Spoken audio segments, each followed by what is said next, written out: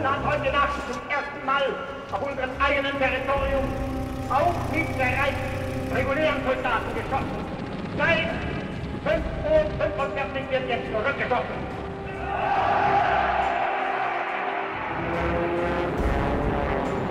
We shall defend our island, whatever the cost may be. We shall fight on the beaches, we shall fight on the landing grounds, we shall fight in the fields and in the streets, we shall fight in the hills. We shall never surrender.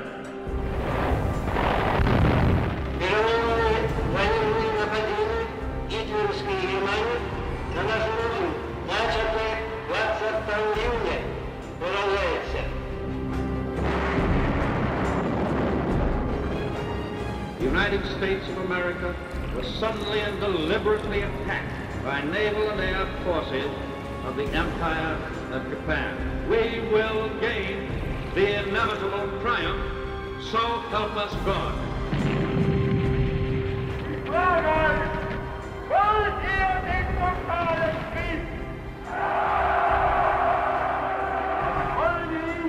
Wenn möglich, totale und radikale als die Zustände überhaupt erst vorstellen können.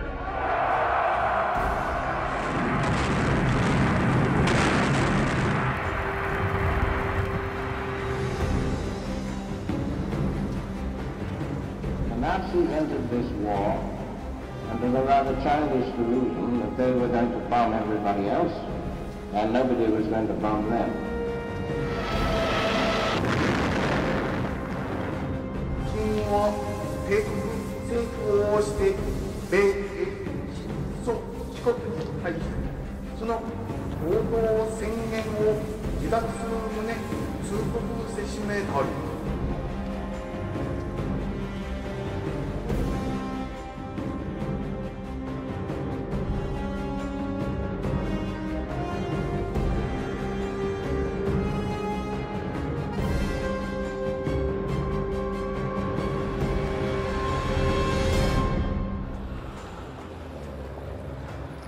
Berlin, the 1st of May 1939. Model National Socialist companies are awarded gold flags and publicly feted for their services to the nation and regime. Among them is aircraft manufacturer Siebel Flugzeugwerke in Halle an der Saale. Around 6 years after seizing power, the National Socialists seem to have established almost total control over German society. Der Nationalsozialismus als totale Ideologie As a totalitarian ideology, National Socialism seeks to penetrate and control every area of life. Nazi institutions are created with the aim of governing people's lives from cradle to grave. The National Socialists knew they didn't have the support of the entire nation, and they needed that support to achieve their goals. At the new Reich Chancellery on Wilhelmstrasse in the center of Berlin, Adolf Hitler makes only rare appearances these days. He spends much of the summer at his mountain court, his retreat at Obersalzberg. In the company of close allies, the dictator crafts his plans to dominate the continent. The National Socialists see themselves as fighting for the revision of the Treaty of Versailles and the restoration of German national greatness. But there are racial and territorial conditions. They believe Germany is entitled to colonize lands in the East, and they believe in the superiority of the Aryan race.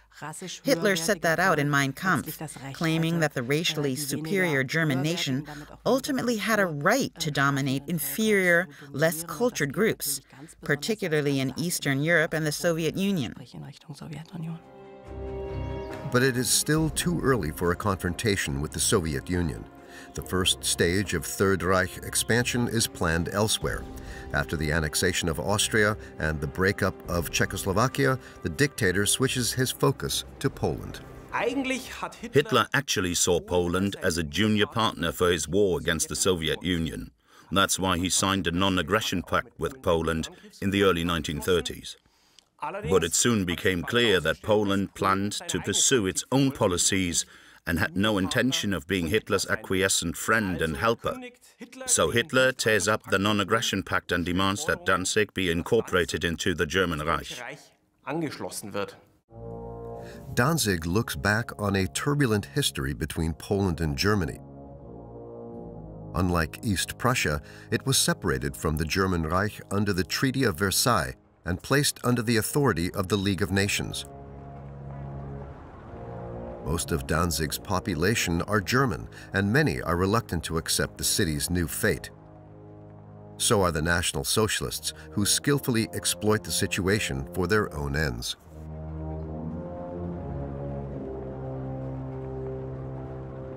That played right into their hands, of course, because they could always say 99% of the population are German. Why can't they be part of the Reich?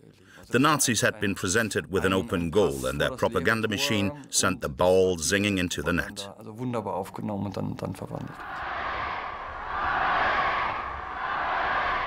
Propaganda Minister Joseph Goebbels makes several trips to the historic Hanseatic city and delivers inflammatory speeches to cheering crowds.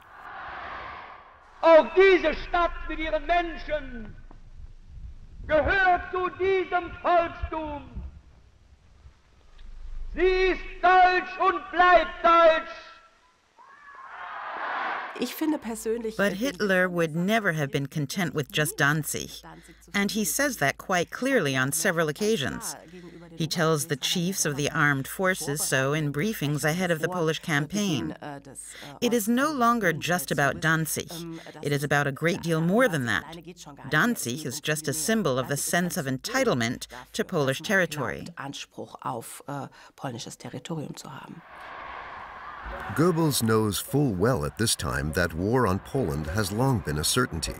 His appearances in Danzig are just part of the game. Back in May 1939, Hitler told army chiefs that the decision had been taken to attack Poland at the earliest opportunity. The dictator's words were recorded by his adjutant-in-chief, Rudolf Schmundt. The Führer issues the order to prepare for an early invasion. But in public, the regime insists it wants peace and denounces Poland as the aggressor. In newspapers and newsreels, reports of assaults on the German minority in Poland are systematically exaggerated.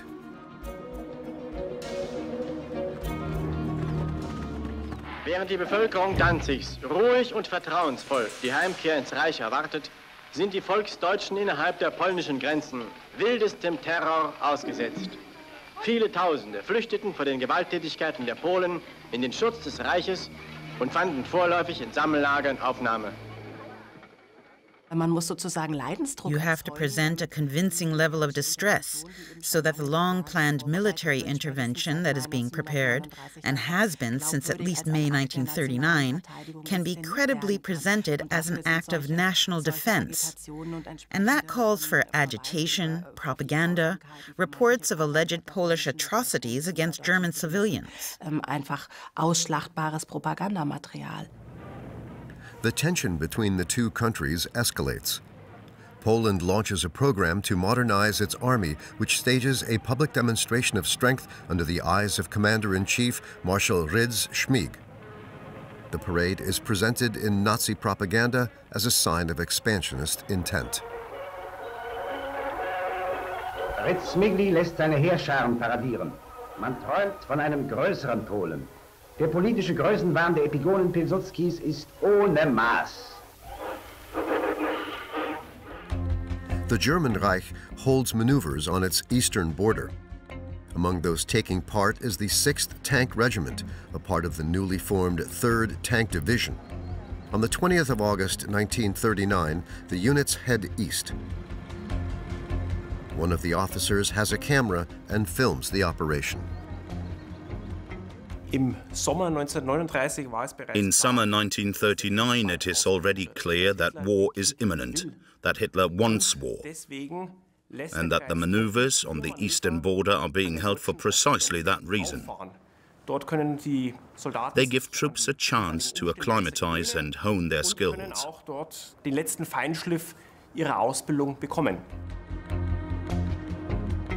The 6th Tank Regiment arrives in Ratzebur near Szczecin, a strategically favorable location for a strike.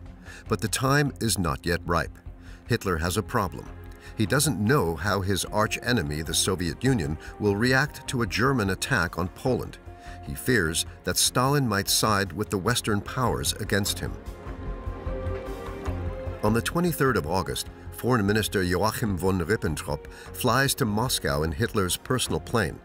In the Russian capital, he surprises the world by signing a non-aggression pact with his opposition number, Vyacheslav Molotov. Joseph Stalin is delighted with the agreement. The really interesting thing about the Hitler-Stalin Pact is the secret protocol included in it. It defines spheres of influence in the event of action being taken against Poland. Basically speaking, Germany gets the western territories and the Soviet Union the eastern ones, notably eastern Galicia. Hitler is well aware of the treaty's huge strategic importance. On the evening of the 23rd of August, he and his inner circle wait impatiently at Berghof for news from Moscow. The message that the treaty has been signed does not arrive till after midnight. The pact paves the way for Hitler to go to war. Nationwide, there are growing signs that armed conflict is imminent. One clear indication is the issue of ration cards. The sale of certain commodities, such as fat, was already controlled. Now, there is general food rationing. The moment war breaks out, the first priority is to supply soldiers at the front. So the laws of the market are basically suspended by issuing ration cards. Even if people have money, they cannot get food for cash. They have to show entitlement. And that system of entitlement is the real crux of rationing. It gives the state systematic control over consumption.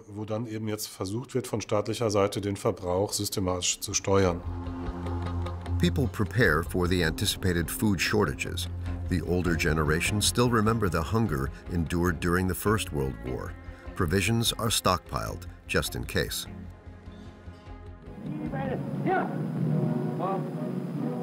The newsreels present footage of men reporting for military service.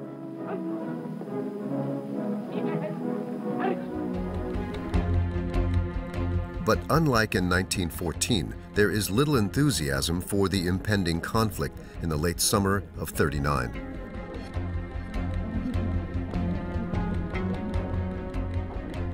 The German intelligence services note that the public mood is somber. People know what happens when a great war is waged on the Western powers. They know it brings death, suffering, and deprivation. And for the majority of Germans in 1939, that is a ghastly prospect. Regardless of the public mood, the German Reich flexes its muscles. There's a demonstrative naval presence in the Baltic. After the loss of much of the high seas fleet in the First World War, the country has redoubled its rearmament effort since the mid-1930s.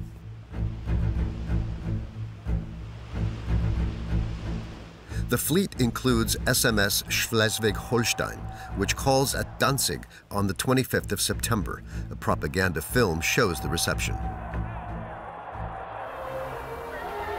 Jubelnd empfängt die alte Hansestadt das Schulschiff Schleswig-Holstein, das ihr den Gruß der Kriegsmarine entbietet. On the afternoon of the 25th of August, Hitler gives the order for the assault on Poland to commence the next day. But only hours later, the order is revoked when it is learned that Britain has signed a mutual assistance pact with Poland, and the Italian dictator Mussolini says his country is not yet ready to go to war. In the days that follow, diplomats try to save the peace, among them the UK ambassador in Berlin, Neville Henderson. Hitler makes a half-hearted show of engaging with attempts at mediation, but his mind is made up. The specter of war casts a shadow over Europe. At the end of August 1939, Poland's ally France mobilizes for war, building a fighting force of around 90 divisions. And despite diplomatic endeavors, preparations for a conflict with Germany are also made in London.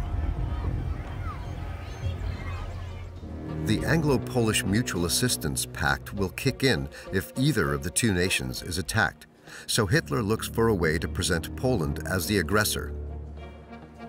He says, "I will provide a propagandistic casus belli.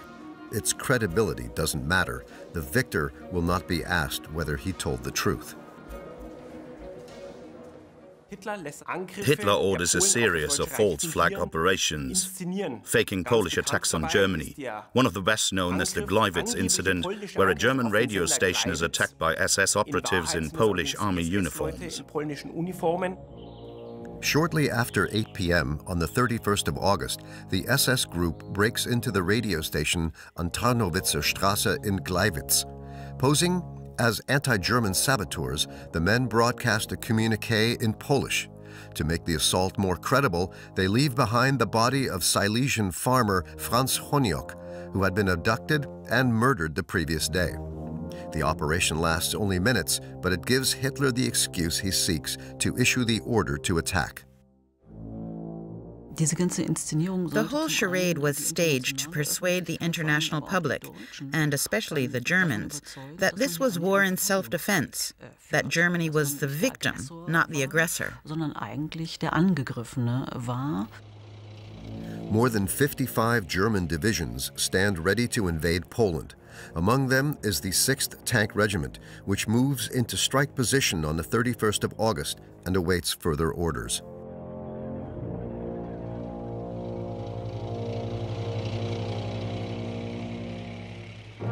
Recent arrival Schleswig-Holstein is still at anchor in Danzig port.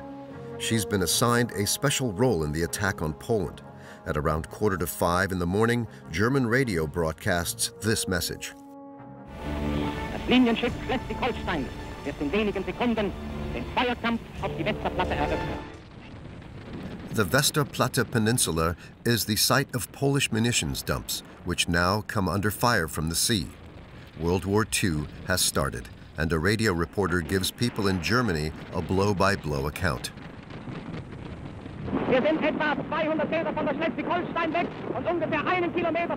Positioned a couple of hundred meters from the Schleswig-Holstein and around a kilometer from Westerplatte, he describes with growing excitement the hail of shells falling on Polish soil.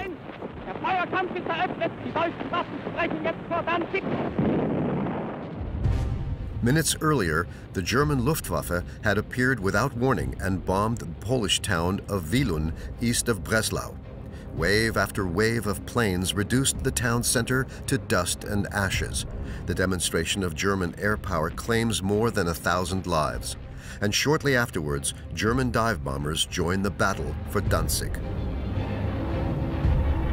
Another direct hit.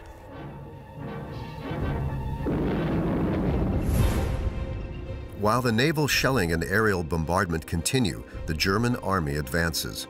A force of more than 1.5 million men and over 3,000 tanks enters Poland in a multi-pronged invasion. In September 1939, Poland was very exposed, geographically isolated. It was hemmed on 3 sides by East Prussia, Silesia and Slovakia, where German troops were also stationed. Another problem was that Poland's leaders were determined not to give an inch of ground, so they could perhaps have chosen better defensive positions. As it was, the German troops overran the Polish front line very quickly.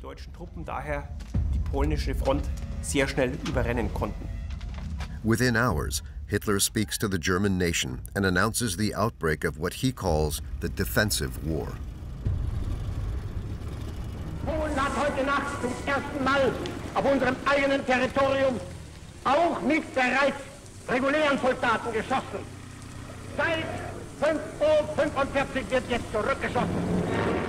In Danzig, the fighting spreads to the city center.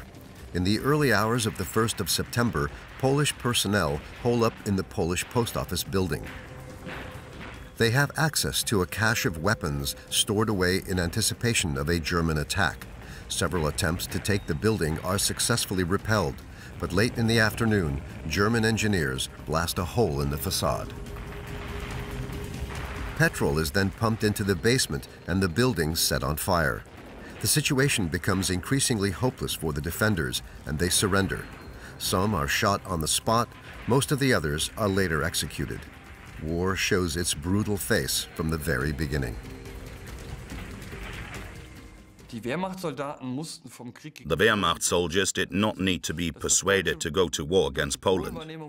What with the consequences of the First World War, the status of Danzig and so on, German perceptions of Poland were very negative.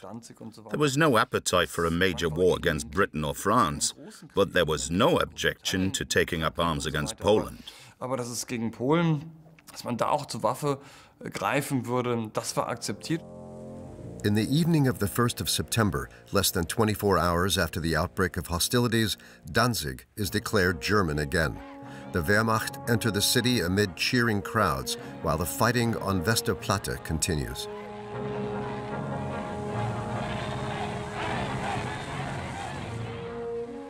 In Berlin, Hitler appears before a tame Reichstag and defends the military action. Britain and France issue an ultimatum for Germany to withdraw its troops from Poland, but the Führer brushes off their demands.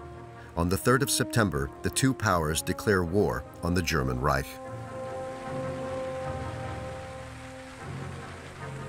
Hitler war entsetzt, weil nicht wirklich. Hitler was horrified because he hadn't really expected Britain to stick to the Common Defense Pact with Poland.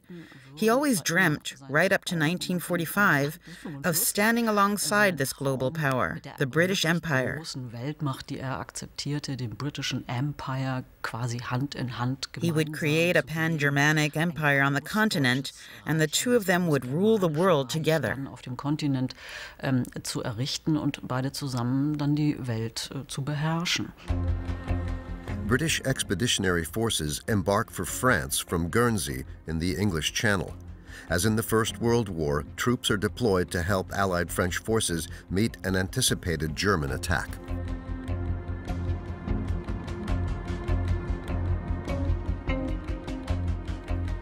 The German Reich risks fighting a war on two fronts. Poland in the east has now been joined by an enemy on Germany's western border, France. The response is immediate. Border villages are evacuated to give the Wehrmacht room to operate.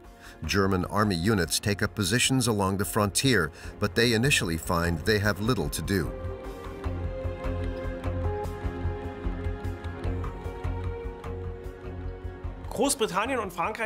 Britain and France do not attack.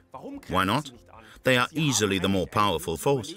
Most of Germany's troops are in the east, in Poland. But French military doctrine says that success is best sought in defense, not attack. First, let enemies advance, then attack when they are weakened. And that's the lesson the French learned from the First World War. And they think it will work again now. The waiting game that follows is known in Germany as the Sitzkrieg, the sitting war. The French know it as the drôle de guerre, the funny or strange war. Apart from a few propaganda exercises, the German armed forces remain passive, and despite having declared war on the German Reich, Britain and France also take little military action. They are simply not willing to engage in ground warfare for a little country like Poland. There's a move towards borders, to the peripheries, but there is no desire as yet to intervene in Central Europe. The German Wehrmacht can thus focus on the campaign in the east. Both Army Group North under Field Marshal Fedor von Bock and Army Group South under Field Marshal Gerd von Rundstedt rapidly make major territorial gains. Tactics play an important role. Of all the armed forces in the Second World War, the Wehrmacht proves most adept at launching combined arms operations, especially in the early stages of the war. That means coordinating service branches so that they mesh and work together, like teeth in a gearbox. Wie in einem Getriebe die Zähnchen in sich greifen. A key role is played by aerial reconnaissance, which is generally performed by Dornier 17s and Henschel 126s. The crews take photographs, which are then minutely analyzed on the ground. A propaganda film documents their work. Geschulte Fachoffiziere und Mannschaften ermöglichen durch gute Arbeitsteilung die strategische und taktische Auswertung der von den Aufklärern eingebrachten Beute. Das entwickelte Material gibt der Führung wichtige Unterlagen für Planung und Durchführung weiterer Operationen. The advancing German armies leave behind a trail of devastation. On the 3rd of September, a soldier in the 14th Army notes in his diary, "The routes of the advancing divisions are easy to identify. On our way to the front, we pass endless streams of civilians and burning homes. The fields near the road are littered with the bizarrely twisted corpses of Polish civilians. We all look, but few grimace. Everyone just thinks it's war." For many of the inexperienced German soldiers, the distinction between civilians and partisans becomes blurred. In the campaign against Poland, German abuses, German crimes are committed at a very early stage. In the Wehrmacht, it's primarily because soldiers are nervous and inexperienced and fear an ambush at every turn. They are quick to overreact. They set whole villages on fire and they kill hostages. Man weiß nicht, ob es tatsächlich so eine Art We don't know whether there really was some kind of guerrilla war in Poland, but the Wehrmacht certainly came to believe they were caught up in one. Then they started shooting at anything that moved. Angst auf alles schossen, was sich nur irgendwie bewegte. Apart from these acts of violence, there is early evidence of ideologically motivated crimes against Polish civilians.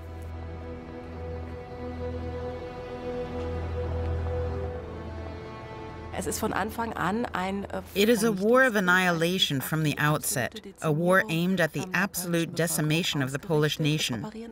Einsatzgruppen, SS death squads, are operating behind the Wehrmacht lines, and the result is the murder of at least 60,000 civilians, politicians, clerics, and academics, many of them members of the Jewish faith. At the outbreak of the Second World War, Jews make up around 10% of the Polish population. Before long, that minority becomes a focus for the Einsatzgruppen and a victim of excessive violence. National Socialist propaganda has demonized Jews for years and seeks to stir up hostility even more. Propaganda films and newsreels become vehicles for incitement campaigns specifically targeting Jews. Dieses ostjüdische Untermenschentum hat seit jeher Westeuropa das internationale Verbrechergesindel geliefert. Von hier aus wurden die Demokratien mit Taschendieben, Zuhältern, Rauschgift- und Mädchenhändlern, internationalen Bankschiebern und Hetzjournalisten versorgt. Das sind dieselben Juden, deren Brüder, Söhne und Vettern in London und Paris für die Humanität und Zivilisation das große Wort führen. 5 Einsatzgruppen, with a total of around 3,000 men, were initially formed for the Polish campaign. While they commit murder behind the front line, the German armed forces press on with their advance. On the 6th of September, the 10th Army significantly breaches the Polish defenses. The Polish High Command orders its troops to retreat behind the San, Bug, and Weichsel rivers. The same day, German units take numerous cities in the south of Poland, including Tarnow. The ground force benefits from a new form of support from the air. Back in the First World War, the air arm's primary function was reconnaissance. Now planes are used to provide tactical support for troops on the ground, a new idea that is embraced only by the German Wehrmacht in the early war years. In the invasion of Poland, the Wehrmacht deploys 2 air fleets with over 1,100 aircraft. Particularly feared are the Stukas, the German dive bombers. As they dive, they make a screaming sound that terrifies and undermines morale.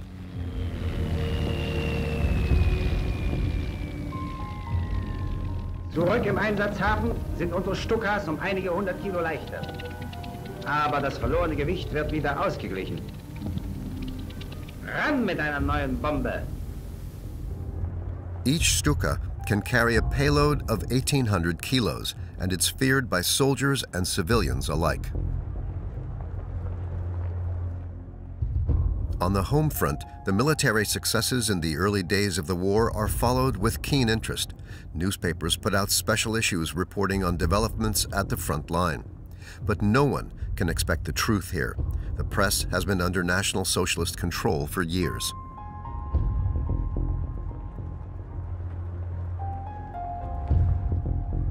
The same goes for radio, but despite censorship, the dark side of the war quickly becomes apparent.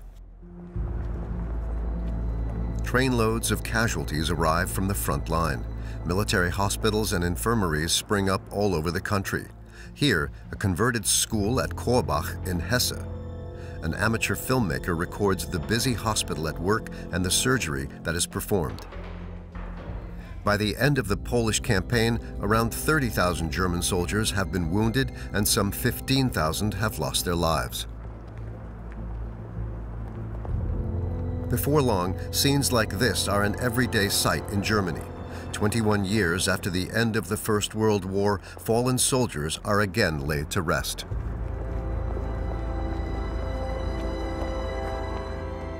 Am Anfang des Krieges, als noch gefallene Soldaten in the early days of the war, when soldiers killed in action are still returned home for burial, the regime's stage manages the funerals as tributes to heroes. Ganz klar, des Nationalsozialismus. Auch die ganze Familie the entire family of the deceased are showcased to put across the message that if something bad like this happens, it is a life sacrificed for the regime. And the regime will not forget the family.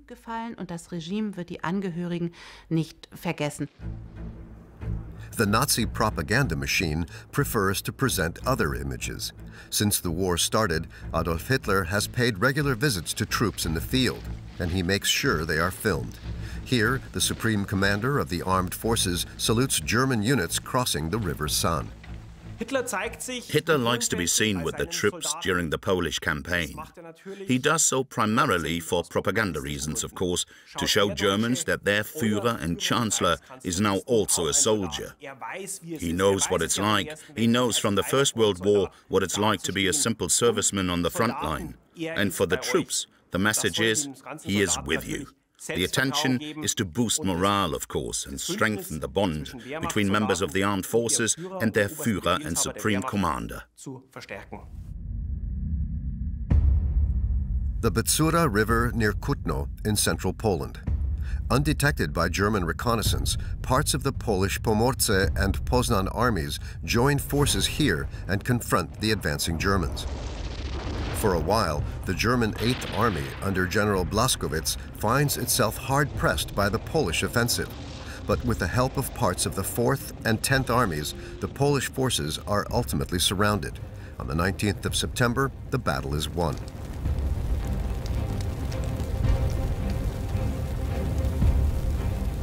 Around 170,000 Polish soldiers become German prisoners of war and thus face an uncertain future.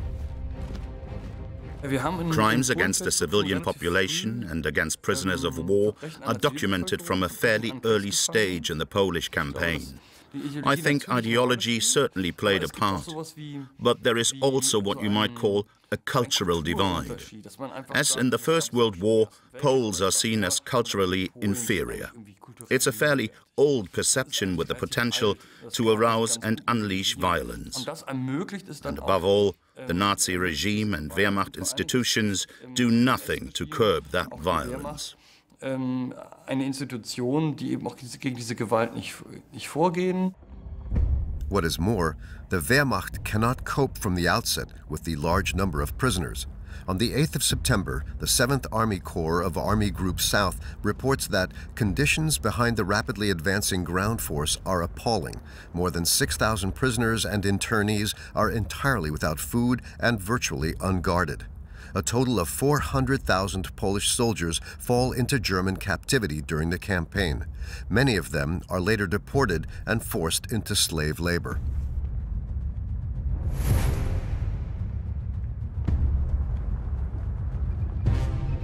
On the 17th of September, the Polish armed forces suffer another heavy blow. The Red Army invades from the east. When the Red Army crosses the border on the 17th of September, it's effectively game over for Poland. The country cannot possibly win a war on two fronts. There might have been a chance of staying off defeat if there was only one front, but even that would have been difficult. And the events of the 17th of September can mean only one thing. It's every man for himself. In the protocol to the Hitler-Stalin Pact, the Third Reich and the Soviet Union divided up Poland between them and defined the Bug River as the demarcation line. Within days of the Red Army entering Poland, the invaders meet at Brest-Litovsk and mark their success with a celebratory joint military parade. Less than 2 years later, Wehrmacht and Red Army troops will meet again, but as enemies after Germany invades the Soviet Union in June 1941. The outcome of the war in Poland has been decided, but the fighting is not yet over. Military action is now focused on the battle for the capital. Warsaw has been surrounded since the 13th of September, but German troops have so far failed to take the city.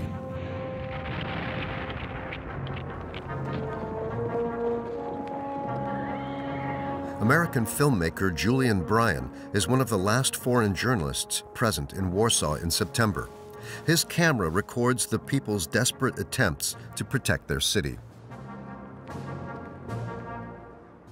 The Germans start to wonder if they'll surrender. A short, sharp offensive fails.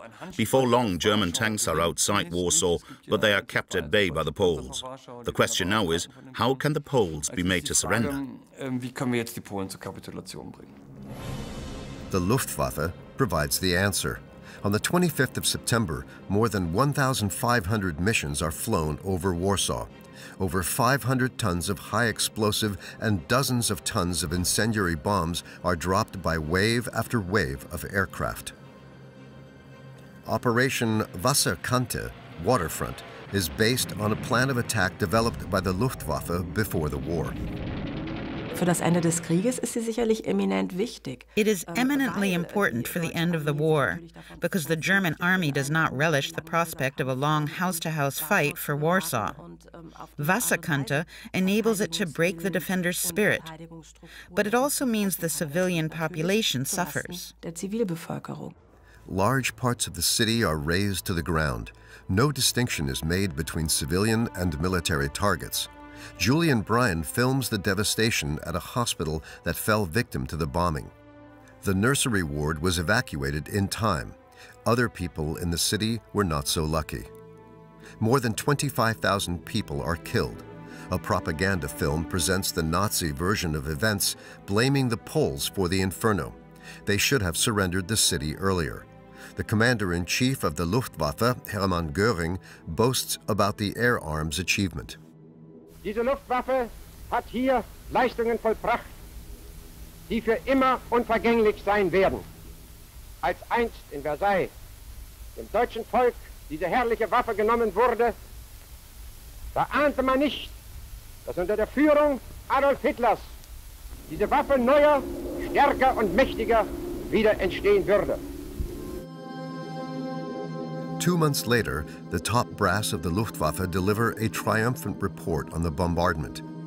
They speak in particularly glowing terms about the incendiary bomb B-1 Fe. The resounding success of the Warsaw operation removes any doubt about its outstanding efficacy in residential areas, they say. It was dropped in large quantities to maximize the number of fires and interspersed with waves of high explosive and shrapnel bombs to keep the population in shelters so that fires can spread to catastrophic levels. Only a few years later, the same strategy will be used against German cities. Allied bombers will fly similar missions, fully aware that tens of thousands of civilians will perish.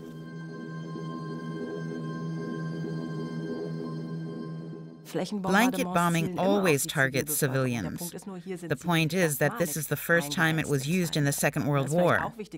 It's also perhaps important to note that it was not the British or Americans who ordered the first bombing raids. The first blanket bombing was carried out by the German Luftwaffe. In theory, the German bombardment may have been compliant with the Hague Land Warfare Convention. Warsaw was a defended city in a combat zone with substantial fortifications. In effect, the assault was a terror attack. Within hours, the city commander announces Warsaw's unconditional surrender. 120,000 soldiers in the city are now taken into German captivity, every moment captured on film by a Nazi propaganda team. Mit Mann und Ross und Wagen. Quoting a poem about Napoleon's ultimate defeat, the narrator stresses the scale of the Polish capitulation. The Polish defense now collapses nationwide. The commander-in-chief of the armed forces, Marshal Rydz-Śmigł, flees to Romania, following the footsteps of the government, which did the same in the middle of September. Sporadic fighting continues through to the 6th of October, but then all resistance ceases. 36 days after the invasion, the campaign is over. An average of around 1,940 Polish soldiers a day have been killed since the 1st of September. The final death toll is at least 70,000, and the list of wounded runs to 130,000. Apart from that, thousands of civilians have been murdered.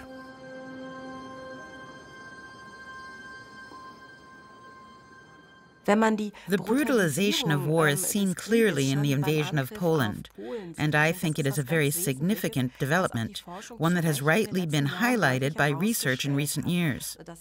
We see here the suspension of inhibitions against violence, also on the part of the military and individual soldiers, which will be a hallmark of the subsequent war with the Soviet Union. The day before the last Polish units surrender, the Wehrmacht holds a victory parade in Warsaw in the presence of its supreme commander. The dictator enjoys the moment of triumph, but he is already making new plans for war. What Hitler really wants to do after the Polish campaign is immediately launch a strike against France. But the army and its commander-in-chief, Walter von Brauchitsch, persuade him the time is not right. Winter is coming, we have no more bombs, and we have no more fuel. Hitler has no real idea what a desperate state the armed forces are in. Victory in the Polish campaign masks the Wehrmacht's problems, which have become increasingly acute in recent weeks.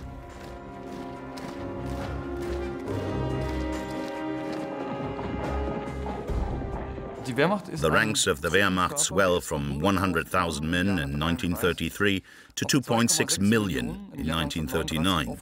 That's a 40-fold increase in manpower within a few years, and it can only be achieved, of course, by significantly lowering recruitment standards. The Wehrmacht has endless problems in Poland. Advances and shelling in the wrong direction, action taken without consultation. It is a poorly prepared fighting force with significant shortcomings and massive problems. And it is only victorious in Poland because the chaos is even greater on the Polish side. Tactical errors aside, the Wehrmacht has major supply problems. It is a far cry from the super army presented in the newsreels.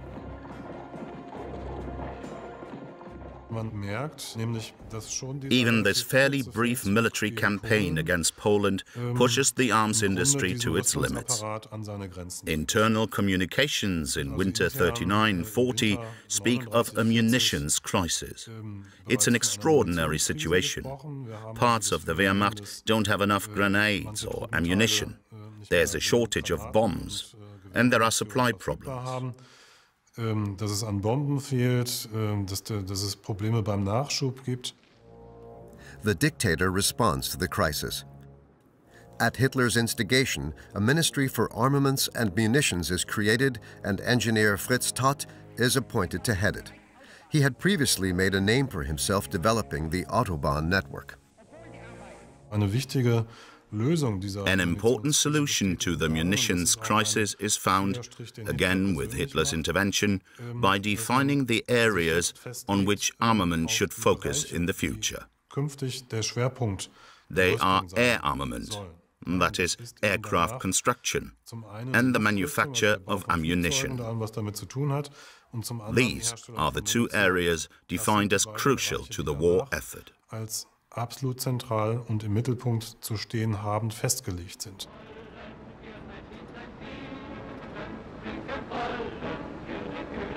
Just days after the Polish surrender, headlines are dominated by a feat of naval warfare. On the 17th of October, the submarine U-47, under the command of Günther Prien, enters the port of Kiel after a successful patrol. it has just attacked the British naval base at Scapa Flow. In October 1939, when there's nothing newsworthy happening on the front lines, a German U-boat commander, Günther Prien, manages to penetrate the Scapa Flow defenses and sink an old British battleship, the Royal Oak. The bay in the far north of Scotland is the main base of the British naval fleet and a place with special significance for the German Navy. After the First World War, the German High Seas Fleet was interned in Scapa Flow and in 1919 was scuttled on the orders of its own commander. 2 decades later, Nazi propaganda goes into overdrive over the U-boat captain's achievement. He is the propaganda machine's dream.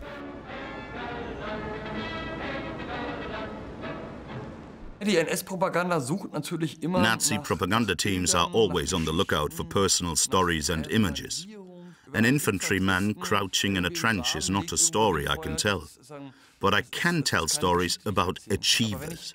So submariners are hailed as heroes by the propaganda machine. They tick all the boxes. They are young and dynamic. They are valiant fighters. Unlike the grey ranks of the army and infantry, they are perfect for inspiring the young. Anders als bei der grauen Masse des Heeres und der Infanterie. Footage like this boosts the number of volunteers for submarine service. U-boat crews see themselves as a naval elite, but the majority of the men will pay for their delusion with their lives. Around 3/4 of all servicemen assigned to German U-boats do not live to see the end of the war. In Poland, after the military campaign is over, millions of people lose their homes. As early as the beginning of October, Hitler announced in the Reichstag that hundreds of thousands of ethnic Germans would be resettled in the west of Poland, and the ethnographic situation adjusted. The resettlement areas are cleared, existing communities brutally expelled. The Polish state is erased from the map. The Germans' primary objective is to regain the eastern territories that had to be ceded under the Treaty of Versailles and swiftly reincorporate them into Germany. This results in the establishment of 2 new administrative subdivisions, Danzig, West Prussia, and Warthegau, around Poznan. A few smaller areas are also assigned to East Prussia and East Upper Silesia. But the bulk of Polish territory forms a separate zone known as the General Governorate. From the outset, this is intended as a place to deport undesirables. On the 26th of October 1939, Hans Frank is appointed Governor General. A lawyer by profession and a convinced National Socialist, he takes up office in Wawel Castle in Krakow, once a residence of Polish kings. From the moment he is appointed, Frank pursues a brutal policy of exploitation against the population of the General Governorate.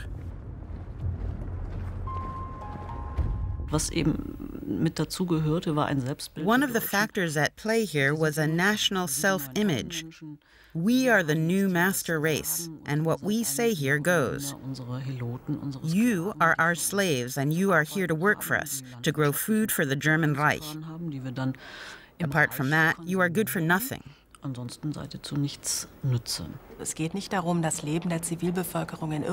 There is no thought of providing security for the civilian population. The purpose of administration and government is to extract the most from the Poles and secure German authority. Civilian suffering is accepted from the start. If the food situation is bad, if the harvest is poor, let them starve. That is more or less the attitude.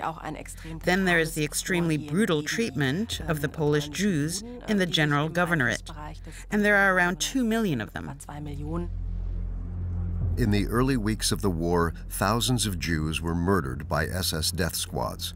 Now, ghettos are created in many Polish cities, their inhabitants overcrowded and exploited. For many, life in these ghettos is the first phase of a harrowing ordeal, one that ends in millions of deaths.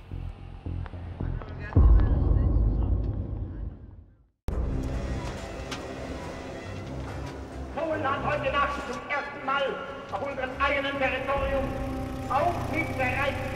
regulären Soldaten geschossen. Seit 5:45 Uhr wird jetzt zurückgeschossen.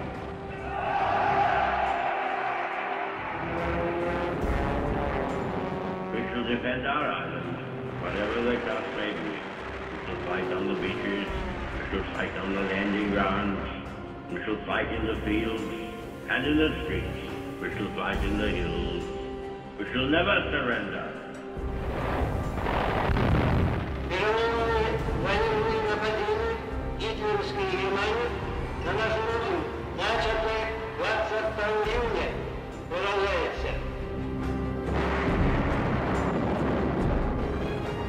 The United States of America was suddenly and deliberately attacked by naval and air forces of the Empire of Japan. We will gain the inevitable triumph, so help us God. Wollt ihr den totalen Krieg? Wollen ihn, wenn nötig, totale und radikale, als wir ihn uns heute überhaupt erst vorstellen können?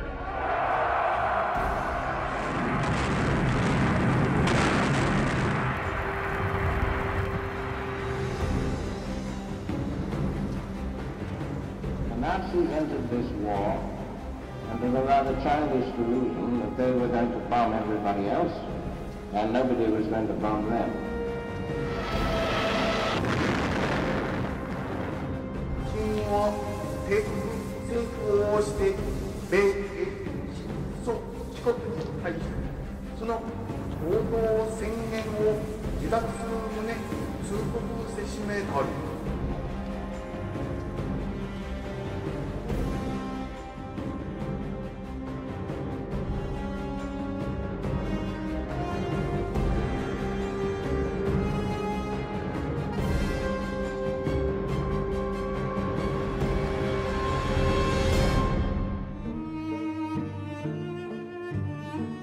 The Hanseatic city of Korbach, an important railroad hub in the north of Hesse.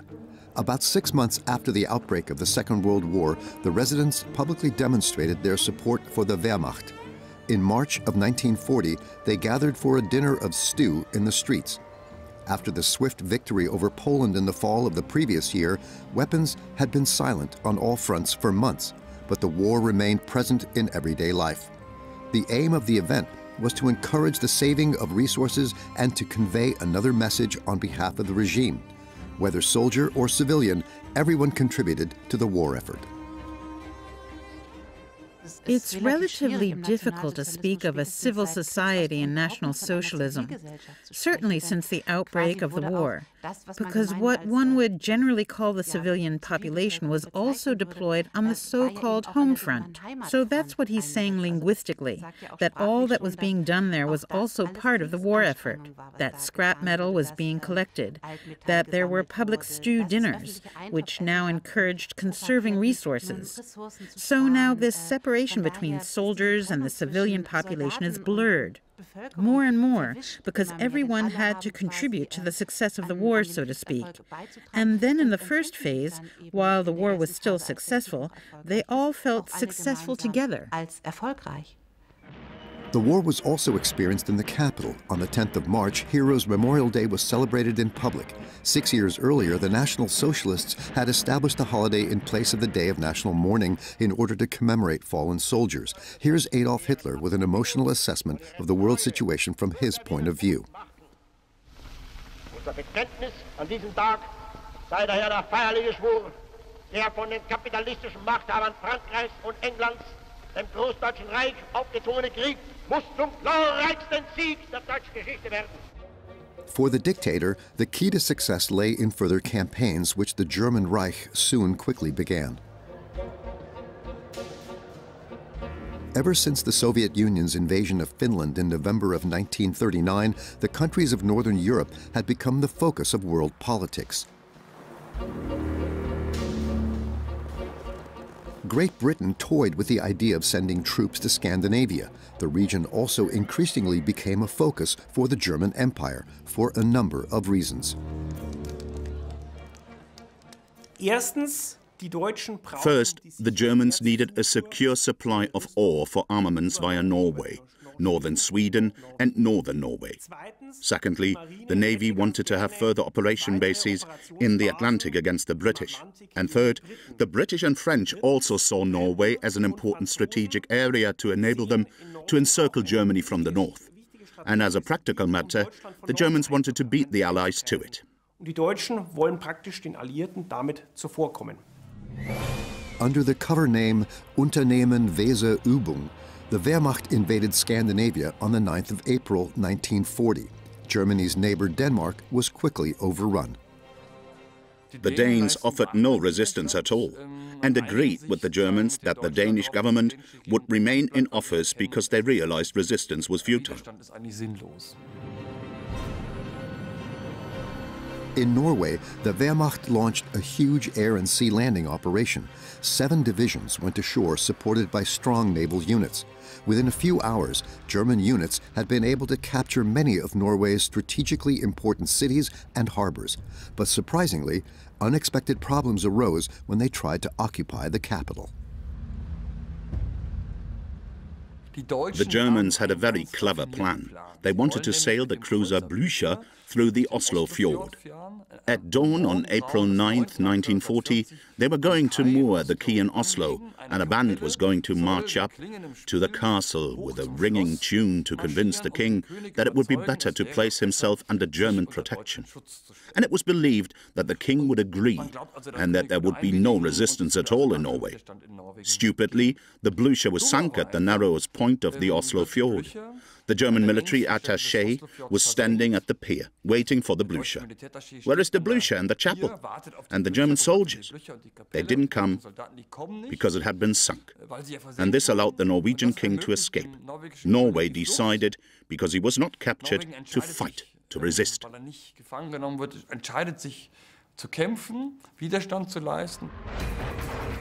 In the following weeks, fierce fighting ensued. The German divisions were opposed by around 60,000 Norwegian soldiers. After the occupation of Denmark, the Wehrmacht had numerous airfields in the region at its disposal to support German units in Norway. But there was no quick end in sight to the fighting.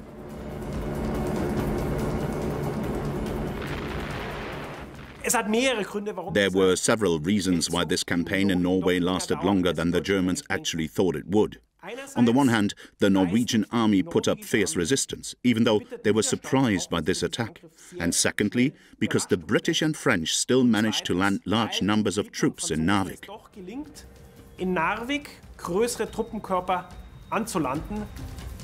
The ice-free deep-sea port of Narvik was of particular strategic importance.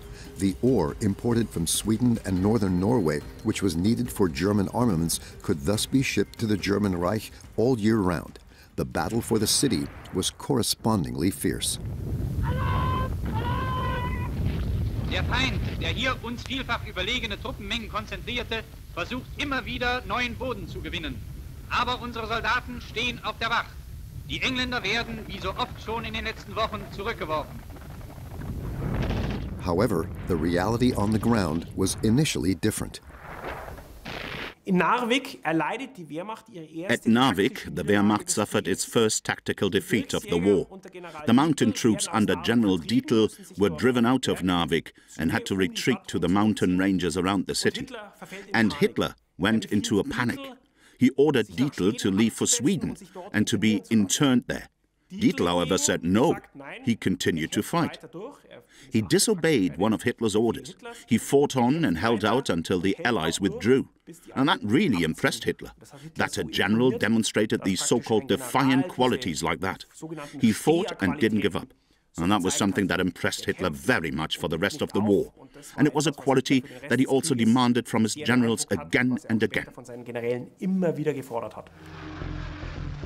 The order not to surrender would cost hundreds of thousands of soldiers their lives in the further course of the war.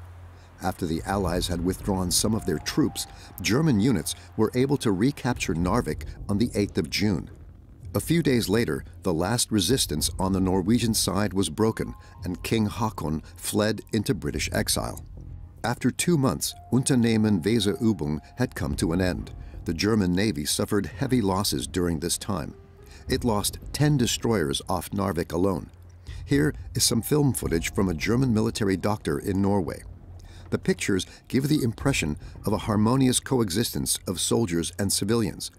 Even though there were isolated massacres, the Nazi regime basically pursued a different occupation policy here than in previously defeated Poland. The Nazi worldview postulated a hierarchy of cultures in which Scandinavian culture was relatively similar to German culture for racial reasons.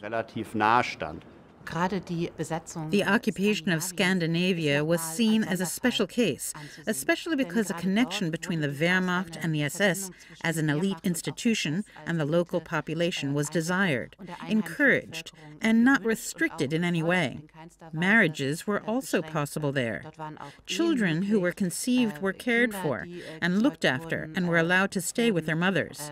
This was virtually an expansion of the Germanic living space, if you want to call it that, to its original territory.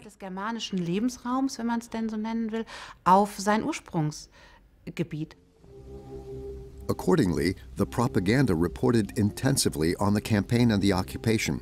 Joseph Goebbels allowed himself to be accompanied by a camera crew during a visit to Oslo. The Minister of Propaganda commemorated the more than 20,000 German soldiers who died during the campaign. The fate of the sunken ship Blücher is also mentioned. Anschließend begibt sich Dr. Goebbels zu dem Ehrenmal der Gefallenen des Kreuzers Blücher am Oslofjord. A pathetic glorification of a military failure. The newest ship of the German Navy at the time was hit by 2 cannons that were about 50 years old. Das Motorboot passiert die Stelle, an der der Kreuzer Blücher sank.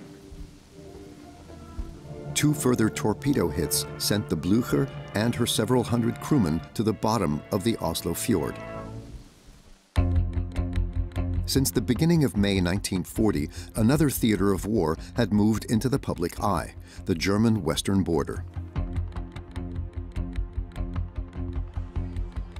For months, German and French units had been lying largely idle opposite each other there. It was a time of the so-called sit-down war. Although attempts were made to influence the enemy with loudspeaker announcements and other propaganda campaigns, there had been no significant military offensives, despite the fact that France had declared war on the German Empire in September of 1939. The French didn't want a war either, and their strategy was one they used in the First World War. It was successful. A long war, a war of attrition, and at some point defeating a weakened Germany in an offensive. And that's the same strategy that they had now in World War II. So you waited, you hoped for a long war of attrition, in which you would then eventually defeat the German opponent. For their defensive strategy, the French had built a line of massive military fortifications on their eastern border in the 1930s. Named after the Minister of War, André Maginot, the defensive line included bunkers and forts and was designed to protect the country.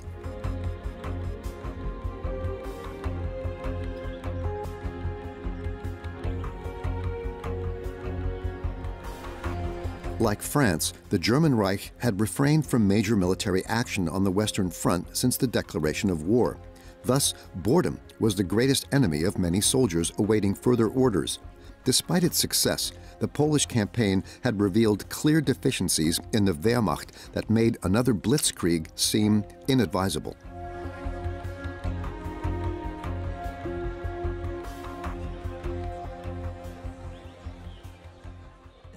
It was interesting that the Wehrmacht didn't want a war against France, because all these generals had the First World War in their bones. How were they supposed to beat the French army with this Wehrmacht, which wasn't able to prepare itself, which had the Maginot Line to contend with, which wasn't neutralized, which had always been upgraded? How was that going to work? And all 3 commanders-in-chief of the army group were against it. Even a Nazi general like Reichenau, commander of an army, was against it. Everybody was against it, except Hitler. Hitler had wanted to start the longed-for Western campaign as quickly as possible. At the Berghof, he became increasingly impatient in the spring of 1940. Time and again, the offensive he had planned for November was postponed, often because of bad weather. With the approach of spring, a fair weather front appeared, much to the delight of the Führer. On the night of the 9th of May, the dictator boarded his special train. The destination? His new headquarters, Felsennest, near Bad Münstereifel. From there, he wanted to lead the imminent campaign. That same night, he issued an appeal to the Wehrmacht, stating, "Soldiers of the Western Front, the hour of the most decisive battle for the future of the German nation has come. The battle beginning today will decide the fate of the German nation for the next 1,000 years." A few hours later, the Wehrmacht crossed the borders of Holland, Belgium, and Luxembourg without a formal declaration of war.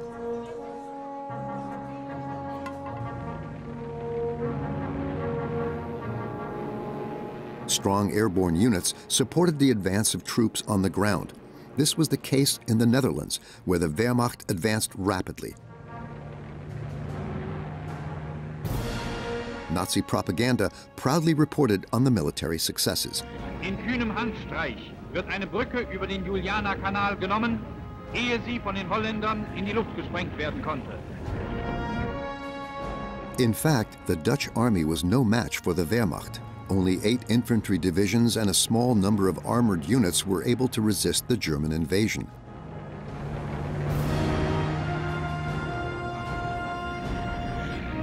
By the 14th of May, ceasefire negotiations had begun. To emphasize their demands, the Wehrmacht threatened to use its air force on the still embattled city of Rotterdam.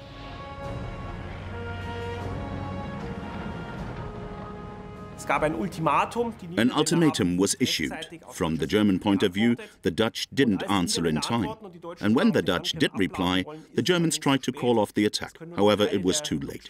Only part of the air force could be recalled, and the remaining air force left large parts of Rotterdam in ruins.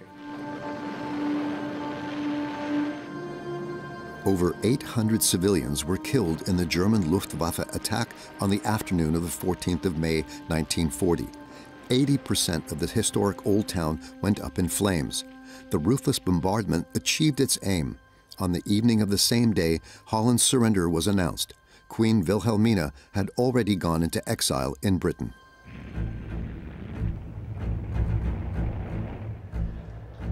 After the invasion by German troops of Belgium and the Netherlands, the French High Command assumed that the expected German attack on France would take place via these 2 states. That was how Germany had attacked the Grande Nation in the Great War. Consequently, France moved numerous divisions to this region to repel the expected attack there. However, the Germans pursued a different tactic from that of 26 years earlier. The idea, which had become known as the Sichel-Schnitt-Plan, called for the strongest German advance to be made through the Ardennes. The Sauer in the southern Eifel. The river here forms the border between Germany and Luxembourg. The small duchy was one of the first stages for the planned advance of the Wehrmacht through the Ardennes. The Ardennes is a wooded, hilly area with relatively poor infrastructure and is therefore a place where no one would have thought that the Germans would attack there with their tank forces. However, the Germans did the unexpected and completely surprised the enemy. Lieutenant General Erich von Manstein had designed the operation. The World War I veteran quickly convinced Hitler to go along with his plan. The Allies reacted as expected and advanced with strong units against the German advance in the north. Largely unnoticed, German units pushed through the Ardennes at the same time. After crossing the Meuse River at Sedan, they swung north and advanced to the coast of the English Channel. Thus were the Allied units routed. On the morning of the 10th of May, the plan was put into action. With over 40,000 vehicles and 45 divisions, Army Group A under Colonel General Gerd von Rundstedt set out in the central section of the front. In order to keep the strength of the advance a secret from the enemy for as long as possible, it had to proceed quickly. Within a few hours, Luxembourg had been crossed. Although there were roadblocks, the country's lightly armed forces, which totaled about 1,200, had previously received orders not to oppose the attackers. The result of the operation, which lasted about 180 minutes on the part of the Grand Duchy, was 6 wounded gendarmes and 75 prisoners. The German troops then continued their advance.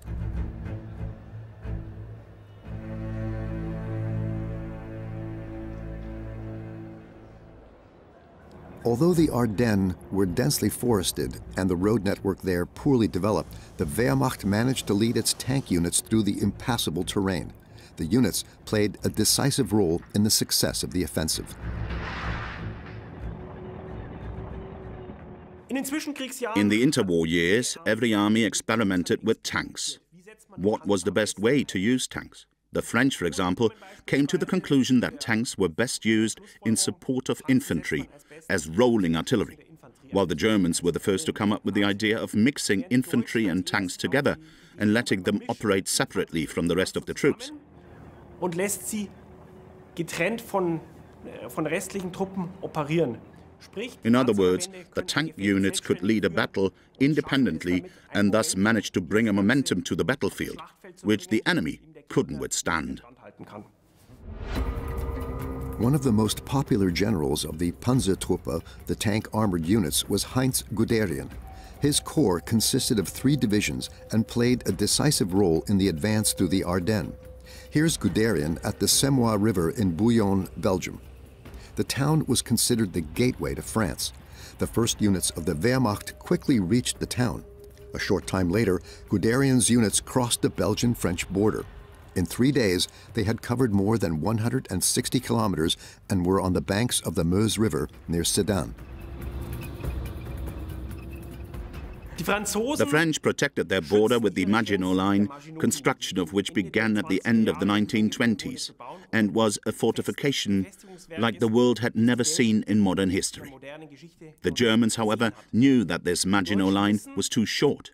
That is, it didn't go all the way into Belgium, and that was exactly where the Germans attacked. Sedan. It was here that the Prussians had crushed French Emperor Napoleon III in 1870. Including World War I, the city was now the target of a German attack for the 3rd time in 70 years. Guderian called for air support. For many hours, 850 fighter planes bombed enemy positions on the Meuse River. Then, the artillery opened fire before German units managed to cross the river at several points. The Frenchman seems to have taken leave of his senses, noted the commander-in-chief of the Army Group B, Fedor von Bock. Otherwise, he could have prevented it. Again, it was also Guderian who had pushed the advance. Guderian was one of the pioneers of German armored weapons use. He achieved a decisive breakthrough just a few days after the start of the offensive at Sedan, which brought the German forces into the interior of France. As envisaged in Operation Sichelschnitt, or the Sickle Cut Plan, the German units then made a swing northward. On their way to the coast of the English Channel, they met resistance. Französische Panzer greifen an. France had modern tanks, but they were used primarily as auxiliary weapons of the slow-moving infantry. The German approach was quite different. This war of movement that the Wehrmacht waged was revolutionary in its tactical operational concept. Nobody expected it. It was a surprise, and the Germans came up against a French army that was mentally stuck in World War I and couldn't deal with it. And it was a catastrophic defeat, and thus the French were not able to exploit German moments of weakness that existed.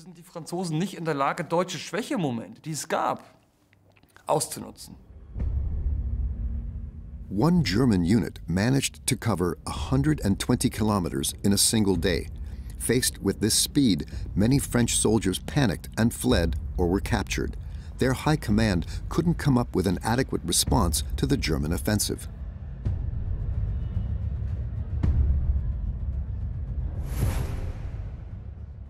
Thinking on the spot, making quick decisions. This was not something that French military doctrine favored at this time.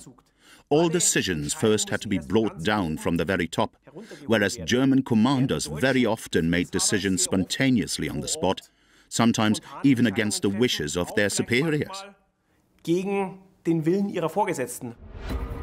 Traditionally, the infantry determined the pace of the advance, as it had to secure its flanks. However, since the beginning of the campaign, generals of the tank divisions had been breaking with this rule and succeeded in doing so. Their behavior, nevertheless, caused controversy in the high command of the Wehrmacht. Meanwhile, Allied formations were increasingly on the defensive. The British Expeditionary Force and French units had retreated to the Channel coast and regrouped at Dunkirk. On the 24th of May, German units were less than 20 kilometers from the French city when a dispute within the General Staff escalated over the speed of the advance. Hitler put his foot down and ended the dispute with a fateful decision. Then, just outside Dunkirk, near the Channel coast, Hitler's famous halt order came at the end of May. Instead of having his tank forces approach the Channel, Hitler gave the order, "No, stop. No further here." Since then, there has been much speculation. What actually prompted Hitler to give this order? The most likely variant seems to be that Hitler gave this order to chastise his generals again. The backstory was that days earlier, weeks earlier, many of his generals didn't follow his orders and simply advanced with their tank forces as they saw fit, as they judged the situation. And Hitler wanted to restore his authority, so to speak, with this Dunkirk order. It wasn't until 2 days later that the order to halt was lifted. The forced pause had bought the Allies precious time. Under the codename Operation Dynamo, a huge evacuation mission had been undertaken. An armada of several hundred ships launched from Britain to help the troops escape.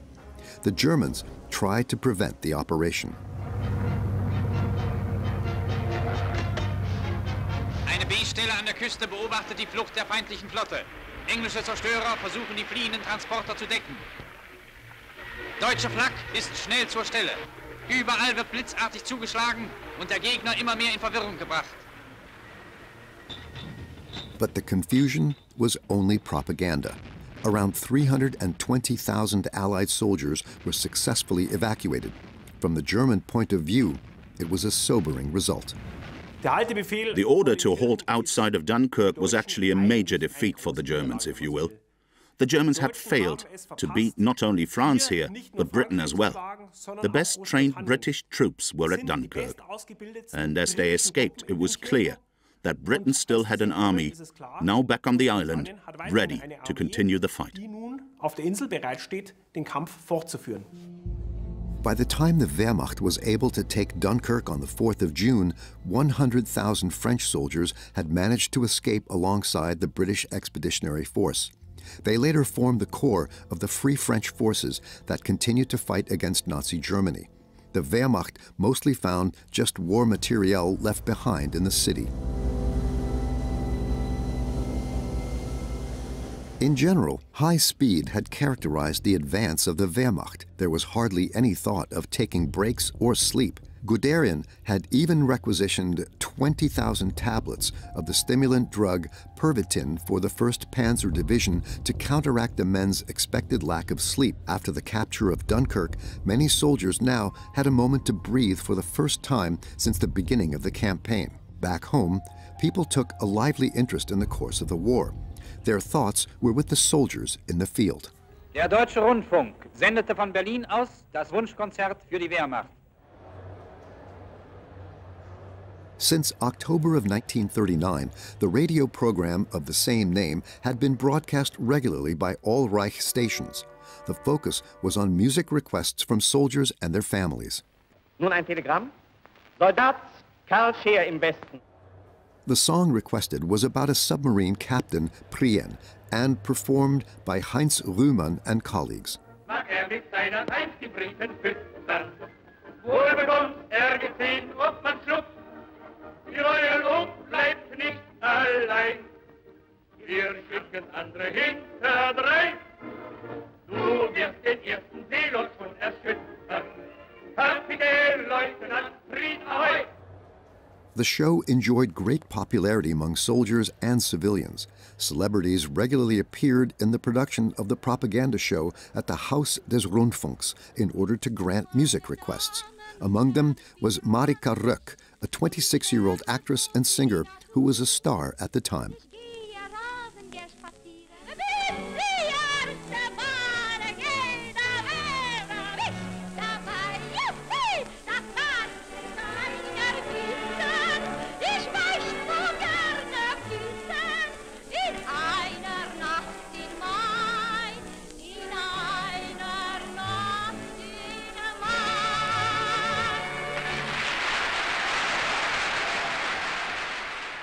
Wir sagen gute Nacht, auf Wiederhören, wenn wir beim andern Male wiederkehren.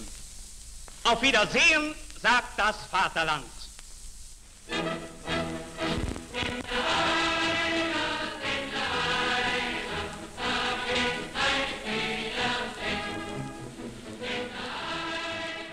Since the beginning of June, Adolf Hitler had regularly visited his soldiers.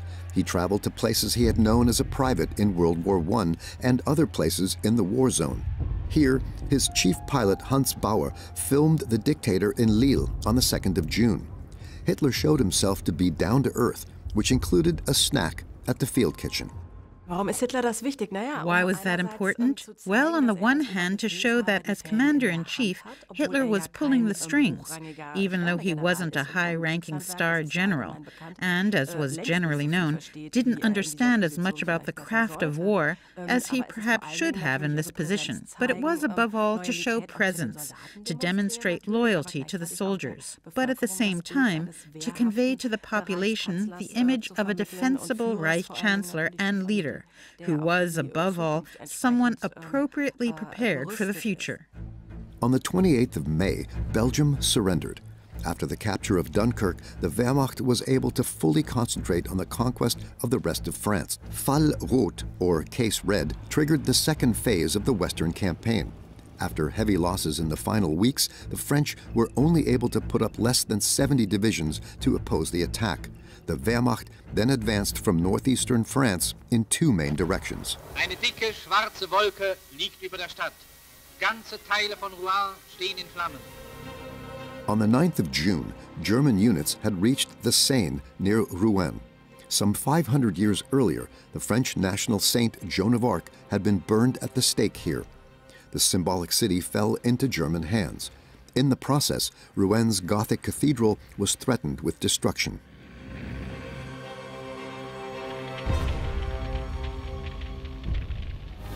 Deutsche Soldaten greifen sofort ein, die herrliche Kathedrale vor der Zerstörung zu bewahren. The Wehrmacht as guardian of French cultural treasures. This was a distorted image created by Nazi propaganda. It wasn't long before German soldiers looted cultural and artistic items on a grand scale. On the 19th of May, General Maxime Weygand had taken over the supreme command of the French forces from Maurice Gamelin and had withdrawn his troops to the eponymous Weygand Line. The interception position ran south of the Somme, Ailette, and Aisne rivers. Despite this measure, it did not succeed in decisively stopping the Wehrmacht. Der deutsche Vormarsch kennt keinen Aufenthalt. Jedem Mann steht das eine große Ziel vor Augen, Paris. Nach kurzen, erbitterten Kämpfen war auch hier die Weygandlinie, die letzte Hoffnung Frankreichs, schnell überwunden.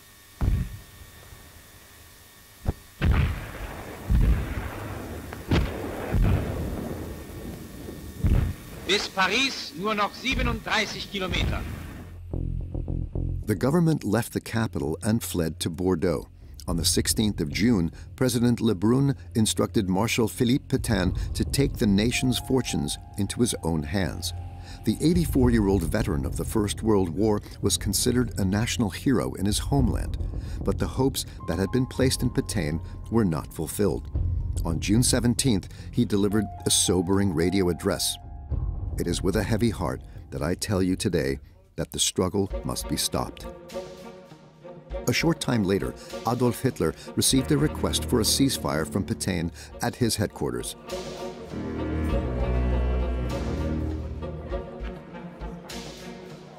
Here, we see a brief outburst of emotion with his circle of confidants. The hated Treaty of Versailles had finally been avenged in a symbolic way. Der 21. Juni, Tag von Compiègne. Das Denkmal gallischen Hochmuts wird mit der Reichskriegsflagge bedeckt.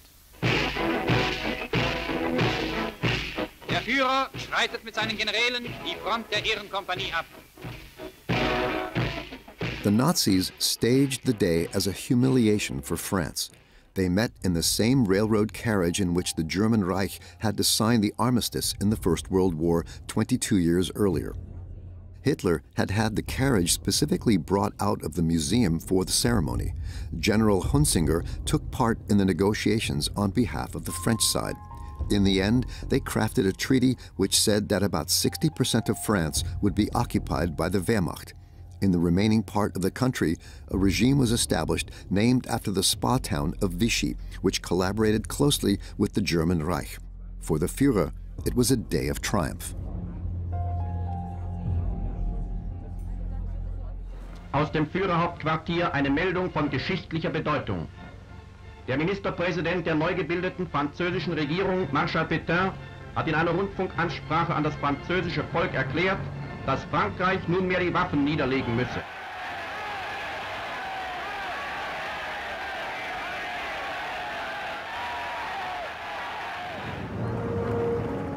About 80 kilometers southwest of Compiègne lies Paris. Shortly after the negotiations, Adolf Hitler arrived in the capital for a visit. At about 5:30, his plane had landed at the military airport at Le Bourget. Next was a morning sightseeing tour in the shadow of the Eiffel Tower. I think that was actually a private triumph on his part, a private, quiet triumph. The pictures that came out of it were staged beautifully. No background noise, so to speak, no people. But I think that for Hitler, apart from these scenes, it was simply about this personal triumph. To be there calmly, quietly with his inner circle, his entourage, in the lion's den, to stand there, to have achieved that, to be in Paris, to have defeated the fearful adversary of the First World War, and to savor that moment privately on a small scale. That, I think, was what that morning visit to Paris was all about. Paris is the world-class city par excellence, and for many Germans it was also a kind of place for longing. And Hitler appeared there not only as the little private from the First World War, but now as a leader and Reich Chancellor of the Germans in the capital of the defeated enemy. This was, of course, a great theme for Nazi propaganda, which they knew how to use.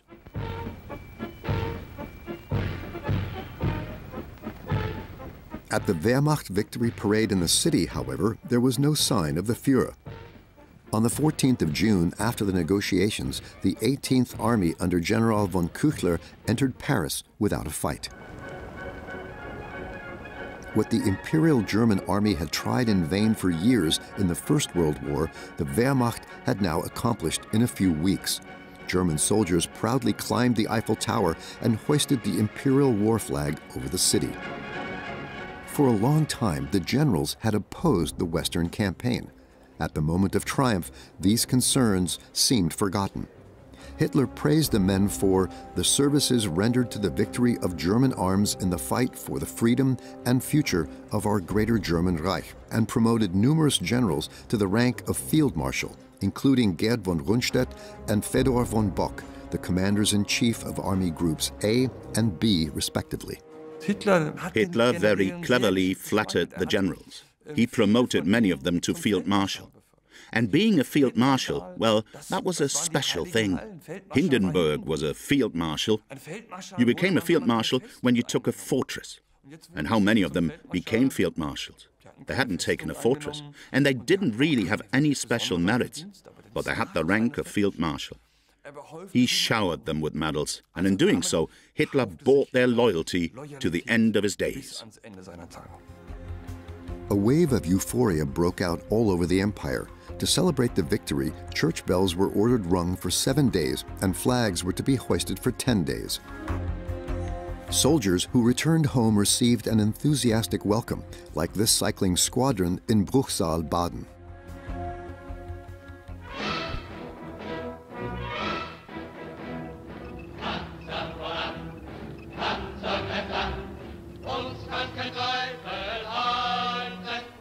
Also, to celebrate the campaign, propaganda films such as Tanks Attack and Victory in the West were made. Tank General Heinz Guderian played a big part in these films. Im Frühjahr 1940 standen wir vor der Aufgabe, den Durchbruch durch die verlängerte Maginot-Linie bei Sedan zu vollziehen. Wir waren uns darüber klar, dass dieses schwierige Unternehmen nur gelingen und der Erfolg nur ausgenutzt werden konnte, wenn Führer und Truppen sorgfältig darauf vorbereitet wurden. Victory in the West hit German cinemas a few months after the end of the campaign and was very popular with audiences. In the Third Reich, there was indeed something that these days was known as embedded journalism. In that war, correspondents were close to the troops, photographing or filming. And newsreels were then made from these recordings. Or a film like Victory in the West, which painted a very smooth picture of the war. Not so smooth, in other words, that there would have been no need to make any more effort, but smooth enough that there was never actually any risk of defeat. Aber glatt genug, dass eigentlich nie das Risiko einer Niederlage bestand. The war was depicted as a romantic male adventure without danger. Criticism of the military's actions was dismissed. Despite the rapid success against France and the Benelux countries, it would have been wise to discuss their strategies there.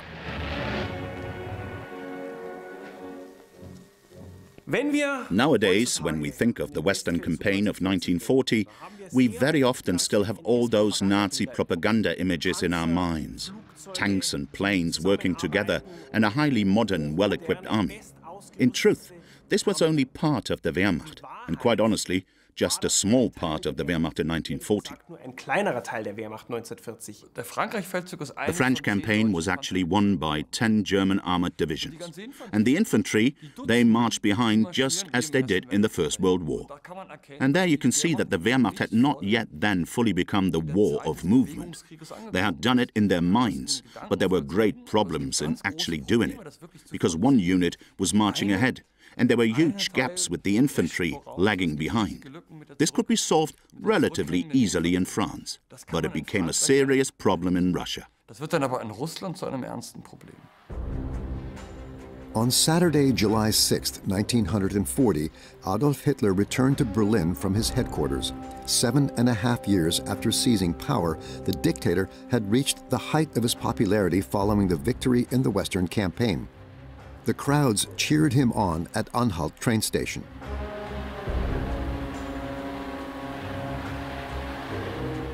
The drive to the Reich Chancellery in his open Mercedes was a triumphal procession. The head of the Supreme Command of the Wehrmacht, General Wilhelm Keitel, proclaimed Hitler the greatest commander of all time. As the successes came, he really became like a cult leader. In the sense of cult, there was a kind of godlike worship of this man, who was almost no longer perceived as human. And also, as he was depicted in the propaganda, that he hardly ever slept and was always awake and cared for his people. So now it's starting to look like he's God Almighty, so to speak.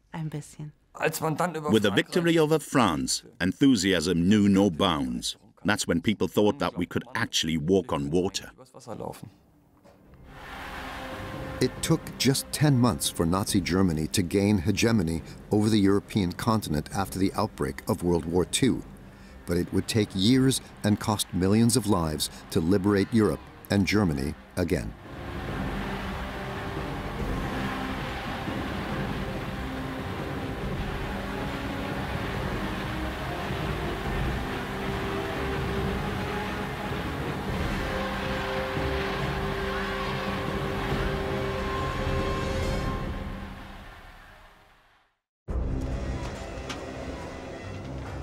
Polen hat heute Nacht zum ersten Mal auf unserem eigenen Territorium auch nicht erreicht regulären Soldaten geschossen.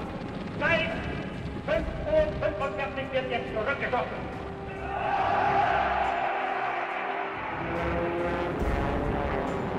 We shall defend our island, whatever the cost may be. We shall fight on the beaches, we shall fight on the landing grounds, we shall fight in the fields and in the streets, we shall fight in the hills. We shall never surrender.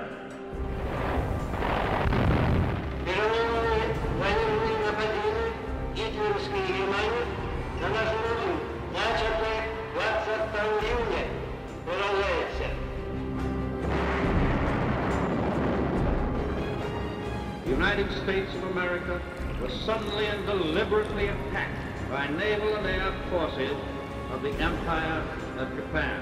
We will gain the inevitable triumph, so help us God.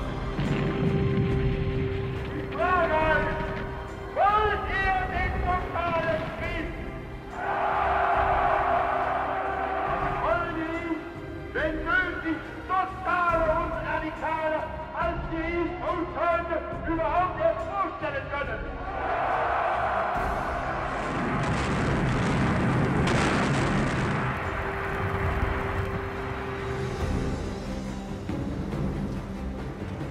The Nazis entered this war under the rather childish delusion that they were going to bomb everybody else and nobody was going to bomb them.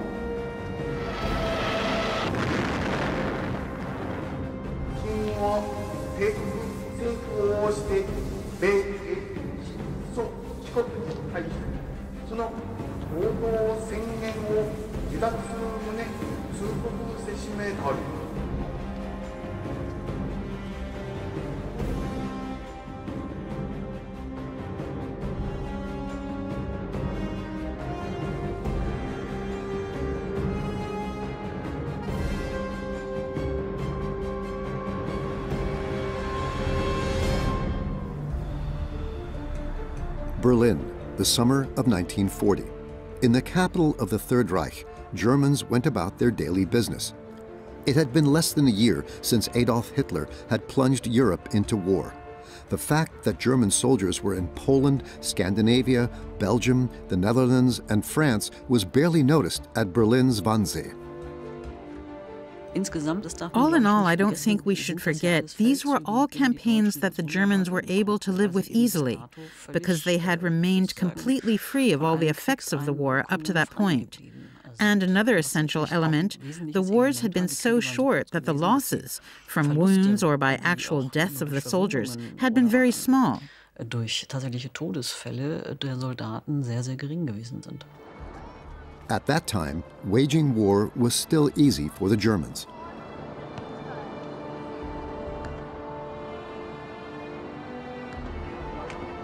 After all the lightning victories in Europe, Germans hoped that the last enemy in the war, Great Britain, would now give in and make peace with the Reich.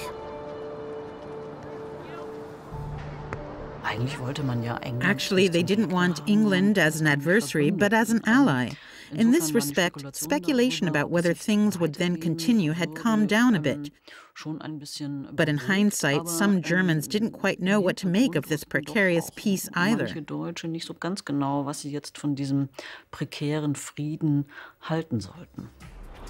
On July 19, 1940, their leader, Adolf Hitler, made an official peace offer to England. The British did not dignify it with a response. Hermann Göring, the commander-in-chief of the German Luftwaffe, was now responsible for the success of Unternehmen Seelöwe. Planning for the invasion of Great Britain had been going on for weeks. German airborne units were to take off from airfields in Belgium, Holland, and northern France to first conquer the airspace over the island. After that, German troops were to land on England's shores. The German Luftwaffe was well prepared. Since their devastating mission in the Spanish Civil War, their pilots had become adept at aerial bombing, Stuka attacks, and dropping incendiary bombs. After initial skirmishes over the English Channel, German airborne units began bombing the British mainland. The Battle of Britain began on August 13th with the so-called Eagle Day, when stronger German bomber units attacked British industrial centers. At first, the Germans only attacked the British infrastructure, airfields, radar stations, and were relatively successful there as well. Flugplätze, Radarstationen. Und sind auch relativ erfolgreich. They believed that with a few days of air raids on British airports, one could smash the British air defense, the fighter command, and gain air superiority. And then, if Hitler wanted to, he could order a landing on the south coast as well. Great Britain was expecting an invasion of the Wehrmacht, and so the men of the English Home Guard armed themselves against the enemy. The Germans had to be prevented from landing on the island by any and all means. To prevent Nazi landing craft from even reaching the Channel coast, the British had installed flamethrower systems there. With Winston Churchill as Prime Minister, the British had an avowed opponent of Hitler. He wanted to prevent Hitler's rule over Europe at all costs. Otherwise, as Churchill said, the world would sink into the abyss of a new dark age. The Prime Minister rejected any discussion of a negotiated peace with the Nazis. Churchill was an interesting figure in that he initially admired Hitler. He wrote a portrait of him. In the early 30s, I think it was printed in 34 or 35.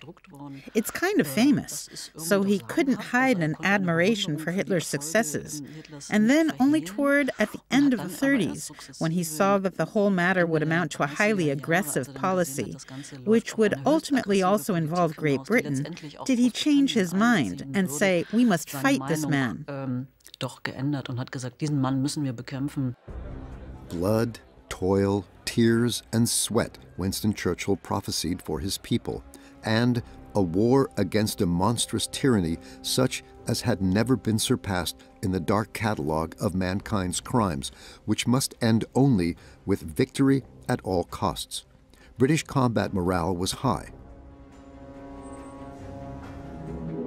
On August 25th, British bombers took off for the first air raid on the capital of the Third Reich.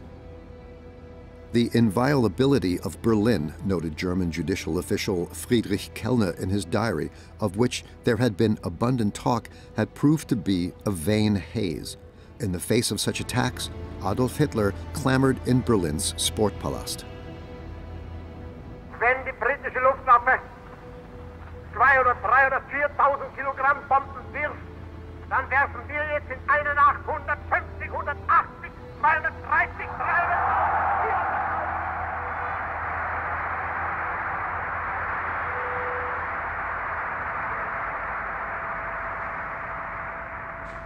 Wenn Sie erklären, Sie werden bei uns Städte im großen Ausmaß angreifen, wir werden Ihre Städte ausradieren!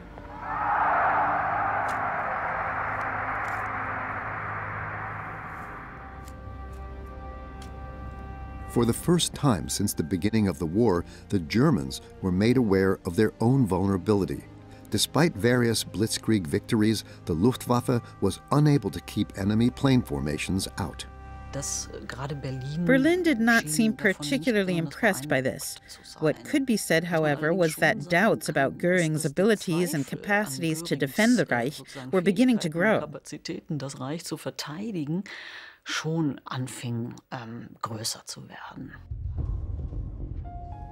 The Reichsmarschall then received orders from Hitler to target London in retaliation for the Royal Air Force's night raids on Berlin.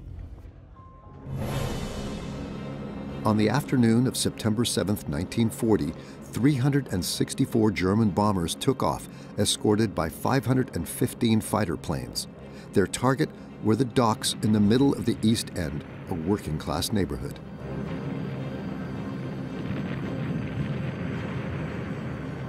On that first evening, more than 400 Londoners died and another 1,500 were seriously injured. In the air battles with the Royal Air Force, the German pilots suffered defeats, some of them heavy. Their losses by wounded, imprisonment, and death were significantly higher than those of the RAF.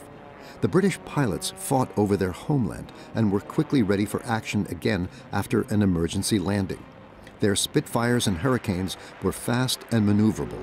The German Air Force failed to gain air superiority over the island.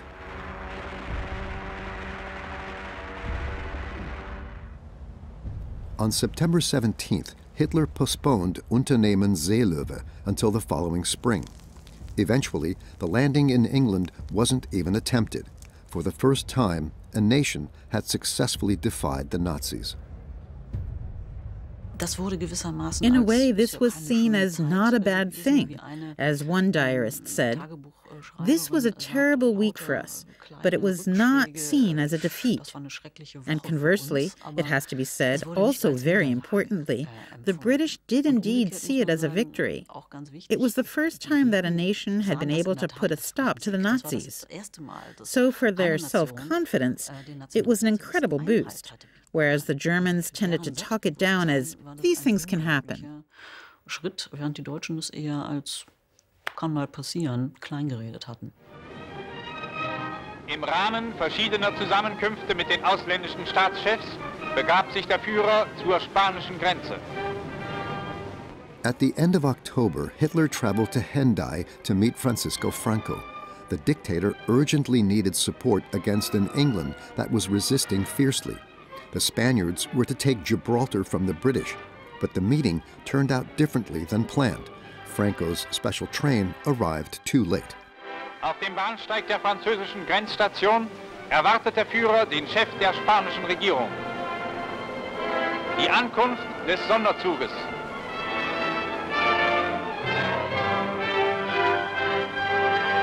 Zum ersten Male begegnen sich hier der Führer und der Caudillo. The unity of the two fascist leaders, as depicted by the newsreels, was only a facade. Franco had no intention whatsoever of entering the war.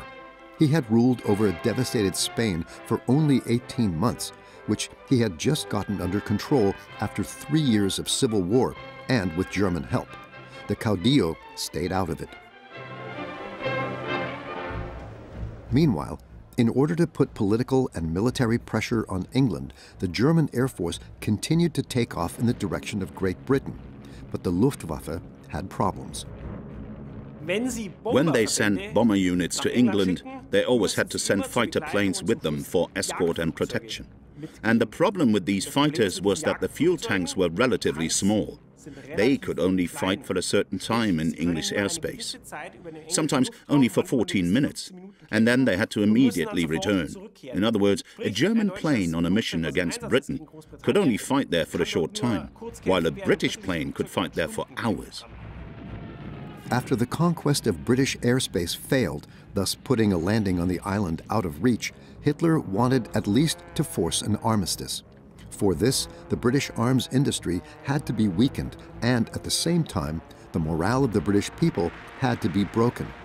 Now, the civilian population was targeted.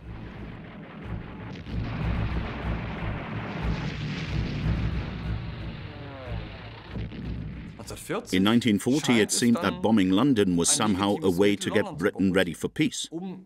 Großbritannien irgendwie friedensbereit zu machen. The British called the attacks on their capital the Blitz, after the Nazi propaganda word Blitzkrieg. In the weeks that followed, only a few days and nights passed without bombings. Again and again, the Luftwaffe carried out small, targeted attacks. Londoners had come to feel the hum of German Heinkels, Dorniers, and Junkers at all times. There were no air raid shelters in London. People took refuge in the subway stations, which saved the lives of tens of thousands. Some 650,000 children had already been moved to the countryside. Since the beginning of November, the bombers had been coming mainly at night. During Christmas week 1940, London experienced the most devastating conflagration since the city's Great Fire in the 17th century. But the British remained steadfast and pragmatic. Cardboard coffins, lime bags, and body pits were prepared in order to be able to quickly recover and deal with the fatalities. What people in Germany tend to forget, however, is that German bombing raids in 1940 caused very high casualties among the British population, up to 40,000 deaths in the first weeks and months after the Battle of Britain began. Wochen und Monaten nach Beginn der Luftschlacht um England. When Buckingham Palace was hit, King George VI and his wife Elizabeth escaped with a scare, but the royal couple stayed in London to assist their people. The British didn't see it as a tax on the air armament industry. They saw it as a tax on civilians, that the Germans wanted to hit civilians. Naturally, the bombing was inaccurate because churches were also hit, because hundreds of people were killed. And then the amazing thing for the Germans, and maybe for the British, was that the civilian population came together. The morale didn't collapse. The British were far from capitulating. Actually, it was just the opposite.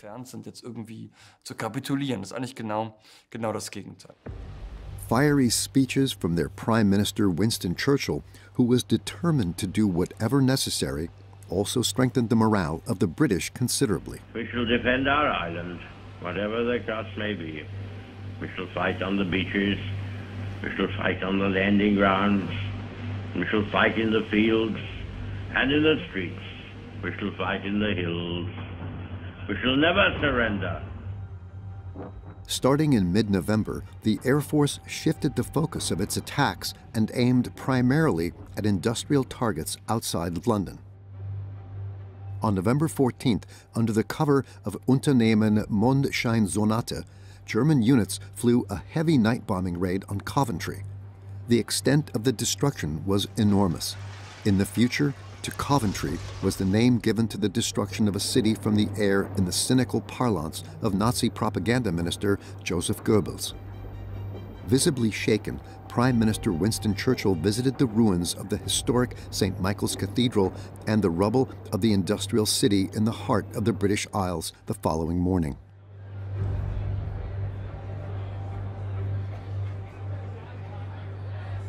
Coventry was chosen because it was the center of the British aircraft engine industry.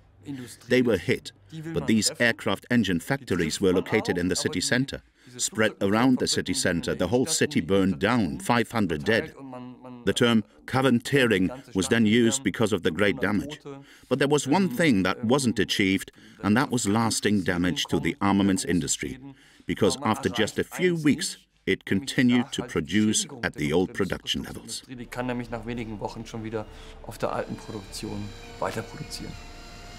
The day before the devastating bombing of Coventry, British pilots took off on an airstrike. Target, Berlin. Stalin's foreign minister was expected there for talks.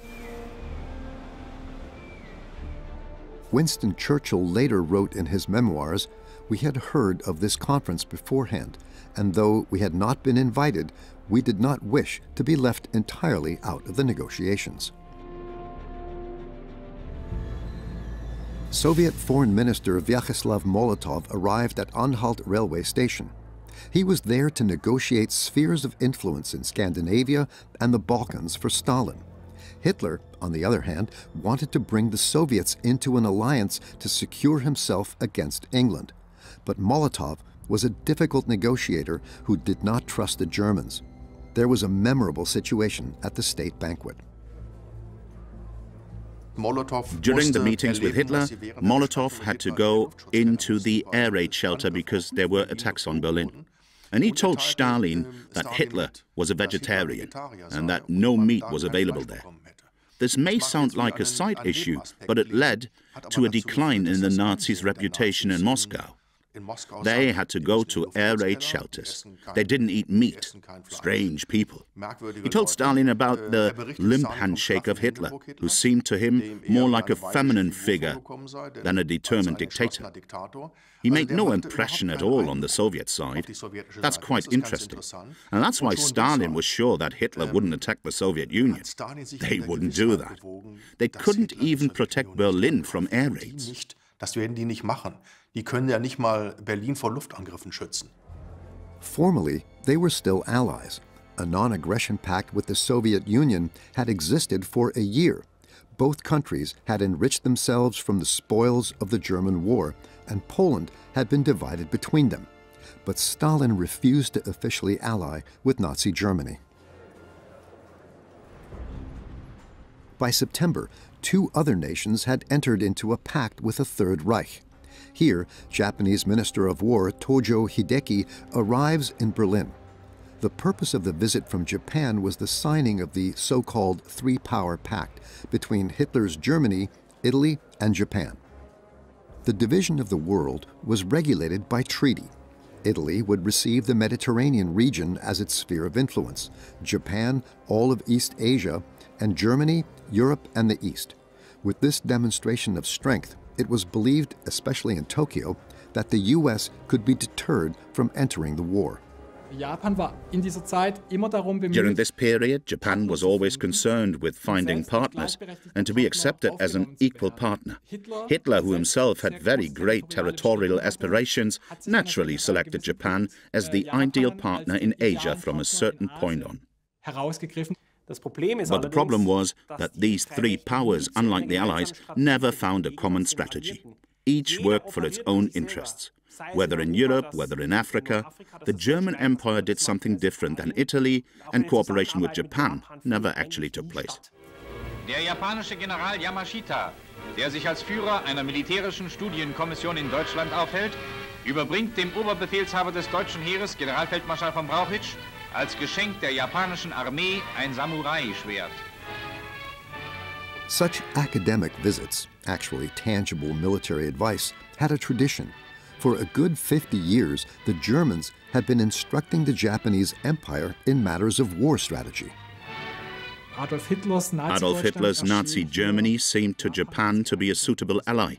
In addition, Japan was impressed to a certain extent by the fact that Hitler had this idea that we were dividing the world into 3 large spheres of influence. And these 3 countries together represented a bulwark, as a bulwark in ideological terms against Bolshevik Russia, the Bolshevik Soviet Union on the one hand, but also as an ideological and political bulwark against the Anglo-Americans, against London and Washington. Japan moved ever closer to its powerful German ally. In March 1941, Reichsmarschall Hermann Göring received Japanese Foreign Minister Matsuoka at his Karenhall estate. Hitler hoped to keep the United States out of war in Europe and instead tie it up in a conflict in Asia. Japan was to be encouraged to launch a rapid war of aggression in the Far East. Under the rule of Emperor Hirohito, the military was the most powerful institution in Japan. Hirohito supported the imperial claims of his generals. The Japanese army and fleet were removed from any parliamentary control and were directly subordinated to the emperor.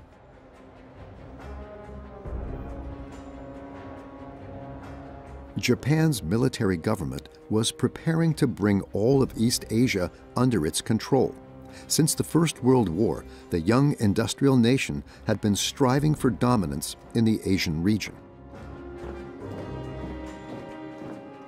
In Japan, on the political side and especially on the military side, there was always the view during that period that you were not an equal partner. Although militarily you waged war successfully in the Russo-Japanese War in World War I, after these wars that were waged successfully, militarily successfully, Japan had to concede certain things politically, and concede them to the West, and concede them to the West's liking. Initially, Japan's colonial ambitions were directed against neighboring China. Manchuria, in the north of the country, was rich in raw materials.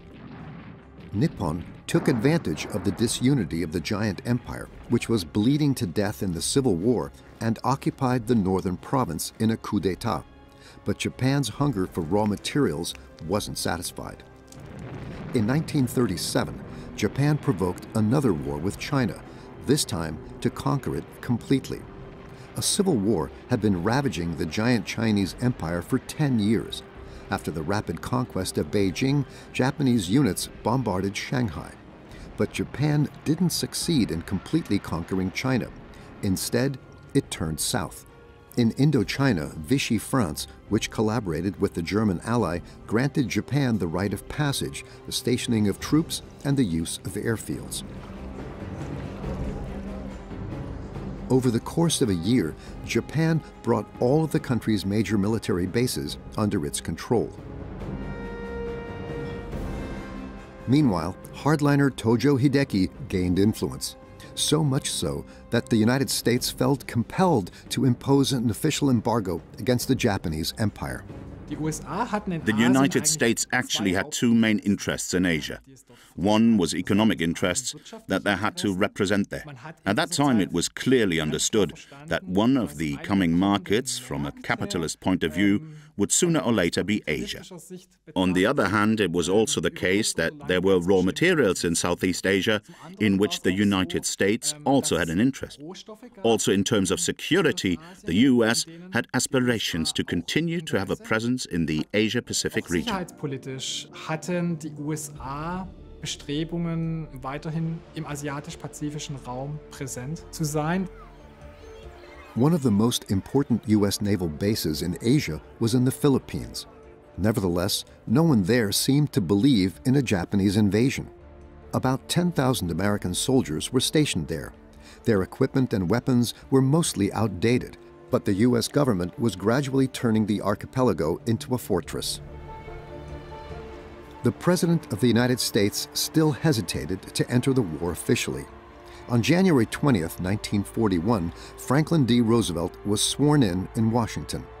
He was the first U.S. president to run for a third term. In his address, he made it clear on whose side the U.S. would be on in the future. Freedom means the supremacy of human rights everywhere. Our support goes to those who struggle to gain those rights and keep them. Our strength is our unity of purpose. To that high concept, there can be no end, save victory. In a certain sense, the United States had entered the war indirectly. The US had supported its American partners in Europe, that is London, with armaments. Armaments also arrived in China, by the way. Japan's adversary, which of course didn't go unnoticed by Japan, and also played a major role. Japanese policy had moved more and more in the direction of anti-Americanism. At the port of Halifax in the Canadian province of Nova Scotia, freighters were loaded with American weapons and supplies that the U.S. was providing to Great Britain. In a blazing speech, Churchill had addressed Roosevelt and appealed for America's support. Put your confidence in us. Give us your faith and your blessing. And under Providence, all will be well. We shall not fail or falter. We shall not weaken or tire. Neither the sudden shock of battle nor the long-drawn trials of vigilance and exertion will wear us down.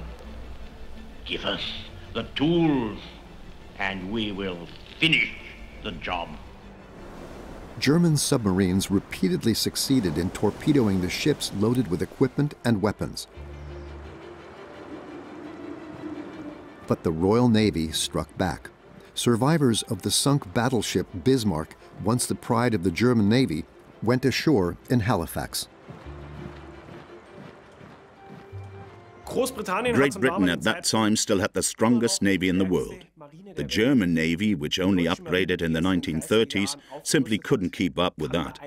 It did have big battleships like the Tirpitz, the Bismarck, but one was sunk very quickly. The other was just lying around in harbors and was also sunk towards the end of the war. So the big German Reich, the Germans' navy, couldn't keep up with the Royal Navy at all.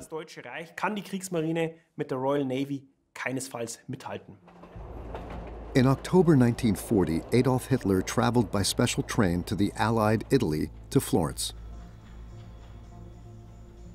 Benito Mussolini received the Führer at the train station. Hitler had once admired the fascist leader and taken him as a model for his own political career. Il Duce, who transformed Italy into a fascist dictatorship, was now in turn taking a lesson from his former master student. He too now wanted to expand his empire.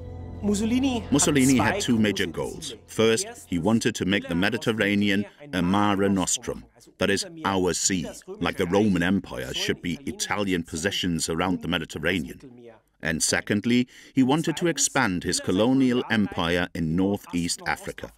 Egypt and Sudan, together with the existing possessions in Libya and Abyssinia, should become a large colonial empire. Among the Italian population, such plans met with enthusiastic approval.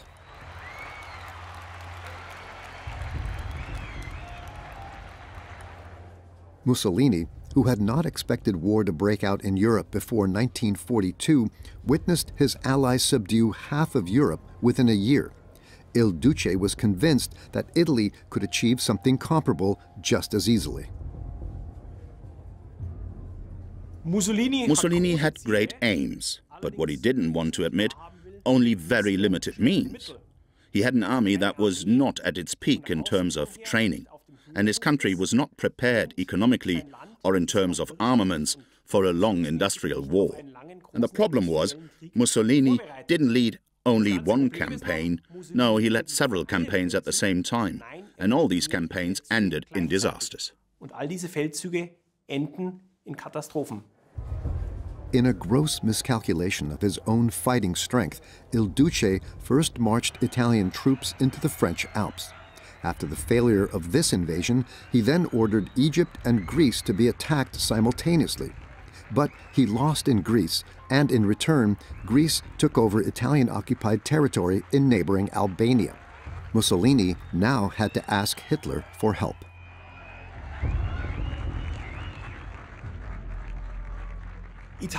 Italy suffered a heavy defeat in Greece, and 1/3 of the Albanian territory, which was in Italian hands, was now occupied by the Greeks.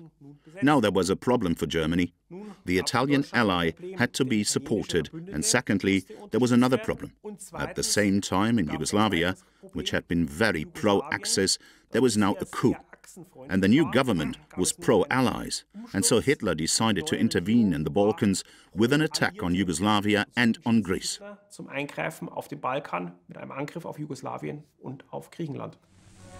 Über die Grenze. Ein Stoßtrupp bildet die Spitze.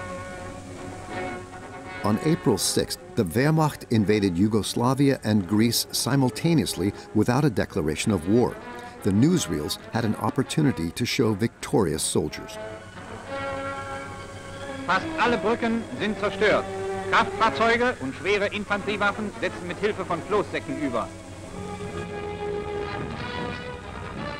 The campaign in the Balkans proceeded similarly to all previous campaigns. It was a typical lightning campaign. The Germans managed again within a very short time to break the enemy resistance and to occupy both countries relatively quickly. After 11 days, the Yugoslav army surrendered unconditionally. About 350,000 soldiers became German prisoners of war. About half of them were taken to Germany to be used as forced labor. The others awaited a merciless fate under German occupation. The commanding general and committed National Socialist Joachim von Kurzfleisch, for example, expected the soldiers to break all resistance ruthlessly. Anyone found resisting or fleeing with a weapon in his hand should be shot immediately. Now began the terror in the occupied territories.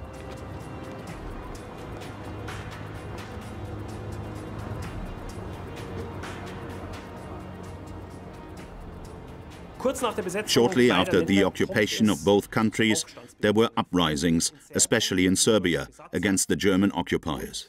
And the Germans immediately reacted with unheard-of brutality. Their thinking was that the so-called Balkan mentality would only understand the language of violence. And the harder they would crack down now at the beginning, the more they would have peace later. These uprisings were suppressed with the greatest brutality. There were mass shootings of hostages, and then there was a kind of graveyard peace in the truest sense of the word in Serbia until the end of the German occupation.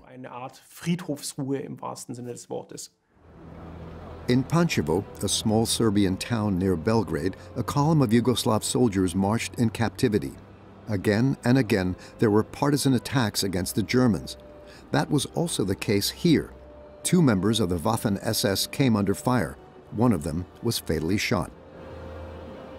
The German occupiers then put 40 arbitrarily selected civilians in front of a so-called drumhead trial, among them a woman and a 15-year-old schoolboy.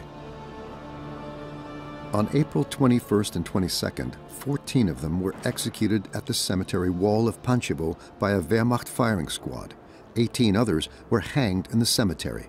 The massacre became a spectacle, filmed and photographed by the soldiers present.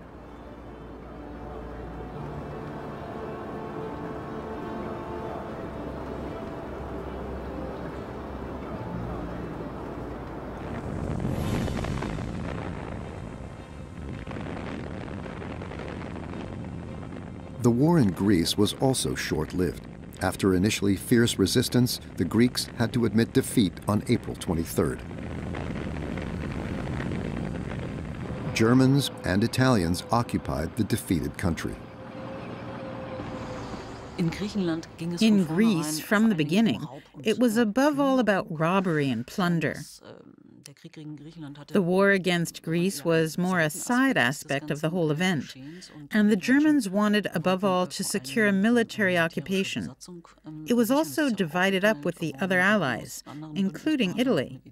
There, sheer terror prevailed, and the Greeks also resisted very quickly.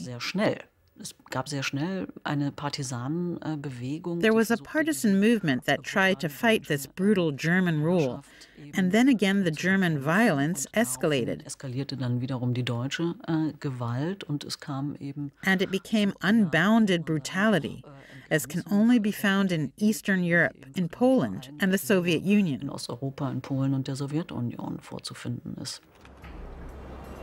On April 28th, the sacking of Athens began. The greatest famine in the history of Greece followed.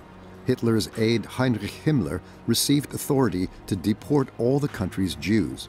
Here, a walk of genocide through the cradle of civilization. Himmler on the Acropolis was a symbol of victory for me. There are only a few real symbolic places in Europe that everyone knows. The Eiffel Tower or London Bridge. And the Acropolis is undoubtedly one of them. And you see it quite often in newsreels. German soldiers, not somewhere in Greece, but on the Acropolis. Everyone knows that. It was a symbol. Greece was also defeated by the Germans. Of course, people like Himmler didn't let themselves be deprived of these staged events, especially since the SS Leibstandarte Adolf Hitler was also involved in the occupation of Greece. That is, the central division of the Waffen-SS. With propaganda in mind, Adolf Hitler awarded the Knight's Cross to one of the members. By the end of the war, SS troops, with the help of the Wehrmacht, had murdered some 60,000 Greek Jews. Hitler left most of the occupied country to its hapless ally, Mussolini. This axis, as it was called propagandistically, the Rome-Berlin axis, these two originally equal partners now suddenly became a senior partner and a junior partner. Italy was politically, economically, and militarily dependent on Germany for the rest of the war. However, Mussolini's big man addiction knew no bounds. He was still convinced that Italy had a right to extensive colonial possessions in Africa. As early as 1936, the Duce had announced before an enthusiastic crowd the annexation of Abyssinia and the return of the empire to the holy hills of Rome. Italian troops had invaded what is now Ethiopia and begun a ruthless war of conquest.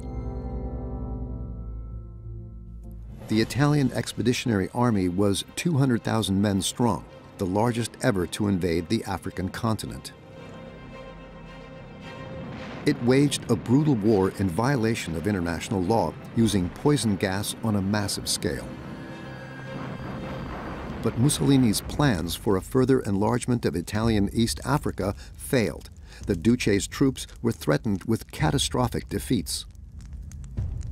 Hitler promised Mussolini at the end of 1940 to send a tank division to North Africa. This was a purely defensive measure. Hitler wanted to prevent his ally from suffering a serious defeat in the Mediterranean, and the British from suddenly being able to threaten Europe from the south. Then, in mid-February 1941, the first German troops arrived in North Africa under the command of Lieutenant General Erwin Rommel, marking the birth of the German Afrika Korps. Von Generalleutnant Erwin Rommel, das ist die Geburtsstunde des deutschen Afrikakorps. The troops were there to support the Italians. Their advance on the Kingdom of Egypt, which was allied with the British, had failed. In the meantime, even in eastern Libya, the province of Cyrenaica was in British hands. Now, the British threatened to take the capital, Tripoli. Rommel did not wait for the orders of his Italian superiors, but acted on his own authority. Rommel officially received the order to act defensively, that is, to support the Italians so that their colonial empire didn't collapse. However, Rommel quickly decided to launch an offensive on his own initiative and was successful, but at the same time overstretched his supply lines and ran into major problems. And here the island of Malta was crucial.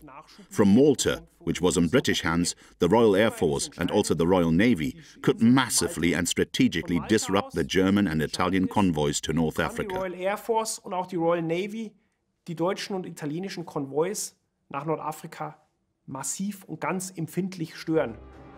British forces brought in their supplies from Gibraltar via Malta, which lies between Sicily and the coast of North Africa. To disrupt the Royal Navy's supply lines on the way from Gibraltar to the Suez Canal, German and Italian air forces repeatedly attacked Malta. The tiny archipelago experienced 3,000 air raids in the course of its 2-year siege. 14,000 tons of bombs landed around the capital Valletta, but the Maltese held out. There were always aims on the German side, and especially on the Italian side, to take the island of Malta. But in the end, this enterprise was postponed until Never Never Day. Ultimately, this is one reason why the German and Italian forces in North Africa could never be well supplied. But for the time being, Rommel and his Afrika Korps achieved further successes in a hand-to-hand coup. Several times, he ignored the waiting orders of the Army High Command. On April 10, 1941, Cyrenaica was recaptured, and the Germans surprisingly captured the British fortress city of Tobruk. Rommel was the decisive person for the next 2 years in North Africa. Officially, he was subordinate to the Italians, but very often he waged his own war, invoking the special relationship he had with Hitler. He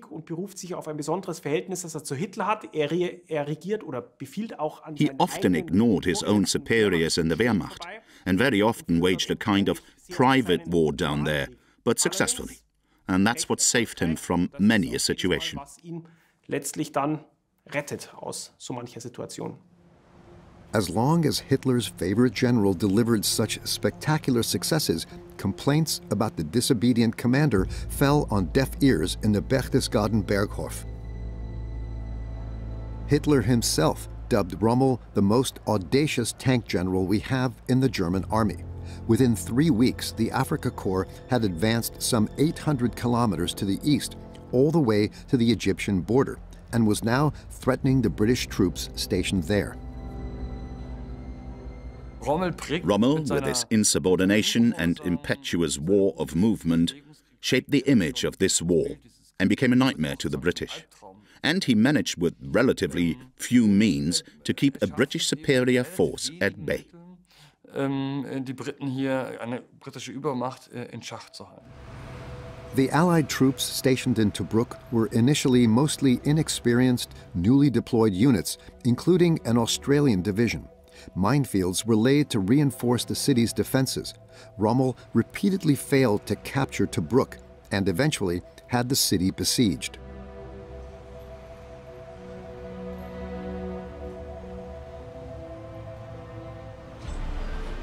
For the British, preventing the Germans from advancing rapidly into Egypt was an important victory that also boosted morale on the home front. The armaments industry was running at full speed, although the capital of Great Britain was still subject to massive bombing. In the spring of 1941, German bombs landed near Bond Street in London, causing severe devastation. they were intended to weaken the morale of the population, but the hoped-for effect didn't occur. On the contrary. The massive casualty toll of German bombing among the civilian population made any propaganda to create an image of the enemy in Britain redundant.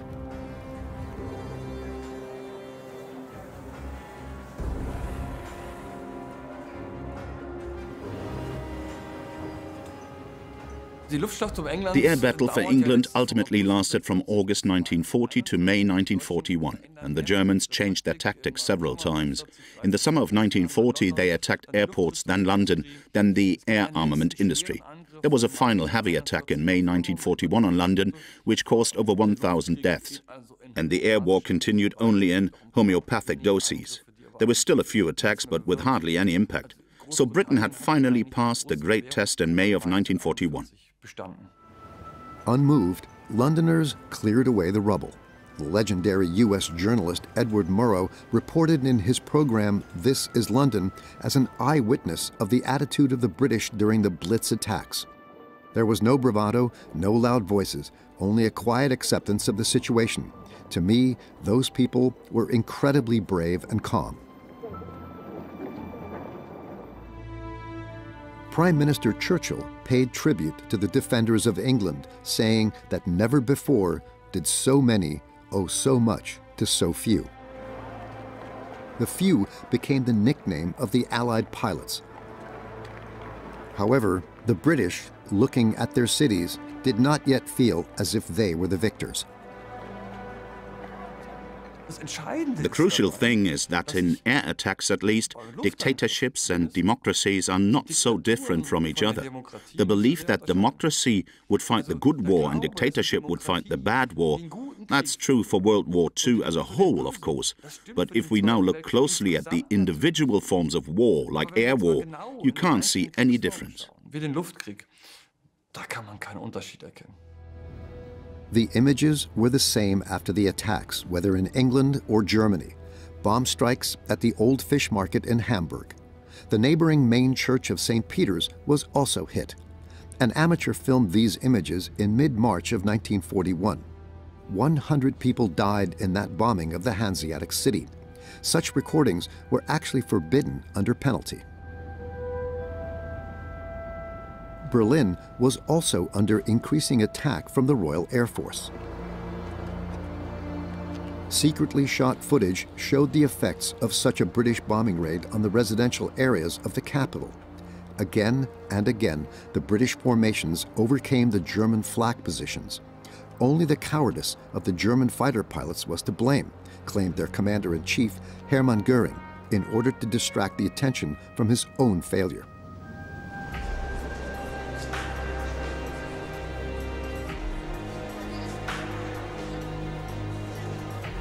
Nazi propaganda did not shy away from using the deadly threat to the German civilian population for its own purposes.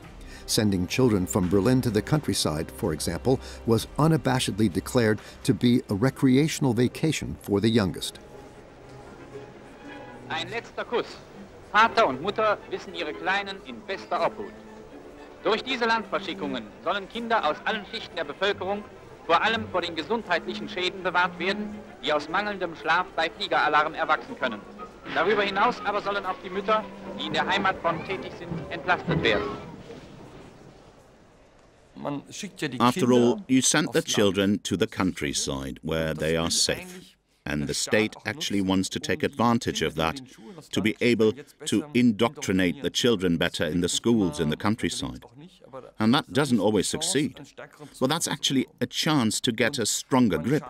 And you manage to do social welfare. And that was also recognized by the Germans, who saw that the state cared, that it was responding quickly.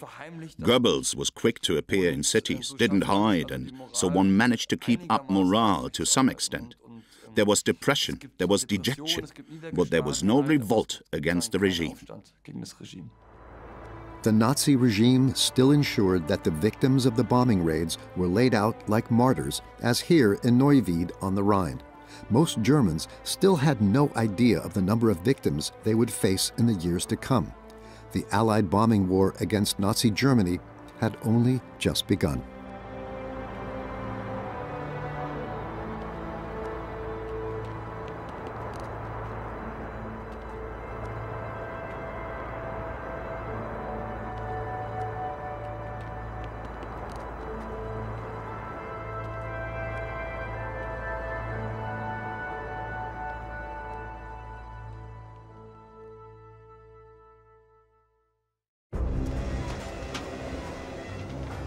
Polen hat heute Nacht zum ersten Mal auf unserem eigenen Territorium auch mit bereits regulären Soldaten geschossen.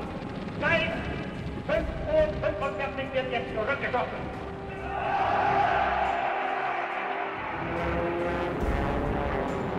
We shall defend our island, whatever the cost may be. We shall fight on the beaches, we shall fight on the landing grounds, we shall fight in the fields and in the streets. We shall fight in the hills. We shall never surrender.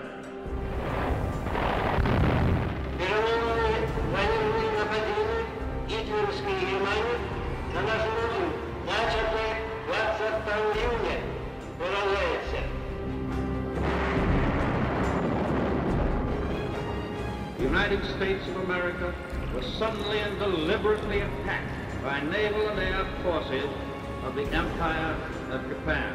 We will gain the inevitable triumph, so help us God.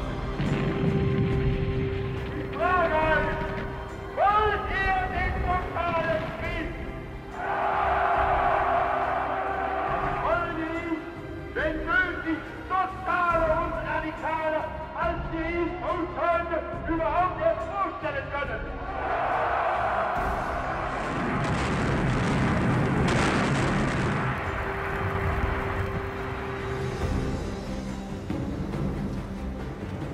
The Nazis entered this war under the rather childish delusion that they were going to bomb everybody else and nobody was going to bomb them.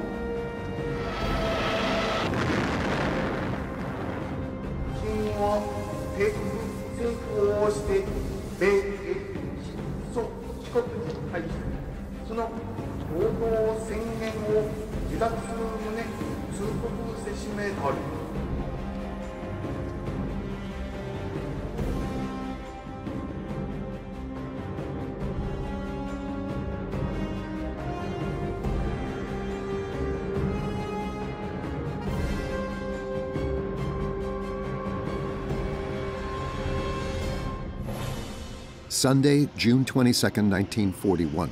German troops crossed the borders of the Soviet Union. The war they had started was an invasion, without a declaration of war. The soldiers were in a confident mood. They had been at war in Europe for 22 months, always accompanied by quick victories. They had conducted the Blitzkrieg extremely successfully so far.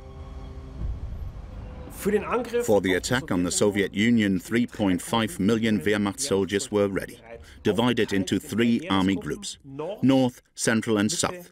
Army Group North was to advance on Leningrad, Army Group Center on Moscow, and Army Group South on Kiev, and then on the Caucasus. Thus, all the economic and political centers of the Soviet Union should be taken in a lightning campaign. Since 3:45 that Sunday morning, German units had been advancing. 3 million German soldiers were moving rapidly east in forced marches. Right from the start, the German Wehrmacht took thousands of prisoners of war. There was still a certainty of victory. The Wehrmacht succeeded very quickly in the first days in breaking through the Soviet defense lines and destroying the Soviet Air Force while it was still on the ground. And so the Germans, the Wehrmacht, penetrated very quickly in their first weeks to the east. However, with every kilometer it penetrated further east, the supply lines became longer and the Soviet resistance became stronger.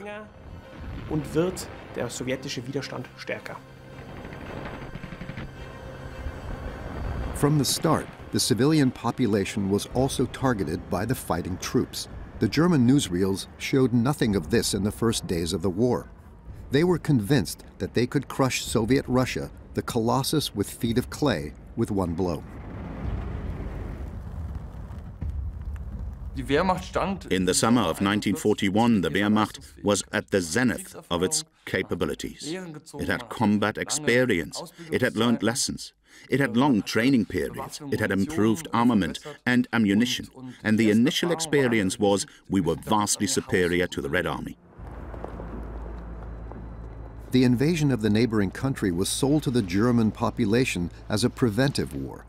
On the morning of June 22nd, Propaganda Minister Joseph Goebbels, in a radio message, delivered a proclamation from Adolf Hitler. Deutsches Volk, in diesem Augenblick vollzieht sich ein Aufmarsch, der in Ausdehnung und Umfang der größte ist, den die Welt bisher gesehen hat. Von Ostpreußen bis zu den Karpaten reichen die Formationen der deutschen Ostfront. Ich habe mich deshalb heute entschlossen, das Schicksal und die Zukunft des Deutschen Reiches und unseres Volkes wieder in die Hand unserer Soldaten zu legen. For Hitler, it was always clear that the war against the Soviet Union would come, the great ideological confrontation between National Socialism with Bolshevism. At the same time, in Hitler's world, there were also economic and strategic reasons for attacking the Soviet Union. He failed to defeat Great Britain, so he thought, let's first defeat the danger in the east. And then afterwards, Hitler wanted to move all his forces to the west, first against Great Britain, and then in a big world war against the US. The dictator believed that the campaign against the Soviet Union would last about 22 weeks. His generals assumed even less, only 8 to 17 weeks. Hitler regarded his opponent, Joseph Stalin, as an opponent to be taken seriously. The Soviet dictator was a clever head, a bloodhound, whose blood regiment of Bolshevism had to be put down as soon as possible. Stalin's Red Army was only partially operational after the Great Terror in the mid-1930s. Stalin had assassinated almost the entire military and party leadership to ensure his autocracy. Those who rallied around him initially quite rightly assumed that the man's hand did not tremble, that he could handle any crisis, and that he had no qualms about using force against anyone, so that initially the followers voluntarily subordinated themselves to him. In fact, this was a dictator who played the henchmen off against each other, who had the means of power in his hands and controlled the Secret Service. And he established something like a despotism, which even the closest members in the leadership circle were afraid of. Ever since the October Revolution, Soviet Russia had been regarded as the worst threat to the West. In the meantime, it had become a dictatorship with a personality cult focused entirely on Stalin. The Soviet Union at the time, by the way, not only in Germany, was actually something like the evil empire. Dagegen geht es jetzt für viele auch schon immer der Erzfeind. And so this war, for many, was a war against the archenemy of the West, the civilized world. After a short period of getting used to the fact that now that the Hitler-Stalin pact had ended, the vast majority of Germans absolutely approved of this campaign. When Adolf Hitler delivered a speech to a group of officer candidates at the Berlin Sports Palace in early December 1940, he had already been working solidly for weeks on a blueprint for war against the Soviet Union. He had also long since informed his generals of the inevitability of the attack. He also said it was necessary to create living space in the East and at the same time defeat Germany's arch-enemy. While in Western Europe it was more or less clashes between two armies, in the East it was a clash between two ideologies. And not only between two ideologies, but also between two societies. That's how it was interpreted. And in order to make the Soviet regime collapse, the Nazis believed they had to specifically eliminate the Jews and the communists as proponents of that regime.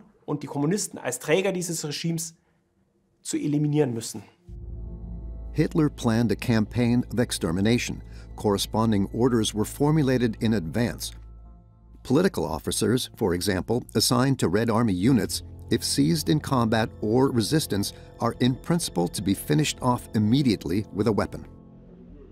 The court-martial decree also exempted the killing of civilians by Wehrmacht soldiers from punishment. Officers' reactions ranged from outspoken approval to reluctant acceptance. However, resistance was comparatively low. As always, of course, there was a material moment. The generals were lured by the fact that they were promised huge latifundia in this vast country, and this was then supposed to destroy doubts. Many of these generals went along with it, aware that they were doing something forbidden. So, from the very beginning, the German generals compromised, went along with the crimes. Colonel General von Reichenau, one of the die-hard Nazi leaders, even justified and defended it publicly. Field Marshal von Manstein said that a Bolshevik political officer was not a comrade, and that one could shoot him without hesitation.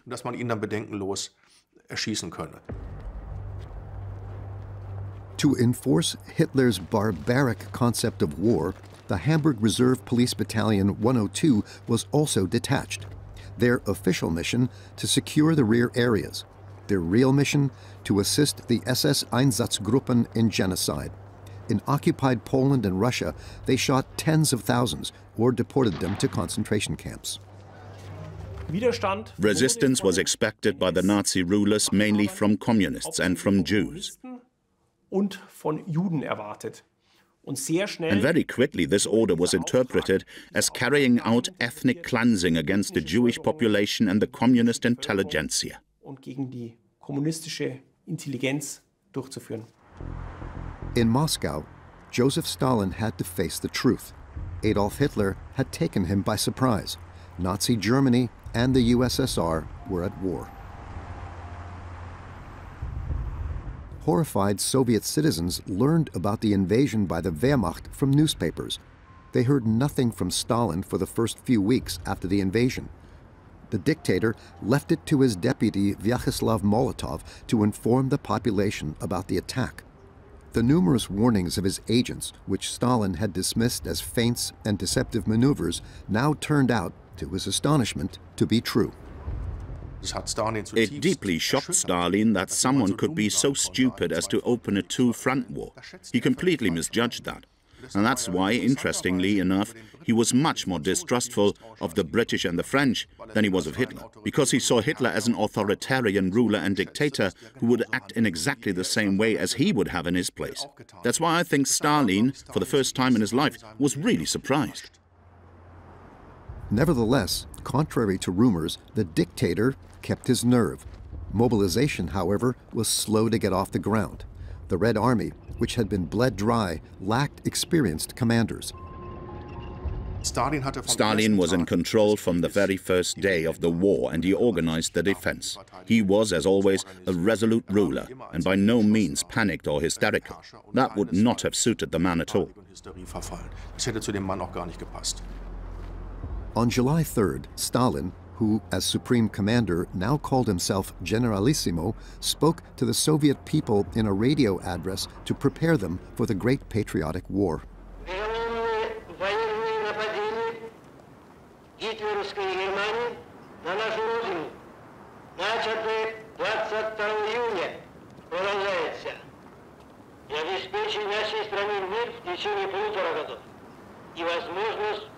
Подготовки своих сил для отпора, если фашистская Германия рискнула не напасть на нашу страну, вопреки пакту.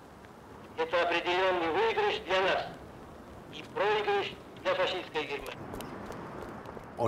This had a great effect. Not only that most Soviet citizens heard the dictator's voice for the first time, he basically never appeared in public. They heard for the first time this man with the heavy Georgian accent, who spoke Russian with mistakes, who addressed his compatriots and immediately used this formula, brothers and sisters. There you see the old fox again, who recognized exactly what he had to do in which situation and what was needed now, and who could unhesitatingly throw all ideological reservations overboard if he could get any advantages from it. Meanwhile, at Adolf Hitler's headquarters in Obersalzberg in Bavaria, reports were coming in of victory. At this point, the German troops had already advanced more than 500 kilometers toward Moscow. The German soldiers did not yet know what kind of war their leader had planned for them and what role he had assigned to them in this campaign of destruction. Many of them did not see any great danger in their imminent deployment to the front.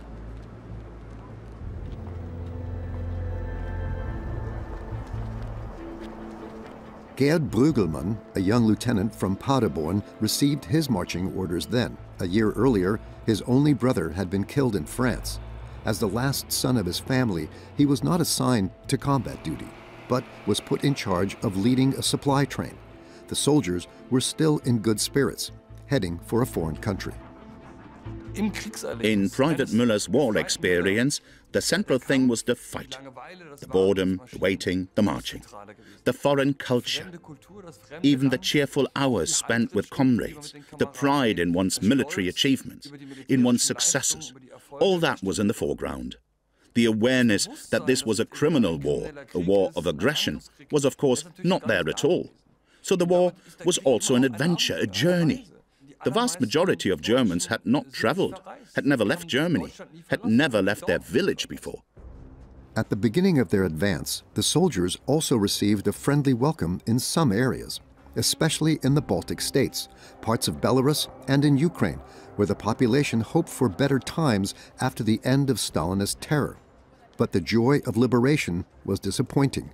Soon, the High Command relieved the soldiers of any duty of responsibility and declared that feeding the impoverished population was a misunderstood humanity. In Ukraine, the Germans were welcomed very positively because they were seen as liberators from the Soviet yoke, which was also a foreign rule for the Ukrainian people. The almost unimpeded advance allowed German troops to penetrate deep into the interior of the country. Thus, they quickly succeeded in encircling large areas. Characteristic of the first phase of Operation Barbarossa were the so-called encirclement battles, that is, German tank forces had surrounded larger bodies of troops of the Red Army in pincer attacks, and thus encircled, they were closed off from supplies. And so there were huge numbers of prisoners in the first weeks and months of the war. In one of the first of these encirclement battles around the Belarusian capital of Minsk, about 325,000 soldiers of the Red Army became German prisoners of war. The next objective in the advance of army groups centered towards Moscow was Smolensk. Here, the Wehrmacht encountered fierce resistance. In erbitterten Straßenkämpfen dringen unsere Truppen am 16. Juli in die Stadt ein. 2 Wochen lang behauptete die sowjetische und britische Lügenpropaganda, Smolensk befinde sich noch in bolschewistischer Hand. Today, when we look at the German advance in the Soviet Union, we are dazzled by the newsreel pictures. We see the encirclement battles. We see the huge streets full of Soviet prisoners of war. We see smiling German soldiers. But the Germans suffered immense losses in the advance. And this Wehrmacht was actually shrinking and shrinking. Because while many Red Army soldiers went into captivity, many also fought to the last bullet. Weil natürlich gehen viele Rotarmisten in Gefangenschaft, aber sehr viele kämpfen auch wirklich bis zur letzten Patrone. Contrary to what the newsreels claimed, it actually took 2 months before the German troops finally decided the battle in their favor. The Soviet leadership could not find an effective strategy against the lightning-quick advance of German troops. The huge mistakes made by the Generalissimo often benefited the Wehrmacht. Stalin made the mistake of simply forbidding army leaders to retreat. As a result, they were constantly surrounded and huge army units were destroyed. They surrendered by the 100,000s because they realized that they couldn't use their military skills at all. They had no weapons, no boots, no uniforms. Their officers ran away or didn't lead them at all. As a result, the number of prisoners of war increased rapidly.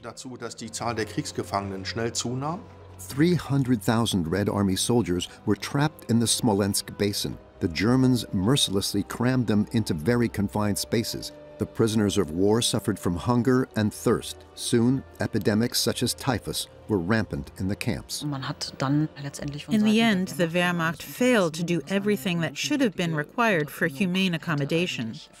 And this led to the biggest mass death in the German sphere of influence in 1941. 2.2 million died, and a total of about 3.3 million Soviet prisoners of war perished in German captivity. It's believed that 50% or even over 50% of Soviet prisoners of war died in German hands. They were shot, or they starved, or they worked until they dropped. Those who were lucky were supplied from surrounding villages. Often, impoverished farmers gave the prisoners their last bit of bread. A German officer noted in his diary, there was nothing to eat. Not even water. Many died. They were finally given dry macaroni to eat, which they pounced on madly. Of all the crimes for which the Wehrmacht was responsible, I think the treatment of Soviet prisoners of war was the greatest crime. Most Wehrmacht generals did not feel responsible for the mass deaths in the German camps. Responsibility for the conditions in each prison camp lay with the respective commander. Thus, the negligence was passed on from the upper ranks to the overburdened officers.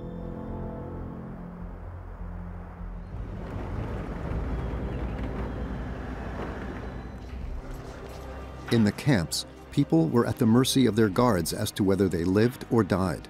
Systematically, all those capable of working were registered and publicly stripped. The circumcised among them were immediately identified as Jews and deported or shot. In many camps, the guards behaved like a sadistic master race. Beatings and severe abuse were commonplace. The idea that Germany was a superior power was widespread. The phrase, "the world shall be healed by the German essence," had been known for a long time. What was new, however, was this racialization of prejudices, where one spoke of Slavic subhumans and waged a war of extermination.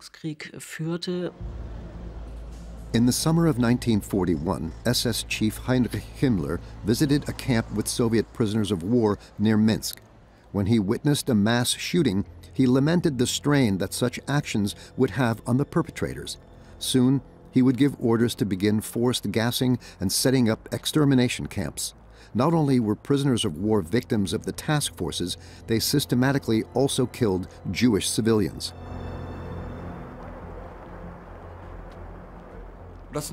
These were the extermination squads that followed the troops who at first received vague orders, which eventually leaned more and more in the direction of shooting all Jews.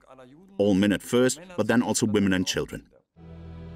Everywhere in the rear areas, the Wehrmacht supported the Einsatzgruppen as well as the police battalions assigned to them in their killing spree. In addition to Jews, political opponents, Roma, and Sinti, others considered unworthy of life in Nazi jargon were also eliminated. The SS troops were not the only ones who brought terror to the country.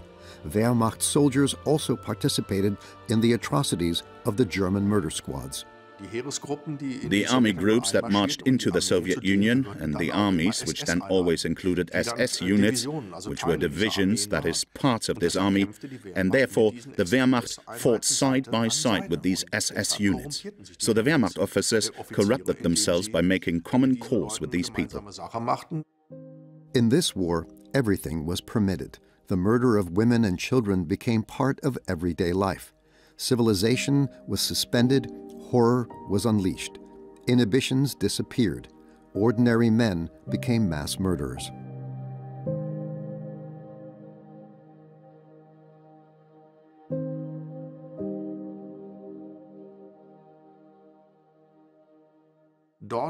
where killing was no longer forbidden, but ordered, and where it was morally justified, they said, what you're doing is not bad, you're doing it for a good cause. And where men knew that their friends, families, wives and children could not see what they were doing, they did it. Not everyone did it, but a lot of them, thinking nobody's going to find out. I don't think the Nazis could have organized these murder excesses at home, because then the man would have had to cross much larger thresholds. Serious war crimes were also committed by the Germans on the southeastern front. In the battle for the Ukrainian capital, Kiev, the Red Army planted explosive devices in several buildings before retreating. The explosions killed several hundred members of the armed forces. The nationalist Ukrainians had welcomed the Germans as liberators. Now, together with Wehrmacht and SS officers, they demanded retaliation for the Bolshevik attacks. The troops then targeted Jewish civilians, especially the elderly, women, and children. Under the pretext of evacuation, the Jews were taken out of the city. On September 29th and 30th, 1941, an SS Einsatzgruppe systematically murdered 33,771 people with machine guns at Babi Yar. After the massacre, the Wehrmacht secured the area and blew up parts of the ravine to bury the piles of corpses forever. After the bloodbath, Einsatzgruppe C, in a report, explicitly praised the excellent cooperation of the Wehrmacht. A lot of people went along with it, in the group, because the leader said this is what's going to be done now. And you didn't want to let your comrades down, so you went along with it. And because you were in a male hierarchy of the military, and you can see this everywhere in wars, the moment such military hierarchies are associated with everything being allowed, the violence escalates. On August 27th, Hitler arrived in Ukraine for a visit with the troops. A field airport had been built near where the city of Uman had been bloodily conquered. The dictator was welcomed enthusiastically. Despite the high number of casualties and wounded, the Wehrmacht soldiers still wildly cheered their leader. The soldiers were convinced that the war would soon be won.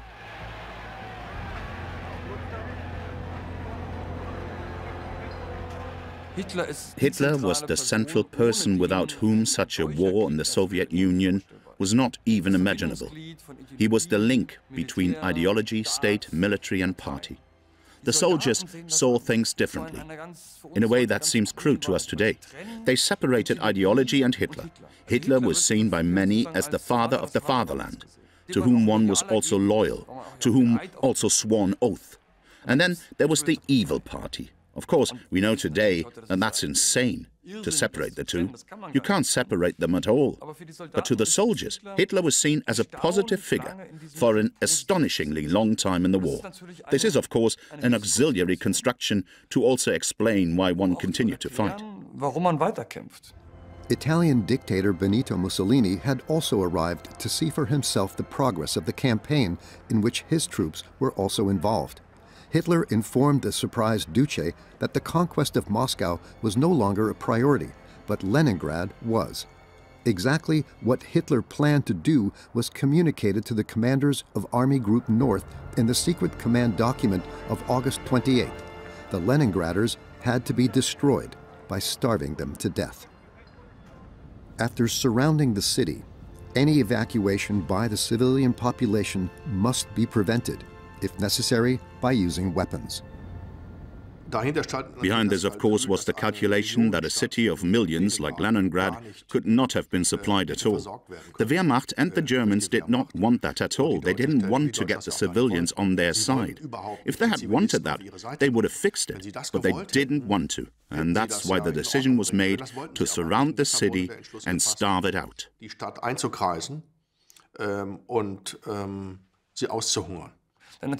Of course, there have been sieges since ancient times. There's also been starvation in besieged cities since ancient times, but the idea of now starving a city for months and then actually starving the population to death, that's a unique event, at least for modern times.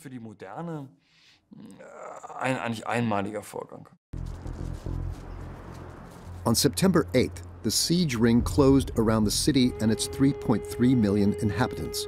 All supply lines were cut off. Thus began one of the most perfidious crimes of the Wehrmacht. The German Luftwaffe dropped incendiary bombs over the city. Tons of food was burned. Soon, a large part of the population suffered from hunger. An unbelievable number of people starved to death, became cannibals. Terrible scenes took place in Leningrad. If you meet older people in Petersburg who had experienced this, they cannot forget it for the rest of their lives. They had never seen a German, but they can't forget how terrible it was and how it changed social relations within weeks, because people couldn't think of anything else but the next piece of bread. After the onset of winter, the mass death planned by the Army High Command began. Many froze to death because they had no fuel left. But the worst was the hunger. According to estimates, 1 in 3 Leningraders starved to death during the 900-day siege, more than 1 million people.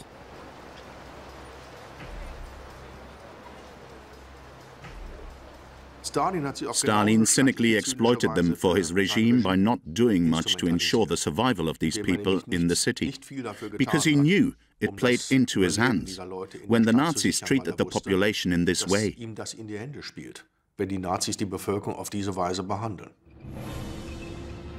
Meanwhile, Army Group Center continued to march on Moscow. The Soviet capital was supposed to have been conquered by August, but by the end of the month, the breakthrough had still not been achieved. Nervousness began to spread in the Wehrmacht High Command. To relieve the overstretched supply lines, the OKW released whole swaths of land for looting. To prevent this, the Red Army also set fire to many villages. During the course of the winter, the population suffered severe famine and tens of thousands died. The life of the enemy didn't count for much. You also got to see how the Red Army waged war, with the huge numbers of casualties they operated. How the Red Army kept attacking their own positions, their own machine gun fire, death-defying. This creates an image that the lives of the citizens of the Soviet Union didn't actually count. Those who went home on leave saw their own family as if it was a different world. On the surface, the idyll in the garden at home was undisturbed. But the father of the family didn't even take off his Wehrmacht uniform at home. The war was also finding a way into the immediate family circle. Even the youngest practiced military drills to please their father. The soldiers who came home on leave from the Eastern Front thought that the home they were in was completely surreal. They suddenly came to an area where Easter was celebrated and Christmas, and there were little children singing, and the world was still fine, even though there were bombing raids. And they couldn't talk about their experiences in that environment. They couldn't tell their wives about their bodies being torn to pieces, about their brains being blown out, about mass shootings of Jews. That's seen it all. The frustrated Wehrmacht units became increasingly ruthless, but a lightning victory failed to materialize. Their proven strategy threatened not to work this time. In fact, the motorized units of Heeresgruppe Mitte had only about a third of their inventory left. Winter was approaching. Villages were ruthlessly looted and burned to the ground. Many peasants hid in the forests. In order to survive, they joined forces with scattered Red Army soldiers and guerrillas to form partisan groups. Contrary to Soviet propaganda, these motley groups were poorly equipped with few weapons and little ammunition. Nevertheless, they hit the Wehrmacht hard. The officers of the Wehrmacht and the General Staff believed that they could wage a blitzkrieg there, just as they had done in France and other countries in Europe. But they had not thought at all about whether there were actually roads in the Soviet Union. And then they discovered that the Soviet Union did have a road network. But it was very primitive. There were these so-called Great Rolling Roads. They connected the big cities and went through the Soviet Union, leaving thousands of kilometers of no man's land behind them. They didn't control that at all. So they drove in with these columns of tanks, but they left behind them areas that they hadn't conquered at all, areas that they just drove through. Partisan sabotage attacks carried out from these rear areas repeatedly set the Wehrmacht back. The wounded from these attacks could often only be cared for inadequately, as supplies did not reach them in time. Meanwhile, on October 8th, Hitler let the domestic and foreign press know that the Soviet Union had finally been defeated. In October, the Wehrmacht still achieved one major success. Then, the advance came to a standstill. The Wehrmacht was actually finished after the last big battle of the Bryansk and Vyazma basin in October of 41. And the troops said, enough, stop, winter position. Bring supplies forward, bring winter clothing forward. We can't go any further. And it was the Army General of Staff, not Hitler, who said, never mind, even as they knew about the dire situation of the soldiers, they still had to make one last big effort to take Moscow. The losses of the German divisions increased daily, but the military leadership didn't develop any alternatives to its failed strategy. The toll of blood paid by the soldiers for the failures of their leaders was high. More and more cemeteries filled the landscapes.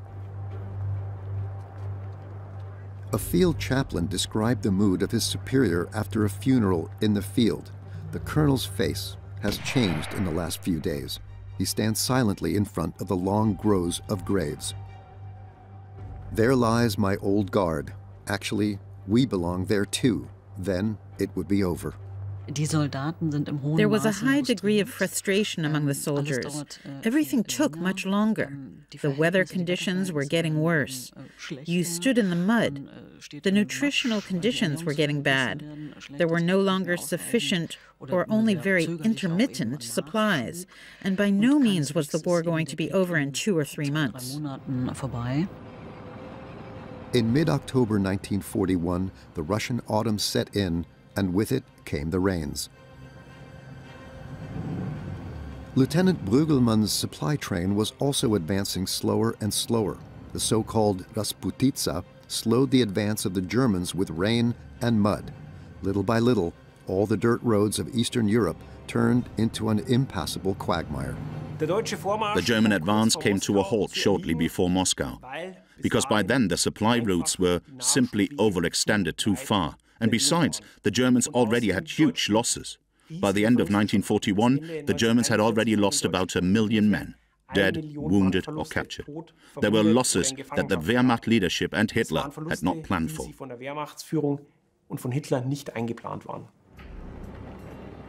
In Moscow, Stalin knew how to use the time he gained. Thousands of civilians built barricades and tank trenches.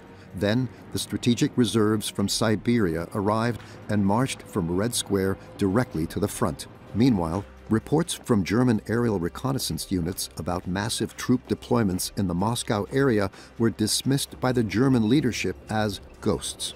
Stalin entrusted the leadership of the life-saving offensive to a hero of the Soviet Union, General Georgy Zhukov. On the other side of the world, Franklin D. Roosevelt adhered to the principle of good neighborliness and considered any imperialist expansion of his country as unreasonable. Thus did the U.S. president become the antagonist of the expansionist Axis powers. Roosevelt knew that sooner or later his country would have to intervene in the conflict, but the majority of his countrymen were against entering the war. The main tendency in the United States at that time was to say, we have completely different problems to solve in our own country, especially of an economic nature. We need everything now, but not war. We don't need to enter here. And Roosevelt, too, had actually said quite clearly that he wanted to put an end to this American imperialist policy. Mit dieser amerikanischen imperialistischen Politik Schluss machen möchte. In particular, the U.S. felt threatened by Japan. The Japanese had continued to arm themselves and had been waging a war against China for years in violation of international law. Finally, the United States suspended all trade relations with Japan and imposed an oil embargo. They responded with a secret plan of attack on a U.S. base in the Pacific. On the Japanese side, there were definitely military people who felt that they had really been backed into a corner. For these military men, there had to be this attack on Pearl Harbor at all costs in order to free themselves from this feeling of being backed into a corner. In that sense, Pearl Harbor was clearly liberating strike. So gesehen war Pearl Harbor ein eindeutiger Befreiungsschlag.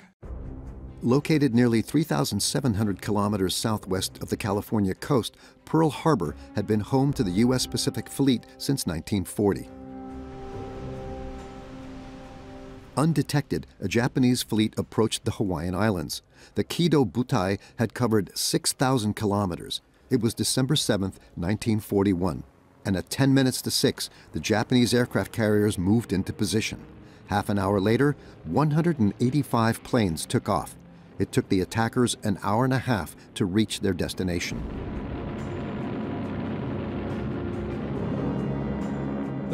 It was the first time in human history that an attack had been conducted this way, with a total of 6 aircraft carriers, a combined attack from the sea, but just with units attacking from the air.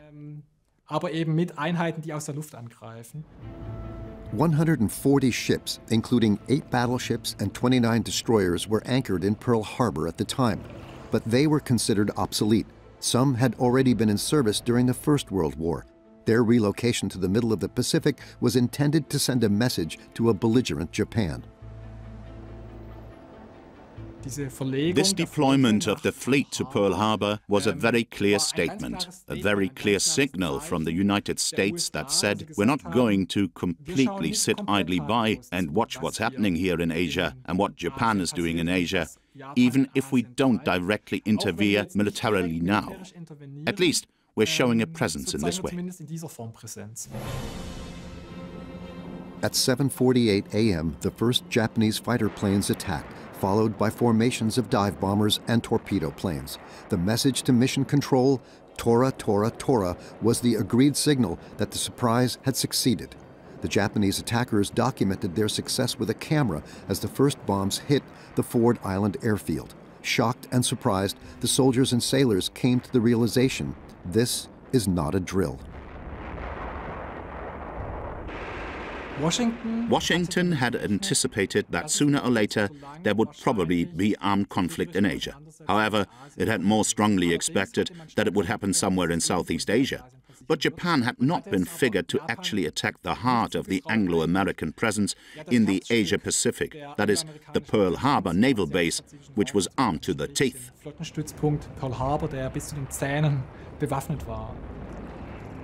More than 2,400 American soldiers died. 19 warships were sunk or damaged, and around 200 aircraft were destroyed. U.S. soldiers were forced to watch helplessly as the Japanese reduced their huge naval base to rubble within 2 hours. Pearl Harbor became the most bitter defeat in American naval history. The next day, President Roosevelt declared war on Japan. On the Japanese side, there was a misconception, because they had a misconception about the American politicians. They actually thought Americans, the white people in Washington, they are somehow weak, and if they suffer such a drastic, heavy surprise blow, then they will give in. Then they will enter into negotiations. And that's where they were very wrong. Yesterday, December 7th, 1941, a date which will live in infamy. The United States of America was suddenly and deliberately attacked by naval and air forces of the Empire of Japan. The facts of yesterday and today speak for themselves. With confidence in our armed forces, with the unbounding determination of our people, we will gain the inevitable triumph, so help us God. Hitler, too, was surprised by Japan's attack. The dictator kept the promise he had made to his ally in case of war. On December 11th, the Third Reich declared war on the U.S. The European war now became a world war.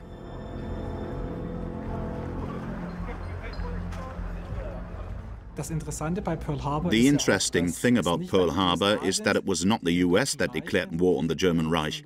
Rather, it was actually Hitler who reacted immediately after Pearl Harbor, who immediately arranged for American ships to be sunk, and who declared war on the US. For him, it was actually a welcomed event to create very clear fronts that sent out a very clear message. On the one hand, Germany stood on the side of Japan against the Anglo-Americans and the Soviet Union, so very clear front lines were created. Gegen die Anglo-Amerikaner und die Sowjetunion. Also wurden ganz klare Fronten geschaffen. The front in the Soviet Union at the time was 50 kilometers from Moscow city limits.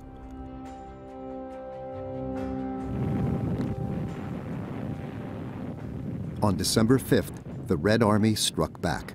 The offensive hit the surprised German troops with full force. Just a day earlier, the General Staff had announced that the Red Army was, at the time, not in a position to attack Army Group Center. The biggest enemy for the Germans was, first of all, the Russian geography, the Russian winter. The problem that a huge army could not be supplied over huge distances. Logistically, it didn't work. The Germans didn't even have winter equipment, because they thought that the war would be over in September of 1941, and the Soviet troops used that to their advantage. By mid-December, the Red Army had averted the threat of Moscow's encirclement and was gaining ground on its side. With the weather at 40 degrees below zero, only a few German soldiers were equipped with sufficient winter clothing. 2,500 of them died every day.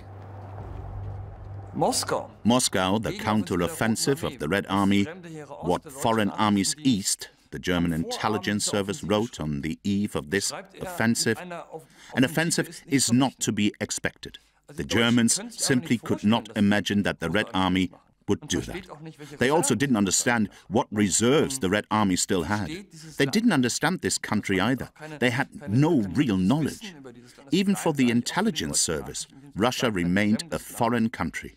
And what critical voices that did exist in 1941 were pushed to the side.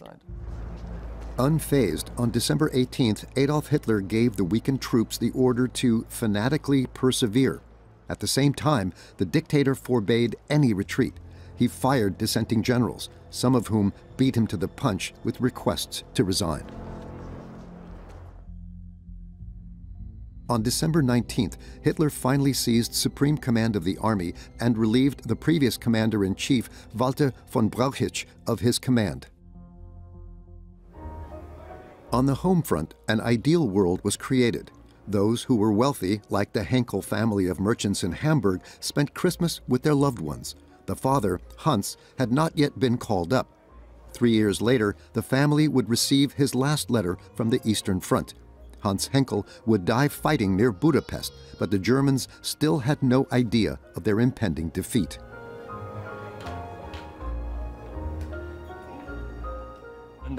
On the home front, it didn't matter. If you watch newsreels from December 1941, from January 1942, you realized you couldn't actually tell what was going on. There you were fighting somewhere in a frozen area outside Moscow for villages that you had never heard of. The situation for the German troops was hopeless. The temperature was around minus 40 degrees, rifles and guns jammed, engine oil and gasoline congealed. The arms and legs of the soldiers holding out froze. The German attack on the Soviet Union, Operation Barbarossa, had failed.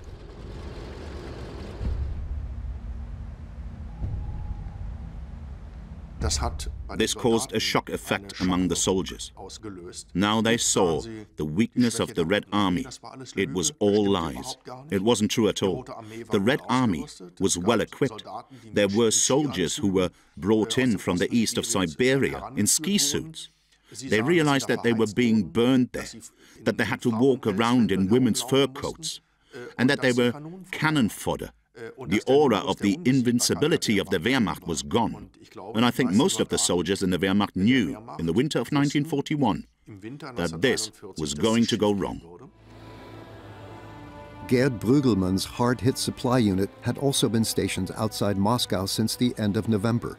Unexpectedly, the lieutenant was ordered back to Paderborn for a new assignment. The journey home took him via Smolensk and Berlin. He was on the road for a week in a hospital train. Arriving in Paderborn, the horrified officer learned that his entire unit had been destroyed in a battle outside Moscow shortly after his departure. The Lebensraum in Osten, the living space in the east, had turned into a hostile no man's land. Hitler's war was sinking into frost, snow, and ice.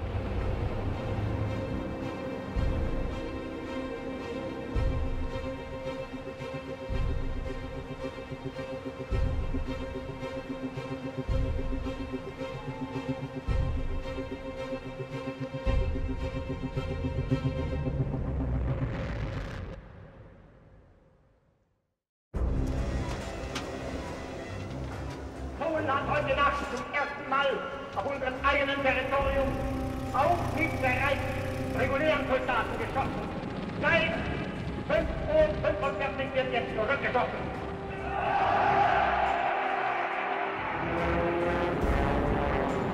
We shall defend our island, whatever the cost may be. We shall fight on the beaches, we shall fight on the landing grounds, we shall fight in the fields and in the streets. We shall fight in the hills. We shall never surrender.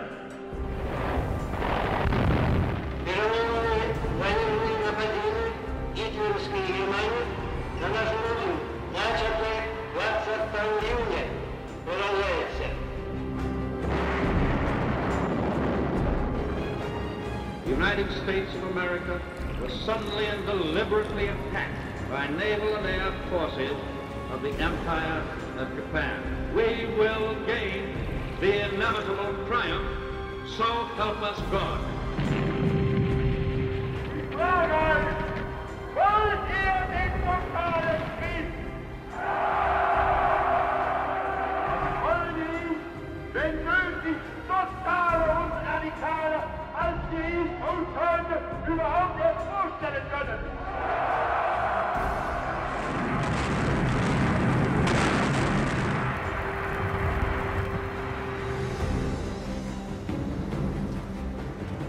The Nazis entered this war under the rather childish delusion that they were going to bomb everybody else and nobody was going to bomb them.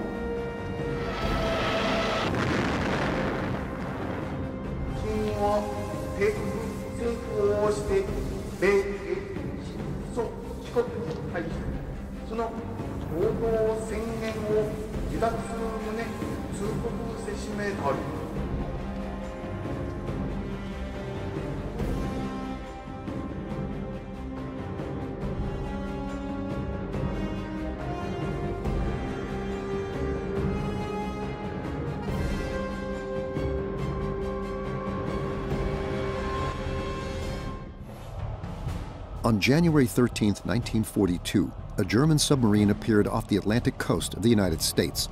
Together with two others, they took up positions near New York City. The group had just completed 2 weeks of travel. Within sight of the Manhattan skyline, the boats went on the attack. The long-range submarines had an easy time of it. U.S. shipping was completely unprepared, assuming that the East Coast was beyond the reach of the Germans. Unprotected, the freighters were at the mercy of torpedoes. The Germans, after all, had declared war on the U.S. on December 11, 1941. And then the question was how to actually reach the U.S. How could they exert an influence on the U.S.? How could they attack it? The only weapon the Germans had for this were their submarines, and Karl Dönitz, the commander of the submarines, was quite pleased with the opportunity to find new hunting grounds for his submarines. He had rightly assumed that the Americans had peacetime merchant shipping on their east coast, and they were of course very easy to attack with submarines. And so he went 5 submarines at first, then more and more to the American East Coast and also to the Caribbean. And there hundreds of ships, or about 2 million gross tons, were sunk in the first half of 1942. This was one of the very great successes of the German Navy. Some go so far as to say that this whole Operation Paukenschlag was a second Pearl Harbor. In einem Einsatzhafen unserer Unterseeboote. Die ersten Amerikafahrer kehren von erfolgreicher Feindfahrt zurück. Successes like these were most welcome to Nazi propaganda. The newsreels reported extensively on German U-boat heroes. Kapitänleutnant Hardegen, dessen Boot unmittelbar vor den Toren New Yorks operierte. Kapitänleutnant Hardegen versenkte bisher 110.400 Bruttoregistertonnen, davon 58.000 Bruttoregistertonnen vor New York. Vizeadmiral Dönitz überreicht dem erfolgreichen Kommandanten das Ritterkreuz.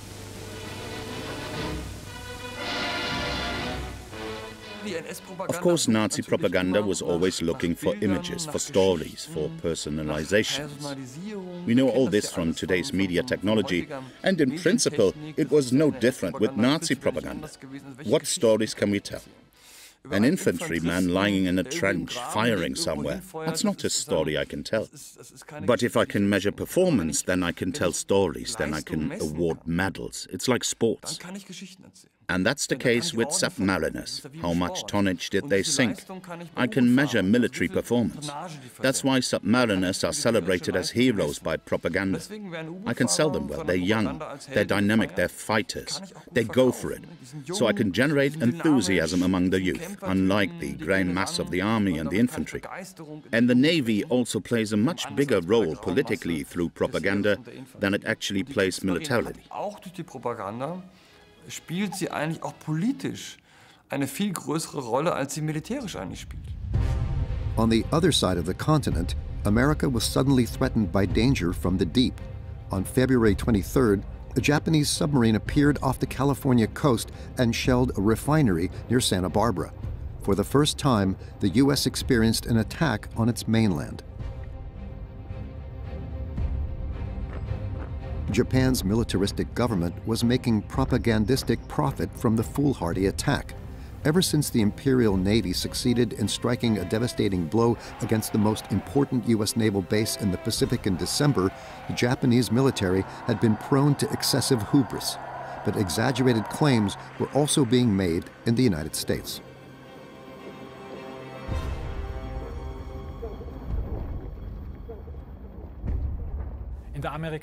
In the American press after Pearl Harbor, there was actually, of course, exaggerations. But there was definitely this idea that, yes, it's possible that the Yellow Peril is coming. It was possible that the Japanese could also somehow land on the west coast of America. And this fear did exist. As far as the Japanese were concerned, there was never any thought of somehow trying to make a serious landing attempt on the American continent. There were isolated pinpricks on the California coast. That's where the Japanese Navy had sent submarines. But it was more to send the message, if we wanted to, we could reach you. And if we wanted to, we could attack you here. But we're not doing it. It was the same situation with Australia, although there were also those in the Japanese military who said, the next step must actually be to take Australia. We have taken all of Southeast Asia. It's not enough that we bomb Darwin in the north of Australia. No, we also have to take Australia, because sooner or later Australia represents the most important base for the Americans in the Asia-Pacific region. Using the Blitzkrieg example of their German ally, Japanese troops had quickly invaded numerous countries in Southeast Asia by December. The Philippines, Thailand, Malaysia, and Singapore were also under their control by January. As were numerous Pacific islands. Now, the Japanese were preparing to seize other Western European colonies such as Burma and the East Indies. Asia for the Asians was their battle cry, but for many Japanese nationalists, it served as a mere pretext for these campaigns of conquest. Japan's plan was first to wage a very offensive, lightning-fast war in Southeast Asia to conquer as much territory as possible, as quickly as possible, in the Southeast Asia-Pacific region. Then to hold on to these in a second, more defensive phase, then to consolidate, and then to force the Americans and also Great Britain and the West into a negotiated peace, if possible, on Japanese terms. The British Crown colony of Hong Kong fell in early December. Japanese forces outnumbered the Empire's colonial troops almost 4-1. They quickly gained air superiority over the city from the Pearl River Delta. Soon, the Allied formations had to retreat. Then, Japanese troops occupied the city. During the so-called Black Christmas, the civilian population endured immeasurable suffering. Arbitrary murders by the occupiers were the order of the day. Within 4 months, Nippon brought all of Southeast Asia, as well as much of the Pacific Ocean, with about 450 million people under its rule. The Japanese Empire had never been larger. On the other side of the world, people were highly pleased with these developments, even though no one in the Reich Chancellery in Berlin had known about Japan's plans in advance. Shortly after the attack on Pearl Harbor, Adolf Hitler awarded a medal to the imperial ambassador. General Oshima hat hervorragende Verdienste das Zustandekommen des Drei-Mächte-Paktes, der Deutschland, Italien und Japan nun auch zum gemeinsamen Kampf die Neuordnung Europas und des fernöstlichen Raumes zusammenschließt. Oshima had relatively quickly and relatively well ingratiated himself to Adolf Hitler. As Oshima himself had written and communicated, he also had the feeling that he had quite a good connection to the Nazi regime and to Adolf Hitler himself. Of course, we always have a bit of an idea. There was a kind of global Axis warfare. That is, the Axis powers together created a master plan on how to conquer the world and had coordinated it perfectly. It wasn't like that in reality. Even when we think of the invasion of Poland by the Wehrmacht, it is of course clear that the Japanese army looked very closely at what and how the Wehrmacht acted. From the Japanese side, this first Blitzkrieg, which was presented here by the Germans, was studied meticulously and examined very closely. The Japanese military attaché obtained corresponding reports there and also had them prepared and transmitted to Tokyo. And the Japanese term for Blitzkrieg, Dengekisen, was a literal translation. In order to defeat the enemy together, the U.S. was portrayed by the Axis powers in a grotesquely distorted manner as a politically unstable and bankrupt country. In actual fact, Roosevelt's New Deal had created an enormous economic boom in the States. Wenn man die Massen hungernder Untertanen der Roosevelt-Plutokratie sieht, dann begreift man die Furcht der amerikanisch-jüdischen Ausbeuterklicke und ihrer politischen Handlanger vor einem Erwachen dieser Millionen. So geht es den kleinen Arbeitern und Bauern in diesem freien Lande. Im nationalsozialistischen Deutschland sind derartige Verhältnisse undenkbar. Deswegen ist das Ziel der jüdischen Kapitalisten und ihres Roosevelt die Vernichtung Deutschlands. Sie verstecken sich dabei hinter Phrasen und Schlagworten wie Freiheit, Demokratie und menschliche Kultur, die angeblich alle durch Nazi-Deutschland gefährdet seien. The pictures of the global economic crisis, taken 10 years earlier, were intended to show the supposed state of the nation. Not only was the population led to believe that the American economy was in the doldrums, the Nazi leadership apparently believed this as well. One of the crucial questions, after all, is why Hitler declared war on the US on December 11, 1941. And it seems that there was something about Hitler's perception at that time in December of 1941, because he believed that the US could not sustain a long war, even economically. On the whole, of course, from today's vantage point, one could make the case that Hitler and many others, the German leadership, the German intelligence service and others massively underestimated the economic power of the United States. There were voices, but only a few, who said that if we go to war with the US, then we can no longer win the war. There were those people. There were also military officers, Fritz Todt, for example, as former Minister of Armaments, who was very critical in the fall of 1941, who said, if the US enters the war, then we have no chance there economically. But most of Hitler's advisors massively underestimated this. The German arms industry was in full swing. Nazi propaganda euphorically hyped the war-related boom as an armaments miracle. The upswing was initiated by Fritz Todt, the Minister of Armaments. However, when Todt became critical of the course of the war, a rift with Hitler ensued. On February 8, 1942, the civil engineer was killed in a plane crash at the Rastenburg airport near the Führer's headquarters, Wolfschanz. Hitler ordered a state funeral and posthumously awarded Todt the highest honor of the National Socialist Reich, the Teutonic Order.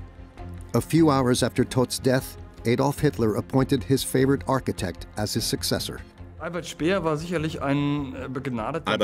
a gifted manager, and above all, he had the advantage of having direct access to Hitler.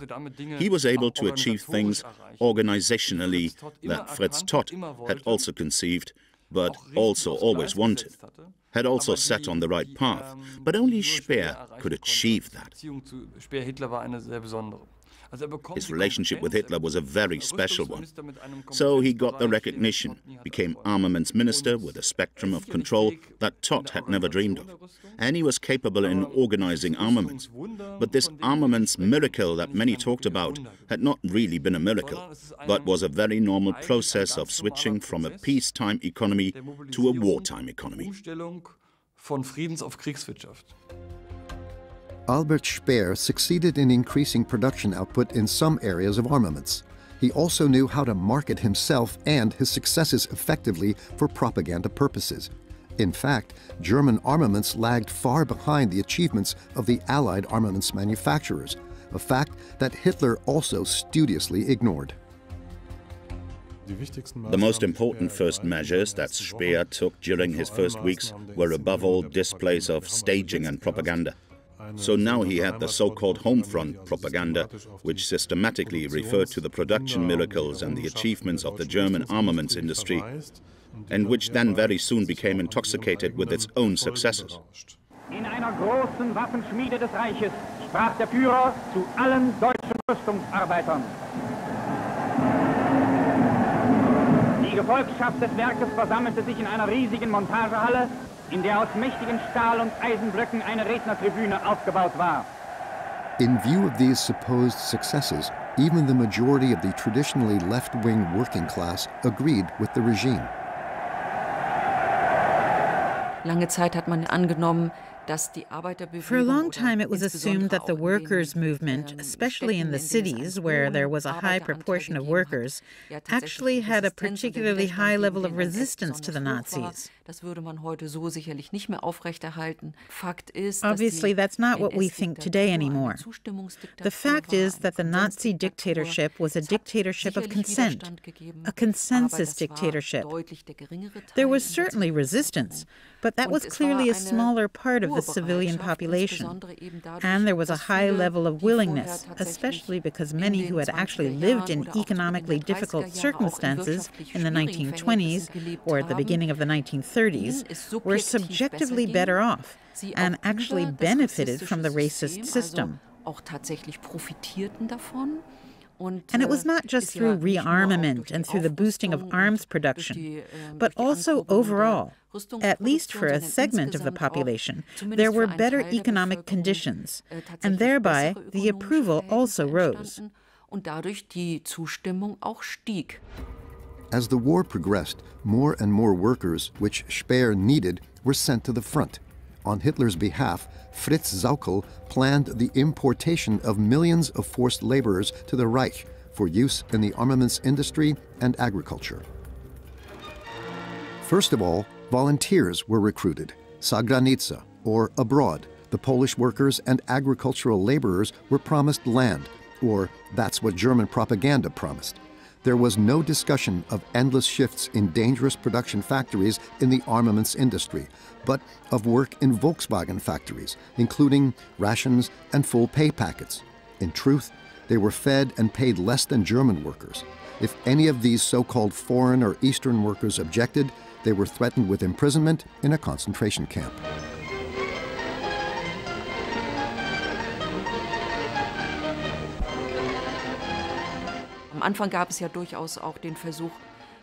In the beginning, there was an attempt to find volunteer workers and bring them to Germany. They realized very quickly that this would in no way bring the masses that were needed. In this respect, they very quickly turned to coercive measures through work obligations, but also through so-called forcible recruitment. That is, people were simply taken off the streets in the occupied areas, out of restaurants, out of cinemas, out of houses, by force.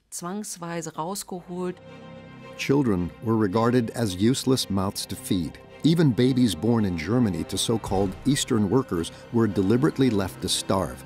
The Germans subjected up to 11 million people to forced labor. In no other National Socialist crime were so many involved as victims, perpetrators, or spectators. Speer operated his industries with forced laborers from concentration camps until the end of the war. For Speer, the forced laborers were war material. That is, it was a matter of getting as many able-bodied people as possible into war production. And indeed, the more the war progressed, and the more difficult, in practical terms, the requirement was to supply this war material, the more brutal the recruiting measures became. Forced laborers used in agriculture often came from Poland. They were strictly forbidden to associate with German women. Anyone who did was denounced and, at the least, faced public humiliation.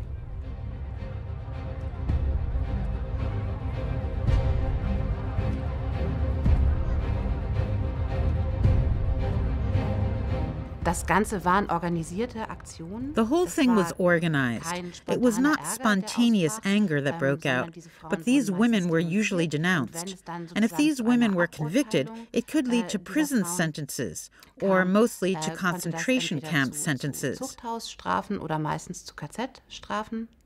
And these sentences were usually accompanied by public humiliation, which was clearly intended to really affect the social dignity of the women.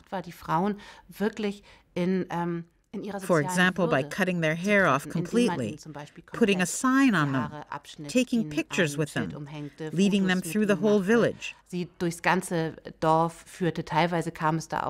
Sometimes there were also violent attacks, but it was all organized. For example, the BDM, the National Socialist Women's Society, was involved. It was not something that sprang spontaneously from the population. Until March of 1942, the Hanseatic city of Lübeck had been largely spared the direct effects of the war. Unlike the Reich capital Berlin, no Allied bombs had fallen there yet.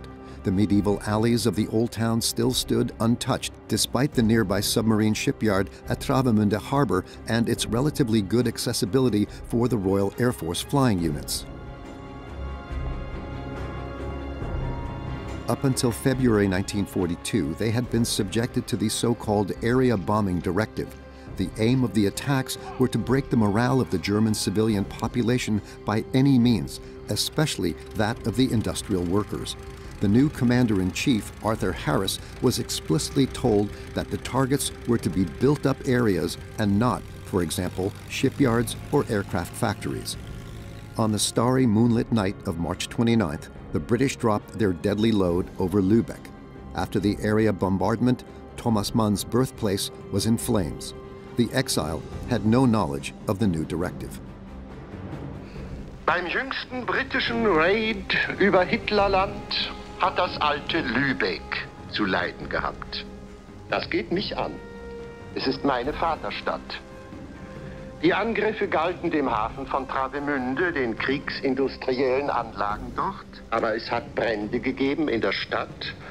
Aber ich denke an Coventry und habe nichts einzuwenden gegen die Lehre, dass alles bezahlt werden muss. 320 people were killed in the firestorm. But contrary to Thomas Mann's suspicions, the attacks were not motivated by a desire for retribution, but were calculated. The next area bombardment was to be Rostock.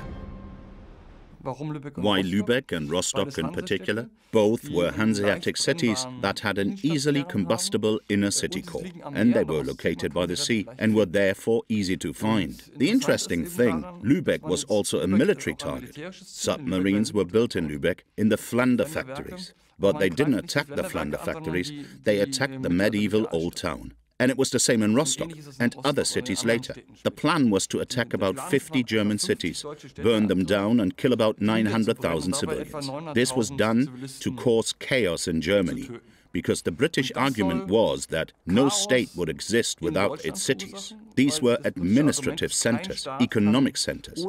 When the population fled from the cities, when there were no more administrative centers, there would be chaos. And then the Germans would start a revolution, an uprising, like they did in 1918. But this did not happen.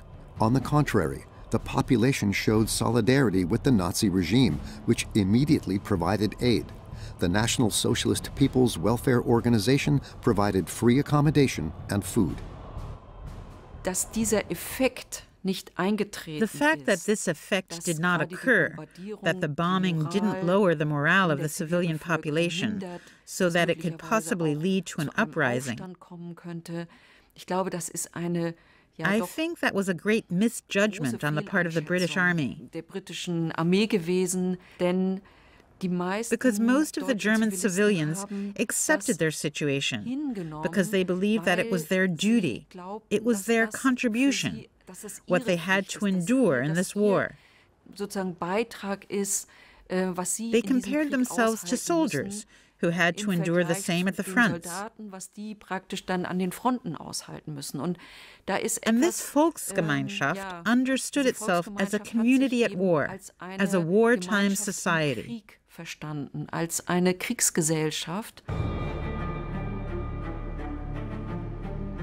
U.S. bomber squadrons also flew attacks on Nazi Germany from the United Kingdom. With their flying fortresses, from summer 1942 onward, they attacked mainly during the day, primarily industrial targets and infrastructure. A Boeing B-17 is capable of carrying more than 4,000 kilograms of bombs. British Prime Minister Winston Churchill did express reservations about his own strategy, but didn't change it. Once they started with their bombing directive, they didn't divert from that, because that would have meant questioning what you had done in the years before. So they collected intelligence that confirmed the strategy and left out other intelligence. So the classic case of intelligence failure or politically directed intelligence work that always confirmed only what they wanted to hear. And so British intelligence services reported that next fall, next spring, the Germans would collapse. So this began in February 1942, that the Bomber Command, the attacks almost completely concentrated on attacking the German inner cities and burning them down, attacking especially the neighborhoods where the German industrial workers lived, who they wanted to hit, and they wanted to kill in order to cause chaos. And in turn to hit the industrial production in order to end the war with that. One of the favorite targets of the British bomber squadrons was Cologne. Because of its geographical location, it was relatively easy to reach. Camera crews of the Ministry of Propaganda made films about the heavily hit city center after the so-called 1,000 bomber raid on the night of May 31st. The face of the cathedral city had been changed overnight. Almost 500 people died and 45,000 were homeless. That's also what's special about the bombing directive that was issued there in February of 1942, because it changed the target, changed the intent. It wasn't, if we kill civilians, they just die, but civilians then became the main target.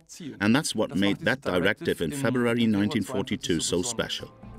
Meanwhile, at Obersalzberg in the Bavarian Alps, Adolf Hitler and his entourage were safe from such attacks in the Berghof. Italy's Duce, Benito Mussolini, arrived for a visit at the end of April. For the newsreels, the two dictators demonstrated unity and strength. To regain the lost initiative in the war against the Soviet Union, Hitler had planned a summer offensive. Units of his ally also fought on the Eastern Front. In der südlichen Ukraine. Italienische Verbände greifen ein von den Sowjets hartnäckig verteidigtes Dorf an. In the previous year, the Axis attacks had stalled at the fronts of Leningrad, Moscow, and Sevastopol. Then, Army Group South, supported by Italian, Romanian, and Hungarian units, was to go on the offensive again. Since October 1941, the Third Army, supported by Hungarian troops, had been besieging the Crimean city of Sevastopol.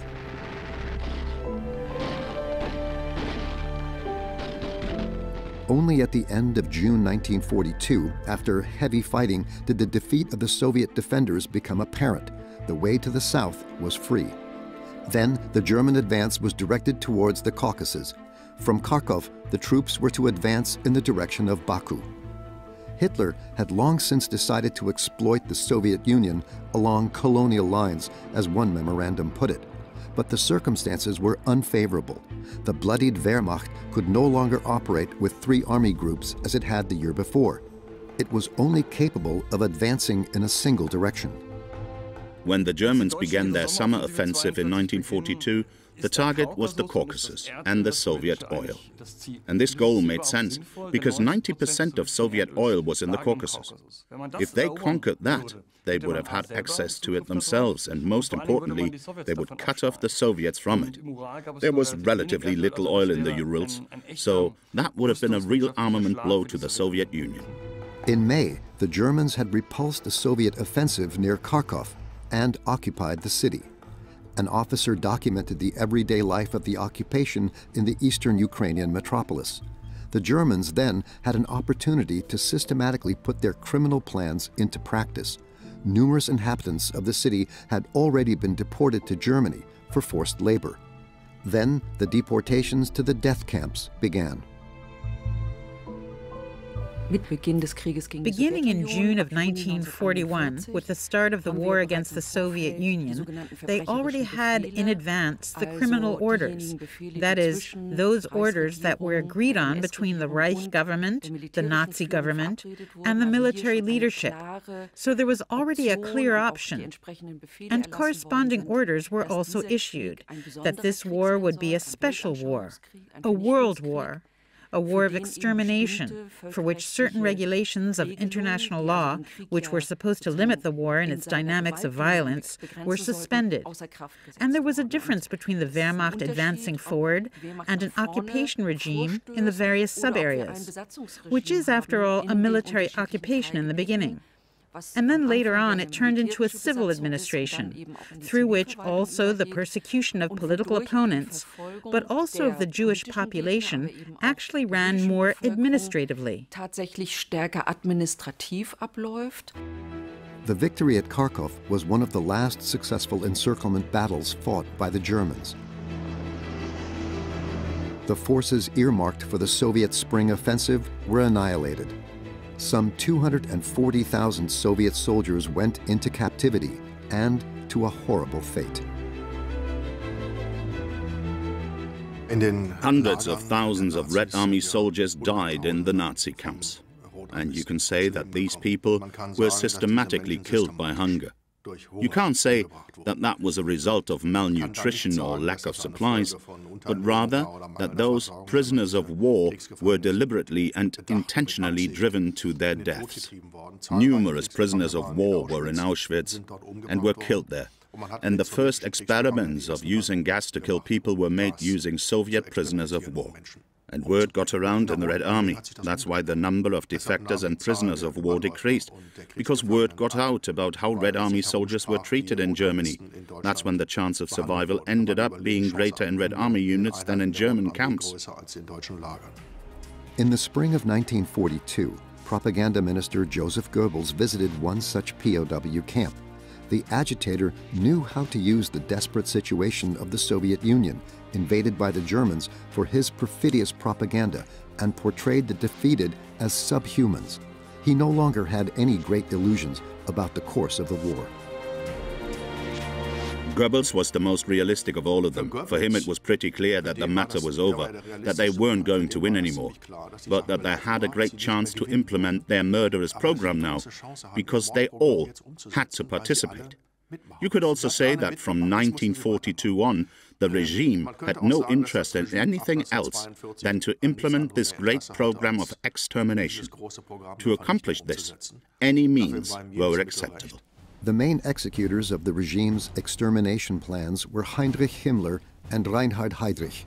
Since the beginning of the war, they had already murdered tens of thousands, mainly by shooting. That was when the mass crimes were systematized with German thoroughness. The civil servants appointed by the regime to administer the killing met in a villa on Wannsee in January to lay down the justification for it, the so-called Wannsee Protocol. It was recorded how many people one intended to kill, 11 million. The decision that European Jews should be completely and systematically murdered had been made at that time. And in this respect, it was the task of this institution, within the framework of its competence to act, to implement this. And this was practically the translation of this ideological political will into an administrative challenge. Also discussed was the question of the deportation of German and Western European Jews to the ghettos and to the camps in the East. All that was the subject of this conference. The so-called final solution of the Jewish question, as it was called in the jargon of the National Socialists, had become a concrete program.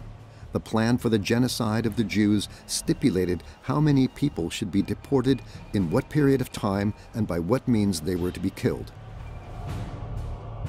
The Auschwitz concentration camp in occupied Poland was now expanded to become the largest Nazi death camp. SS Chief Himmler personally saw to the expansion of these camps.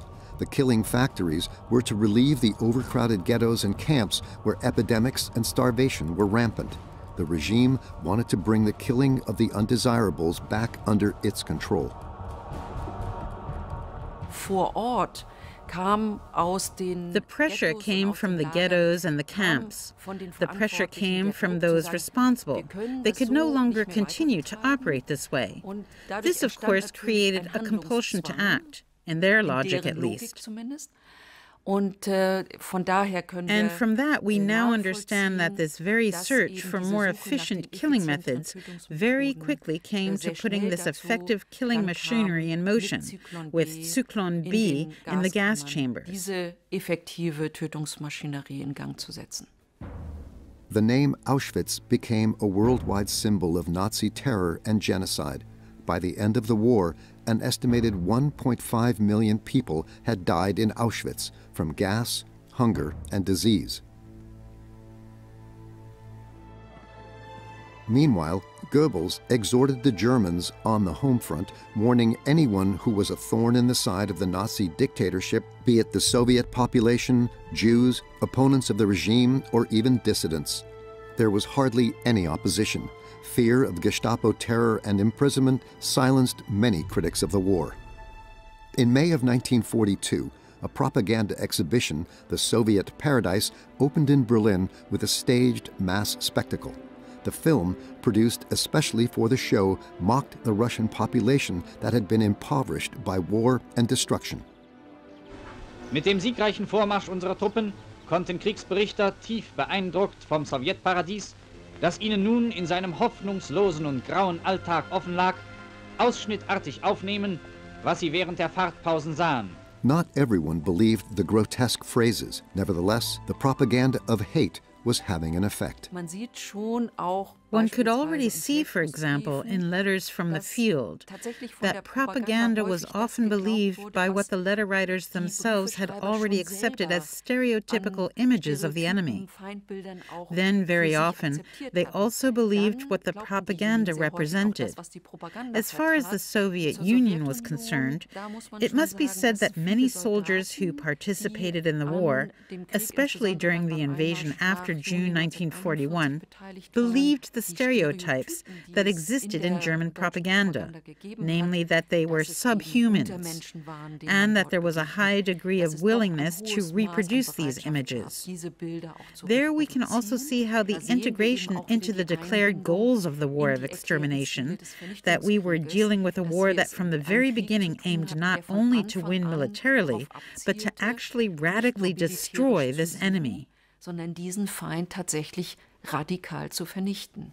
Das ist unser Vorsprung. Die unnachahmbare Haltung deutscher Soldaten, ihre Kühnheit, ihr Angriffsgeist, ihre Zuverlässigkeit. Diesen deutschen Soldaten geht in vorbildlichem Führertum der deutsche Offizier voran, als Träger der Waffenausbildung und der Kampfmoral und als Garant unseres Vorsprungs, den kein Feindstaat mehr einholen kann, des sieghaften Geistes deutschen Soldatentums.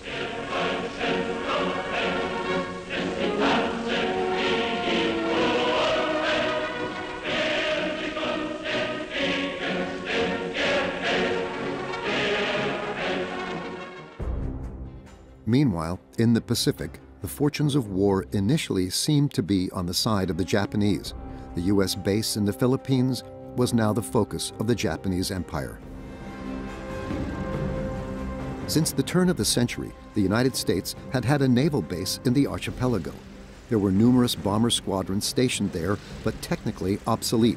Some of the weapons technology also dated back to the First World War. The exiled Americans led a colonial-style life in the Philippines and did not seem to expect an attack until Japanese troops attacked Pearl Harbor in December 1941. One day after the raid, Japan attacked the Philippines.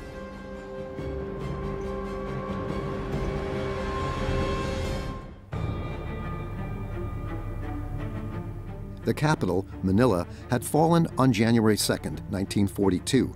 During the occupation, Japanese troops committed horrific atrocities against the civilian population in a city that was almost completely destroyed. The U.S. troops retreated to the Bataan Peninsula. In April, they surrendered. About 60,000 American soldiers became Japanese prisoners of war. The Japanese military committed a great number of war crimes during World War II, and one of the main victim groups were white Anglo-Americans, as were Australian soldiers, prisoners of war, who were considered inferior by the Japanese soldiers because of racial views. Aufgrund von rassistischen und rassischen Anschauungen als minderwertig betrachtet wurden. The prisoners had to march more than 100 kilometers in the blazing sun. Their destination was a railroad station from which they were transported to a prisoner of war camp. On the Japanese side, these soldiers were not provided for at all. There was almost no food, nothing to drink, or only insufficient. And in addition, these soldiers were also physically maltreated, were beaten, were chastised. Some were also shot, or if someone lay down at the roadside because he could not march on, then he was simply beaten to death on the spot or shot. Out of 60,000 soldiers, more than 10,000 certainly died in the Bataan Death March. After all, these soldiers all ended up in Japanese captivity, continued to be mistreated in captivity for weeks, months, years. And of those soldiers embarked on the Bataan Death March, only 15,000 returned home when the war ended. Nach dem Ende des Krieges nur noch 15.000 in die Heimat zurückgekehrt. In April, an aircraft carrier with a squadron of bombers on board set out from the United States for the Pacific. President Roosevelt did everything he could to stop the Japanese advance. A surprise military strike was planned to put the empire in its place.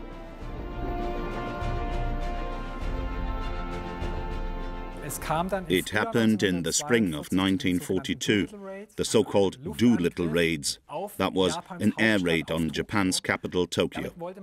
It was intended to send a clear message to the Japanese army.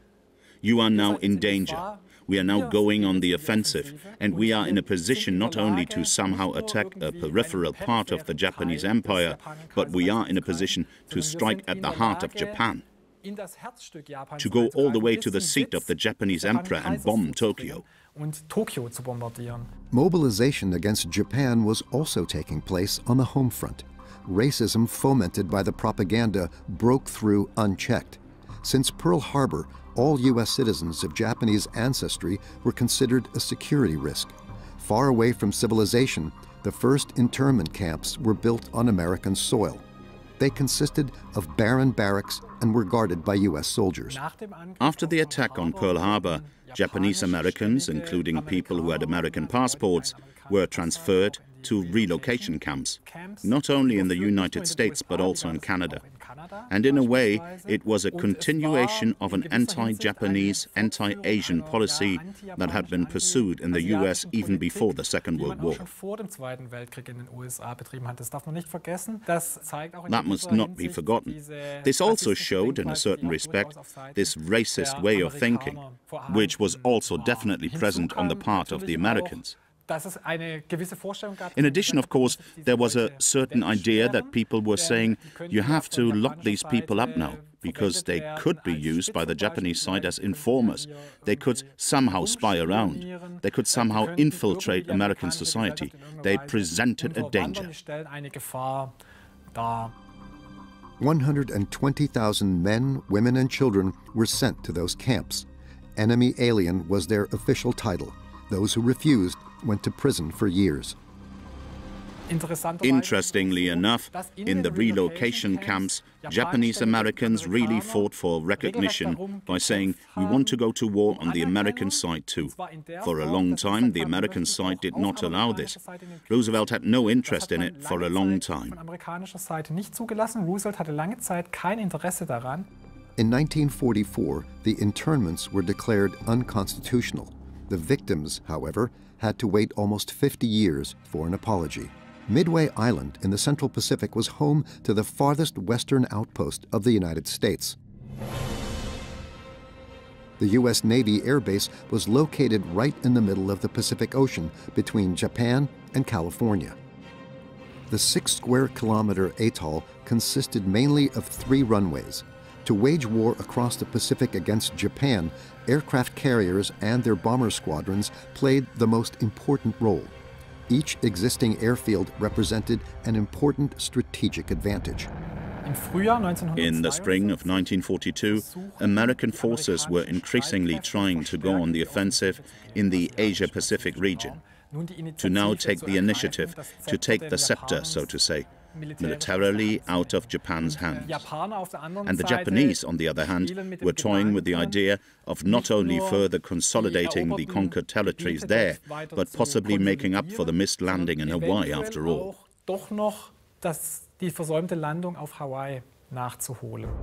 Unlike the attack on Pearl Harbor, this time the Americans were prepared. On the morning of June 4th, Japanese fighter squadrons attacked Midway. They bombarded the 2 islands for 20 minutes.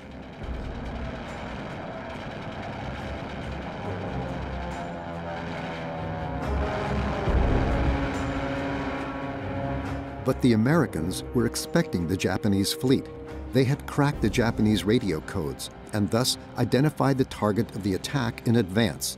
The commanders had assembled as many aircraft carriers as possible at Midway. At the Battle of Midway, the Japanese Navy lost 4 of 6 aircraft carriers. You have to remember that the American war effort had a lot more battleships and many more aircraft carriers in the pipeline compared to Japan. Japan couldn't keep up in any way with the US armor-wise, and that's why the Battle of Midway represented a turning point in the Pacific War. The Japanese suffered heavy losses. More than 3,000 Japanese soldiers died in that battle.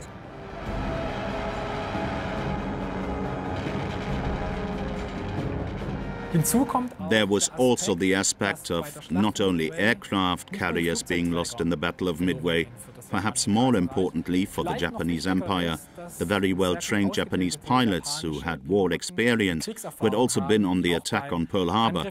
Many of those pilots were killed there. The Battle of Midway was a successful payback for Pearl Harbor. The Japanese advance had been halted. Nevertheless, it was clear that the soldiers still had a long, blood-soaked road ahead of them to Tokyo. At that point, however, no one suspected the final extent to which the slaughter would go. The dying in the Pacific would continue for 3 more years and cost the lives of tens of thousands of GIs.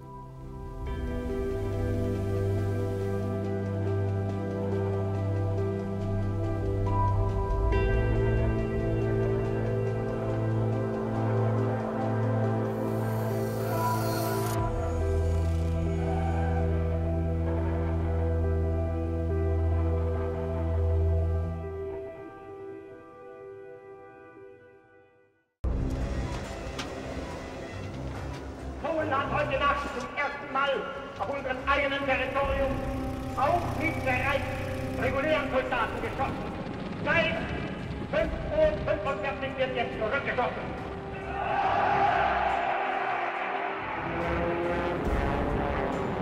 We shall defend our island, whatever the cost may be. We shall fight on the beaches, we shall fight on the landing grounds, we shall fight in the fields and in the streets. We shall fight in the hills. We shall never surrender.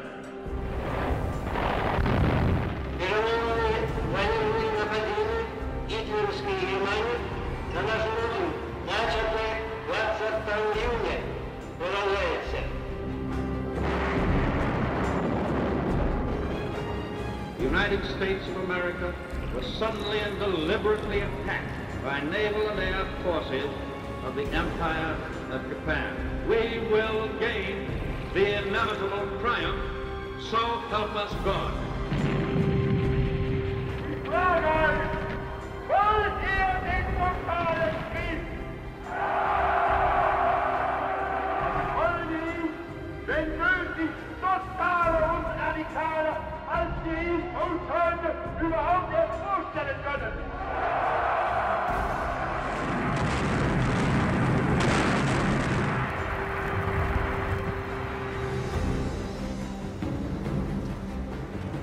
The Nazis entered this war under the rather childish delusion that they were going to bomb everybody else and nobody was going to bomb them.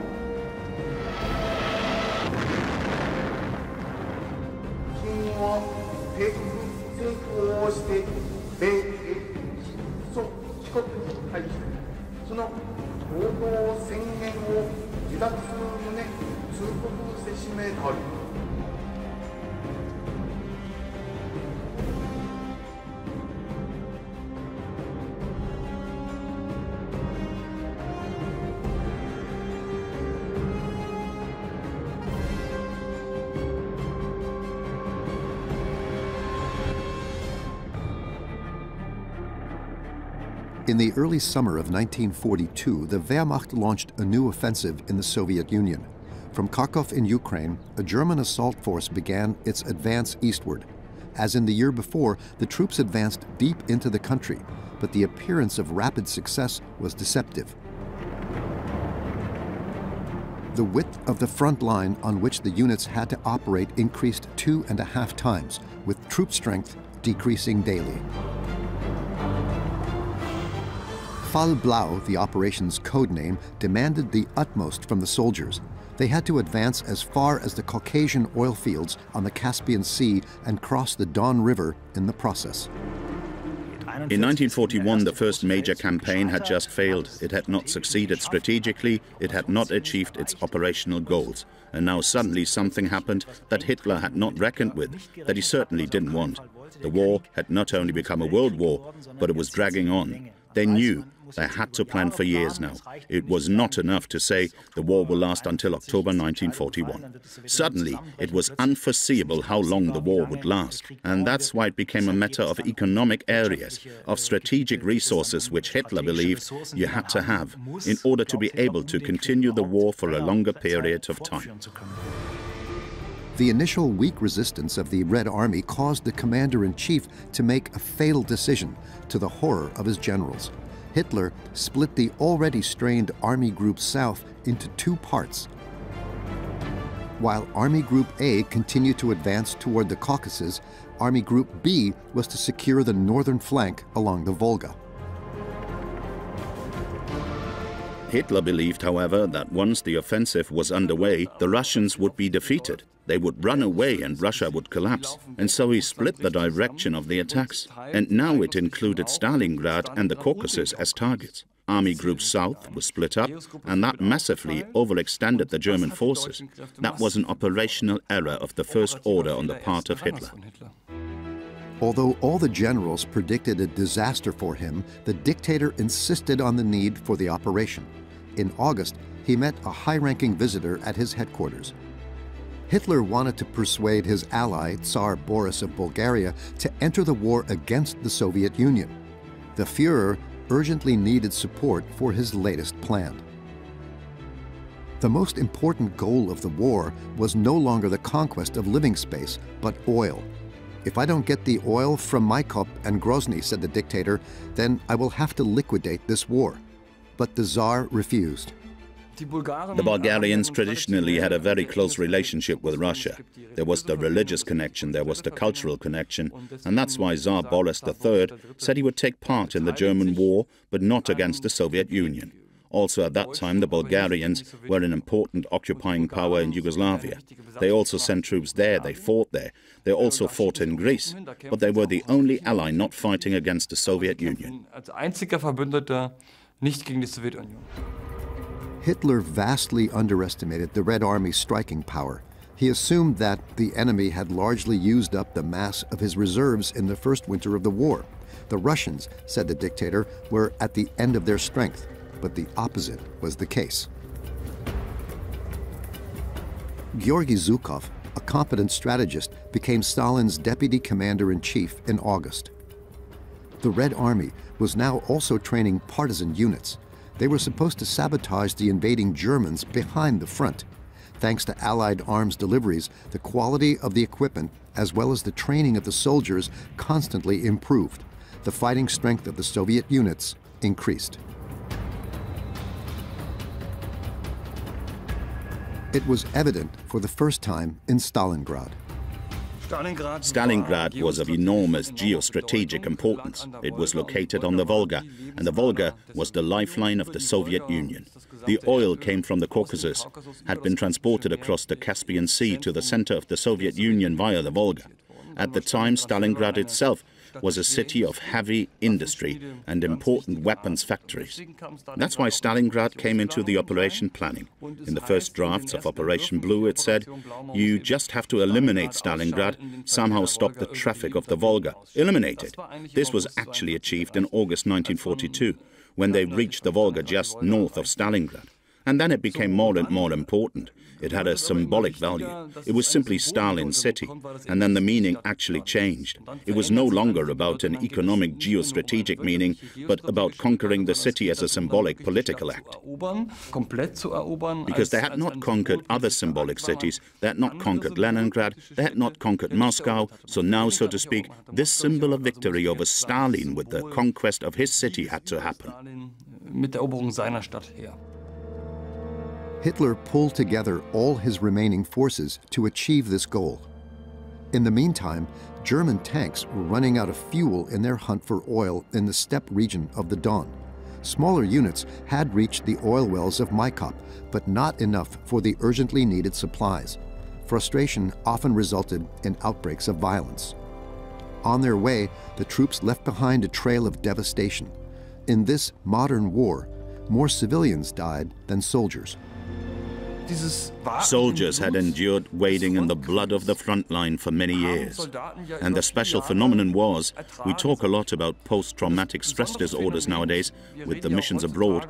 Of course, an incredible number of soldiers of the Wehrmacht had post-traumatic stress disorders without this finding. But most of them had obviously developed incredible resilience. The actual thing that needed to be explained was not that people were traumatized in a medical sense. They were traumatized soldiers. They were in the minority. The majority built resilience and were able to live with dying, killing and fighting, at least to the point where they could live a reasonably normal life again afterwards. Dass sie danach wieder ein halbwegs normales Leben führen konnten. The carnage was successfully suppressed The downside of the war was played down for the Volksgemeinschaft. Here, we see how the war-wounded and frontline fighters are cared for in Munich's English Garden. The Nazis knew very well the psyche of their people, wrote a judicial official Friedrich Kellner in his diary in the summer of 1942. Confidence in victory only lasts when victory follows victory, assuming that the end of the war is in sight. The people don't care how that is achieved. The point of cabaret evenings, Wehrmacht film screenings in particular, was to give soldiers opportunities to stop thinking about the war, to dream about a different future and to think about the time before the war again. In fact, since the beginning of the campaign against the Soviet Union, every third German soldier had been reported wounded, missing, or dead. Unmoved by this, the Nazi leadership in Munich staged a parade of troops on a grand scale. The regime knew how to stir up public opinion. Nazi Germany was still only receiving reports of success from the front. Being possibly defeated by the Bolshevik enemy seemed unthinkable. People were confident of victory. On the one hand, morale in Nazi Germany was high for a long time because people were still relatively well off. On the other hand, there was definitely great ideological fervor in the population. People believed in the final victory. They believed in the Führer. They believed in the goals of the war. A certain well-being plus a belief in the goals kept the population united for a very long time. Plus, any kind of resistance was brutally punished, suppressed. There was no free media, no critical reporting, so it was difficult to form an opinion about what the real situation was. Perhaps one was aware of one's immediate surroundings, and even the news coming from the field was all censored. There was definitely great ignorance among the population about how bad things really were. Hitler had given the order to Colonel General Friedrich Paulus to conquer Stalingrad. The Sixth Army was advancing on the city. Italians, Romanians, and Hungarians had to secure the flanks. On the way to the Volga, they soon experienced acute supply shortages. The condition of many of the divisions were already critical and visibly deteriorating. More than 1 million Wehrmacht soldiers had already been reported killed, wounded, or missing in action. Exhaustion was spreading. The march of more than 1,000 kilometers had left the men at the edge of their endurance. They had no idea what lay ahead of them. Research has shown that the Germans were already completely weakened when they faced Stalingrad, that they were at the end of their tether, that the units had already been bled dry, that they had supply problems. They had started to starve even before the city was closed in, while the Soviet Union was able to deploy massive reserves there, and the Foreign Army's East Department completely misjudged that. On August 23, 1942, Luftflotte 4, Air Force 4 under Generaloberst von Richthofen began bombing the city. 600 bombers dropped explosive and incendiary bombs for days in 1,600 sorties. 40,000 civilians died. All that remained of Stalingrad was a field of rubble. On September 3rd, the first German units reached the outer ring of defense.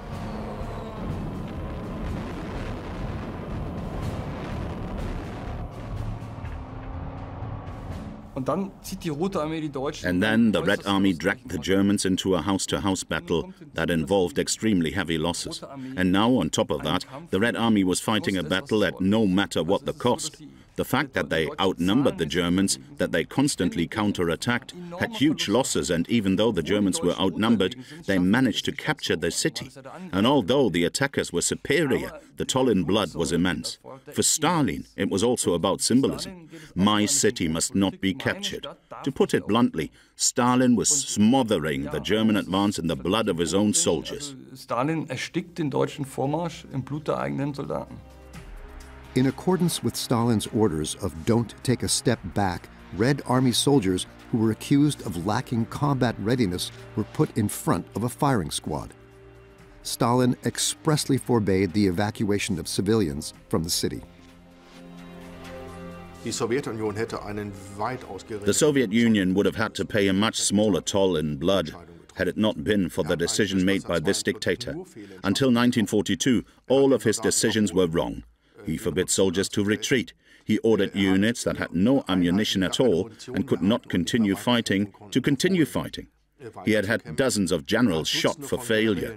He basically ruled everywhere with fear and terror and believed that a frontal assault was the only way to win a war. Not to mention that he was influenced by very archaic ideas of honor and masculinity.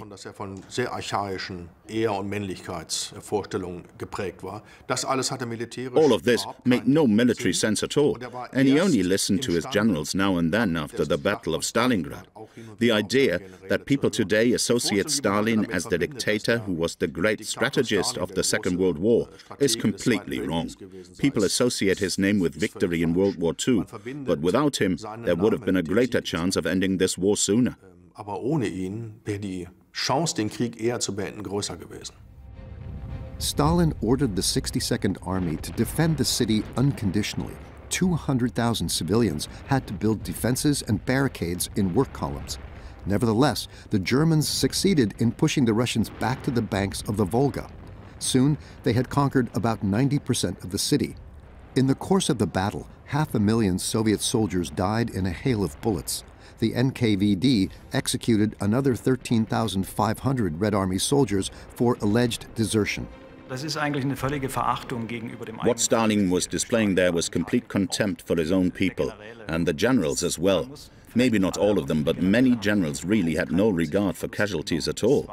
It was only crucial that in the end someone was left holding the flag high, and that this could be counted as a victory. It's pretty dramatic what happened there, how people were sometimes sent into the fire and were burned. The Germans noted with shaking heads in their field reports that at points where there were already masses of dead or destroyed tanks, even there the generals sent their troops into the fire again and again. So you have to say that with many Soviet military leaders, there was a complete contempt for the life of their own soldiers. At Hitler's refuge at Obersalzberg in the summer of 1942, reports of successes from North Africa were also coming in. At the Berghof, the dictator welcomed his ally, Benito Mussolini. A year earlier, the latter's disastrous conduct of the war had prompted Hitler to send German troop units to North Africa. After alternating offensives on both sides, the operations of the Axis powers against the Allies were extremely successful. The goal of Operation Theseus was the conquest of the Libyan fortress of Tobruk, an important port in the Mediterranean. Hitler's favorite general, Erwin Rommel, had been able to achieve surprising success time and again since the beginning of the North African campaign. The vast desert plains enabled his armored troops to conduct long-range operations in a fast-moving war, and then Rommel set out to conquer Egypt. In May of 1942, Rommel's tank army was properly supplied for the first time. Sufficient supplies had arrived via the Mediterranean, and Rommel decided to launch a major offensive. He bypassed the British positions at Gazala, took Tobruk by storm, something he had not been able to do a year earlier, and advanced across the Egyptian border to El Alamein, 80 kilometers from Alexandria. Und dringt über die ägyptische Grenze bis nach El Alamein, 80 Kilometer vor Alexandria vor. The deep-water port of Tobruk secured supplies for the German troops across Libya. The victory had cost the Afrika Korps heavy losses. Its inventory of tanks was severely depleted. Next, Hitler wanted the Wehrmacht units to occupy the Suez Canal. Rommel's top commander was already planning to advance from there further into the Near East and India to gain access to the British colonies.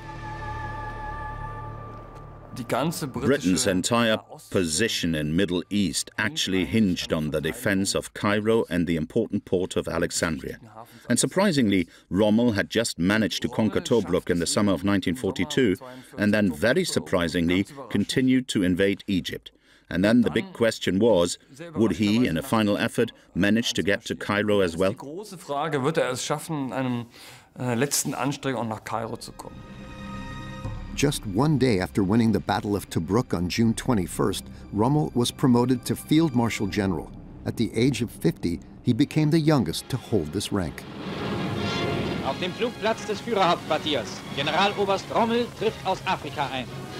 The newsreel propaganda knew how to seize the moment.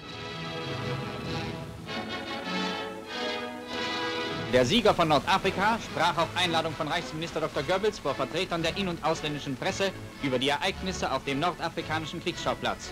Der Marschall erklärte unter anderem: Dank der Tapferkeit unserer Soldaten sind wir in einem harten Ringen mit dem Engländer fertig geworden, obwohl unsere militärische Kraft ihm zahlenmäßig oft unterlegen war.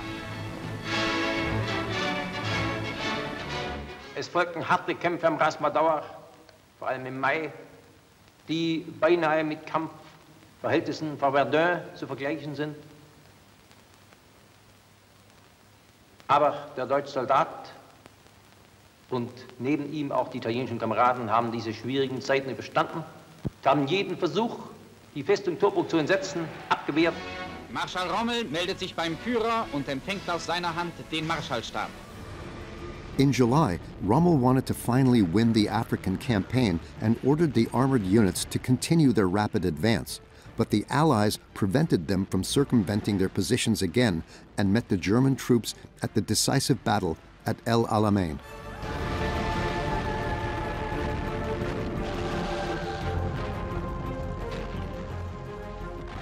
The British set up defensive positions at El Alamein, and that was very well chosen because to the south was the Katara Depression, where the Germans couldn't deploy their armored forces. Thus, in early July, the British succeeded in thwarting Rommel's breakthrough attempt at the First Battle of El Alamein. After the rapid advance, the tank army's supplies and fuel were largely depleted, and the supply lines were stretched to the breaking point, and the soldiers were exhausted. Rommel knew that he had to be able to penetrate the Allied defenses in one swift thrust and prevent retreat. Ende August entschließt sich Rommel ein letztes At the end of August, Rommel decided to attack one last time in order to perhaps reach Alexandria, the Nile, and the Suez. He attacked, but after 48 hours his offensive had more or less failed. The British had managed to bring in enough reinforcements. Verstärkungen heranzuführen. In the meantime, their air force had gained supremacy over the German air force, and so Rommel then had to retreat once again to his initial position. At the beginning of November, the field marshal had to admit that he had lost the second battle for El Alamein. When he learned of Rommel's order to retreat, Hitler was beside himself. You can show your troops only one way, either victory or death, was the Führer's radio message. But the field marshal had the radio traffic cut off during the retreat. A warrant for Rommel's arrest was not enforced. Meanwhile, tens of thousands of German and Italian soldiers were taken prisoner of war by the Allies. To mark the victory, British Prime Minister Winston Churchill arrived for a troop visit at the British 8th Army and was celebrated. El Alamein El Alamein was the first great victory for the British. They had really beaten Rommel decisively this time. It was not victory in North Africa, but Rommel was now forced to retreat all the way to Tunisia. It was also the last battle fought by the Commonwealth alone against the German Empire. In the future, Britain would fight battles together with their US ally. Nur noch zusammen mit dem US-Verbündeten schlagen. The US was still fighting its battles in this war exclusively on the islands of the Pacific. In the war against Japan, they were about to leap across the Pacific. Next target, Guadalcanal. Here, the Japanese had built an airfield. From this strategic position, Japanese long-range bombers could easily attack the sea route that connected the US with Australia. The battle for the Solomon Islands and for the main island of Guadalcanal represented a very important building block in American strategy, the so-called strategy of island hopping. The idea was to approach the Japanese mainland island by island from the south. Von Süden her kommend an die japanischen Mutterinseln annähern. For the first time, US forces went on the offensive against Japan.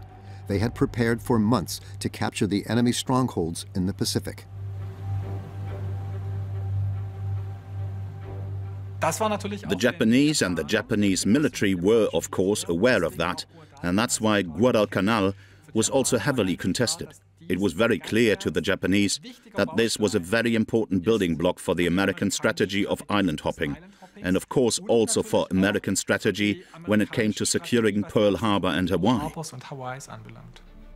The U.S. Marines accomplished what was previously thought impossible, crossing onto the beach from their ships under fire from coastal batteries. After landing on August 7th, they initially encountered little resistance, but the Japanese would not admit defeat.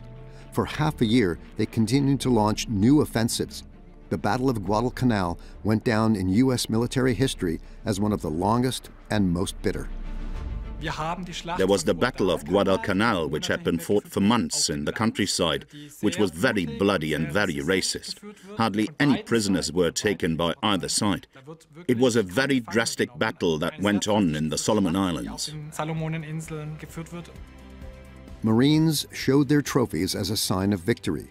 The Americans lost nearly 1,500 GIs in ground fighting, the Japanese nearly 15,000. The victory on Guadalcanal secured for U.S. forces an important launching point for future operations. On the other side of the world, the Soviet allies were getting ready for their decisive offensive. Stalingrad was to be that decisive place. More than 200,000 soldiers of the German Wehrmacht and its allies were entrenched in the ruins of the city on the Volga.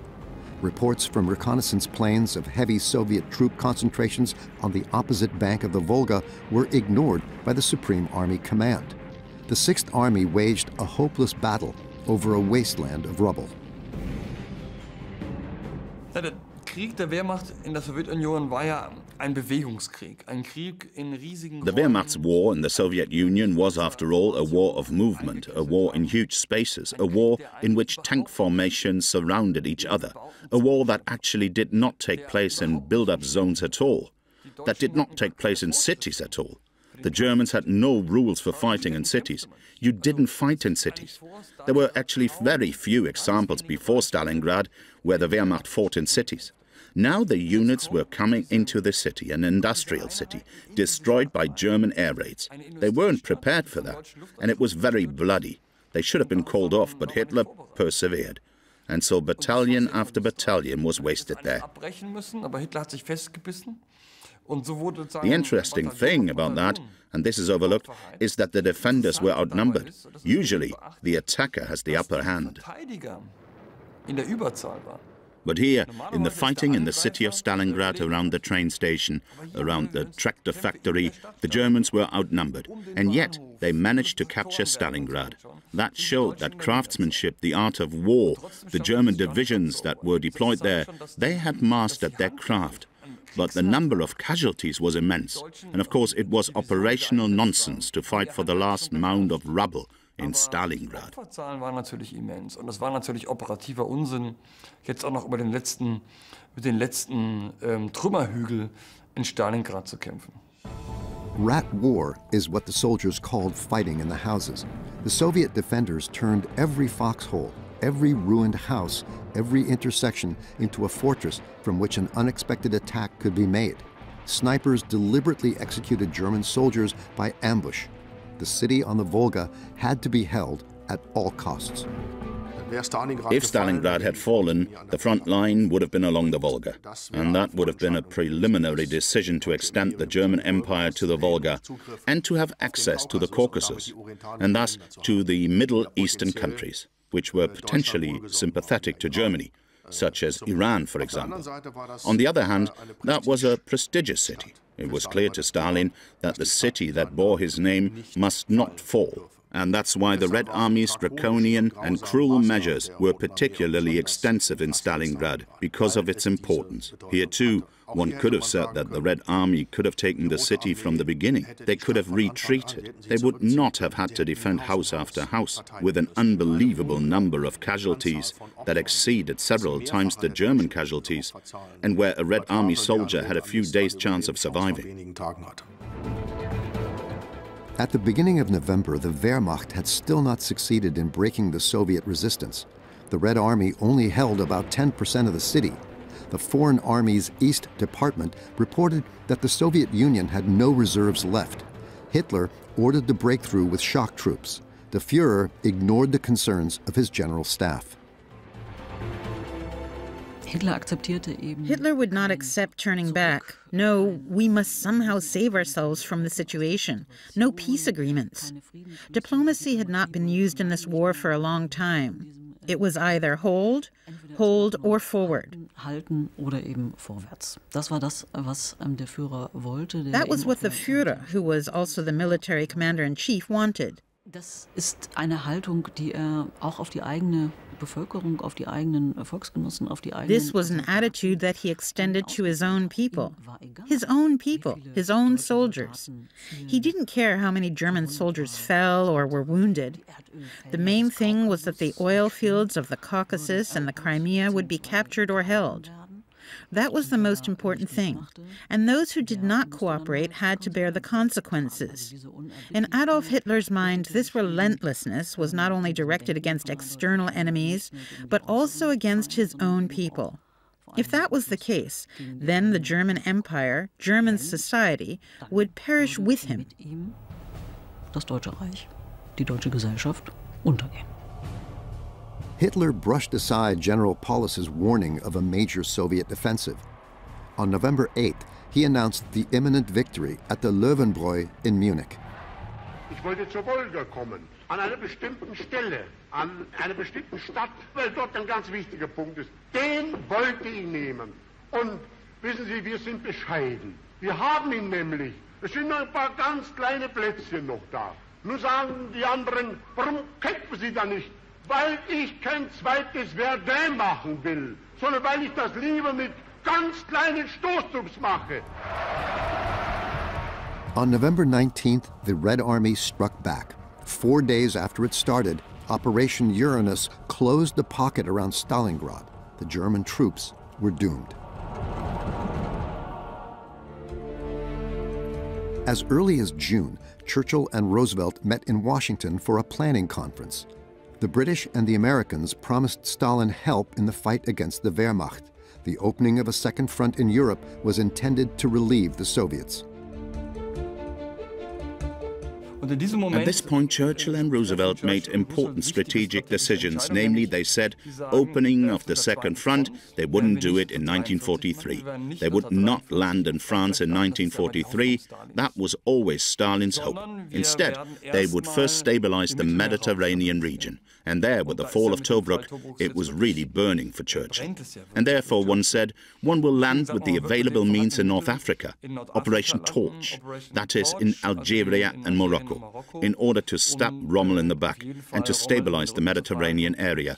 And at the same time, one had to then try to support the Soviet Union to make it materially stronger, because they would not land in 1943 in France. That would only come in 1944. The Red Army was generously supported with weapons and equipment. The Soviet Union and the Western Allies were now officially allies. The distrust was always there, of course, this capitalism. This unequal alliance would certainly not have come together if there had not been a common enemy. And that's what the National Socialists were hoping for right up to the end, saying that this unequal coalition couldn't last long. It's bound to break up at some point. But what they underestimated was that a common enemy held this unequal coalition together until the enemy was at last gone.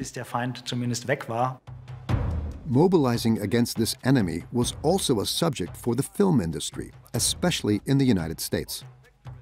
To convince the American public of the need to intervene in the war in Europe, the U.S. Army commissioned a series of propaganda films. From 1942 to 45, director Frank Capra, who had won multiple Oscars, made 7 films entitled Why We Fight. Designed to be shown to American GIs, the series were eventually shown in public cinemas. Worldwide Army release alone requires 225 prints per subject. Prelude to War or Nazis Attack were the names of the works that earned Capra another Oscar in 1943 for Best Documentary. They were intended to convince the American nation of the ruthlessness of the enemy, according to the commentary. And for those who don't like it, you don't eat. Or you disappear into a concentration camp. Or you get this. And this is the man who gives it to you.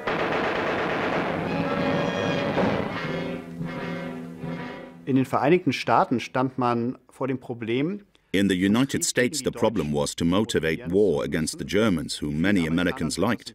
In contrast to propaganda against Japan, it wasn't possible to fall back on existing racial prejudices. Dieses Problem löste man, indem man eine Zeit lang This problem was solved by differentiating between Germans and Nazis.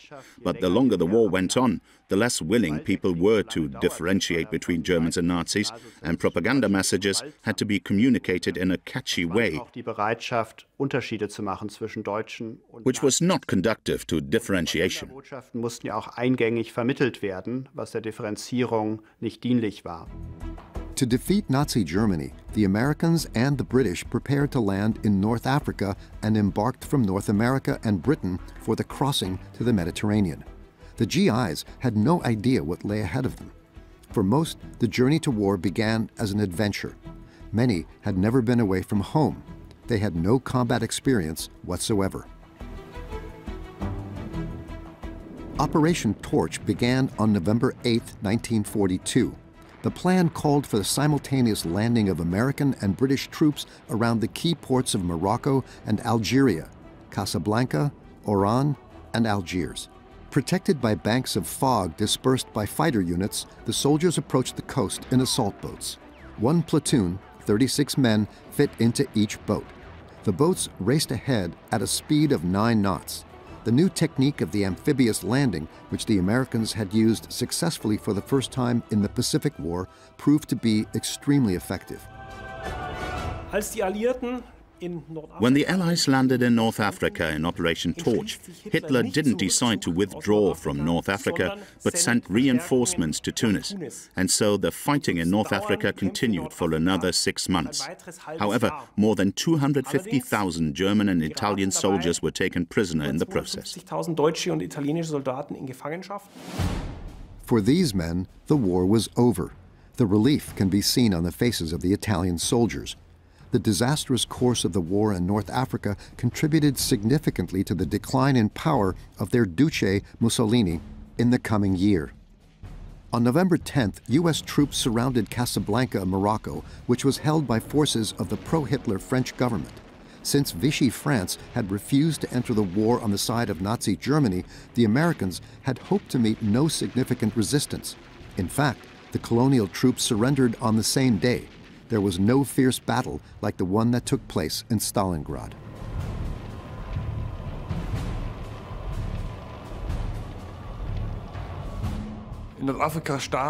In North Africa, people were dying by the thousands. So the idea of the chivalrous war, perhaps half the truth.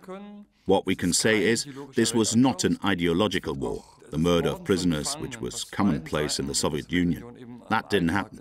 The mass murder of civilians, partisan warfare, all of this did not exist in North Africa.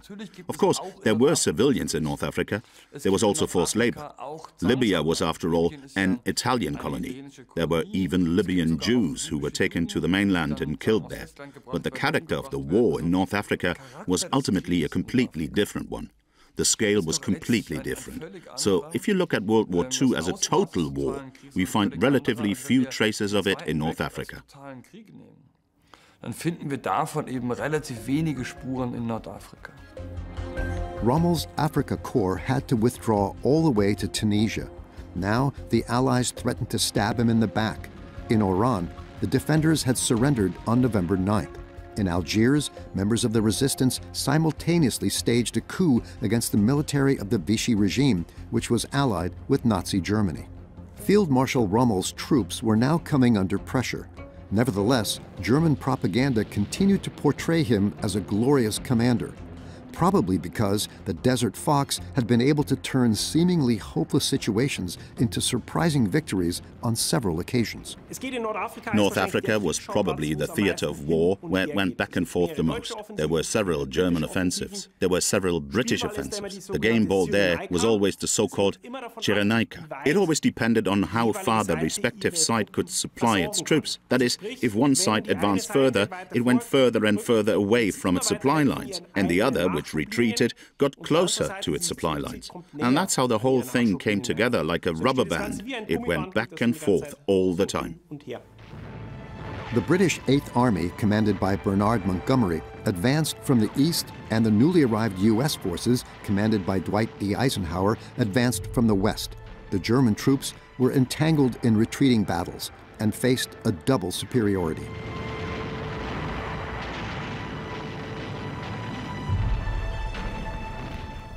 To escape total annihilation, the Germans had to retreat further and further.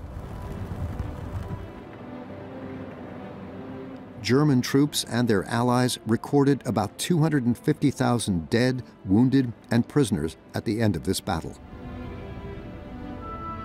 Meanwhile, a secret conference took place in Casablanca, Morocco on January 14th. U.S. President Roosevelt arrived and inspected an honor formation of the American Armed Forces. Afterwards, he met with British Prime Minister Winston Churchill, and together they set the invasion of Italy as the war's next objective. To end the war, they demanded no less than the unconditional surrender of the Axis powers. Stalin agreed with this demand. Die Alliierten hatten ja 1943 auf der Konferenz von Casablanca erklärt. At the Casablanca Conference in 1943, the Allies had declared there could be nothing other than unconditional surrender. In other words, it was clear to everyone there was only total defeat or victory. There couldn't be anything in between. The war could only end with Germany's unconditional surrender and occupation. So now you have to put yourself in the head of a Prussian officer. It was inconceivable that someone would surrender without the last bullet having been shot. Und dass es da keinen Ausweg gibt. Und das hat Hitler auf perfide Weise ausgenutzt, dass man sich diese preußischen... And there was no way out. And Hitler exploited this in a perfidious way. These Prussian notions of honor and rank were exploited to get these people to keep fighting. It may have been an error on the part of the Allies, but they had learned the lesson from the First World War. If this must not happen again, then there must be no way out of it. But on the other hand, hopelessness is always something that drives all dictators all over the world to the extreme. Dazu bringen lässt, es bis zum Äußersten kommen zu lassen. While Nazi propaganda denounced Allied policy as a war of extermination against Germany, German troops in North Africa lost battle after battle in the spring of 1943. The defeated enemies were interned in prison camps for the rest of the war in accordance with the Geneva Convention. The British and Americans were now able to decode almost all German radio transmissions and were therefore well informed about Axis plans. The German defeat in North Africa was only a matter of time.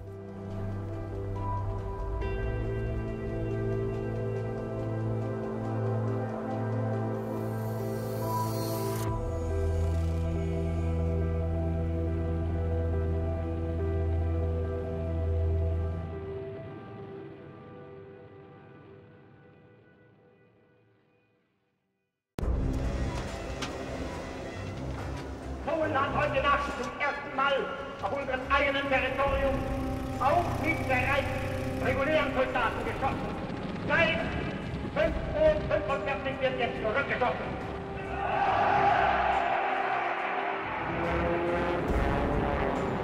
We shall defend our island, whatever the cost may be. We shall fight on the beaches, we shall fight on the landing grounds, we shall fight in the fields and in the streets. We shall fight in the hills. We shall never surrender.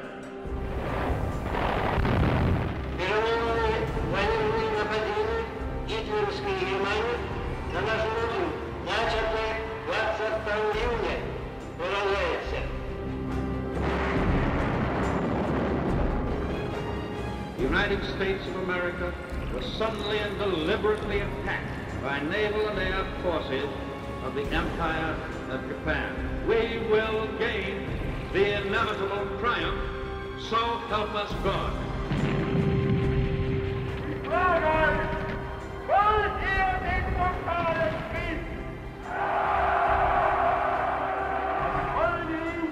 Wenn möglich totale und radikale, als wir uns heute überhaupt erst vorstellen können.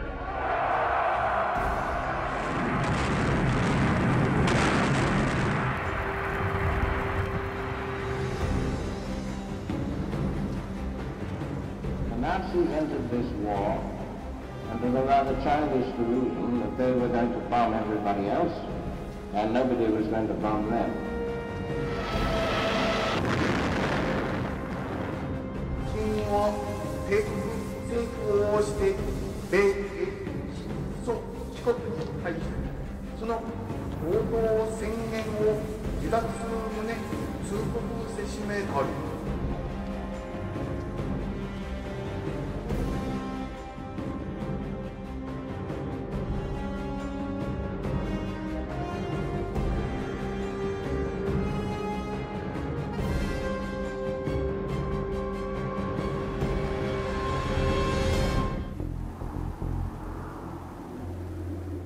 January 10, 1942, in the Wolf's Lair near Rastenburg in East Prussia, Adolf Hitler welcomed Romanian dictator Ion Antonescu. The troops of the Allied powers faced the Red Army on the Eastern Front and had fought together on the Volga River that winter. The pictures of January 1943 were set against the background of the catastrophe at Stalingrad. 2 Romanian armies had been sent to the Eastern Front at Hitler's request. In 41, early 42, they asked the Romanians, now do a little bit more, and those things were gone now. There were huge losses. And Stalingrad had quite a big political effect. Hitler, of course, had to try to keep his allies fighting, of whom Romania was actually the most important, because the Romanians had the most soldiers on the Eastern Front. The meeting of the Führer and the Romanian leader served another purpose. At a time of imminent defeat at Stalingrad, it was necessary to demonstrate confidence publicly.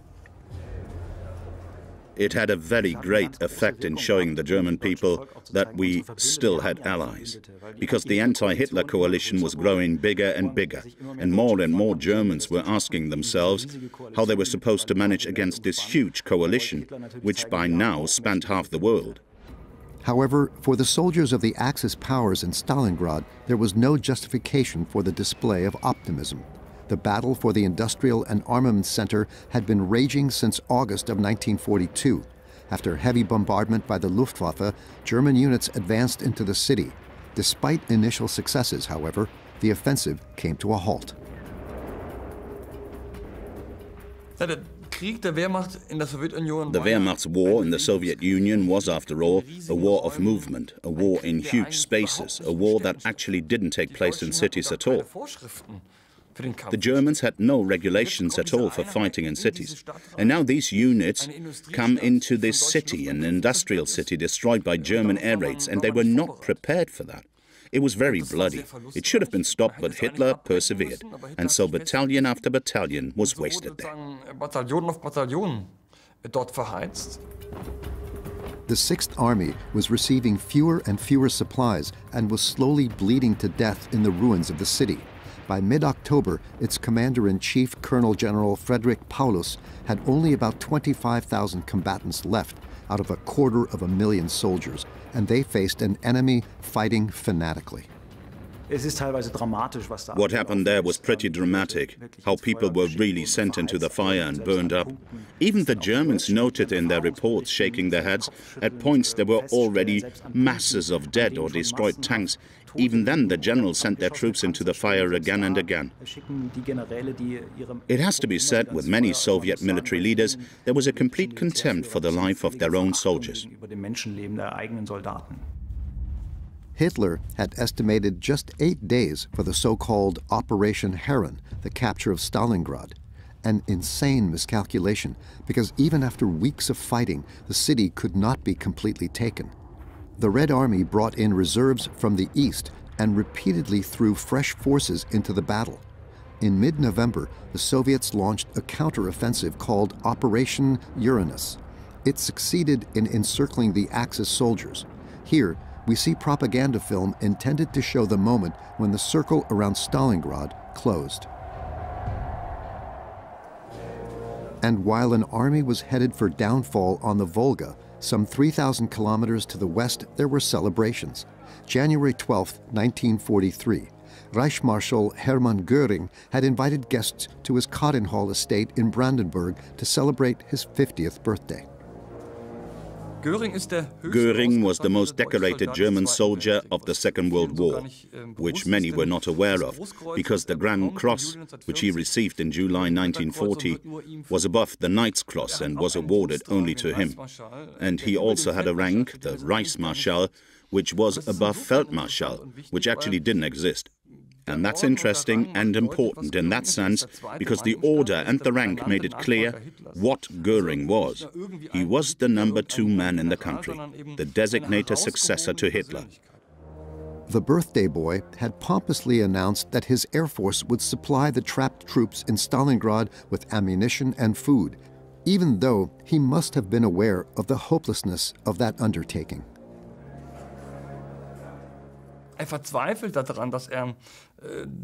He despaired, and he then tried to score points with Hitler again by saying, yes, I'm supplying the 6th Army in Stalingrad, and that didn't work. So he got hit on the head, and he didn't see any way to stop it. So we have records of his meetings with his staff, and he understood what was at stake.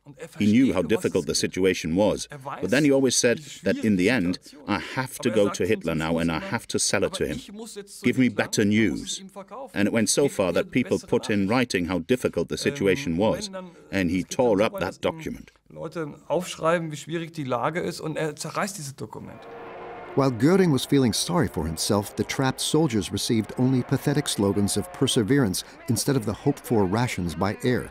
A speech by the Air Force chief was broadcast all the way to the Volga and must have sounded like sheer mockery to the infantrymen.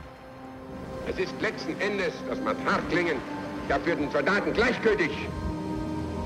Aber bei Stalingrad, bei Resch, aber in den Wüsten Afrikas oder oben im Eisen Norwegens, stirbt und fällt.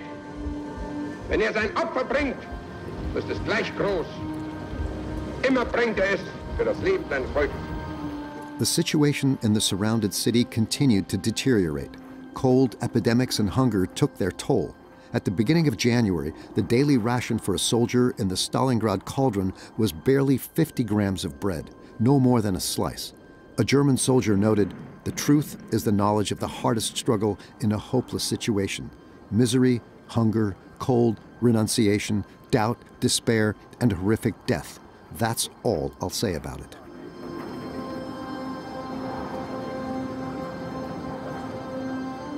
Despite the increasingly hopeless situation, surrender was out of the question for Hitler.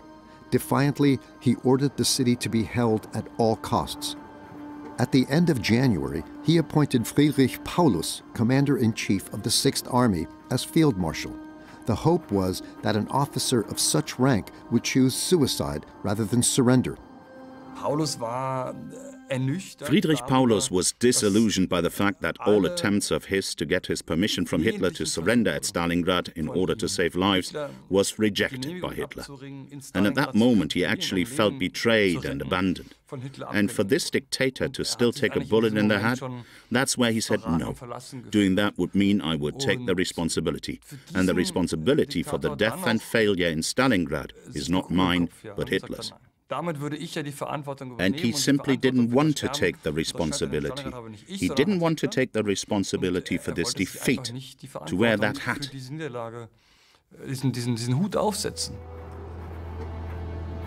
On January 31st, Friedrich Paulus, the highest-ranking German officer up to that time, went into Soviet captivity. A few days later, the last Axis units in the city surrendered. After more than 5 months, the Battle of Stalingrad was over. Aus dem Führerhauptquartier 3. Februar 1943. Das Oberkommando der Wehrmacht gibt bekannt. Der Kampf um Stalingrad ist zu Ende. Ihrem Fahneneid getreu ist die 6. Armee unter der vorbildlichen Führung des Generalfeldmarschalls Paulus der Übermacht des Feindes und der Ungunst der Verhältnisse erlegen. First of all, there was shock. It was only written down in the diaries or in the secret morale reports that the people were shocked. They couldn't imagine it. An entire army had perished, sacrificed. Aus der damaligen Zeit in those days, defeats were associated with symbols, with the surrender of armies, with the surrender of countries.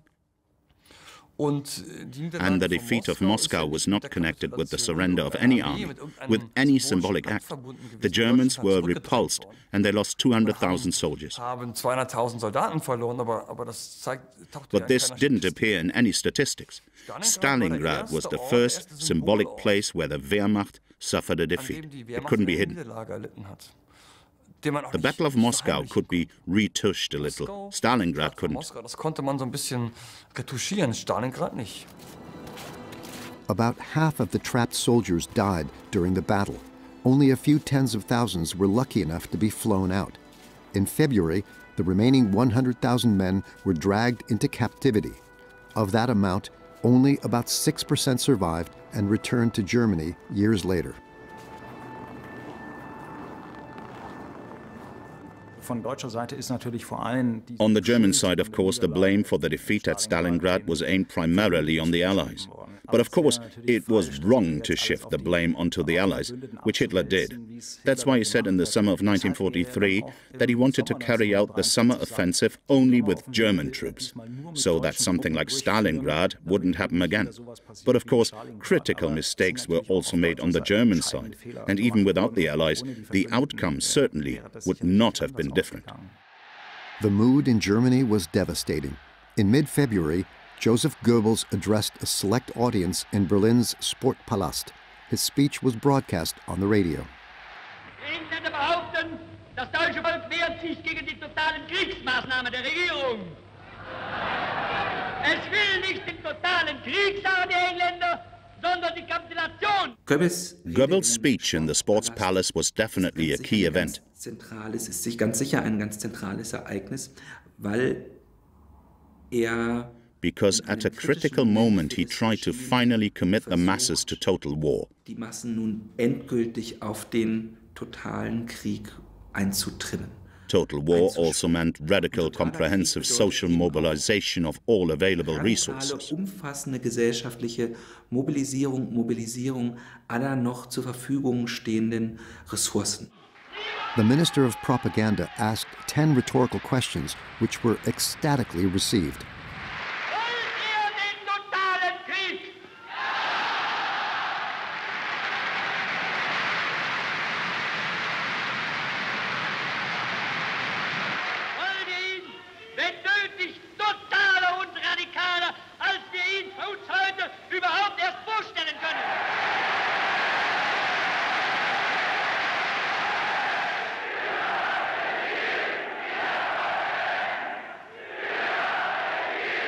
Das Interessante ist allerdings daran, dass The interesting thing, however, was that he actually spoke in a style that would have been more appropriate, let's say, in the spring of 1945. Or even the fall of 44, because living conditions for Germans in February of 43 weren't so bad at first. It was before the Allied air offensive on the Ruhr or on Hamburg. Ja, es gibt Bombenkrieg, aber das wirklich Schlimme kommt erst noch. Yes, there was bombing, but the really bad stuff was yet to come. The fronts were far away in Russia. Germany dominated France. German soldiers were also in Tunisia. The, let's say, average Berliner who was listening was certainly in a different mood in February 43. And Goebbels, of course, knew what was coming and had more information. So in that respect, it was a speech that was actually much too radical for the atmosphere that prevailed in Berlin at that time. A few months earlier, the German public was still used to hearing success stories. The Wehrmacht had advanced as far as the Caucasus. Feind unterm Silbersattel! Los, los, Dalli, Dalli! Halt! An der Gamswand. 1, 2, 3, 4. Das werden ja immer mehr. Ein bolschewistischer Umgehungsstoßtrupp. Fein ausgedacht. Geschütz, Richtung Gamswand. Größte Entfernung. Schneller, schneller. Alarm at the Pass was the title of a propaganda film that was supposed to document the alleged success. Hans Ettel, who had previously made a name for himself as Leni Riefenstahl's cameraman, shot the film with mountain troops on location. Das hat gewirkt. Nun türmen Sie. Den Heimweg werden wir Ihnen versalzen. The German advance, however, soon only succeeded on celluloid. The vast gains of territory in the Caucasus, initially aided by Soviet retreats, resulted in significant supply problems of fuel and ammunition. The overstretched supply routes contributed to the Wehrmacht having to withdraw from the mountain range between the Black Sea and the Caspian Sea from the turn of the year, 1942 to 1943. Therefore, when Alarm at the Pass was finished, Goebbels refused to release the film to theaters.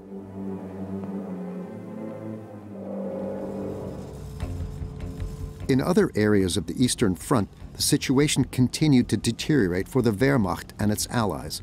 After the victory at Stalingrad in early 1943, the Red Army tried to use this momentum for themselves.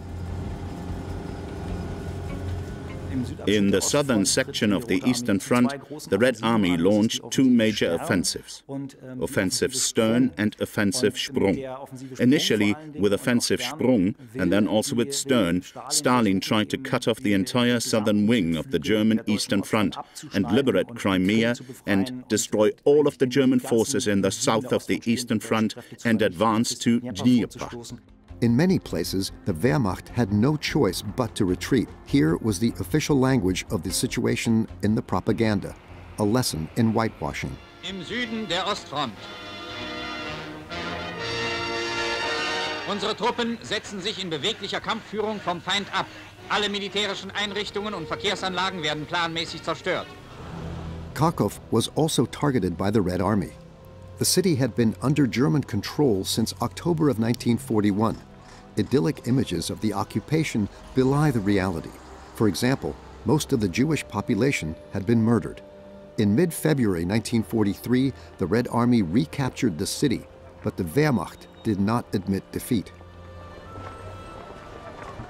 Then the Germans managed to bring in reserves and recaptured Kharkov in a counter-offensive in March of 43, and then managed to roughly recapture their initial starting position from the summer of 42. But those were very critical days when it wasn't clear whether the Germans would even succeed in stopping the Soviets again. Or was that now a Napoleonic catastrophe? Napoleon, who retreated from Moscow once, also no longer found a way to stop, but at some point that then degenerated into a retreat. And that danger certainly existed in February of 43, and the Germans could have stopped that with a counter-offensive. They could stabilize the front line and then thus conclude these winter battles. The success at Kharkov temporarily belied the balance of power in the southern section of the Eastern Front, and German soldiers were all too willing to be blinded. The morale of the soldiers was stabilized once again because the soldiers said to themselves, well, we're still superior. We're tactically superior to the Soviets. We're actually also superior in terms of weapons, and the Führer knows what he's doing. And they were still optimistic. The morale reports also said that even in the spring, the soldiers who rode from the front line or came on leave from the front line were actually more optimistic than the public. They also reassured the people and said, no, we're superior. In the capital of the Reich, the long-awaited success on the Eastern Front was exploited to great public effect. Adolf Hitler appeared on Heroes Memorial Day in front of the Zeughaus on Unter den Linden, along with representatives of the Luftwaffe, the Army, and the Navy, Hermann Göring, Wilhelm Keitel, Karl Dönitz, as well as Heinrich Himmler. The holiday had been specifically postponed so that the Führer could announce the recapture of the then fourth largest city in the Soviet Union. It was the Führer's first public appearance since the fall of the Sixth Army at Stalingrad. In seiner Rede wies der Führer auf die gigantischen Vorbereitungen hin, die der Bolschewismus zur Vernichtung Europas getroffen hatte. Heute erfüllt uns allein heiße Liebe zur Heimat und zu unserem Volke und brennender Hass gegen jeden Feind. Die deutsche Wehrmacht verwandelt sich immer mehr in eine kämpfende Nation. Die Toten dieses Zweiten Weltkrieges werden nicht vergeblich gefallen sein, sondern als unvergängliche Helden und Pioniere eines besseren Zeitalters in unseren Reihen für ewig weiterleben. Hitler also gave a speech on Heroes Memorial Day, but a very short one. I think it was only a quarter of an hour long or so. Nothing at all compared to the usual pre-war speeches of 3 or 4 hours. And we know that from the mood reports of the security service that moviegoers were terribly disappointed because while it was shown in the newsreel, no original recordings were played of Hitler or how his voice sounded. At the time, they really clung to it. How does the Führer look? They also watched his face closely in the newsreels. Is he positive? What is he saying? How does he say it? And then the newsreel announcer only summarized what Hitler said. And they were all terribly disappointed. And Goebbels tried for months to persuade Hitler to give a public speech again, to finally give the people hope again. Hitler didn't want that at all. He always said, first we need victories again. In that situation, he didn't want to do that. Further disappointments were to follow. For example, in the North African theater. Since February of '41, German units have been fighting there alongside the Italians. For a long time, Erwin Rommel and his Afrika Korps had been a source of success. The tank general had previously made a name for himself in the Western campaign against France and was now presented by Nazi propaganda as a brilliant army commander. The image of the strategically skilled Desert Fox was very popular throughout the Reich. Marschall Rommel hat den Entschluss zum überraschenden Angriff auf die 8. britische Armee gefasst. Wie immer befindet er sich unmittelbar bei der kämpfenden Truppe. Günther Halm ist erst 19 Jahre alt. Als Richtschütze einer Pak schoss er unter schwierigsten Bedingungen 7 Britenpanzer ab. Wer so ein Kerl ist, der wird immer so ein Kerl sein. Bei jeder Gelegenheit. Das erwarte ich natürlich von Ihnen. But ever since the Allies landed massive forces in North Africa at the end of 1942 in what was called Operation Torch, which opened a second front in the rear of the Afrika Korps, the troops of the Axis powers were increasingly on the defensive. At first, Berlin did not recognize the signs of the times. Hitler forbade withdrawing troops from Tunisia. On the contrary, he continued to pump more troops in there. That was typical of Hitler. There is this Nazi will to preserve, defending at all costs, to the last grenade.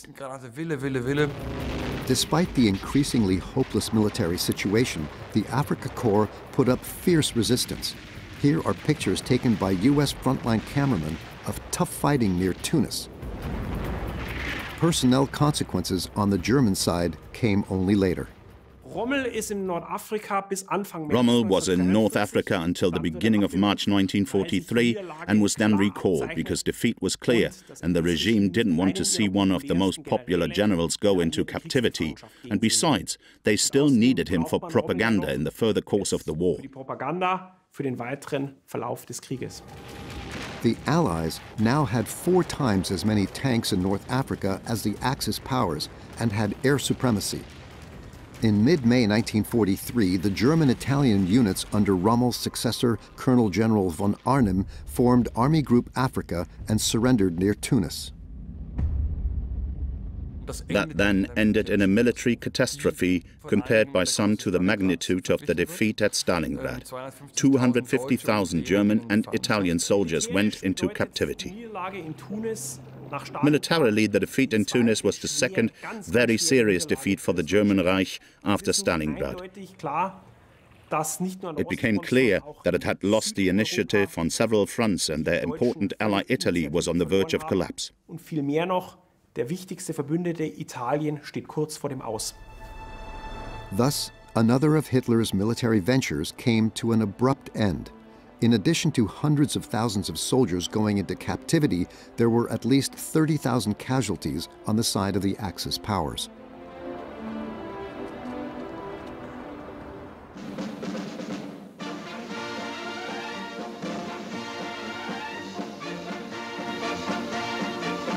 On May 20th, the Allies celebrated their victory with a military parade in Tunis. General Dwight D. Eisenhower, Allied Commander-in-Chief during Operation Torch and later the U.S. President, attended the triumphal procession. British Prime Minister Winston Churchill later wrote in his memoirs, "No one could doubt the greatness of the victory won in Tunisia. Africa has been cleansed of the enemy. A continent has been liberated." Increased efforts in the German armaments industry helped compensate for the growing military superiority of the Allies. Albert Speer had been responsible for armaments manufacturing since February of 1944, had reorganized it. In addition to weapons, Speer, who was equally popular with the Führer and the people, was primarily concerned with his image.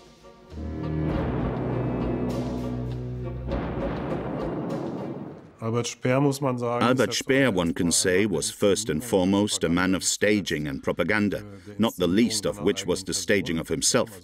So we first had a so-called home front propaganda, which systematically referred to the production wonders and the achievements of the German armaments industry, and which then very soon also became intoxicated with its own successes. But Albert Speer actually succeeded in significantly increasing output in certain armament sectors. The increases were due to the systematic importation of foreign workers to the Reich, which was further accelerated under Speer. Thus, men and women from the occupied territories toiled in German factories for the insane idea of final victory. Hundreds of thousands suffered from malnutrition and mistreatment or worked themselves to death.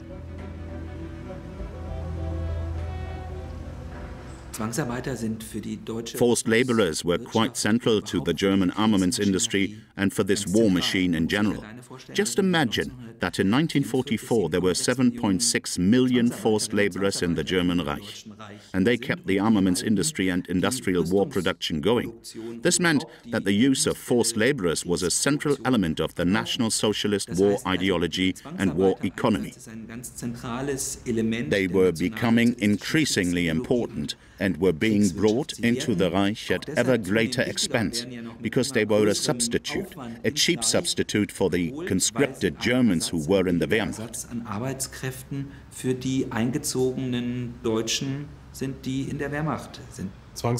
Forced labor was, on the whole, a program that was changing quite dramatically.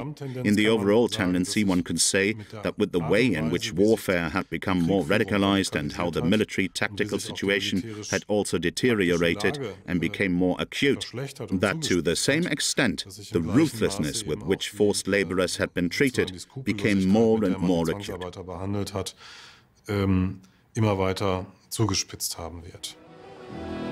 Speer also displayed particular creativity when it came to presenting his production figures.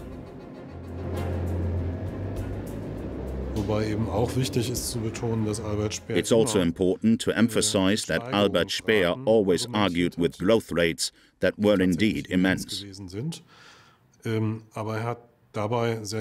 he liked to refer to certain base dates when production was particularly low, and that these rates of increase were particularly impressive. And he really avoided ever stating absolute production figures and possibly relating them to the production process potential of their opponents. Of course, the German economy didn't come close to what the Americans in particular, and also what the Soviets produced. Even if it was possible to increase the economy enormously, this was helped strongly by the assembly line procedure. On the German side, there was only one factory making tanks, the Nibelungen factory, which worked with an assembly line method. For the Americans, this was standard, and the Germans simply couldn't match it. This fact was neglected in Nazi propaganda. Instead, they emphasized the alleged superiority of their own weapons. In the summer of 1943, Albert Speer and Joseph Goebbels attended a staged tank race, the result of which was probably already set before the start. Waffen in der Erprobung. Der Panther beim Vergleichsfahren mit einem amerikanischen General Lee. In der Mitte der amerikanische Panzer.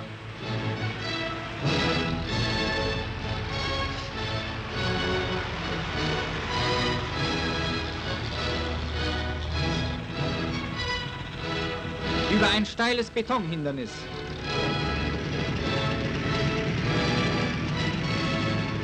Der amerikanische Panzer bezwingt es nicht und bestätigt erneut die in der letzten Zeit immer wieder gemachten Aussagen unserer Gegner, dass unsere Panzer und Waffen den ihren überlegen sind.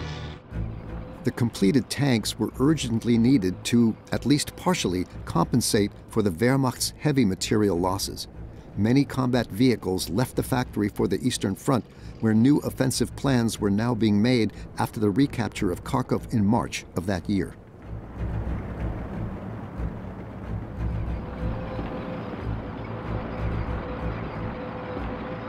Everyone was aware that the forces were not enough for a large-scale offensive as in 1941 and 1942, but there was a frontal advance around the city of Kursk.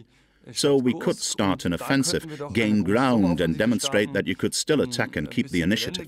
Und vor allen Dingen zeigen, dass wir noch angreifen können und die Initiative behalten. About 120 kilometers of the frontal advance around the city of Kursk protruded into the German lines. It was to be straightened as part of an offensive that was given the code name Citadel. Operational Order Number 6 from April of 1943 stated, "Every leader, every man must be imbued with the decisive importance of this attack. The victory at Kursk must act as a beacon to the world." About 900,000 men were pulled together for this on the German side. They were opposed by at least 1.4 million Red Army troops, and they were prepared when the German attack started in early July. Within this frontal arc, the Red Army had created a defense system with a total of 6 defense belts, and these defense lines, which were riddled with anti-tank trenches with mines. Hundreds of thousands of mines were laid and thousands of kilometers of trenches were dug with anti-tank bases and so on. It was actually a very difficult system to penetrate. In the coming days, the largest tank battle of the Second World War unfolded at Kursk. The shortcomings of the German armaments industry under Albert Speer quickly became apparent. At the time, the Germans had an enormous number of tanks, but they had no spare parts. It would have been better, if you will, to actually produce 3 tanks and produce 3 tanks as spare parts. But Speer preferred to produce 5 tanks and only 1 as a spare. And by the first day of the attack of Operation Citadel, 1 heavy tank division with Tigers had so many failures due to mines, but no spare parts. Right on first day, it wasn't possible to repair all tanks. And that was a consequence of Speer's policy, always to impress only with production figures, but nothing behind it in resources, where one could say, we have enough spare parts, enough mechanics. All right, we're covered. Even if we have failures, we can balance it out. In einer Panzerwerkstatt an der Ostfront.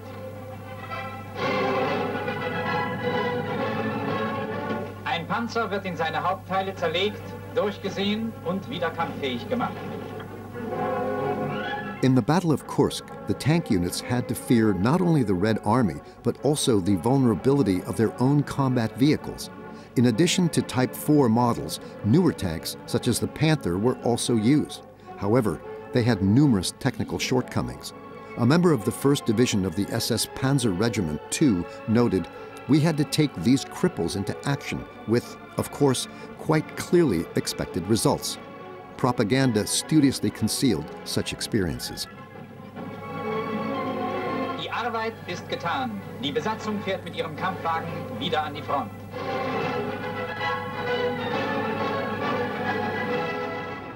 In the Battle of the Front Arc, the Wehrmacht faced an almost inexhaustible reservoir of Soviet units. After initial moderate gains in space, the large-scale offensive came to a halt. After about 2 weeks at the latest, the German offensive was over and the Soviet side was on the counter-offensive. And then the second phase of the Battle of Kursk was, at least from the German point of view, purely characterized by heavy defensive fighting. That you tried to hold the front arc of Orel as long as possible, at least to cover the retreat.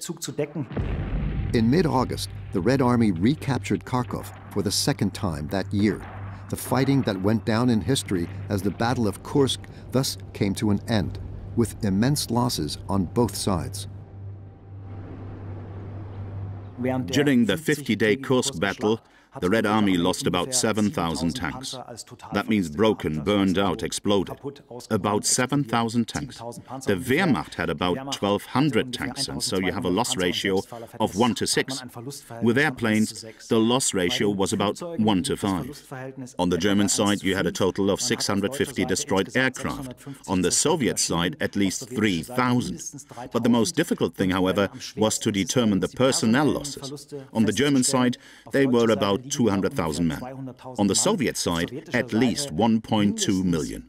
As a result of the tank battle of Kursk, it became clear, no matter what they did, no matter how many Soviet tanks they shot down, no matter how many soldiers they captured or died in the Red Army, they couldn't win this militarily. And this raised the question, what were the Germans supposed to do?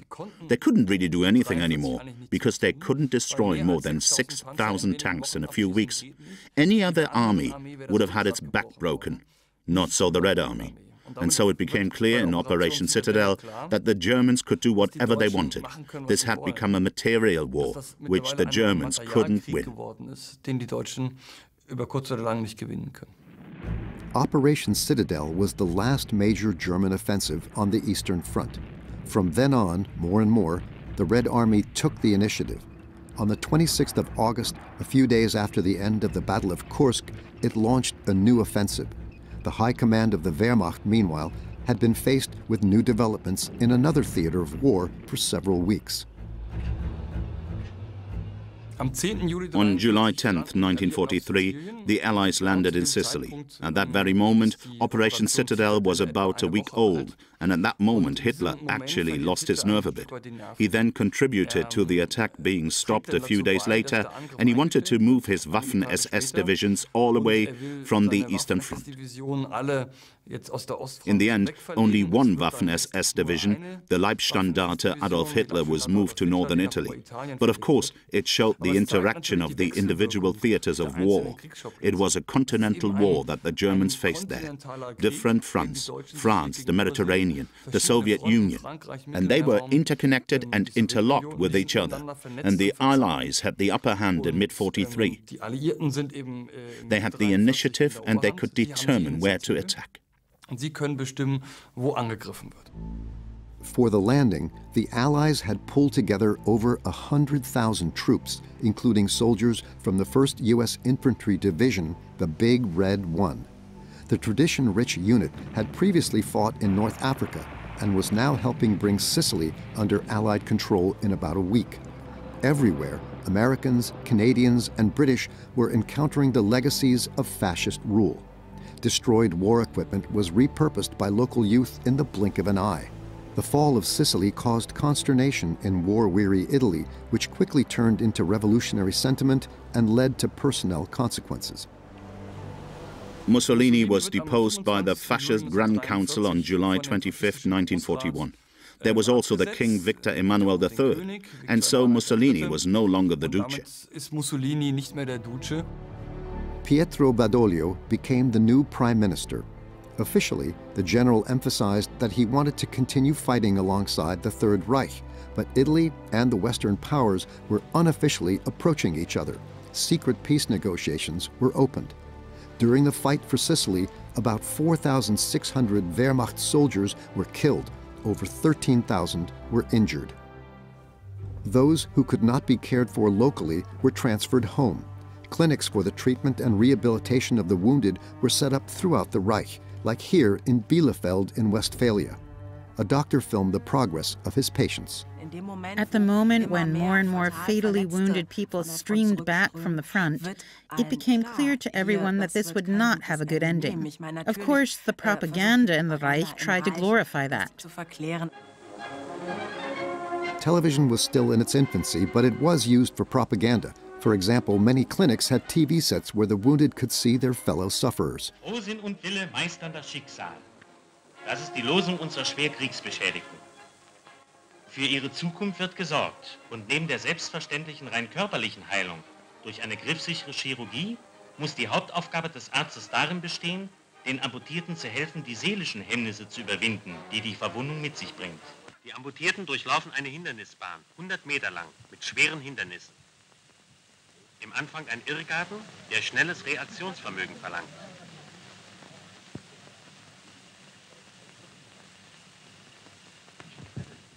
Zu dem Sprung gehört Mut.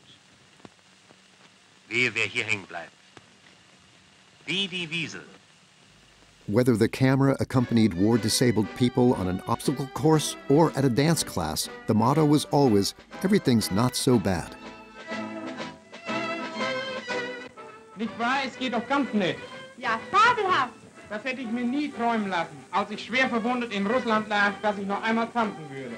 Haben Sie früher sehr gern getanzt? Nein, ich habe noch nie getanzt. Ich habe es jetzt erst als Amputierter gelernt. Sie haben doch beide Beine amputiert. Ja. Und doch macht es Ihnen Freude. Das Leben ist doch schön.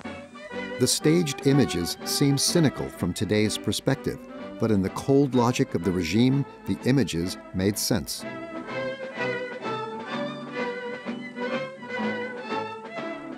The cleverness of the Nazi propaganda was that they showed that they didn't pretend that no one was killed. They also didn't pretend that there were no wounded. No, there were. You could see them in the streets. They were openly shown. But they were also made into heroes. They had sacrificed themselves. They had also paid their price. And we also recognized that. Society recognizes that. That's why we also showed them in the newsreel, as well as invalid soldiers in a convalescent home and so on. And with that, Nazi propaganda created a piece of honesty. If you didn't show that, if you only made beautiful pictures of healthy soldiers, then it would have become untrustworthy, because everybody saw them on the street, the limping people. And propaganda must always, in order to be effective, contain a piece of truth. On the 8th of September, the previously negotiated ceasefire between Italy on one side and the US and Britain on the other became public knowledge. Armistice with Italy has been concluded. It is a great victory for the United Nations, but it was also a great victory for the Italian people. After years of war and suffering and degradation, the Italian people are at last coming to the day of liberation from their real enemies, the Nazis. American and British troops began landing on the Italian mainland in early September near Salerno. In Berlin, preparations had been made for this eventuality. Fall Axis was the code name of the operation, which now responded to the Allied landing operation. And the Germans made many mistakes, but one thing they could do was to react quickly to new situations. They initiated Operation Axis and managed to disarm hundreds of thousands of Italian soldiers and relatively quickly confronted the advancing Allies. The Allies had to fight their way north with great difficulty. Only months later was a US cameraman able to shoot this footage in the Campania region. In the meantime, the other side achieved a brief success. Since his deposition, Benito Mussolini had been held prisoner in a hotel in Abruzzo. The Germans learned about it, and the idea now on the German side was to free Mussolini. There was a command operation. German command landed near the mountain hotel. And the interesting thing was, why didn't the guards actually just shoot Mussolini? Why didn't they fight the German paratroopers? Today, we know that the official Italian government said, well, then let the Germans have Mussolini, and quite deliberately gave the order not to shoot. Und also ganz bewusst den Befehl gibt, nicht zu schießen. In mid-September, Hitler received the liberated ally at the Wolf's Lair. The Duce was to preside over the so-called Republic of Salo on Lake Garda and, as Hitler's puppet, lead a fascist counter-government of Italy. In April of 1944, it would perish along with its leader.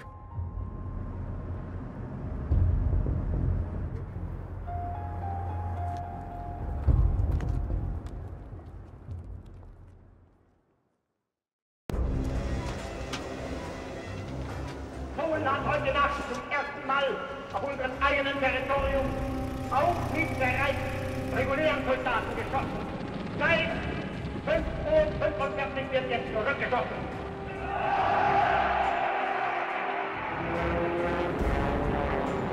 We shall defend our island, whatever the cost may be.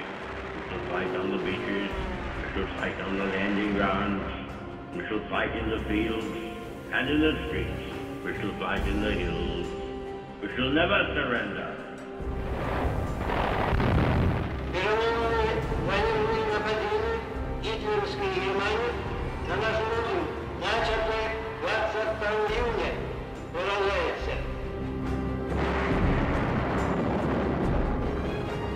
The United States of America was suddenly and deliberately attacked by naval and air forces of the Empire of Japan.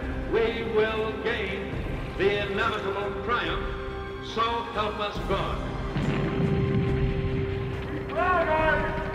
Wollt ihr den totalen Krieg?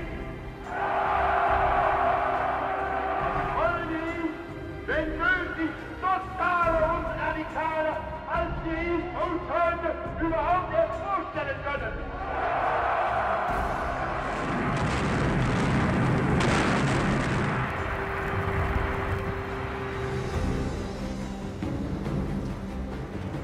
The Nazis entered this war under the rather childish delusion that they were going to bomb everybody else, and nobody was going to bomb them.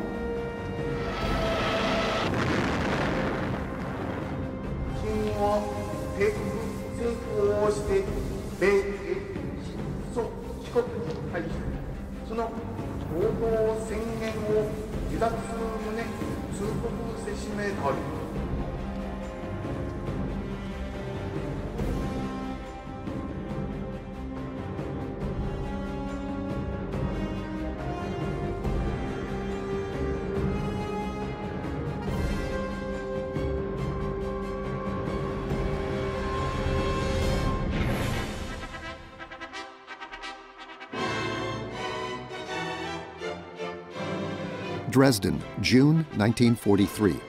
Karin Klipken and Henry Ruppe exchanged wedding vows, meticulously documented on 35mm color film. It was a piece of idyll, almost 4 years after Adolf Hitler had plunged the world into war.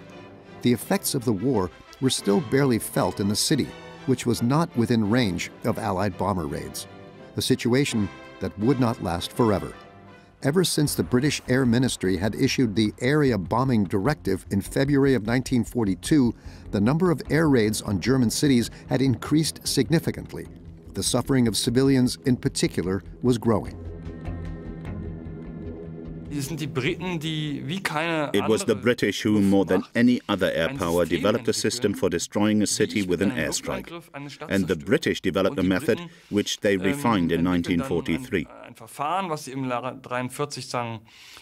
The proportion of incendiary bombs, for example, was much higher than in the German attacks, and so was the tactic of using air mines.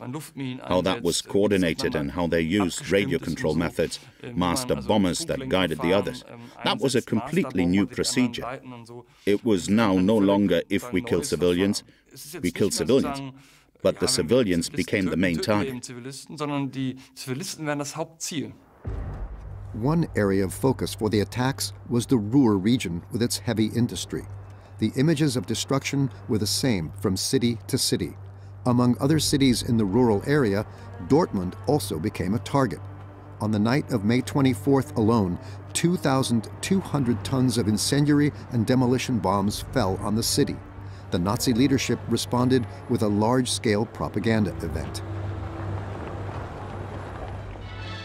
Nun wird Dr. Goebbels in Dortmund zu der schwer geprüften Bevölkerung sprechen und die Grüße des ganzen deutschen Volkes überbringen, das den harten Kampf seiner Brüder in den luftbedrohten Gebieten um Sein oder Nichtsein mit tiefer innerer Anteilnahme verfolgt. The venue for the production, the Westfalenhalle, filled with over 15,000 spectators. Empty slogans of perseverance for the population of the Ruhr region, which had been shaken by the air war. Dr. Goebbels sagte in seiner Rede unter anderem: Ich weiß, dass ihr hier einem schweren Terror ausgesetzt seid. Die Leiden, die euch durch den feindlichen Luftkrieg aufgezwungen werden, sind quälend und peinigend. Über den Belastungen des Tages dürfen wir nicht den Überblick über die Gesamtproblematik dieses Krieges verlieren. In keinem Augenblick dieses gigantischen Kampfes dürfen wir vergessen, dass es um Sein oder Nichtsein unseres Volkes, und damit jedes einzelnen Deutschen geht.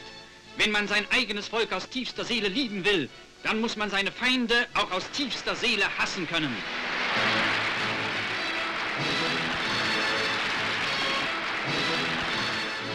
Ich bin der Überzeugung, in diesem Kriege, wieder in allen Kriegen, der siegen wird, der die stärksten Nerven, die meisten Faustbänder und die tapferste und die genialste Führung gewinnt.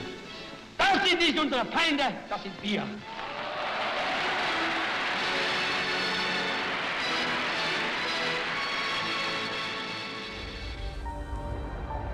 The Battle of the Ruhr, which was a Royal Air Force offensive, raged between March and July of 1943, during which almost all major German cities on the Rhine and Ruhr were bombed and thousands of people were killed. The regime tried to alleviate the plight of the victims. One of the clever responses to the chaos caused by such carpet bombing was that certain consumer goods were kept in railroad cars until they were needed, some of which were also parked in tunnels. And then they would be available at relatively short notice. Die Frauenschaft verteilt Butterbrote für die Bombengeschädigten. Eier, Zigaretten, Obst, an alles ist gedacht. Die Hilfsorganisationen leisten mustergültige Arbeit. If you were cynical, you'd say that Nazi propaganda and Goebbels used the bombings as an opportunity to expand the people's sense of community, the Nazi Volksgemeinschaft, because they understood great need, great suffering, we have to help. And who helped? The Nazi state. In the face of massive destruction and high casualty figures, pessimism and resentment spread. However, open criticism of the situation was not tolerated under the Nazi dictatorship. In the language of the National Socialists, there was a separation between morale and attitude, and the morale could easily crumble at one point or another. The regime also acknowledged that, or that there was mourning over losses or worries and hardships after bombing raids. But at the same time, the decisive element was the attitude in the language of Nazi propaganda, and the attitude from the regime's point of view seemed to be quite stable for a long time. In midsummer 1943, Hamburg became the focus of Allied bombers. Before the outbreak of the Second World War, around 1.7 million people lived in the Hanseatic city. Warships were also built there, which provided work for tens of thousands of people. That is why, since 1940, the Hanseatic city had repeatedly been the target of air raids. In late July, the Allies launched Operation Gomorrah, named after the mythical city that, according to the Bible, was buried under a rain of fire and brimstone. Operation Gomorrah was a terrifying, horrific special event in the air war. The British managed to knock out the German defense by building German radars with strips of aluminium foil, thus eliminating the German night fighter force. Therefore, these bombers could fly over the city relatively undisturbed. Hamburg was easy to get to. Hamburg was easy to find. They also had radar devices that could find and hit the city with relative precision. Hamburg was attacked in several waves. The most devastating occurred on the night of July 27th. More than 100,000 explosive and incendiary bombs fell on the city, which quickly went up in flames. The hot midsummer weather that prevailed during those days bolstered the spread of the fires.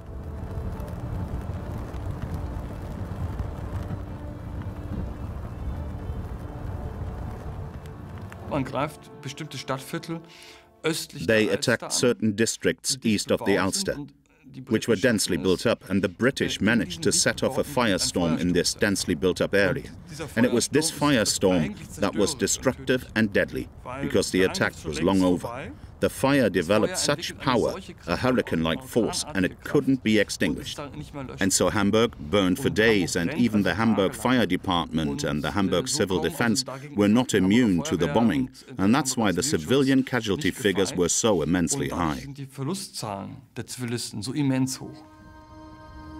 The firestorm raged for over 5 hours in eastern Hamburg. Many streets in the city center also fell victim to the bombardment.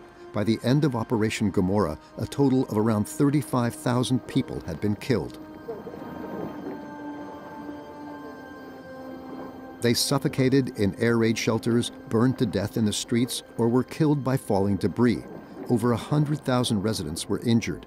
In Berlin, the situation there was noted with concern. The effect on people like Albert Speer or Goebbels was considerable. And they thought, what if this is going to happen to us more often now? A firestorm of this magnitude, so many dead. For God's sake, what will the German population do then? Can we then hold out against the war? But not every city was built like Hamburg. You also had to realize that it's relatively hard to kill 40,000 people in a city. It did work in Hamburg. Ultimately, the effect on morale, on the ability to wage war, remained limited. At least half of Hamburg's apartments were destroyed. A contemporary witness wrote, "From the Wandsbek-Marienthal train station to the main train station, not one house is left.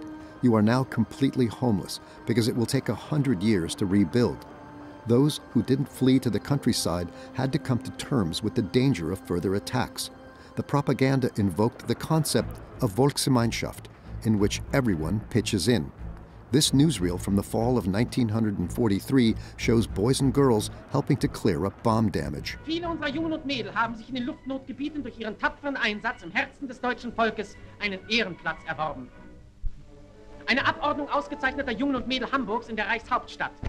Die Besichtigung des Reichssportfeldes führt Ritterkreuzträger Müller, der hier selbst einmal als Rekordläufer vielfache Siege errang. Der Hitlerjunge Werner Kahl, Träger des Kriegsverdienstkreuzes mit Schwertern. Der Hitlerjunge Kurt Pörschke, 12 Jahre alt, der jüngste Träger einer Kriegsauszeichnung, rettete 8 Kinder vor dem Flammentode.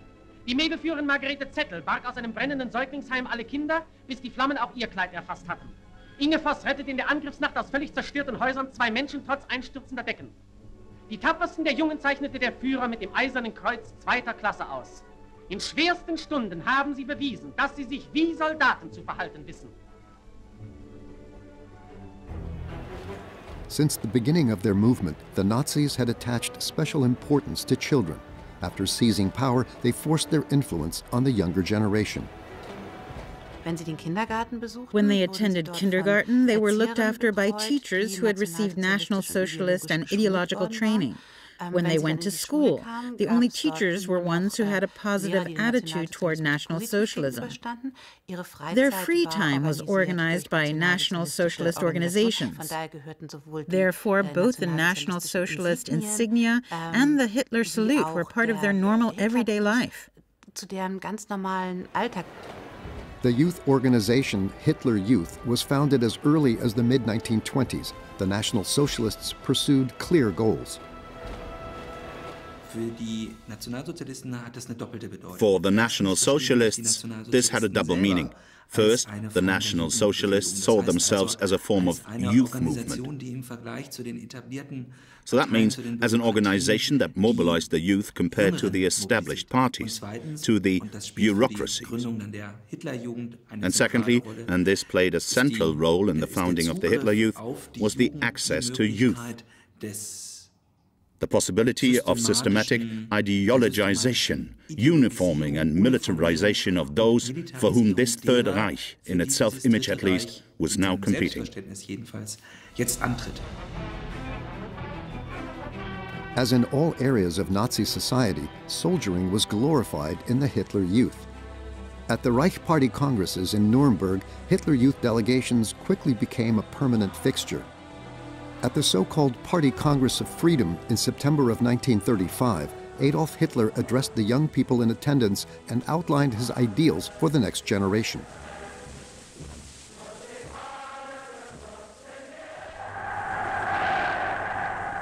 In unseren Augen muss der deutsche Junge der Zukunft lang und rank sein,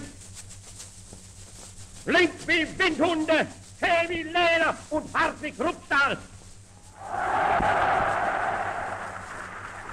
Baldur von Schirach, pictured here to the right of Hitler, was supposed to be part of that. the German language and literature student, was appointed the first Reich Youth leader by the dictator. In 1940, he was replaced by his previous deputy, Arthur Axmann. In a way, Baldur von Schirach and Axmann were the prototypes of the youth political functionaries of the Third Reich. They were also well-educated, academically educated functionaries who entered the Nazi movement relatively early on and who shaped the Hitler Youth.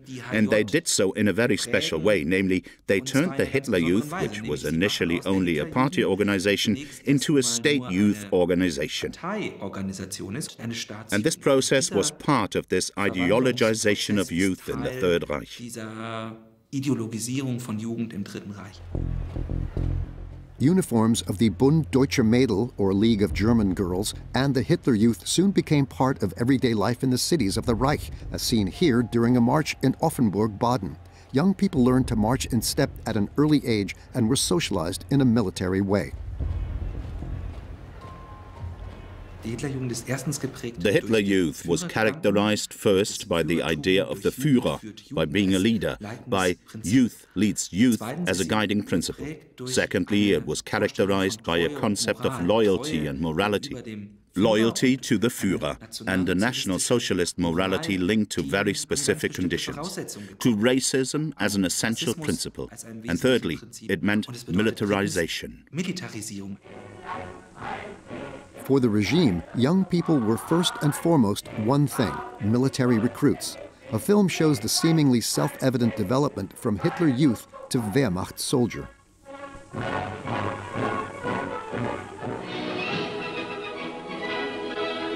Hier schult die Hitlerjugend den Nachwuchs für die deutsche Marine. In the youth organization, there were specializations for careers in the army. In the naval Hitler Youth, preparation for a career in the naval forces took place. Einsteigen zum Kutterrennen.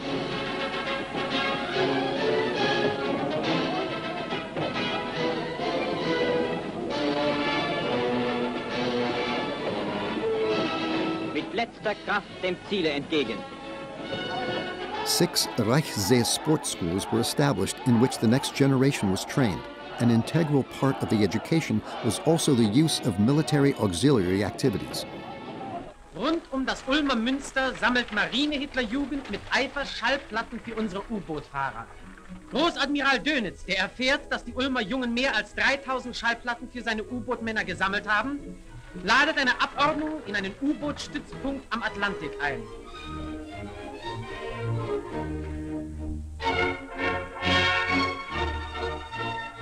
Stolz grüßt die Marine-Hitlerjugend im Atlantik ein erfolgreich heimkehrendes U-Boot und übergibt dann einen Teil der gesammelten 3000 Schallplatten an den Kommandanten.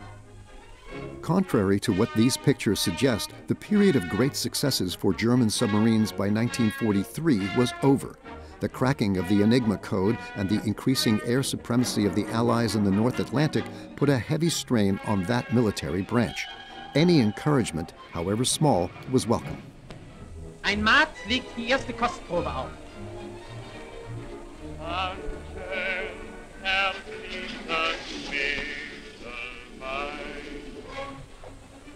In wenigen Minuten sind die Jungen und die Mannschaft ein Herz und eine Seele. Und nun die Überraschung für die Jungen. Großadmiral Dönitz begrüßt sie mit Reichsjugendführer Axmann auf dem Segelschulschiff Horst Wessel.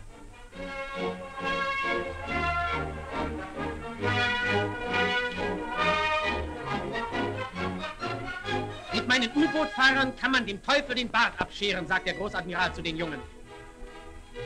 Auf seine Frage, was willst du einmal werden, kommt prompt die Antwort: U-Boot-Fahrer, Herr Großadmiral. Und ihr? Einstimmig: U-Boot-Fahrer, Herr Großadmiral.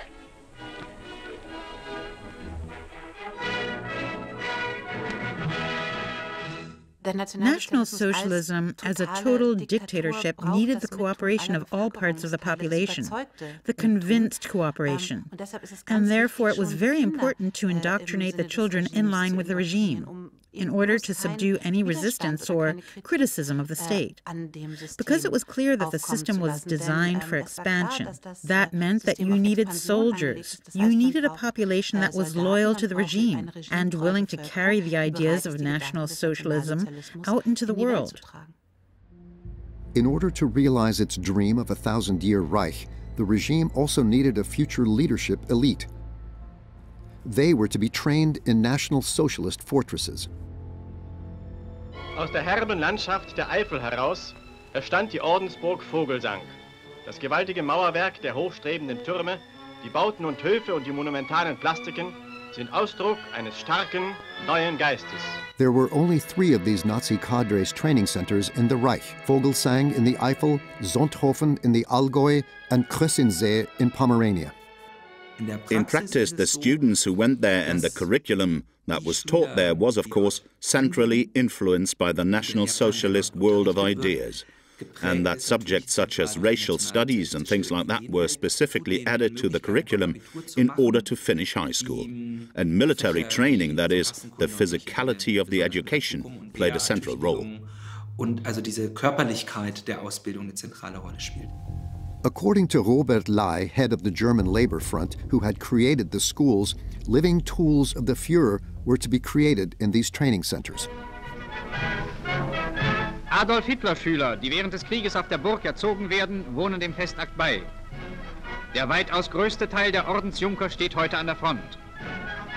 Dr. Ley übergibt dem neuen Burgkommandanten die Fahne der Burg.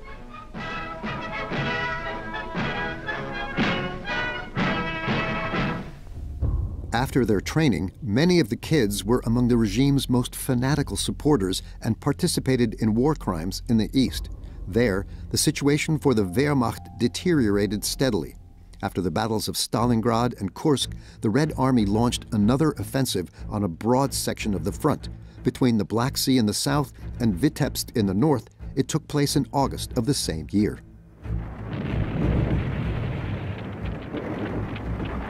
The increasing Soviet superiority made it difficult for German soldiers not to lose faith in the final victory. It's actually holding on to hope. You ask yourself, how could they hold out for so long? Although it was actually clear after the Battle of Kursk and after these retreats that this couldn't be done militarily. One wonders, of course, how they were able to go on for so long, how they were able to motivate the soldiers to fight. And you shouldn't underestimate the hope factor. On the one hand, there was always the hope that the Führer was a genius, that the Führer was still going to do it, that the Führer was going to pull something out of the air, some miracle weapon, or that he still had some reserves. In September, in the central and southern sections of the Eastern Front, the Wehrmacht had to withdraw further to the western bank of the Dnieper. The campaign continued to result in enormous losses. On an average day of war, 6 times as many German soldiers died in Russia as in the West. Above all, it was the loss of personnel that was so painful. There was less and less infantry. As a result, victories were no longer possible. Take 1941, the great victories were largely won by the infantry, less by the tanks. And that was completely missing now, and the East Army was bleeding to death. They were only getting half as many replacements. In early November, the Red Army liberated Kiev. Since the autumn of 1941, the city, like all of Ukraine, had been under German rule. The appointed Reich Commissar Erich Koch wrote, "The goal of our work must be that the Ukrainians work for Germany. Ukraine has to supply what Germany lacks. This task must be carried out regardless of casualties." In Kiev alone, 150,000 prisoners of war and civilians were murdered. A Red Army dog squadron on its way to the Ministry of Foreign Affairs. The animals can detect explosives, injured or dead people, and were supposed to help secure the complex after the city was taken. Soviet propaganda units were also filming. signs of the German occupiers, silent witnesses of the racist policies of domination. Cafes, stores, and theaters were forbidden to Ukrainians and Russians. The attitude of the Germans in the Reich Commissariat is determined by the view that we are dealing with a people who are inferior in every respect. Reich Commissar Koch had noted, by autumn of 1943, the madness about the master race in Kiev was over. A few weeks later, the Red Army achieved a prestigious victory in the northern section of the front. Leningrad had been under siege by the Wehrmacht since September of 1941. A deliberate decision was made not to take the city. Instead, Hitler ordered it to be cut off and then left to its own devices. At least 1 million people died during the blockade. The majority of the victims starved to death. Leningrad was actually like a magnifying glass for the radicality and totality of this war, because on the one hand, for the Germans, cities had always been besieged. Since ancient times, there had always been famines in besieged cities. That's nothing new. But the new aspect was to not accept the surrender of a city at all. That was the plan. And also to raise the city to the ground. But it was the same thing on the Soviet side. No matter how many people died, the main thing was to hold Leningrad and to continue to produce weapons and do everything to supply the front line. The conditions were terrible. The party cadres took care of themselves, and it was the ordinary people who had to suffer massively here. Die Parteikader, die sich versorgen, und die einfache Bevölkerung, die hier massiv zu leiden hat. In January 1944, the Soviets launched an offensive to finally liberate Leningrad. The attackers met weakened defenders because Army Group North had to face a dramatic situation on other sections of the front and had to give up units. On January 27th, the former Russian capital was liberated. The 18th German Army, under Colonel General Lindemann, withdrew towards the Baltic states.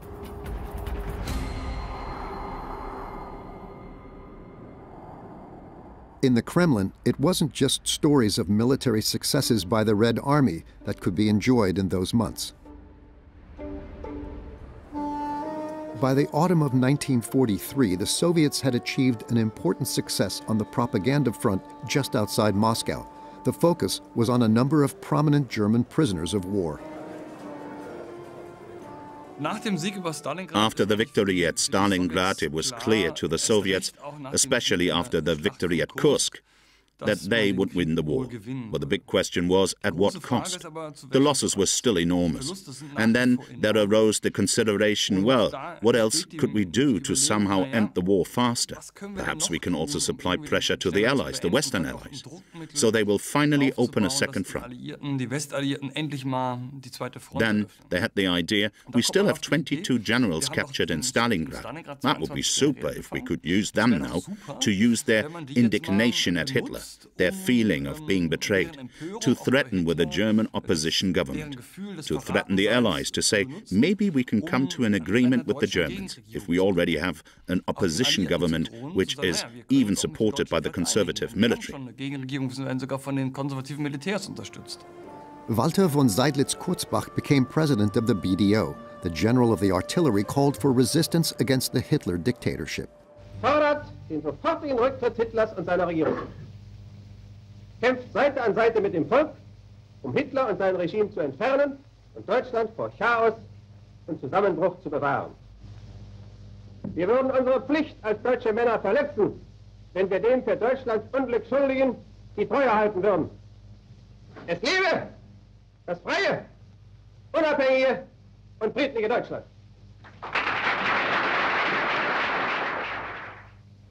Of course, that appeal was not seen in the German Reich. Here, the propaganda concentrated on its own success stories. A favorite topic remained the development of new weapons to help compensate for the increasing losses of men and material. Adolf Hitler attended a demonstration of the so-called Railwolf. The device was designed to render tracks unusable for the enemy, thus limiting their mobility. Hitler had a soft spot for this sort of stuff. He was technically approachable and saw himself as an architect.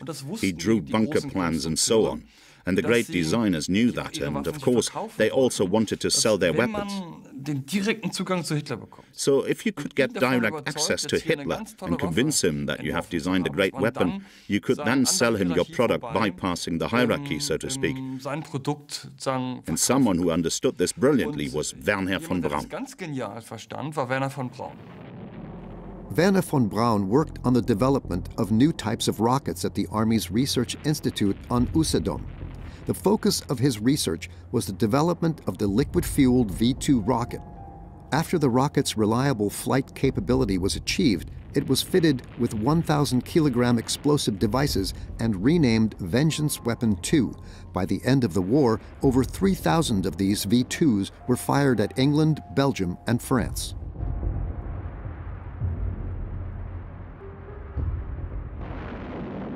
Die V2 The V-2 was actually a technically very modern device that kicked off the development of the moon rocket.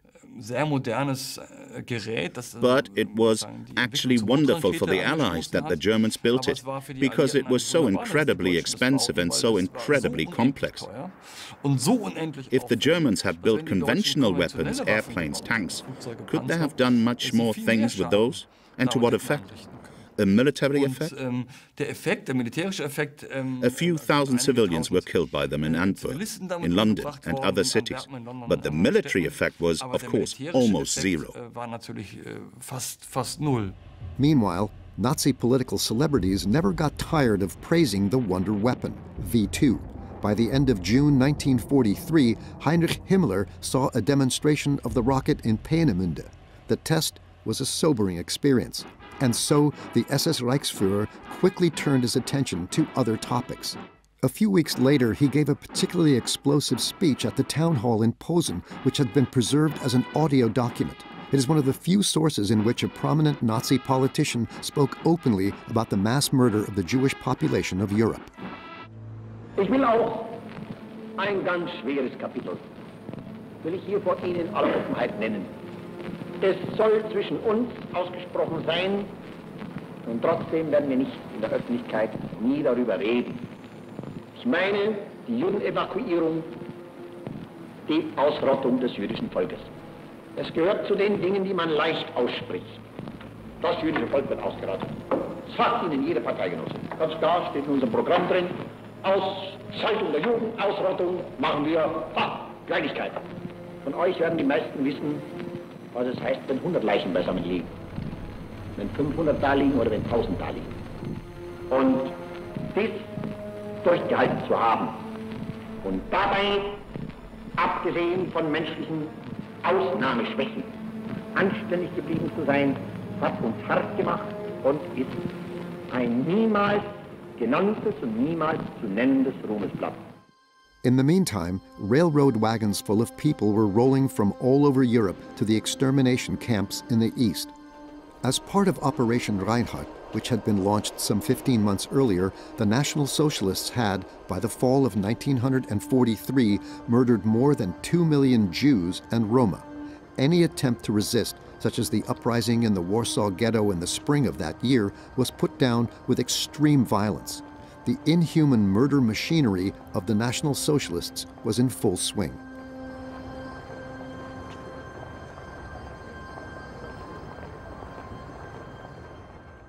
Meanwhile, in the Pacific, the World War raged on. After winning the Battle of Guadalcanal in the Solomon Islands, U.S. troops reached the Gilbert Islands in November. The archipelago was to be captured as part of the so-called Operation Galvanic. To accomplish this, more than 25,000 men of the U.S. Marine Corps were ready. The Gilberts were only an interim target for the American Navy. Man wollte sich von Insel zu Insel, they wanted to go from island to island, from the south to get closer to the Japanese mother islands. They wanted to get close enough to the Japanese mother islands so that they could use the Air Force against major Japanese cities and armament factories. Gegen japanische Großstädte und gegen japanische Rüstungsbetriebe entsenden zu können. At 5 o'clock in the morning on November 20th, the attack on Tarawa, the main atoll of the Gilberts, started. The fighting troops were accompanied by war correspondents who produced impressive images of the fighting that later formed the basis for the propaganda film With the Marines at Tarawa. the landing GIs met stubborn resistance from the Japanese defenders. It isn't easy knocking those Japs out of their positions. They're hidden in trees, behind revetments, buried pillboxes, bomb-proofs, bunkers. This bunker is giving us plenty of trouble. We have orders to clean it out. This is what we found on the other side.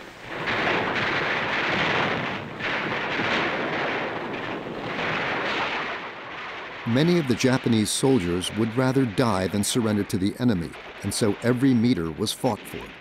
Only after days of fighting did the Americans win the battle, but it was an expensive victory.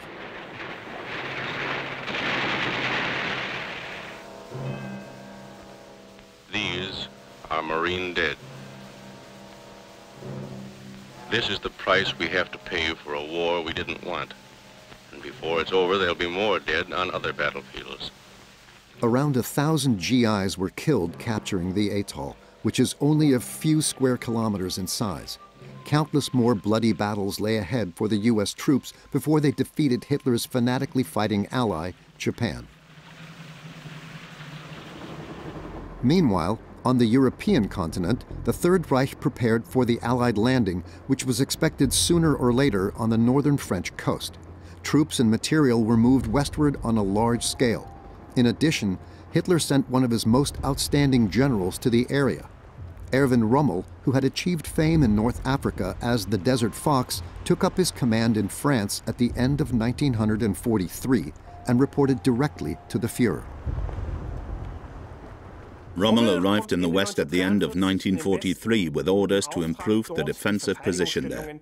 And Rommel also succeeded carrying out a large construction program to really strengthen the so-called Atlantic Wall, with bunkers, buildings, with minefields, with the so-called Rommel asparagus logs, against airborne troops.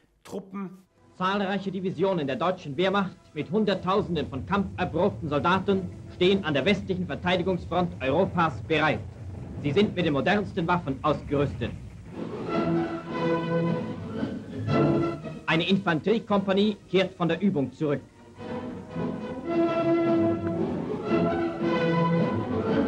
Scheinwerfer gegen nächtliche Landungsversuche.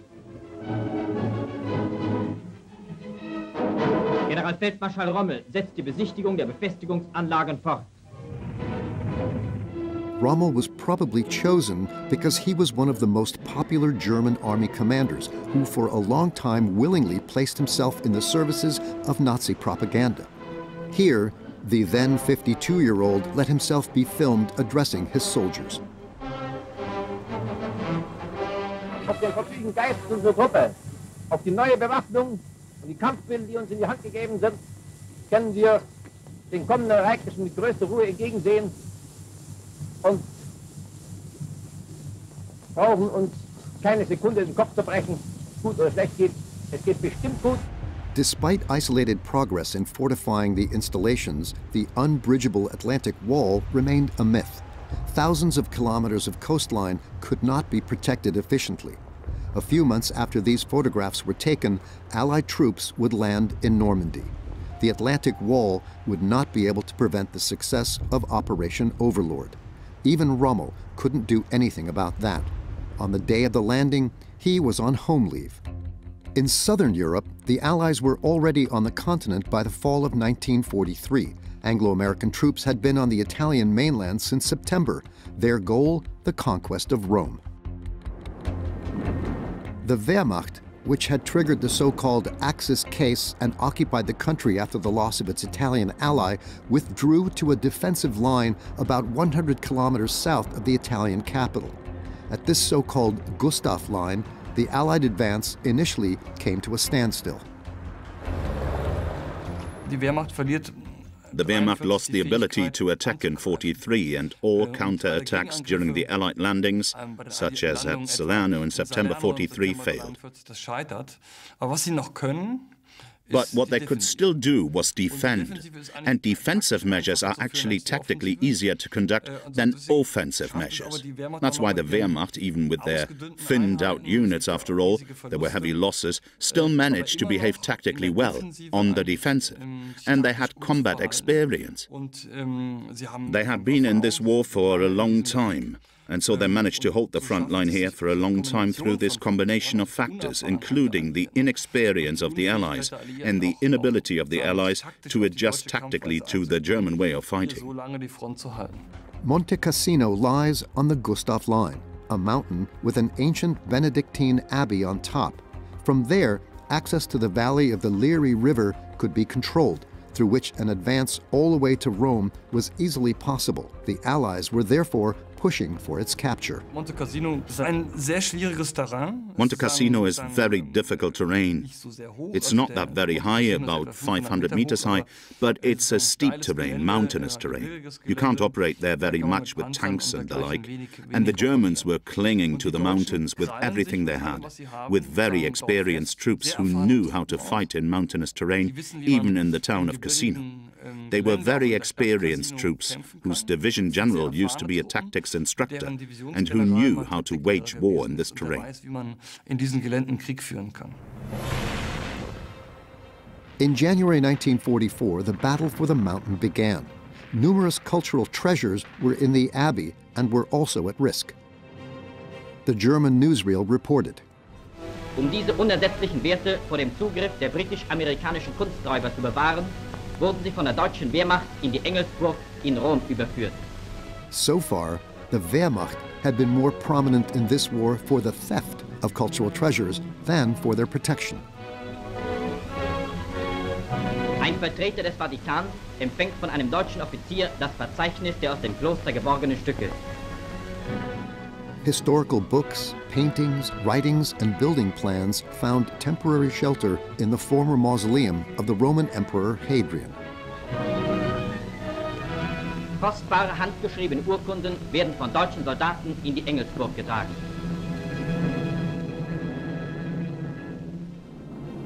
In mid-February, the U.S. Air Force bombed Monte Cassino.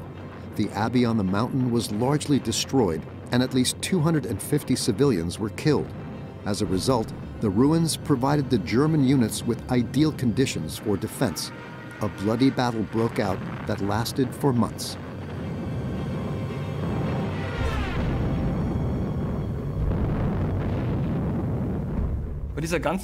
In this battle, thousands upon thousands of soldiers on both sides died. But both military leaders were, of course, willing to pay that price. Because what would have been the alternative? The Allies would have had to say, okay, we'll agree to a draw. I don't think that would have happened. You had to win the war. And if you then lose a few thousands of people, then that's the way it is. And for the Germans, after all, there was no alternative. Because the question was, if they withdrew, where was a better defensive position? It was not until mid-May that Allied units succeeded in taking Monte Cassino.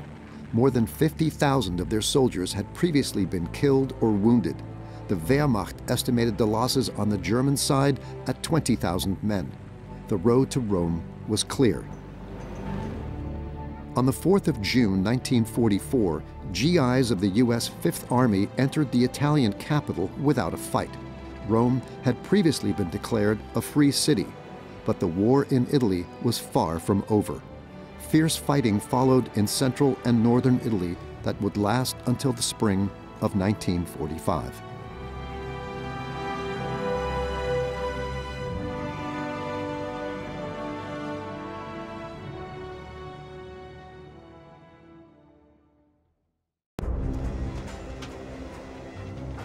Polen hat heute Nacht zum ersten Mal auf unserem eigenen Territorium auch mit bereits regulären Soldaten geschossen. Seit 5:45 Uhr wird jetzt zurückgeschossen.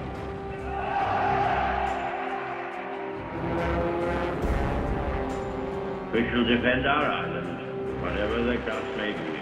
We shall fight on the beaches, we shall fight on the landing grounds, we shall fight in the fields and in the streets, we shall fight in the hills. We shall never surrender.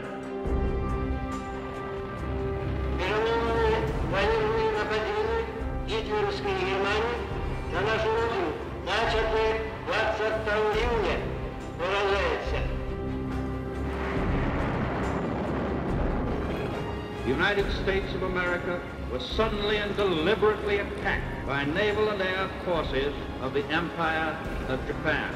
We will gain the inevitable triumph, so help us God. Wollt ihr den totalen Krieg? Wollen wir ihn, wenn nötig, totaler und radikaler, als wir ihn uns heute überhaupt erst vorstellen können?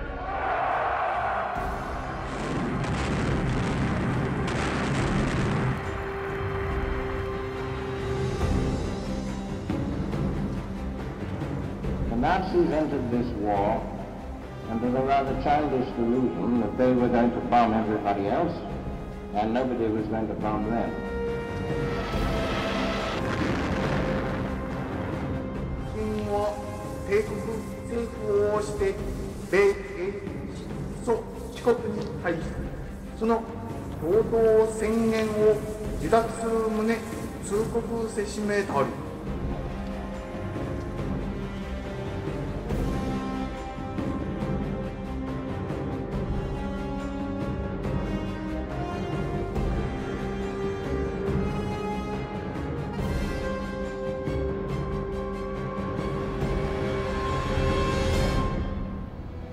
In the spring of 1944, Germany was firmly in the grip of war.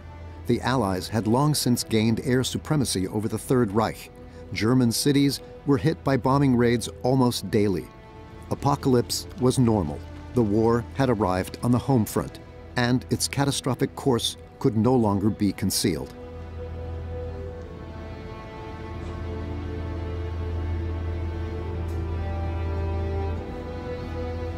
The bombing of cities like Cologne, Bremen, Hamburg and Berlin was part of everyday life of a significant part of the German population. The war was quite close at hand in and around the Reich, especially since we're talking about massive losses on the part of the German civilian population, as well as the massive losses in the Wehrmacht. That means that from the regime's point of view, the war was not going at all as they imagined. Nevertheless, maintaining the morale of the people was the job of the home front dictator, Joseph Goebbels. In his function as Gauleiter of Berlin, he personally took charge of the fate of the bombed-out citizens. Perseverance was the motto.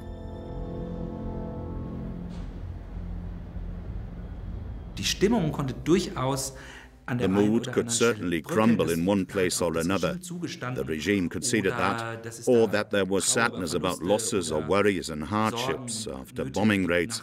But at the same time, the decisive factor was the people's attitude in the language of Nazi propaganda, and the attitude seemed to be quite stable for a long time from the regime's point of view. The Germans reacted differently to the tense situation, with fanatical defiance, with equanimity, or even fatalistic resignation. Above all, faith in Adolf Hitler helped many to persevere.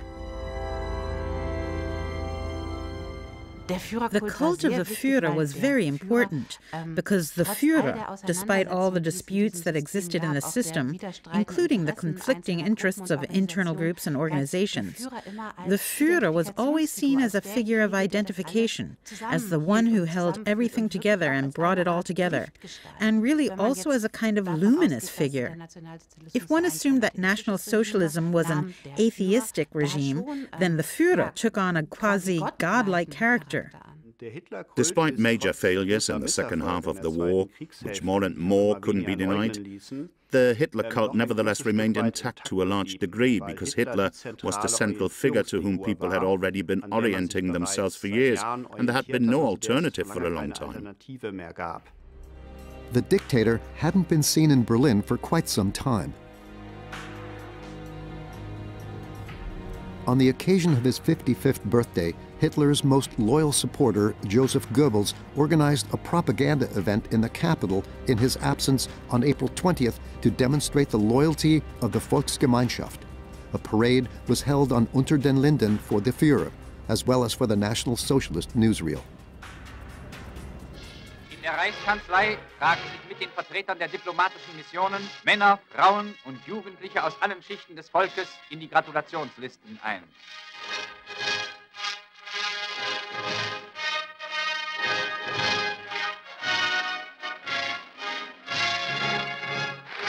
Reichsminister Dr. Goebbels spricht. Wenn wir uns ein ganzes Jahr durch unseren Fleiß und durch unsere Tapferkeit zum Werke des Führers bekennen, dann wollen wir uns an seinem Geburtstag einmal auch in Worten, die aus der Tiefe unserer Herzen kommen, zu seiner Person bekennen dürfen.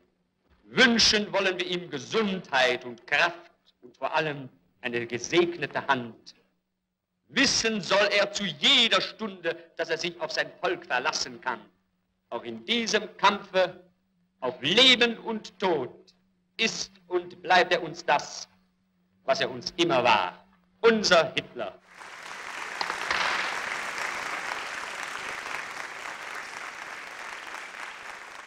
You also had to demonstrate a touch of normality in 1944, since everyone knew that April 20th was an important date. Hitler somehow had to show himself. He rarely spoke, he rarely appeared in public, so they had to stage something.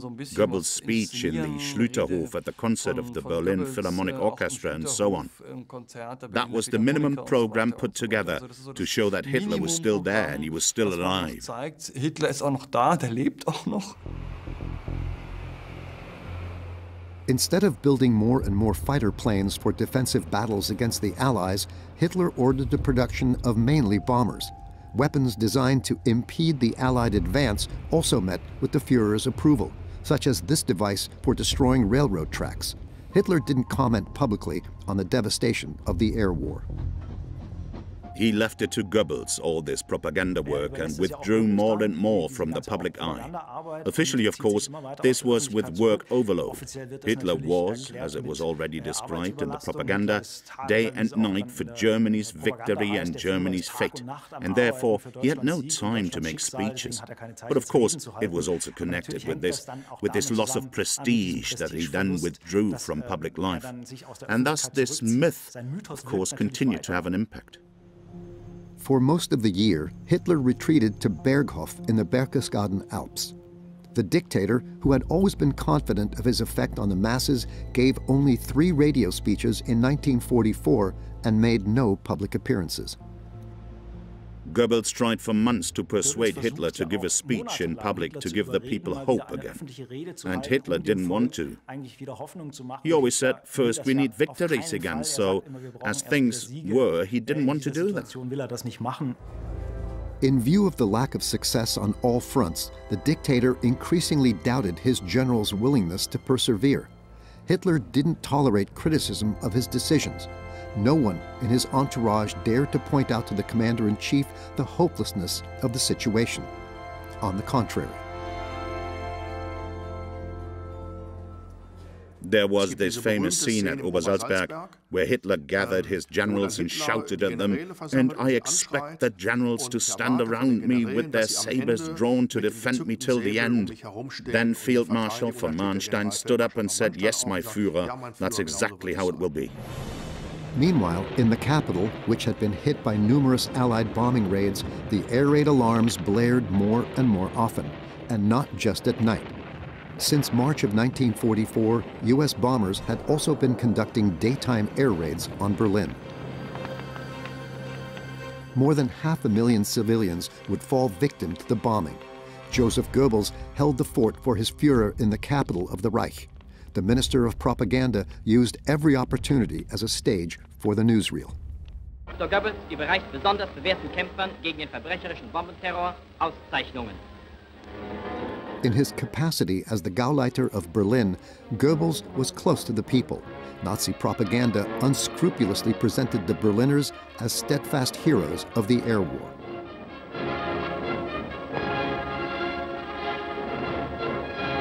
Berlin lässt sich durch die britisch-amerikanischen Luftgangster und Wohnblockknacker nicht erschüttern. Goebbels just had a built-in instinct to give the people what they wanted. Of course, because he had a large news network that he could pick from, where fluctuations and reversals were also perceived, registered, passed on, and then reacted to. Und hier eine Sondervorstellung für Bombengeschädigte. The Germans were to be kept happy until the bitter end. The Minister of Propaganda had vaudeville and cinema performances moved from bombed-out venues to buildings that were still intact. Entertainment during total war.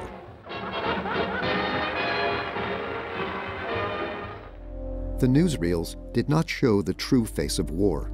Amateur footage of a funeral for bombing victims in Nordenham near Bremerhaven revealed the grief and despair of the people. Despite the horror and fear, Germans had to go on with their daily lives day after day.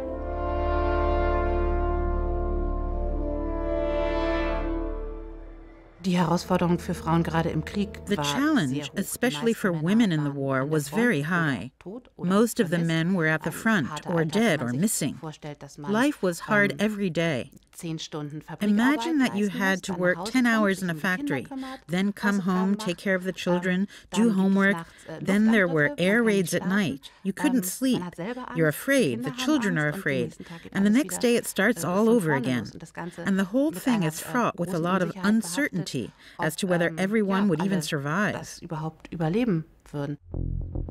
The Allies were already preparing for the next blow against the Third Reich, the invasion on the coast of northern France. The onslaught was to be stopped by the so-called Atlantic Wall, a chain of defensive positions on the Channel coast. The hero of the failed African campaign, Field Marshal Erwin Rommel, was responsible for protecting the Reich's borders on the Atlantic. He was responsible for the expansion of the fortifications and making them impregnable. However, this Atlantic Wall wasn't finished yet. It was a wall with big gaps. You can't think of it as a wall. It was more or less like a string of pearls with several points loosely connected. Here's where the focus of the combatants were, the coastline between Calais and Normandy. The Germans weren't sure exactly where the landings would take place. The expansion of the defensive facilities faltered due to the disastrous war situation, which meant that supplies weren't coming in. Rommel recognized the hopelessness of the venture and put all his eggs in one basket. It was clear to the Germans where the Allies would land. They would either come in at the Pas-de-Calais or in Normandy. In the end, the Germans, and especially Rommel, chose the Pas-de-Calais, and that was the wrong choice. In England, meanwhile, the Allies' preparations were in full swing. The decision of where to land had already been decided. A different location than what the Germans expected. Normandy was chosen because Pas-de-Calais, which would allow a shorter channel crossing, was relatively well fortified by the Germans, and Normandy had the great advantage of being conveniently located. One could approach from all ports. The whole of southern England resembled a huge army camp. The Allies prepared for the invasion with elaborate maneuvers. In the meantime, their intelligence services launched deliberate deceptive maneuvers to mislead the Germans. Fictitious units were set up, and dummy tanks and aircraft were used to make the Wehrmacht believe that a channel crossing would take place at Calais. Germany first was Winston Churchill's motto. The only thing the British couldn't agree on with the commander-in-chief of the Americans, Dwight D. Eisenhower, was the timing of the landing on the continent. And then there's the question of when, and that was a big point of contention between the Americans and the British. The British didn't really want to do it at all. Ultimately, the British wanted to defend their empire and wanted to secure the Mediterranean. The Americans said, what on earth are we doing in the Mediterranean? And then ultimately got their way. But there was a struggle over the crucial question, when would they have enough landing craft? And while a material battle of gigantic proportions was being prepared on the Atlantic, there was a festive mood in Obersalzburg. Eva Braun's younger sister Gretel married SS Gruppenführer Heinrich Fegelein on June 3, 1944. The Führer was also present at the reception at the Berghof near Berchtesgaden. The celebrations among Hitler's closest friends lasted 3 days. No one here seemed to be thinking about a possible defeat. Hitler was convinced that he could turn back the Allies in France. Hitler's strategy was as follows. We can lose ground in the east, and that wouldn't threaten our Reich. But in the west, if the Western Allies land there, they could immediately advance into the Ruhr and thus capture the heart of our industry. Therefore, Hitler ordered reinforcements to be sent to the west in the future. Verstärkungen in Zukunft in den Westen zu schicken.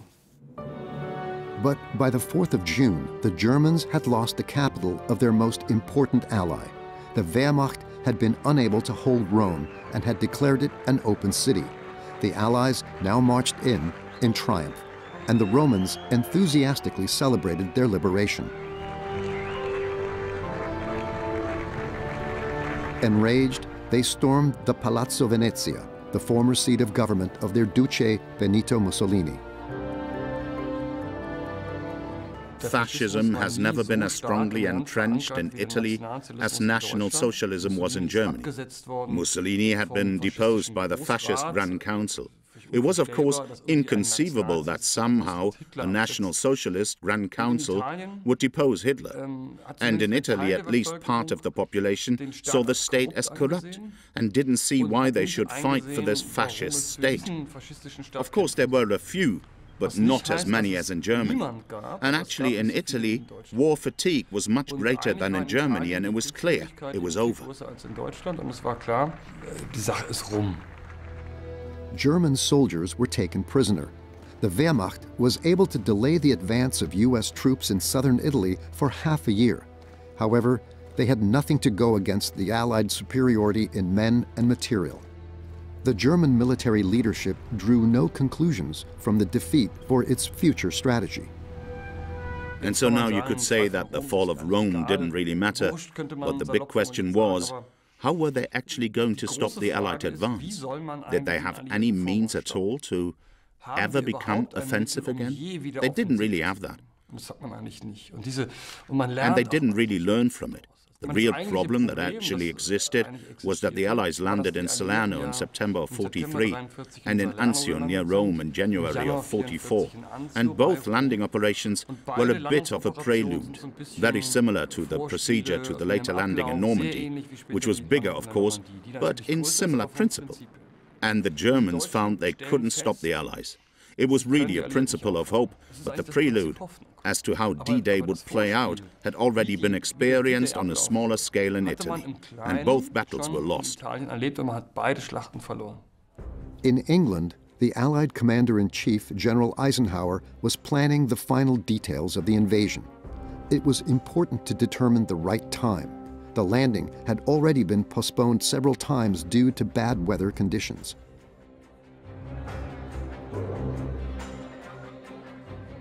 The man with the final say was Eisenhower. He was the commander-in-chief.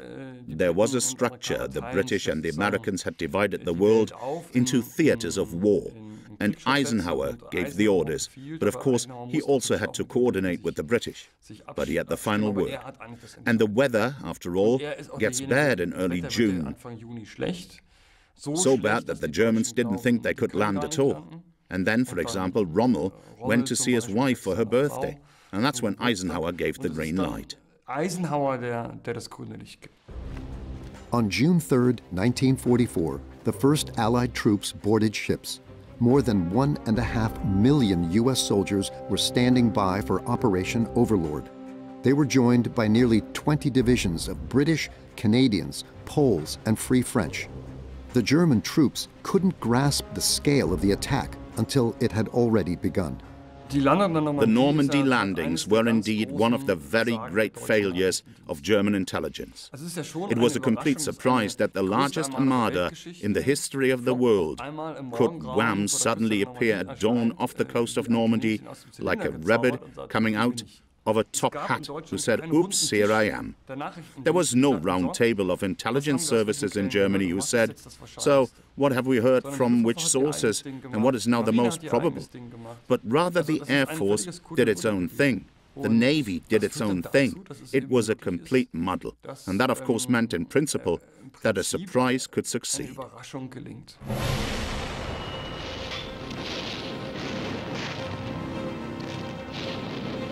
It all began in the early morning hours of June 6, 1944, D-Day, Decision Day.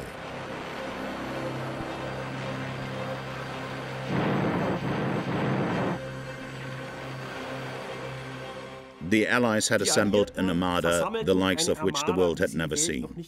Over 5,000 ships, including 4,000 landing craft, and over 1,000 battleships, cruisers of various kinds.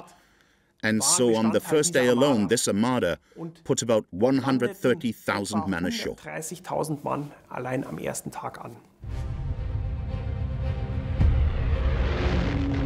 The soldiers were preparing to land on nearly 100 kilometers of beach. The battle would be won or lost within 24 hours. There was no plan B. If the Allied troops failed, there would be no second chance. There was no turning back. The Allied landings were meticulously planned. First, Allied naval artillery was to open fire on the German positions.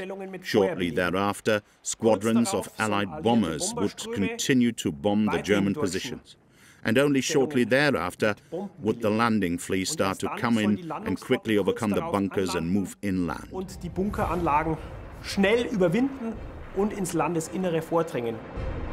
But from the start, heavy seas hampered the operation.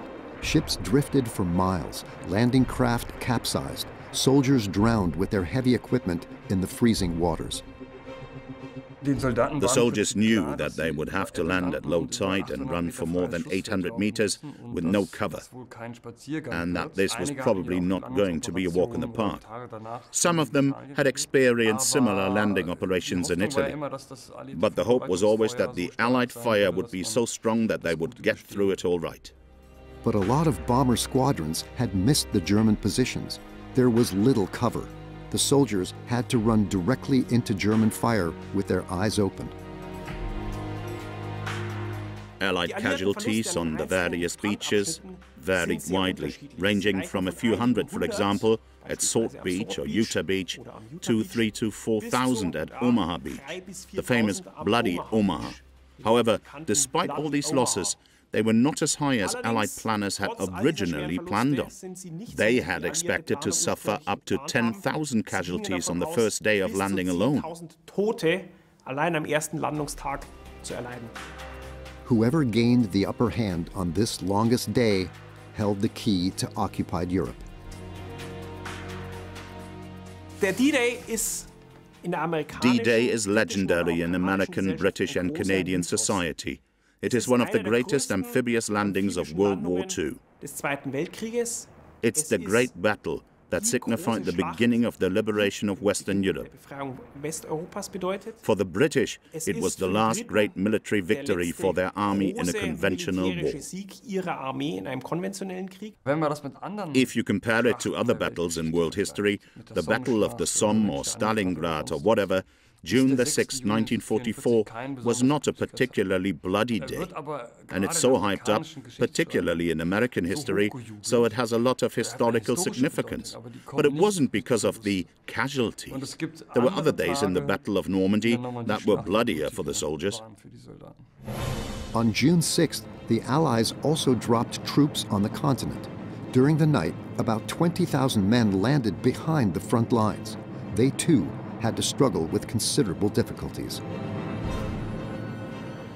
On D-Day, the Allies landed not only from the sea, but they also used paratroopers and cargo gliders in the rear to occupy areas from the rear and prevent the Germans from getting reinforcements to the landing points.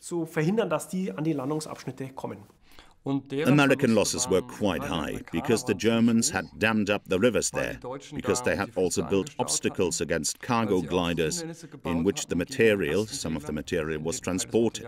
Some parachuted, some landed in gliders. And it was quite a considerable fighting force which also ensured that the Americans could advance inland from the beach relatively quickly. And that also prevented the first German counterattacks.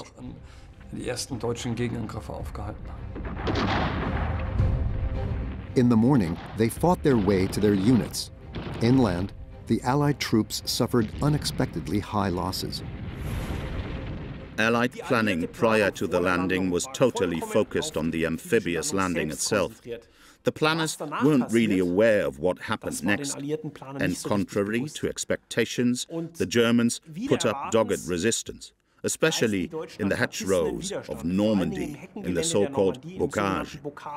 There were major battles in a very small area where the Allies' advance was bloody, moving from field to field, and sometimes these fields were no larger than 100 by 100 meters. And there were also American reports that refer events there to a jungle war, which reminded some of the war in the Pacific. There were 6 weeks of heavy fighting in Normandy, very similar to trench warfare in the First World War. In terms of casualties, the battle was similar to that of Verdun. And for many participants, this battle was one of the most formative of their lives. And you can also glean that from German files how officers, high-ranking officers, who experienced this battle, and how thousands, tens of thousands of Germans died there. And by the way, the Allies had similar losses, but then they realized that they were no match against Allied superiority, and how that changed their view of the war. Commander-in-Chief Rommel tried to convince Hitler that the situation was hopeless. He stubbornly insisted on them holding the front. But the Allies' fighting strength and air superiority were overwhelming. German counteroffensives came to nothing. For these Germans, the war was over. Going into captivity was easier for them than for their comrades on the Eastern Front. If you look at German casualty figures at the end of the Battle of Normandy, 400,000 soldiers died, were wounded, or became Allied prisoners of war. At the same time, there were about 600,000 German casualties on the Eastern Front. The big difference, however, is that German losses in the West were largely due to captivity. It was clear to German soldiers that as a prisoner of war of the Allies, you were likely to be treated somewhat in accordance with the Geneva Conventions. And so it was much easier for a German soldier on the Western Front to throw up his hands and stop fighting than it was on the Eastern Front. In the Soviet Union, Stalin also took the initiative. Operation Bagration began on June 22, 1944.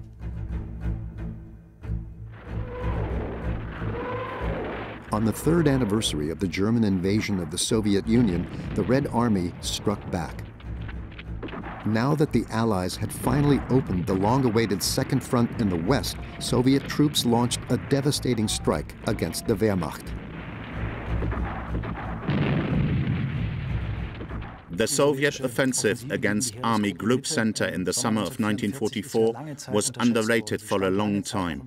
It was overshadowed by the Second Front, the Allied invasion of Normandy. But it was actually the greatest military catastrophe that the German Reich had to endure. Within a few weeks, this Red Army succeeded in crushing the entire Army Group Center. Die Deutschen sind hoffnungslos unterlegen. The Germans were hopelessly outnumbered, 2.5 million Soviet soldiers against 1 million Germans. The line of the front was very awkward for the Germans. There was a huge front area sticking out. The rear was partly, or to a large extent, already in the hands of the Soviet partisans. German reconnaissance of the enemy drew completely wrong conclusions and believed that the main attack would take place much further south. And finally, Hitler was also against any sort of mobile warfare. The dictator had long since tied his personal fate, as well as that of the entire country, to the outcome of the war and forbade any retreat. He didn't have a convincing strategy. There was always the hope that the Führer was a genius, that the Führer would still do something, that the Führer would pull something out of his back pocket, some miracle weapon, or that he still had some reserves. You just had to hold out long enough. That was actually the propaganda slogan. Im Morgennebel rücken deutsche Grenadiere zum Angriff auf einen sowjetischen Brückenkopf vor. Über die Straßen Kurlands rollt der Nachschub mit Männern und Panzern, die sich dem sowjetischen Ansturm entgegenwerfen.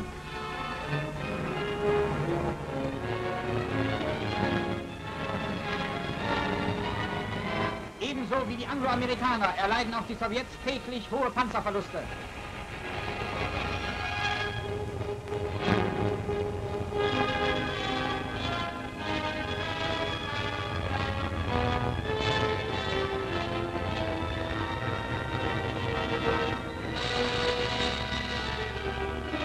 Auch im Osten hat sich die Panzerfaust großartig bewährt.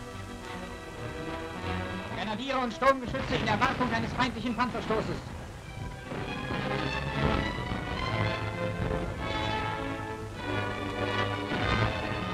Die ersten T-34 preschen vor und werden abgeschossen.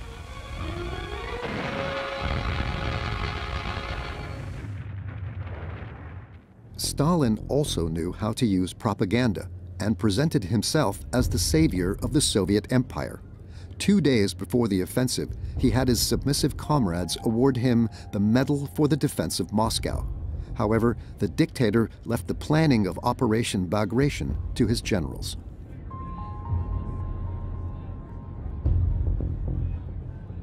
Stalin, like Hitler, was a military control freak, but he was, one doesn't really know because the files haven't been released yet, he seems to have held back more than his German counterpart. The Red Army had learned from its failed offensives and attacked with a significantly superior force on a front that was 1,100 kilometers long. The Soviets managed to break through and advance up to 600 kilometers to the west. Army Group Center was crushed. The defeated troops now became part of a perfidious propaganda show.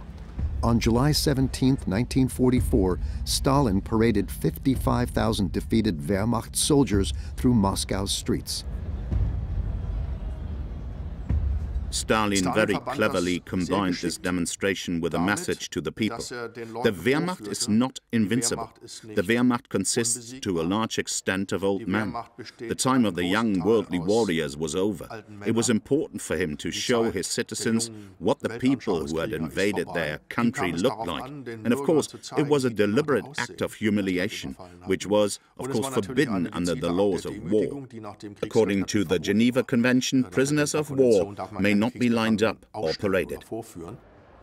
They were given castor oil beforehand, so they couldn't contain themselves, and after the soldiers had marched through, Moscow's street cleaning vehicles cleaned up after them. That was a cynical and nasty spectacle. They wanted to show the master race were just poor wretches, and that worked quite well. You saw fat generals who corresponded exactly to this image of the fat, over-fat general, and you saw emaciated soldiers who were often much older, the last troops that Hitler had left marching through the streets.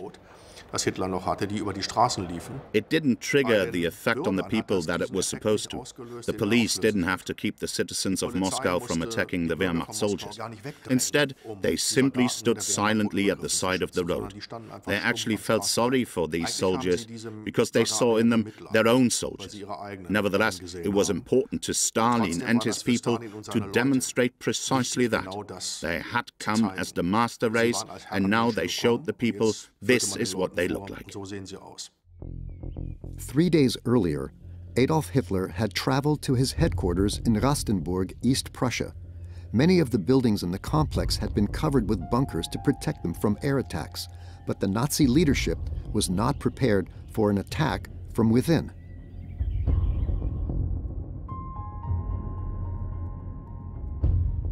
On July 20th, 1944, a bomb exploded during a meeting with the Führer.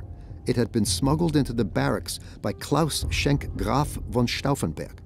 He had gathered a circle of conspirators around him. They were convinced that Hitler had to die in order to save Germany from ruin. On the one hand, he recognized the criminal character of this war, and that this war was lost, and that more and more people would die. There could no longer be a victory, and therefore it had to be stopped. The problem for Stauffenberg was how to get to Hitler. He was just a small fry in the high command of the army in the Wendlerblock. He couldn't just walk into the Führer's headquarters and say, "I would like an appointment with the Führer," and give him an explosive. The problem was that very few conspirators had access, but he finally got access when he became the Chief of Staff of the Army Reserve on July the 1st, 1944. That gave him the right to attend briefings, and that then put him in a dual role, being the head of the coup and also the one to plant the bomb. The destroyed barracks meeting room bears witness to the force of the explosion. But Adolf Hitler survived the assassination attempt, and later that same afternoon, just 3 hours after the attack, welcomed Benito Mussolini at Wolfslair train station. Together, they visited the destroyed barracks. That night, in a mobile radio van he had brought in specially for the purpose, Hitler delivered a radio address. He presented himself in his tried and tested manner as the leader chosen by fate. Ich selbst bin völlig unverletzt. Ich fasse das als eine Bestätigung des Auftrags der Vorsehung auf, mein Lebensziel weiter zu verfolgen, so wie ich es bisher getan habe. Es ist ein ganz kleiner Klüngel verbrecherischer Elemente, die jetzt unbarmherzig ausgerottet werden. Then the machinery of the Third Reich began to unearth this conspiracy. And there are hundreds of people, 800, 900, who are also executed. And anyone who had a connection with the 20th of July then died. Wenn einer mit dem 20. Juli in Verbindung kommt, dann ist des Todes. Most are subjected to a show trial before the People's Court. This film footage, shot on Hitler's orders, was never shown. Even Nazi propaganda found the grating roar of presiding judge Roland Freisler unsuitable for publicity. Gebet ist gedacht an die vielen Morde. Morde? Sie sind ja ein Schäbjolum! Many of the conspirators retained their dignity, although the verdicts were a foregone conclusion. Death by hanging. They were executed in Plitzensee prison with wire nooses hung on meat hooks and filmed for Hitler. The terror of Nazi rule reached one of its cruel climaxes.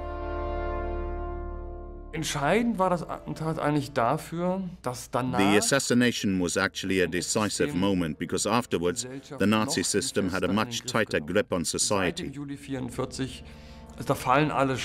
After July of 1944, all checks to the system had gone. Puffer mehr dazwischen. And now there was no buffer at all between them. Wird seinen Kopf kürzer gemacht und jetzt kann das System Anyone who stuck their head up now lost it. And now the system could really take action and had such a tight grip on German society that they were able to divide the society and drag it down with them. Diese Gesellschaft zu teilen, mit sich in den Untergang zu reißen. In the course of their offensive, Soviet troops reached Lublin on July 24th. Here, they stumbled upon the remains of a monstrous crime. As the Red Army advanced toward Lublin, Soviet soldiers also liberated the Majdanek death camp. And Majdanek was actually the first real death camp that the Allies liberated. In view of the rapid advance of the Red Army, SS troops had hastily tried to cover up their misdeeds just a day before and ordered the camp to be closed. However, they weren't able to destroy the gas chambers. As early as August, the first journalists visited Majdanek and published photos and reports. Tens of thousands were murdered in this camp. Here, for the first time, the full extent of the genocide made possible by this criminal war was revealed.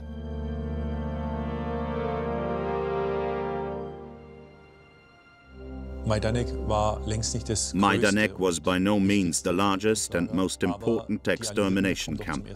But for the first time, the Allies had an idea of what had transpired, and they had issued a communiqué. It was then translated into 5 languages. And the effect cannot be imagined strongly enough. Because, of course, all war propaganda tends to be exaggerated. But the Allies were suddenly confronted with a reality that actually completely confirmed these exaggerations. And that, of course, was a completely different dimension.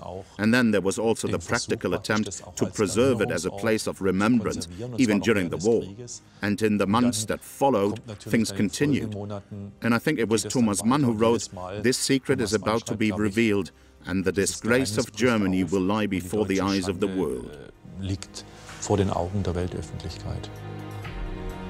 While the war was still in full swing, a memorial service for the victims of the death camp was held on August 6th and was reported worldwide. Die Befreiung der Konzentrationslager hat ja, I think the liberation of the concentration camps had a very decisive impact on how the Germans were viewed. For the Americans, the war was a conventional war against another military power, fought more or less according to the rules of the Geneva Conventions. Eisenhower couldn't have imagined what was happening in those camps. And the first camp Eisenhower saw shocked him in such a way that after that, the Wehrmacht was no longer a subject worthy of discussion for him. He also refused to receive any German general. After they had seen that, they had a completely different view of the Wehrmacht, because they saw they defended it. They had camps like that in the hinterland, and they knew it, and they defended this regime. The victors forced the German soldiers to see the horror with their own eyes. Even if not all of them were direct perpetrators, blind obedience often led to inconceivable crimes. And yet, no one made another attempt, like the conspirators on July 20th, to overthrow the criminal regime in order to end the Nazi terror.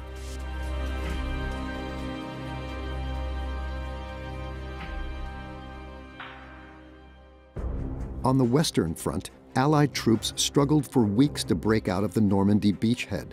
They wanted to advance toward the Seine as soon as possible. The Germans put up stubborn resistance. For weeks, they engaged in heavy fighting with the Allies. By the end of July, the Wehrmacht had suffered almost 115,000 dead and wounded, plus more than 40,000 were made prisoners. Supplies also failed to arrive. Finally, the German front line collapsed. It took 8 weeks for the Allies to finally break through. That's because the Allies, using their artillery and air power, inflicted heavy losses on the Germans, until the Germans simply didn't have the ability to reinforce their front lines. And so the breakthrough occurred on July 25th.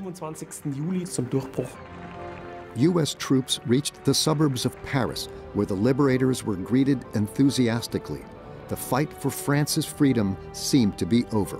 The Allies had landed in Provence as well.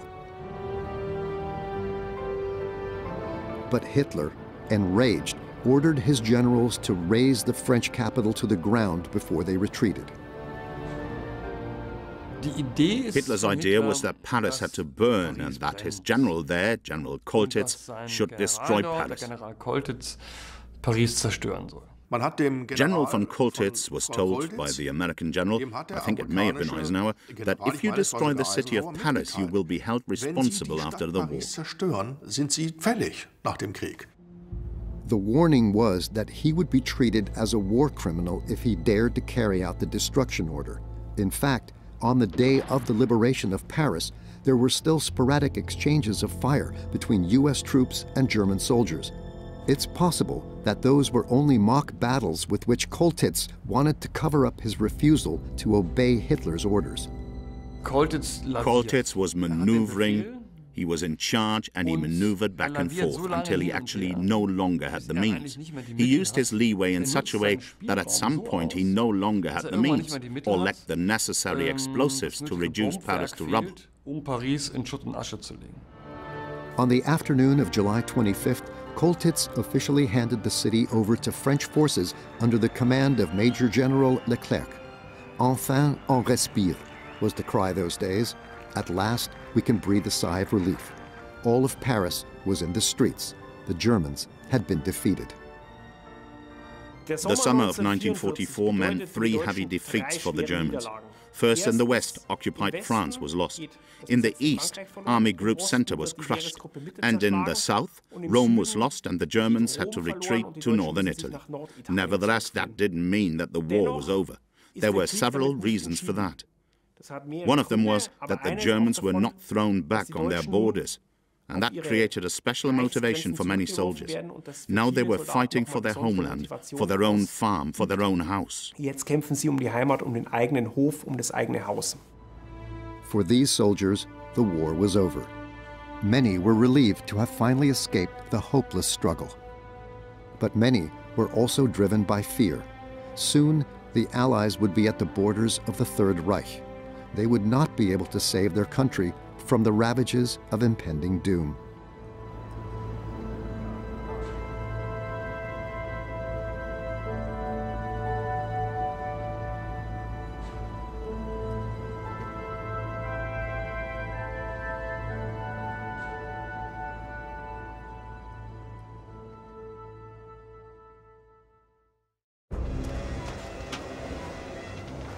Polen hat heute Nacht zum ersten Mal auf unserem eigenen Territorium auch mit bereits regulären Soldaten geschossen.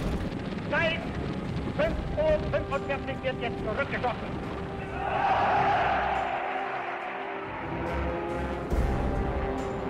We shall defend our island, whatever the cost may be. We shall fight on the beaches, we shall fight on the landing grounds, we shall fight in the fields and in the streets, we shall fight in the hills. We shall never surrender.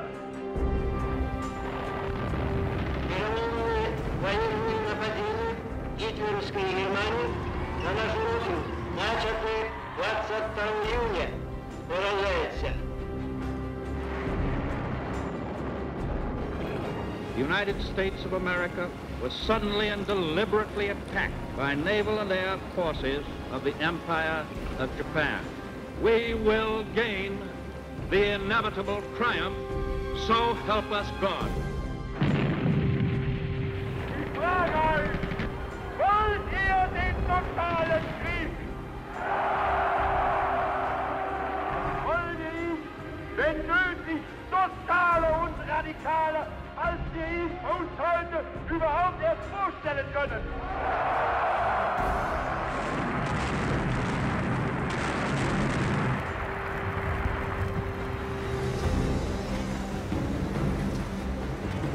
The Nazis entered this war under the rather childish delusion that they were going to bomb everybody else and nobody was going to bomb them.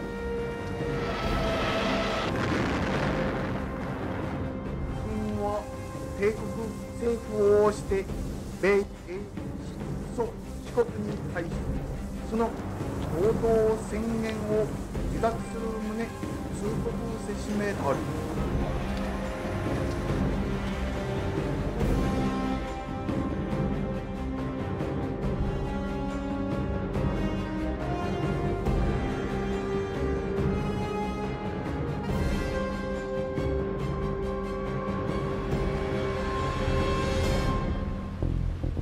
In the summer of 1944, the United States Pacific Fleet was headed for the Mariana Islands. U.S. forces reached Saipan on June 15th. After a hard-fought amphibious landing on the tropical beaches, the Marines advanced inland, waging protracted battles kilometer after kilometer because the defenders had fortified the island extremely well.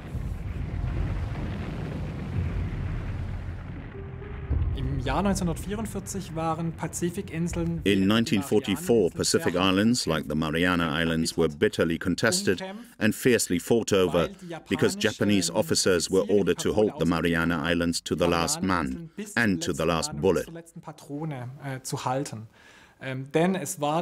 Because it was quite clear to the Japanese military leadership that from the Mariana, American bombers would be able to reach the Japanese mother islands and would be able to bomb Tokyo as well.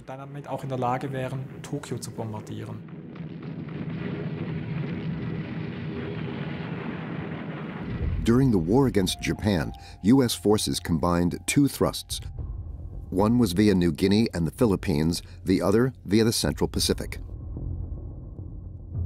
The decisive thrust of the war was in the Central Pacific because the Central Pacific divides the Japanese sphere of power into a northern and southern half, and because from the Central Pacific, from the Marianas, American B-29s could bomb Japan. The images of the bloody amphibious landings were similar to those taken a few days earlier in Europe. The Normandy invasion began on June 6, 1944, on the beaches of France. Here, as there, the Allies threw incredible quantities of men and material into battle, but that's where the parallels between the two theaters of war ended.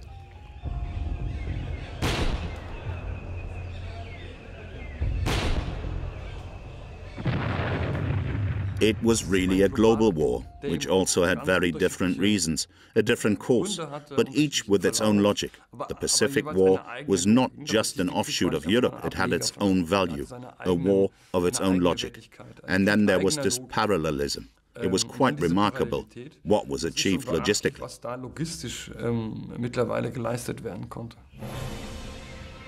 12,000 defenders had entrenched themselves on Saipan.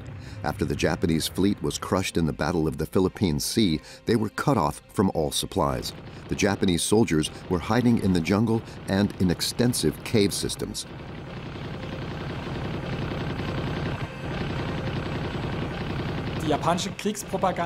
Japanese war propaganda quite strongly fueled the will on the part of Japanese soldiers to really fight to the death, to hold on to these small and seemingly insignificant islands. The Japanese demanded the utmost from their opponents.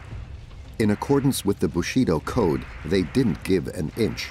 To force the defenders out of their cave systems, the American soldiers perfected their flamethrower tactics. They attacked the caves in groups, supported by artillery and machine guns. Japanese who rushed out of their caves on fire were gunned down by the GIs. The slaughter lasted 3 weeks.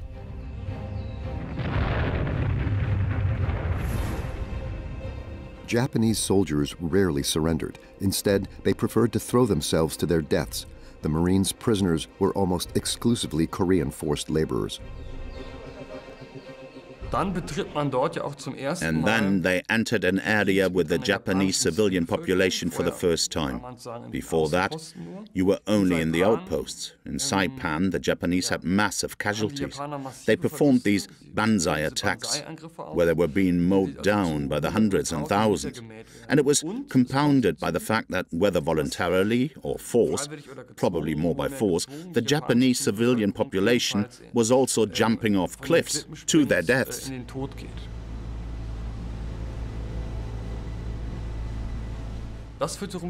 This led the Americans to wonder what if even the Japanese civilian population wouldn't surrender, how was the war going to end? We were to have then kill every Japanese person, one by one, and we might be able to do that. But that also meant there could be enormous casualties on our side.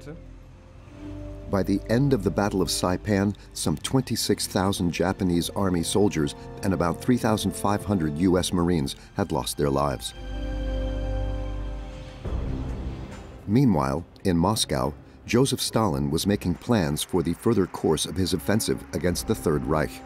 The Red Army had been advancing successfully since June 22, 1944, which was the 3rd anniversary of the German invasion of the Soviet Union. Within 5 weeks, they had advanced as far as Poland. As Soviet troops approached Warsaw, Stalin seized the opportunity to extend his claim to rule Poland. While the Red Army advanced to the Vistula, the Polish underground resistance finally tried to strike against the Germans. The Polish Home Army had set itself the goal of liberating the country and saw the time had come to act. The Poles were, of course, massively anti-German, anti-Nazi, but probably anti-Soviet to a similar degree. The question now was, it's of no use to us if we get rid of German rule and then come under Soviet rule. And that's why they thought, if we liberate Warsaw, liberate our capital on our own, before the Soviets arrive, that would give us political weight in shaping post-war Poland. On August 1st, 1944, the Polish Home Army, the Armia Krajowa, dared to revolt in Warsaw. 45,000 men were ready, but many of them were inadequately armed or not armed at all. The insurgents completely lacked any sort of heavy weaponry. The German Wehrmacht brutally put down the uprising.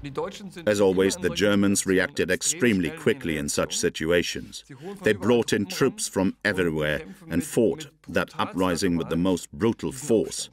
And the Armia Krajowa couldn't do anything but try to go down heroically and fight against the Germans. And it was clear relatively quickly by the first days of August that they didn't stand a chance against these Germans who were bringing in troops on a massive scale.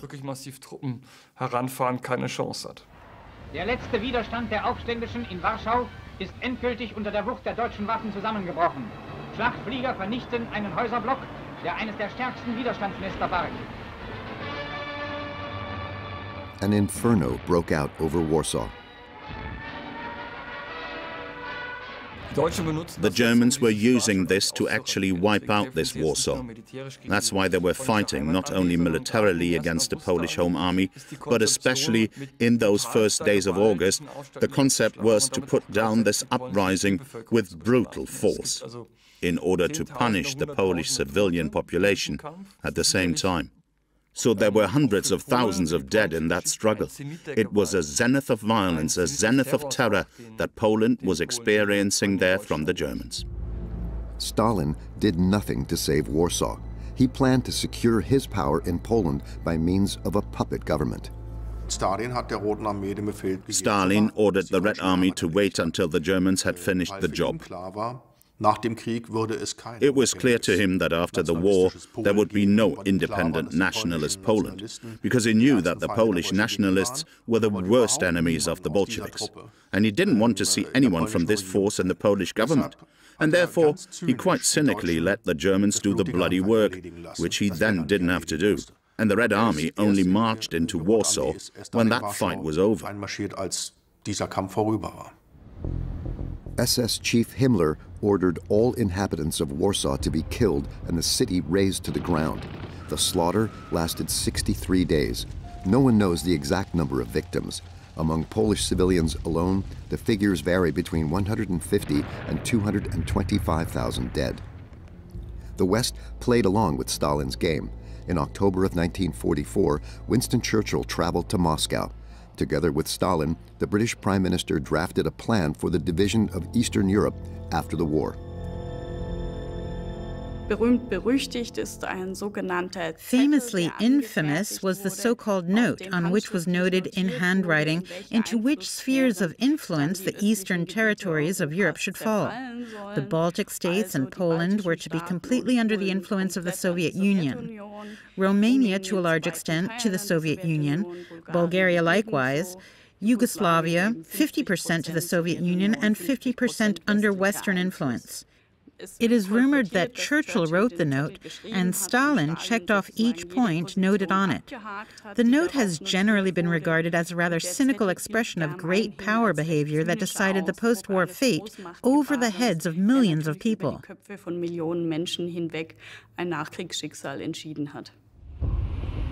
On their retreat, the Wehrmacht left behind scorched earth, the order, which officially read loosening, clearing, paralysis, and destruction, resulted in the Germans devastating entire areas. Supplies were destroyed, machinery destroyed, towns and villages burned down, people deported. The marauding soldiers soon became almost unstoppable. What actually happened then was basically an unprecedented program of destruction. Everything of value was destroyed. There was, just to give you one example, this infamous rail wolf that ripped up all the rail ties. Dams were being blown up. There was a really huge plain that a lot of times the only thing left standing were chimneys. Villages of chimneys made of bricks, and those chimneys were still sticking up in the air and everything else was just flattened. Die ragen dann noch in die Luft und alles andere ist einfach wirklich platt gemacht.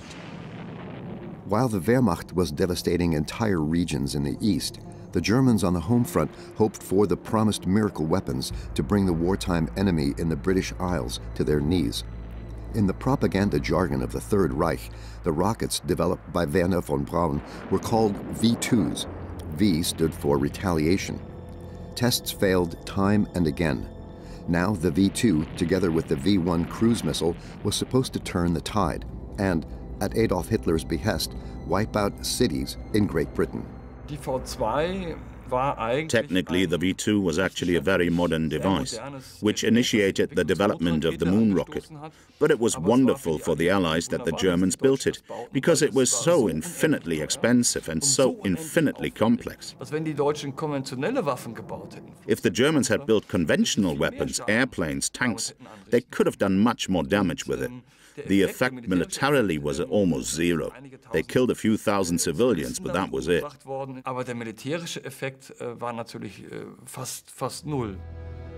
On September 8, 1944, the first launch was successful. By the end of the war, 1,400 V2 rockets had been fired, mainly from mobile launch pads in Holland.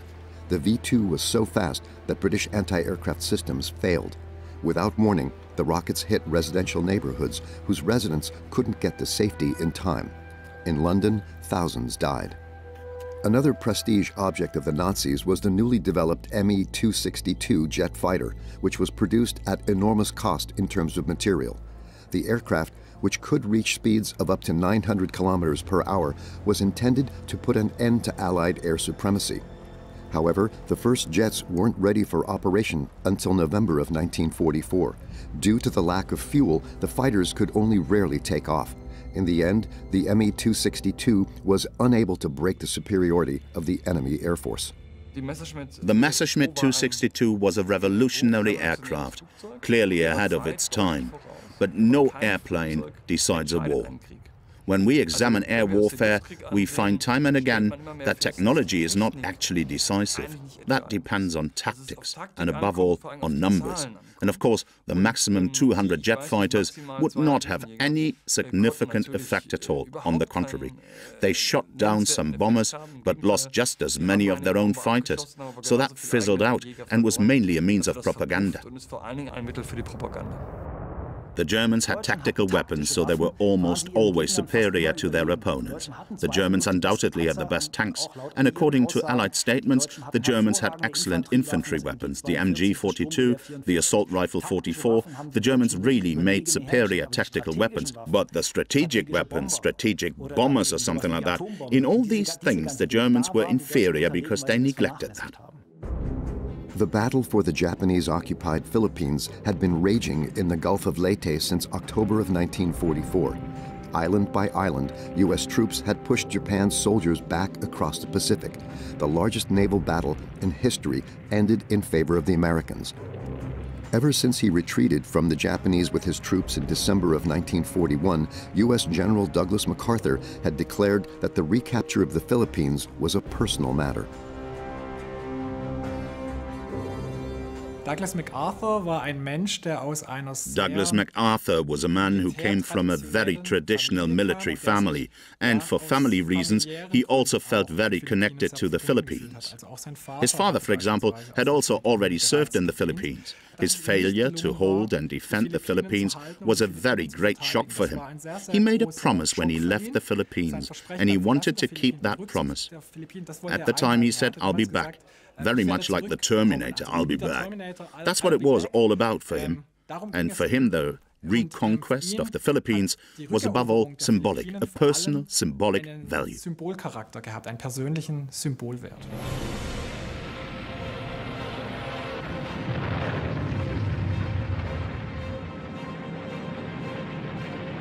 During the Battle of Leyte, Japanese squads known as kamikaze planes were used for the first time.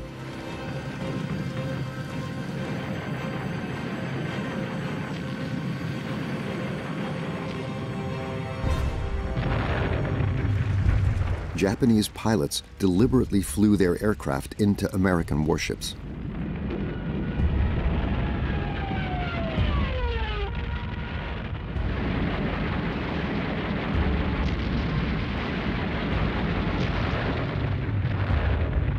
While the phenomenon did not decisively weaken U.S. forces during those war years, it exposed soldiers and sailors to extraordinary nervous strain.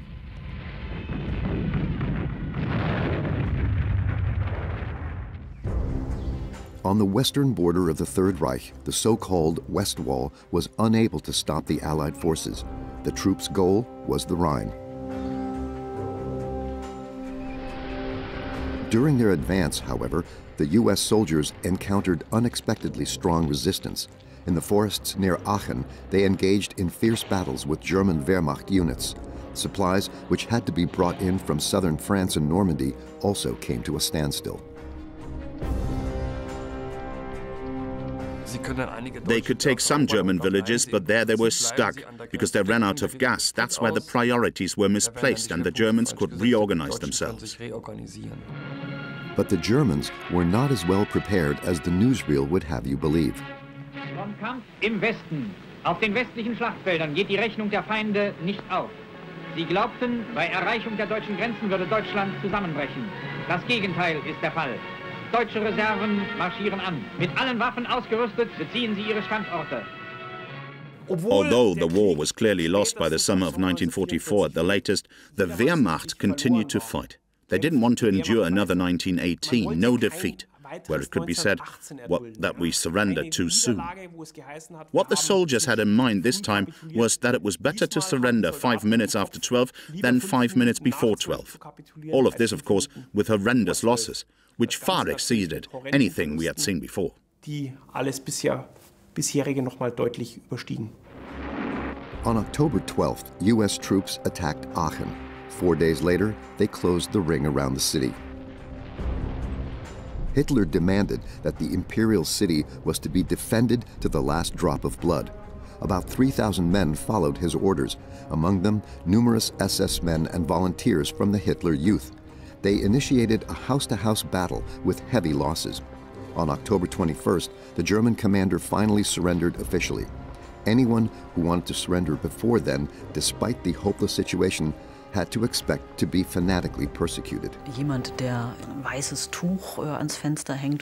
Anyone who hung a white cloth out of the window and wanted to surrender, Aachen was one of the first cities to be liberated, was then considered a defeatist, or could be murdered. The SS also now turned on its own population. The desertion of soldiers was pursued more intensely than before, so order collapsed on the one hand in the Reich, and violence struck back at the Germans from the outside. But the Nazis, so to speak, beat their fellow Germans to persevere. Diese Männer haben 50 Mal im Nahkampf mit dem Feind gestanden. Jetzt erhalten sie vom Führer die goldene Nahkampfspange.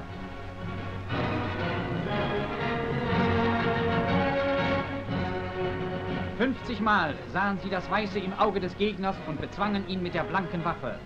Wer will mit Worten sagen, was das bedeutet?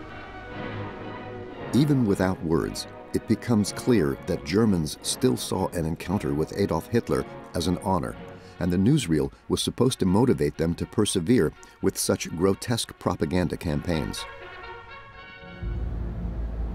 In Berlin, Joseph Goebbels mobilized the remnants of the German population for a march to destruction. The staging of the so-called Volkssturm was intended to demonstrate the invincibility of the Reich. Eurem Volke der ganzen Welt zu beweisen, dass Deutschland nicht nur an der Front, sondern auch in der Heimat über Millionen wehrbereiter, wehrentschlossener Männer verfügt, die den festen und unerschütterlichen Willen haben, niemals vor den Feinden des Reiches die Flagge zu streichen und feige zu kapitulieren. The Volkssturm was the very last contingent, and everyone, at least that was the idea, all 16 to 60-year-olds were mobilized, mostly equipped with looted weapons or not at all. But as the war progressed, however, these Volkssturm battalions were increasingly deployed to the front line, and that deployment was, of course, completely pointless. Und dieser Einsatz ist natürlich völlig sinnlos. The war in the air also took on new dimensions. No longer were only large cities bombed, but medium-sized cities with industrial sites as well. To defend themselves, the Germans were forced to withdraw their air forces from other fronts.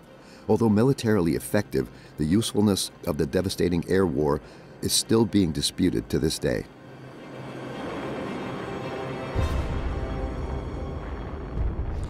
In my opinion, it shortened the war considerably, because the Germans were forced to invest the majority of their armament resources into the air war to protect the Reich.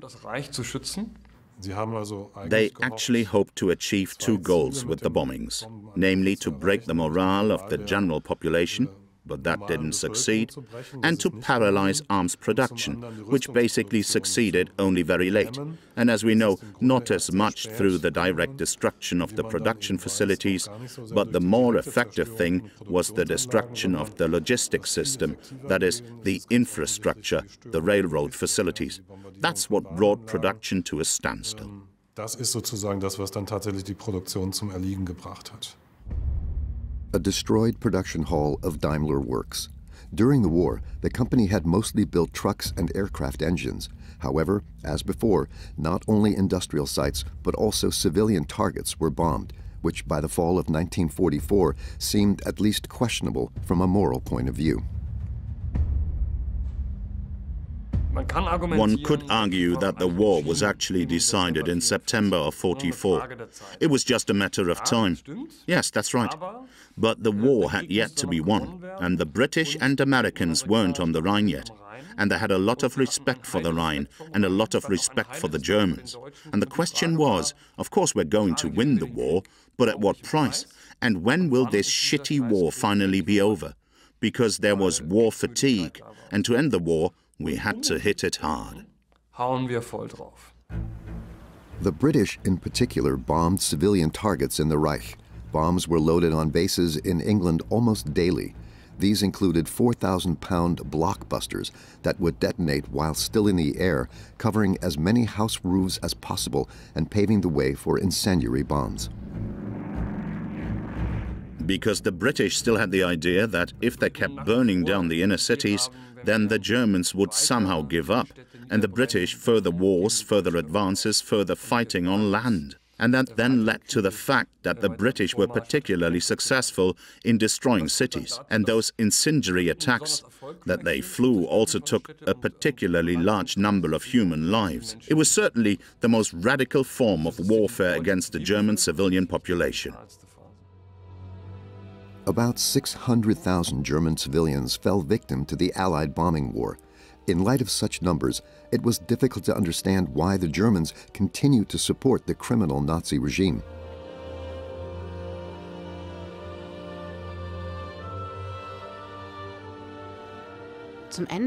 Towards the end, fear really prevailed more and more. As you hear from personal testimonies, we had to win the war, because with what we had done, if we lose, we don't even want to imagine what they will do to us. That created a great will to persevere, even after the sometimes terrible bombardments by the Allies, which were aimed at breaking the will of the population to persevere. That simply didn't happen, because this total dictatorship of National Socialism still worked so well in capturing large parts of the population that the distribution of goods, of services, still reached the people.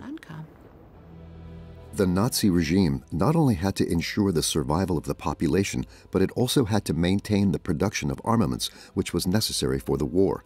In order to escape the increasingly precise attacks by the British and Americans, production facilities were moved underground throughout the Reich.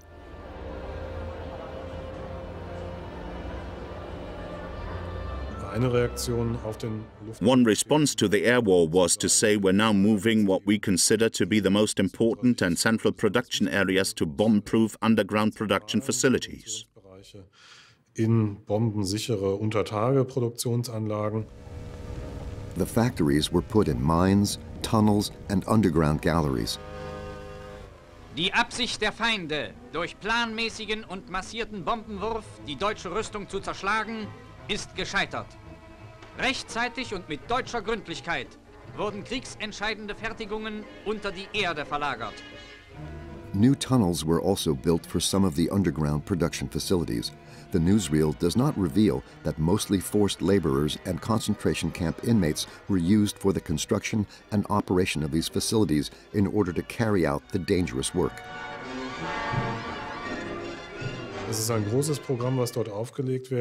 That was a big program that was set up there, which again entailed a change in the character of forced labor, because concentration camp inmates were systematically used in those underground relocation projects, and that was where the most deadly working conditions for forced laborers prevailed. When U.S. troops reached the Mittelwerk manufacturing plant in the Harz Mountains in April of 1945, they found the remains of one of these terrible factories. Prisoners from the Mittelbau Dora concentration camp had to build the engines for the V2 here. The labor camp only operated for 18 months. But the inhumane conditions cost the lives of 20,000 people. All the GIs found were a few completely exhausted prisoners. They're above all Jewish concentration camp prisoners, or concentration camp prisoners in general, were used because it was very dangerous. The work was very dangerous, but it was also detrimental to their health. And it was the kind of work that was expected from those in whose survival they had no interest in anyway, and where the term extermination through labor absolutely summed up the situation. Vernichtung durch Arbeit ja schon die Situation absolut auf den Punkt bringt. Hundreds of thousands of prisoners were forced to slave away on large construction sites and in factories throughout the Reich. The prisoners were kept alive only as long as they were able to work. Those who became weak and sick were left to their fate or sent to the gas chamber. The Minister of Armaments, who was responsible for using the now 7 million forced laborers, was Albert Speer.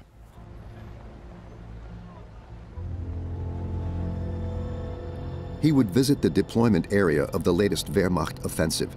He wanted to follow the battle personally. Adolf Hitler planned to overrun the Allies in the Ardennes.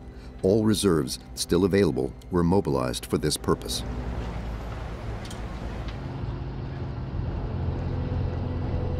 The decision was to be made in the hilly forests of the Ardennes.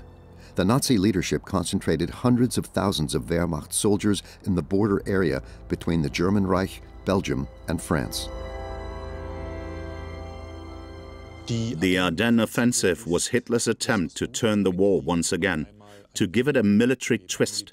He really believed the Western Allies were at the weakest point in this opposing alliance. And if you beat them, so to speak, as you did in 1940, then possibly the whole Western Front would collapse. The Western Allies would withdraw, and then only the Soviet Union would be left. And then, so to speak, the German war machine could focus its full power once again on the Eastern Front. The U.S. forces had been trying to advance toward the Rhine for weeks. In the Hürtgen forest between Aachen and Düren, they had unexpectedly suffered heavy losses.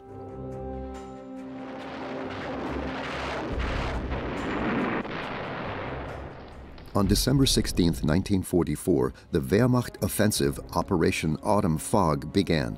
At 5:30 in the morning, the German artillery opened fire. 20 divisions were ready to attack. The Allies were taken completely by surprise by the German offensive. They hadn't expected the Germans to be able to pull together so many tanks and troops.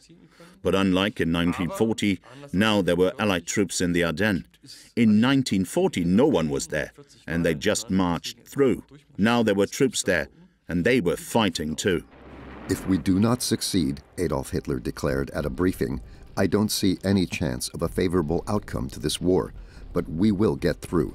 The deluded dictator still failed to recognize the sheer superiority of his opponents. But for the U.S. troops, the offensive was much harder to repel than expected. In the battle that is now known in U.S. military history as the Battle of the Bulge, the Germans inflicted heavy casualties on them.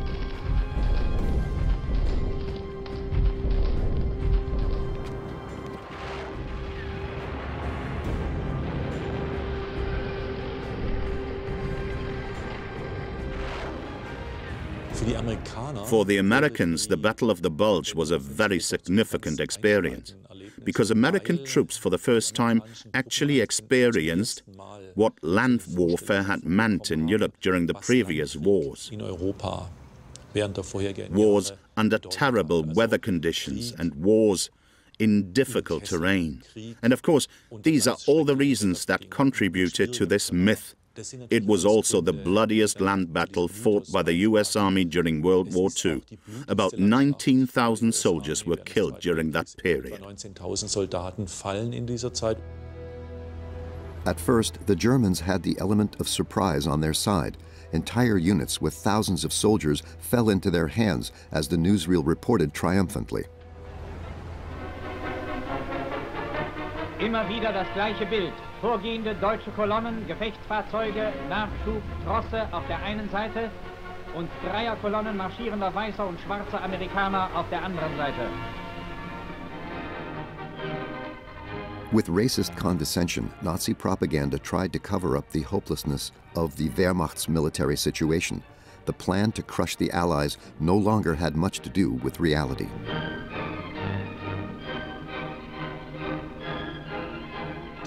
The idea that this plan was based on was that you had to get your fuel from the American depots. And that was, of course, a plan that was based on so many intangibles that the German divisions, there were a lot of SS divisions involved, so it was really again what the Reich was somehow able to scrape together, including weapons. The Germans then managed to advance about 100 kilometers into Belgian territory. Den Deutschen gelingt es dann, etwa 100 Kilometer auf belgisches Gebiet vorzustoßen. The element of surprise fizzled out very quickly. You also couldn't use an initial shock to advance quickly enough to create reality. And in certain parts of the front, the attack failed completely. It all went completely wrong, especially with the Waffen-SS. And then there's also the fact that anyone who had ever been to the Ardennes could see for himself that it wasn't the ideal area for a 60-ton tank. The army that marched through there in 1940 marched through with light tanks, with light trucks. And now the army of 1944 was marching through there, which was equipped completely differently and which wasn't suitable for these mountain roads. The Allies reacted quickly and were therefore able to hold their key positions. Reserves and supplies arrived quickly. Even the bad weather couldn't save the Wehrmacht. Its units suffered massive losses. After 2 weeks, the Germans found themselves on the defensive. Then the Americans counterattacked, and by the end of January, basically everything was back to the way it was at the beginning. The German-American front was restored. During Christmas week 1944, the Allies seized the military initiative again. In the evacuated town of Eschweiler, American GIs celebrated Christmas, the last one of this war. In a few weeks, the German offensive would collapse. On the home front, the Germans also celebrated the holidays, which was staged for the newsreel in line with propaganda. At the same time, their fathers, brothers, and sons were facing Soviet superiority in Hungary.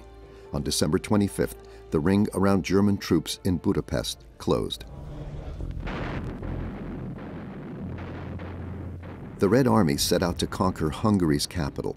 Germany's former allies were now to be liberated. As early as the spring of 1944, the alliance between Hungary and the Third Reich had become fragile.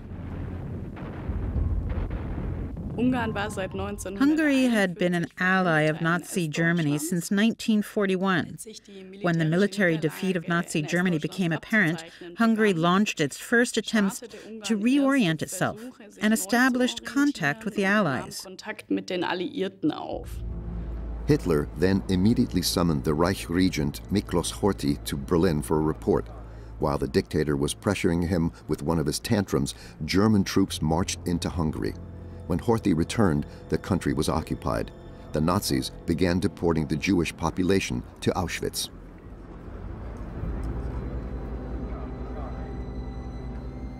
Starting on March 19, 1944, German troops entered Hungary completely unexpectedly and without a fight took power there. Of course, the old Hungarian government was still there. The Hungarian regent, Miklos Horthy, was still there. But he didn't really have that much to say anymore. All the power was in the hands of the German representatives. There was a Reich plenipotentiary, that's what he called himself, and there was also, of course, a so-called special task force that was set up specifically to deal with the Jews. Das Schlimme ist ja, dass die Deutschen zu diesem Zeitpunkt schon eine... The bad thing was, after all, that the Germans already had a lot of experience in murder. This special task force under Eichmann initially began to empty the country, and by the summer of 1944 they deported about 430,000 people to Auschwitz. There it was. 2/3 went immediately to the gas chamber, and 1/3 remained.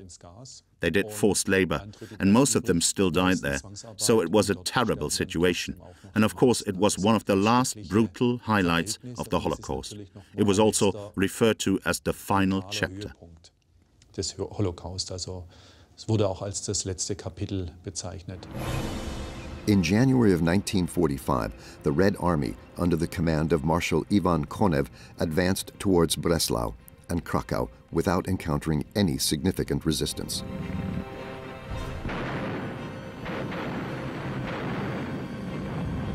In the face of imminent defeat, the German occupiers began to cover up their crimes with murderous thoroughness. This was also the case at the Auschwitz-Birkenau camp complex. Als die sowjetische Armee näher rückte, hat die SS den... As the Soviet army approached, the SS cleared most of the camps, and the detainees went on so-called death marches. Attempts were made to bring them on foot to the Altreich in order to cover their tracks. ...des Altreichs zu bringen, eben Spuren zu verwischen.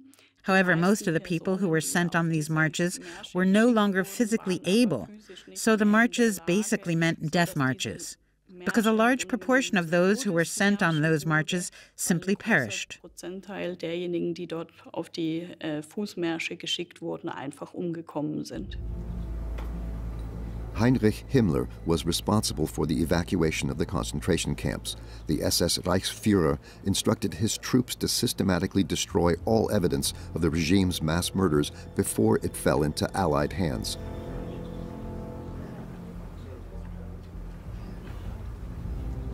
There was this infamous Sonderkommando 1005. They started digging all these mass graves in 1943 and burning the dead. And that's what they did in the middle of the whole extermination program. That's what they did in Auschwitz, with a certain amount of success. Files were destroyed, the crematoria were dismantled, the gas chambers were blown up. When the first units of the Red Army reached the concentration camp on January 27, 1945, most of the barracks were empty. The soldiers found only a few prisoners left who could bear witness to the horrors that took place there. I think there were 6,000 to 7,000 prisoners that the Red Army found there, completely exhausted. Of course, they tried to help those people immediately, but it's also a well-known phenomenon among people who have been starved very badly that they actually die the moment they get something to eat. And that's exactly what happened there. And another 20% of those people died in the following weeks.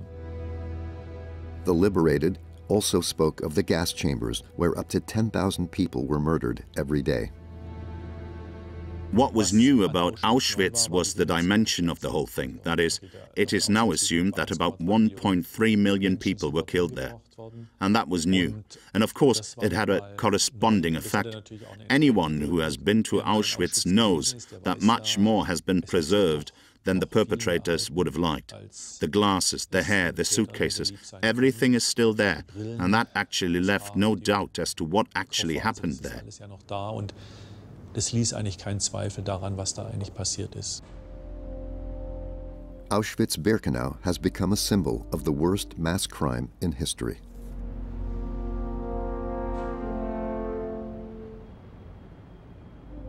The survivors described the selections at the ramp, the hunger, the torture, the human experiments. In the face of this kind of horror, mankind is still searching for explanations today. Talk of a relapse into barbarism is nonsense. I believe the opposite is the case. Modern states have many more possibilities to move people away. Sophisticated transportation systems, railroad cars that quickly be used to move hundreds of thousands of people. Airplanes and bombs that completely wipe out cities in a few days.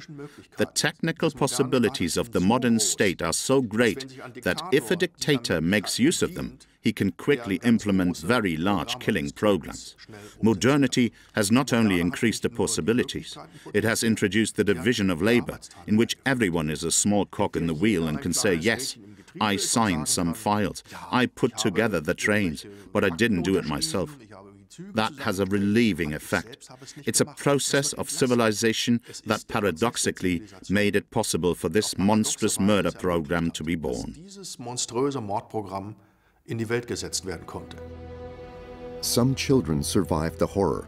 They willingly showed the tattoos on their arms that identified them as victims of the National Socialist racial fanaticism. They, too, will describe the unimaginable, which at first many Germans refused to believe. But the genocide of 6 million Jews is a bitter truth.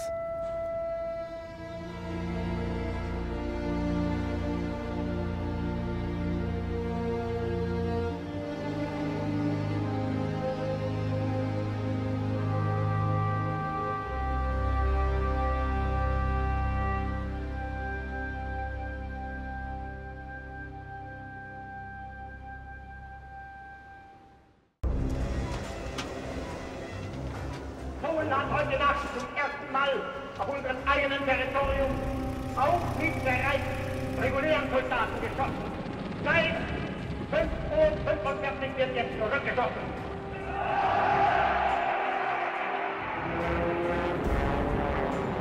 We shall defend our island, whatever the cost may be. We shall fight on the beaches, we shall fight on the landing grounds, we shall fight in the fields and in the streets. We shall fight in the hills. We shall never surrender.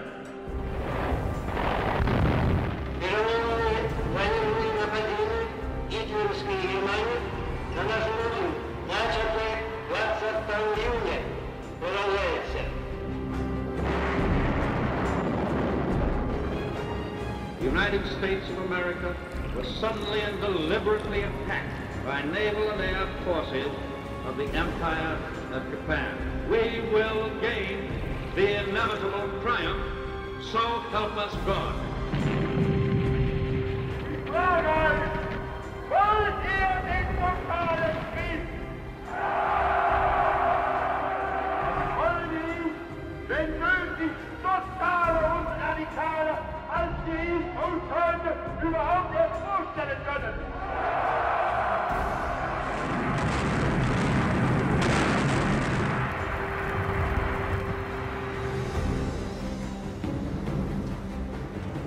The Nazis entered this war under the rather childish delusion that they were going to bomb everybody else and nobody was going to bomb them.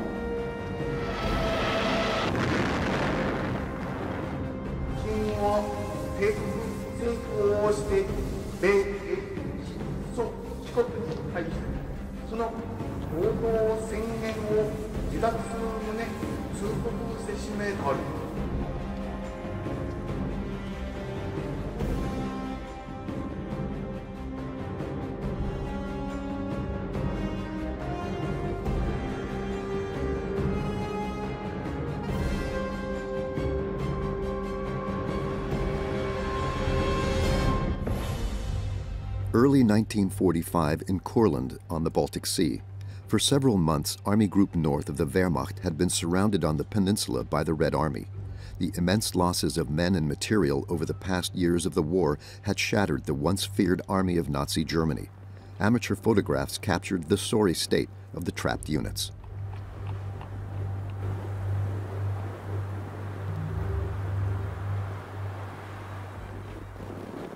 Nazi propaganda, on the other hand, still clung to the myth of military strength.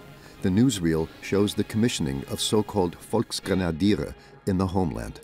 Diese Waffen werden Ihnen heute zu treuen Händen übergeben. Die Heimat schaffte Ihnen in schwerer Arbeit auf- und Frontnahmebedingungen. So gehen Sie nur mit Freude und Eifer an Ihren Dienst, immer Ihre Pflichten vor Augen, damit Sie am Kampfe um die Erhaltung des Reiches die besten Grenadiere des Führers sind. Volkssturm men, youths, and stragglers formed the personnel of the newly formed units. What was particularly perfidious, even in a hopeless military situation, the men swore an oath to the Führer.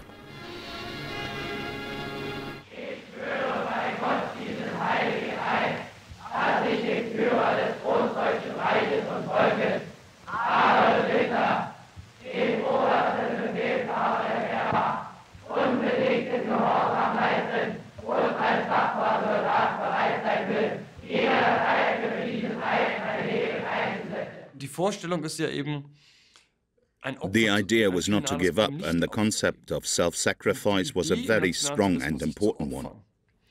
That's why Hitler thought the War Navy was so great, because they went down with man and mouse. He thought that was great. That was the way to do it.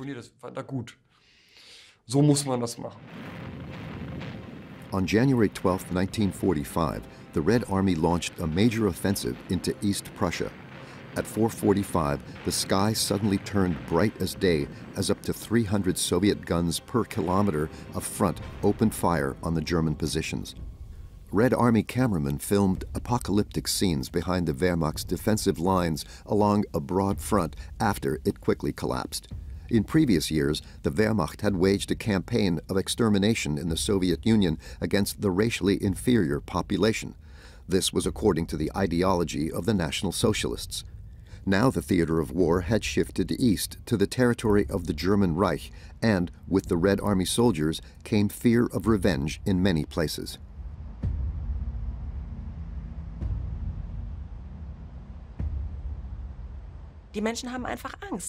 People were simply afraid. They were told that the subhumans of the Red Army were coming. They also knew what sort of atrocities had been committed before in the Soviet Union. So it was a mixture of prejudices and a real fear of Red Army brutality. And people recognized what crimes Nazi Germany had committed, and they knew people would want to take revenge. In view of these prospects, many of the approximately 2.5 million people who lived in East Prussia at the time wanted to leave their homeland as quickly as possible and flee to the west. But there was a problem. The Nazis forbade escape for a long time. They wanted the positions to be held, and thus to be able to counter the Red Army, which contributed to the fact that the escape then took place so abruptly. People left at the last minute with makeshift luggage and were often wiped out in the course of the war.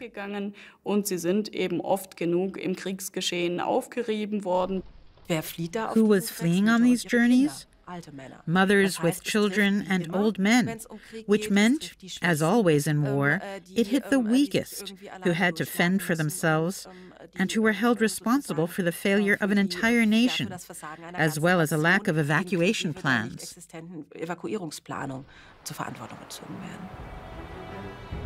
Because the land route to the west was largely cut off by the Soviets, many people fled across the frozen lake. But further dangers lay in these coastal waters. The provisional destination for many was the Baltic Sea coast near Gdansk. People hoped to continue their escape from there by ship because the ports in the region were still under German control. Gotenhafen was one of them. It was there on the 30th of January 1945 that thousands of people boarded the Wilhelm Gustloff. The ship had previously enjoyed nationwide fame. Adolf Hitler had personally traveled to Hamburg in May of 1937 for its launching. Ich taufe dich auf den Namen Wilhelm Gustloff. For years, the ship had served as a cruise ship for the Nazi organization. Kraft durch Freude, strength through joy. Party comrades relaxed on its decks during cruises through the Mediterranean and North Sea. Now, the ship was supposed to help bring refugees and soldiers to the west. It was overloaded with thousands of people on board when it set sail. Because of the heavy weight, the captain selected a course through deep water. This led the ship far out into the Baltic Sea, where the Soviet Navy also cruised. At around 9 p.m., the ship, the Wilhelm Gustloff, which was named after a leader of the National Socialist Party who was murdered in 1936, was discovered and torpedoed by a Soviet submarine. It sank in the icy waters. At least 9,300 people died in the disaster. It wasn't a war crime in legal terms because the Gustloff was sailing dark in hostile seas, was armed, and there were soldiers on board. So in a way, according to the laws of war, it was legal to attack the Gustloff. Whether it was legitimate is another question, and everybody has to answer that question for themselves. On the other side of the world, too, the war raged on unabated. U.S. naval units were cruising off the Japanese island of Iwo Jima, about 1,000 kilometers south of Tokyo. In mid-February of 1945, battleships opened fire on the island, which is only 21 square kilometers in size, but was strategically important. U.S. bombers took off from the Mariana Islands and provided air support for the operation. Die Vulkaninsel Iwo Jima. The volcanic island of Iwo Jima was an important location because there were airfields and because it was useful as an emergency landing site for bombers, so it became a strategic asset. And that's why Iwo Jima came into focus. Shortly before 9 o'clock in the morning, war correspondents from the U.S. Government Office of War Information filmed tens of thousands of U.S. Marines as they landed on the island 3 days after the attack began. This footage of the fierce fighting around the so-called Sulphur Island later formed the basis of the documentary film To the Shores of Iwo Jima.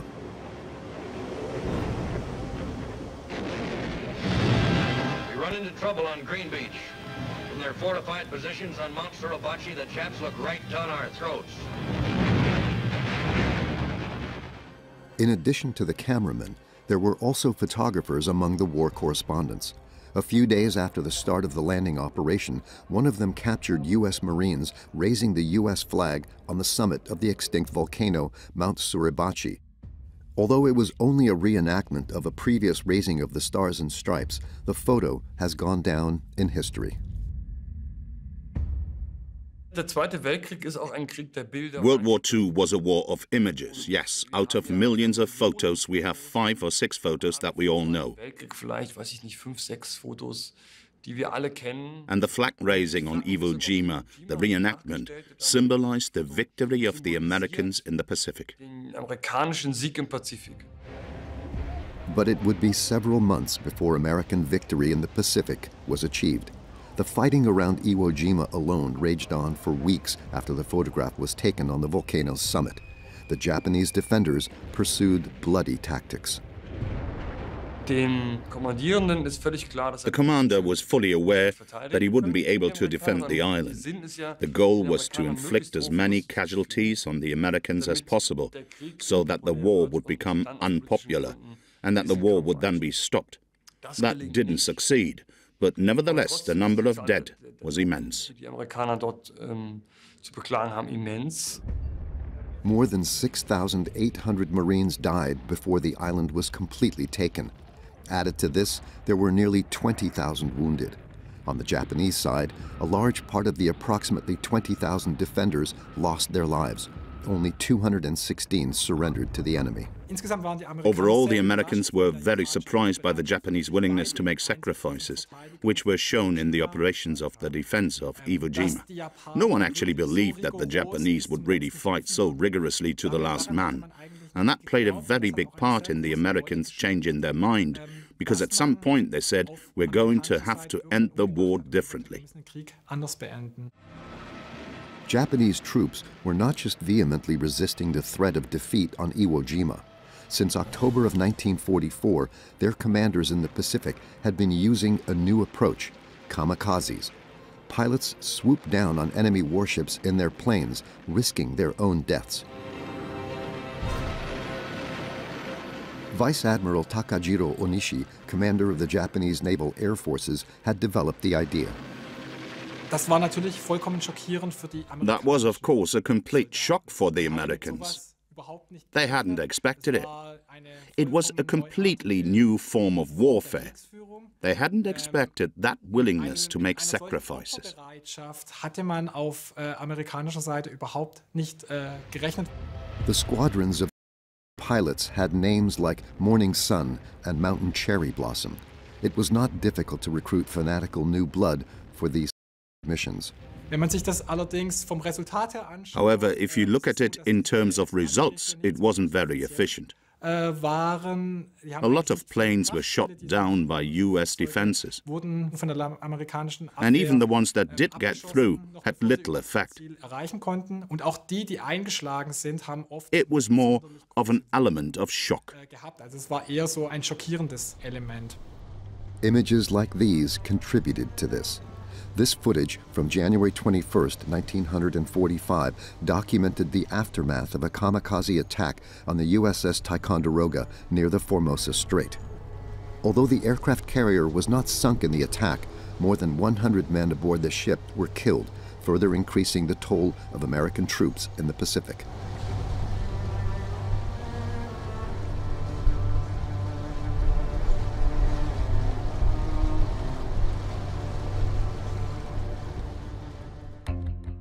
Almost 2 weeks later, the Big Three of the anti-Hitler coalition met at the Soviet seaside resort of Yalta. For years, Great Britain, the Soviet Union, and the United States had been united against Nazi Germany. Now, the war in Europe seemed to be decided in their favor. Its end was just a matter of time. British Prime Minister Winston Churchill, Soviet dictator Joseph Stalin, and U.S. President Franklin D. Roosevelt made plans for the future and fleshed out the agreements of a post-war order that they had agreed on at the Tehran summit about a year earlier. The Big Three gathered at Yalta, and now the issue of the westward shift of Poland was decided, and it was clear that there would be occupation zones, and there was also discussions about what would happen in the Pacific. So far, the Soviet Union had not taken part in the fighting against Japan. The U.S. president, who was in poor health, wanted to change this in order to end the war in the Pacific quickly and to avoid further heavy losses. There, Roosevelt approached Stalin and negotiated with him and said, "We need you in the Pacific." And he got a promise from Stalin that the Red Army would attack in Europe 3 months after the end of the war, which they did to the day. In return, the Western Allies pledged to further expand their support for the Red Army by bombing the German Reich. 2 days after the end of the summit, Dresden became the focus of their air force.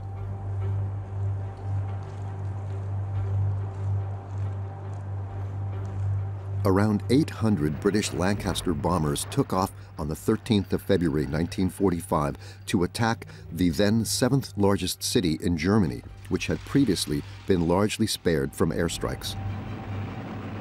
In this situation, Churchill said, "Give me something to show Stalin that we support the Soviets."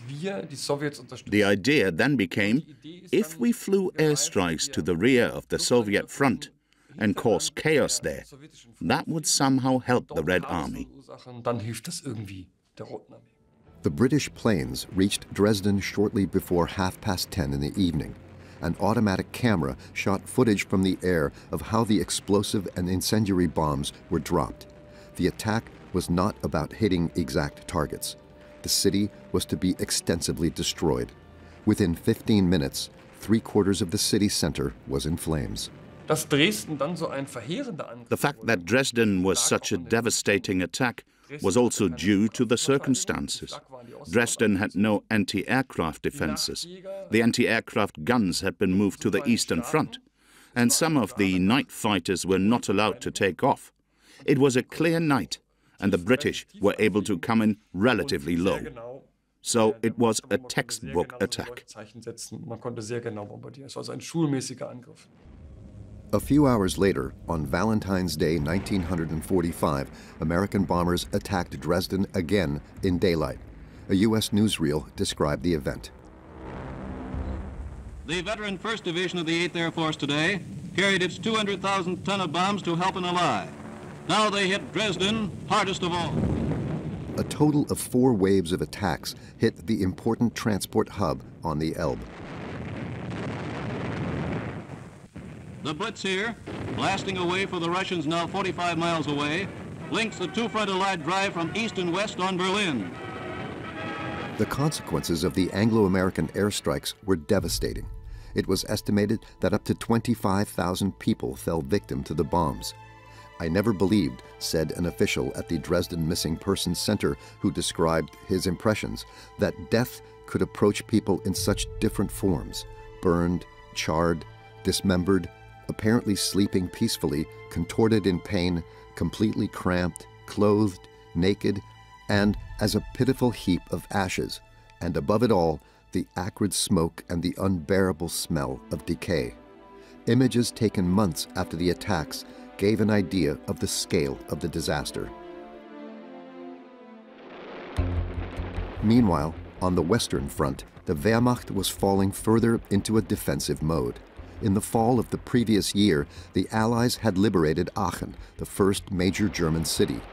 In December of 1944, a surprising German offensive in the Ardennes initially led to a slowdown of the Anglo-American advance. Only after the complete defeat of the German counterattack in January 1945 could U.S. forces fully concentrate on the advance eastward again. They encountered fierce resistance at Jülich. A German newsreel reports.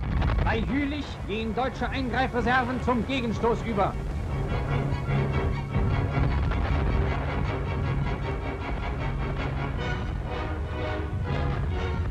Wo der Gegner angreift, stößt auf den verbissenen Widerstand unserer Grenadiere und Fallschirmjäger. The German defenders had blown up the Ruhr Dam. As a result, the level of the river at Jülich had also risen noticeably. Only after the floodwaters had receded were U.S. units able to cross the Ruhr and move into the city center on February 23rd. There, the GIs were greeted with a shocking picture. Jülich no longer existed. For months, the town had been under fire. Countless artillery shells and aerial bombs had landed on it. The last remaining inhabitants of Jülich had already been evacuated in December of the previous year. What remained was a field of ruins in which the German defenders barricaded themselves and engaged the Americans in a battle for mountains of rubble that was as fierce as it was futile. In early March, the commander-in-chief of the U.S. forces in Europe, Dwight D. Eisenhower, arrived in the conquered city and visited Jülich Citadel. For a long time, the structure had been considered impregnable. No enemy soldier had entered it since the Napoleonic Wars. Eisenhower's propaganda photographs from the citadel were intended to convey confidence and make it clear that there was no doubt that the entire German Reich would be conquered just like the centuries-old fortress.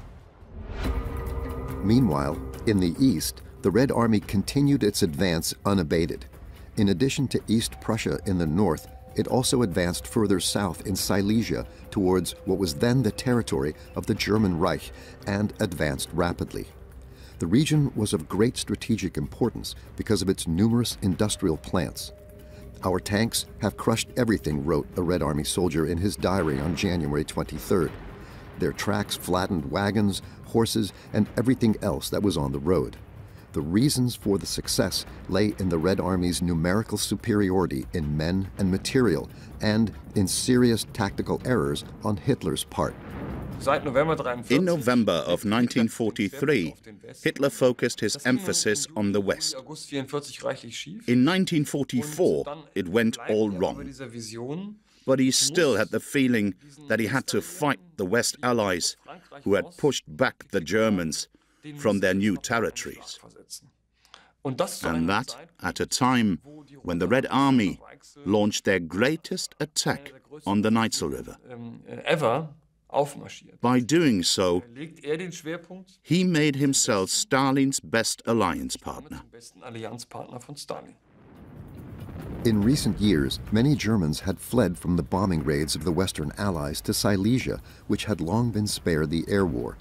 With the advance of the Soviets, they now found themselves in the middle of the war. Similar to East Prussia, many people there had only one goal: to flee from the Red Army.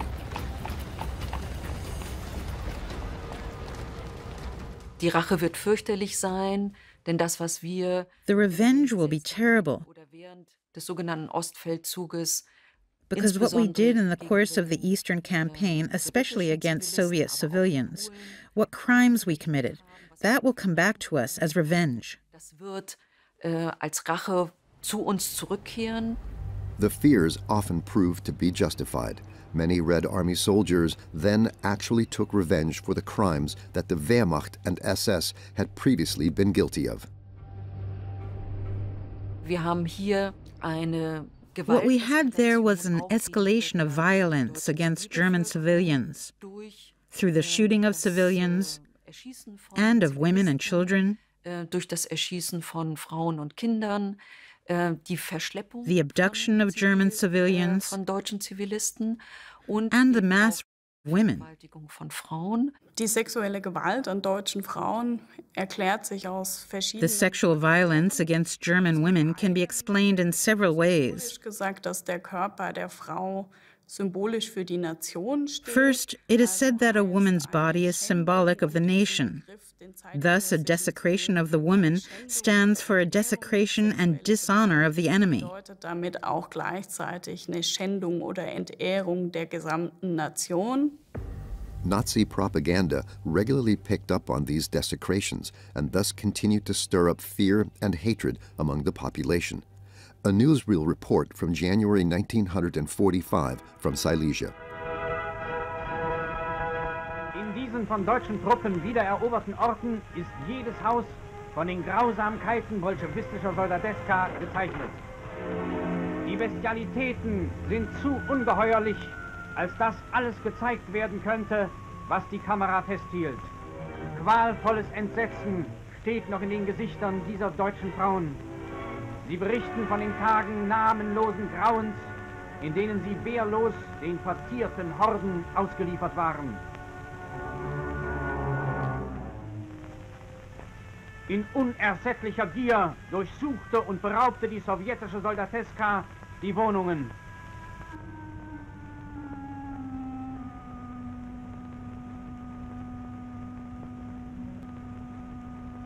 Despite the militarily hopeless situation, leading National Socialists continued to say that capitulation was a no-go.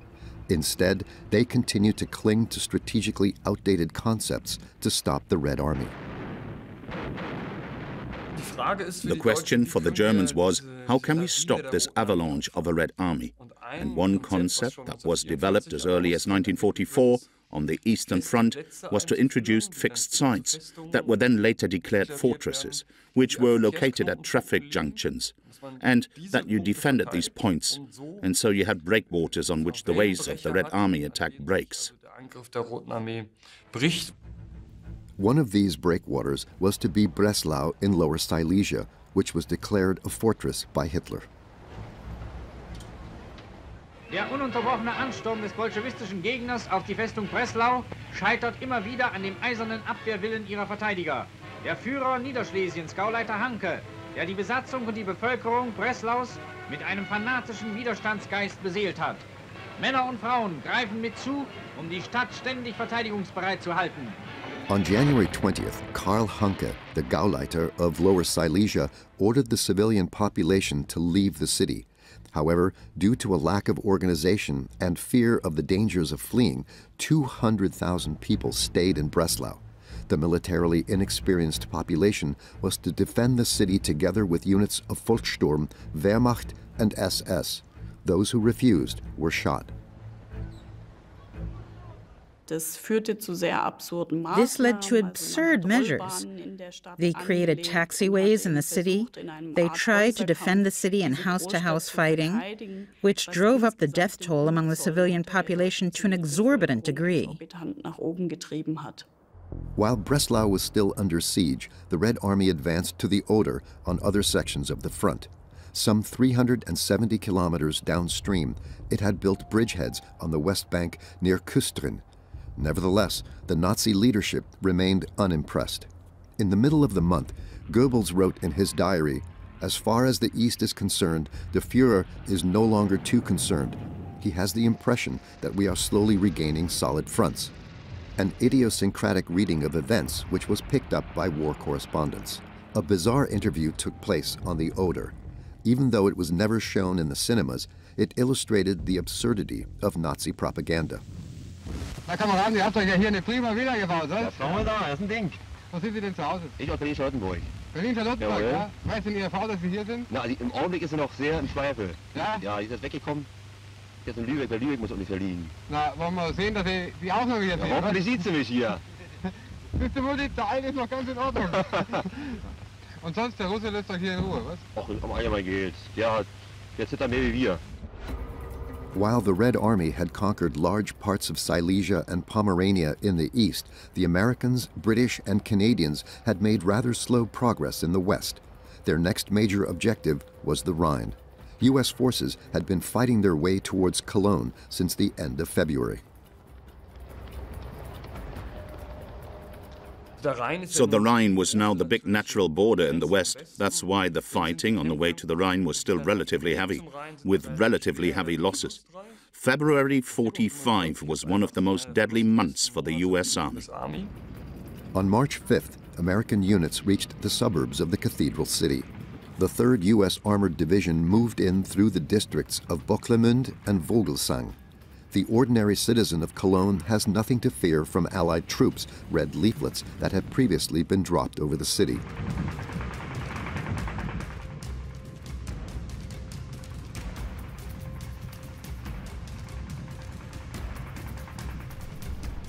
A day later, the GIs fought their way into the city center and witnessed a young woman who was apparently caught between the lines in her vehicle on Christophstrasse. Though seriously injured, she could be saved. A few hundred meters away, the Americans encountered a last German pocket of resistance near Domplatz. A Panther tank blocked the way to the Rhine, but even it couldn't stop the offensive for long. With one well-aimed hit, it was taken out. Only 3 of the 5-man crew could save themselves from the burning wreck. The last significant resistance had been broken. Late in the afternoon on March 6th, peace returned. In the districts of Cologne on the left bank of the Rhine, the Second World War was over. The next day, the High Command of the Wehrmacht reported succinctly, "The heap of rubble that is Cologne has been left to the enemy." The U.S. military, on the other hand, reported extensively from the conquered city. Cologne was one of the great German cities, by far the largest city conquered by the Allies up to that time. Hamburg, Leipzig, Berlin, Munich were still far away, so it made sense to conquer Cologne. The Cologne Cathedral was a landmark in the west of the Reich. So you document this more widely than the conquest of Wesel. As part of the Special Film Project 186, Army Air Force cameramen accompanied the advancing U.S. troops. In Cologne, they captured the immense extent of destruction on 16mm color film. To this day, their images provide a depressing testimony of the city, almost 3/4 of which had been destroyed. U.S. leadership placed great value on the work of the cameramen. Film had already played a big role in World War II as documentation, but also as propaganda. Camera technology was portable and practical, and eventually also in color, shot in color by the Americans. And they wanted to bring the images home with them. They wanted to document not just for the cinemas, but also for the military internally.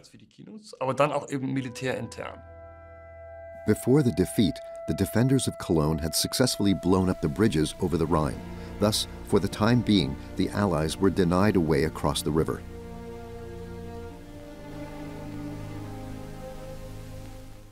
A day after capturing Cologne, the Americans pulled off another coup some 55 kilometers upstream.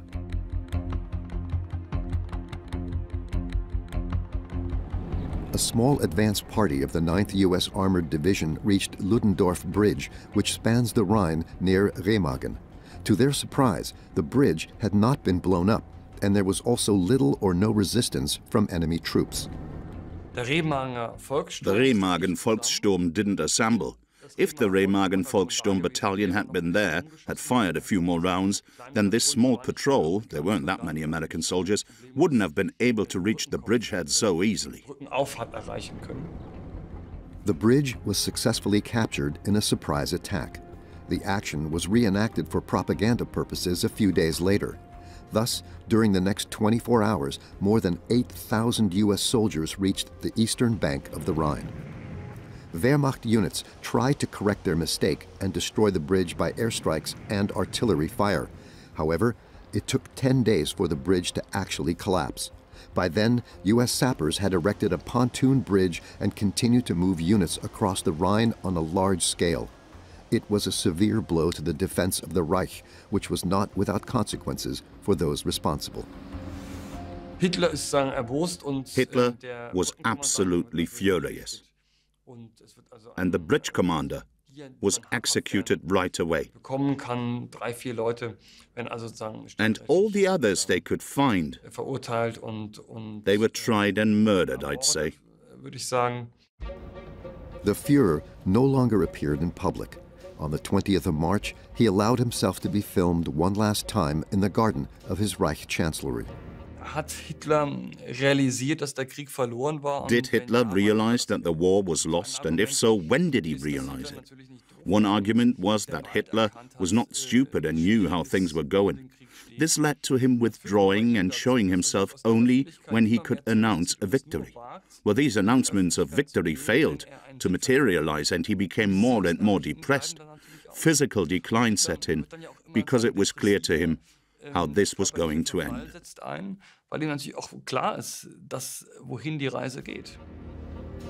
Here, the Führer awarded Hitler Youth who had distinguished themselves militarily.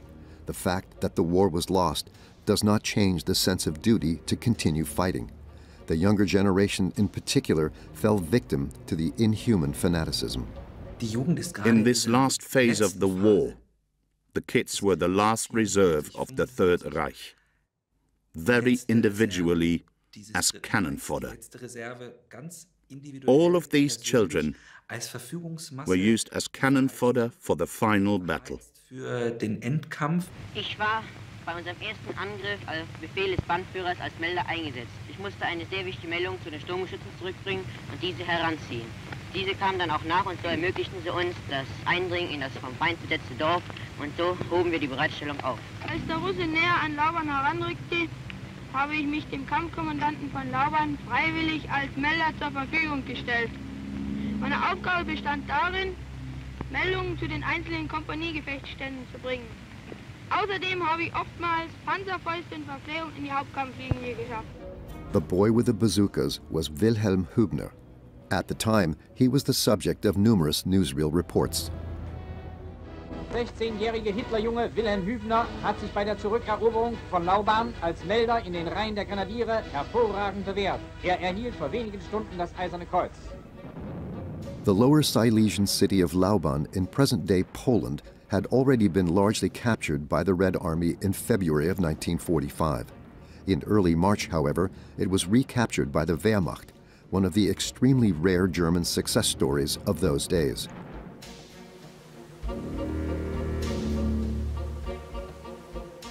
Propaganda Minister Joseph Goebbels immediately traveled to the region and shortly afterward gave a fanatical speech in nearby Görlitz. It was his last appearance in a newsreel.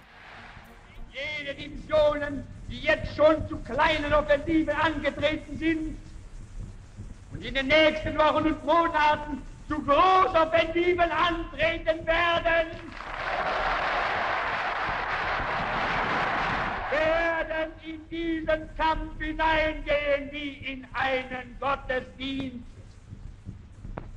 Und wenn sie ihre Gewehre schultern und ihre Panzerfahrzeuge besteigen, dann haben sie nur ihre erschlagenen Kinder und geschändeten Frauen vor Augen und ein Schrei der Rache wird aus ihren Kehlen emporsteigen, vor dem der Feind erblassen wird. Gerade Goebbels Goebbels, in particular, if you will, comes into his own with his speech in the spring of 1945. It is, of course, also a staging of the downfall, and the emphasis is that we will not survive it. That's it, actually. There's always talk of the turning point and of victory. But the underlying motif is actually it's Nazi ideology or nothing. NS-Ideologie oder nichts.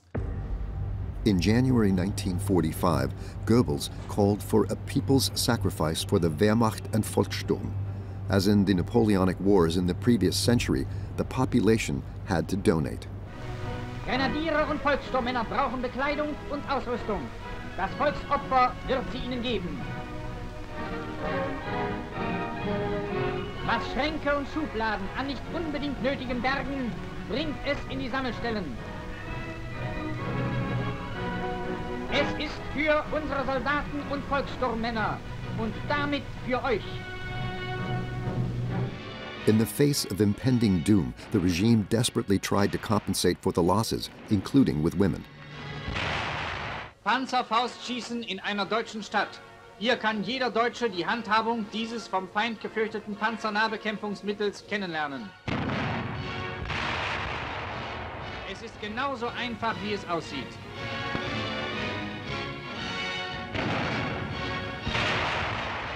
The brutal thing, of course, was the distance of these bazookas, which was a maximum of 100 meters, usually 50-60, in order to be really effective. Those who fired them, of course, always paid with their lives. Of course, that was also the cynical calculation of the regime. A Volkssturm man who then carried it out, who destroyed an enemy tank, it was the choreography of doom. The territory still under German control was shrinking day by day. According to the will of the Nazi leadership, people had to now sacrifice not only clothes and iron, but also themselves. This was an indication of the regime's lack of inhibition and brute willingness to die, which in the end was ready to open all the floodgates, to discard any form of responsibility, and to do everything possible to continue this war, no matter how futile it had become, to the last bullet.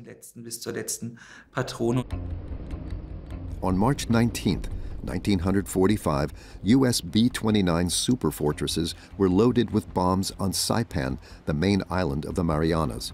The target of the long-range planes was the Japanese capital. Mission Commander Major General Curtis E. LeMay had previously made a major decision. As part of Operation Meeting House 2, Tokyo was to be attacked not only with explosive bombs, but also with incendiary bombs. These were also to be dropped over residential areas. An armada of bombers took off from 3 island airfields on the afternoon of March 9th. Each of the more than 300 planes was loaded with 40 cluster bombs, each containing 1,500 napalm bombs. The GIs called them Tokyo calling cards. Original footage of the large-scale night attack is not available. Scenes shot later showed the superfortresses dropping their deadly load. More than 1,600 tons of bombs were dropped from a low altitude over the urban area. Japanese houses were mostly made of wood and paper and immediately burst into flames. Strong westerly winds ignited a firestorm. Up to 100,000 people were reported to have died in the operation. Over 40 square kilometers of the city was destroyed.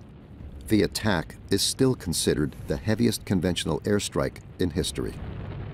Damit wollte man dem japanischen Kriegsgegner ganz klar. The intent was to convey the message to the Japanese opponents of the war that Japanese war propaganda had very strongly stirred up the will on the part of the Japanese soldiers to really go to their deaths. Auf Seiten der japanischen Soldaten geschürt, wirklich bis in den Tod zu gehen. The fanaticism with which the Japanese military fought was once again evident on Okinawa. The largest island in the Ryukyu chain is located about 500 kilometers off the southern main island of Nippon. The U.S. military had assembled 180,000 troops for an invasion of Okinawa. When the enterprise launched on Easter Sunday, 1945, the GIs initially encountered little resistance. The defenders had retreated into the hinterland, where they put up fierce resistance. Wenn wir an die Schlacht um Okinawa denken, hier haben sich sehr viele. When you think about the Battle of Okinawa, a lot of civilians there were holed up in caves, and Japanese Americans were deployed here to deliver the message in Japanese: come out of the caves, surrender. It doesn't make sense for you to kill yourselves or to wait to die by flamethrowers or by hand grenades. But not everyone was willing to give up. For example, teachers would throw themselves and their students to their deaths from cliffs on the island to escape life under U.S. occupation. It would take months before Okinawa could be brought completely under American control. On April 12, 1945, U.S. President Franklin D. Roosevelt died at the age of 63. In a funeral procession through the streets of Washington, Americans bid farewell to their head of state. Vice President Harry S. Truman became his successor. In Berlin, the news caused a furor. Here you have the miracle I always predicted, Hitler is said to have shouted when he heard of Roosevelt's death. Now who's right? The war is not lost.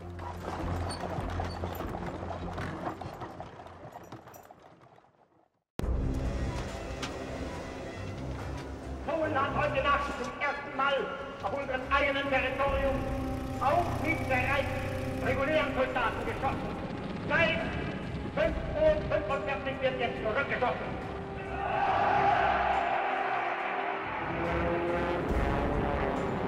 We shall defend our island, whatever the cost may be. We shall fight on the beaches, we shall fight on the landing grounds, we shall fight in the fields and in the streets, we shall fight in the hills. We shall never surrender.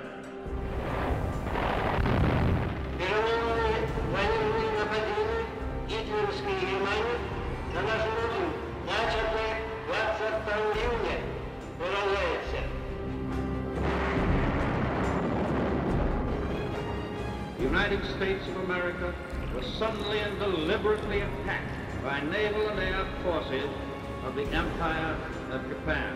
We will gain the inevitable triumph, so help us God.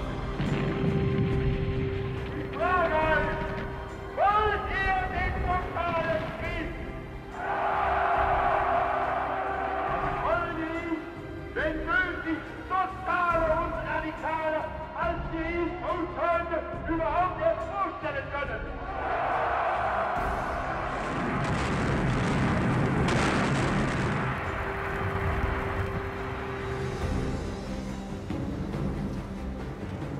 The Nazis entered this war under the rather childish delusion that they were going to bomb everybody else and nobody was going to bomb them.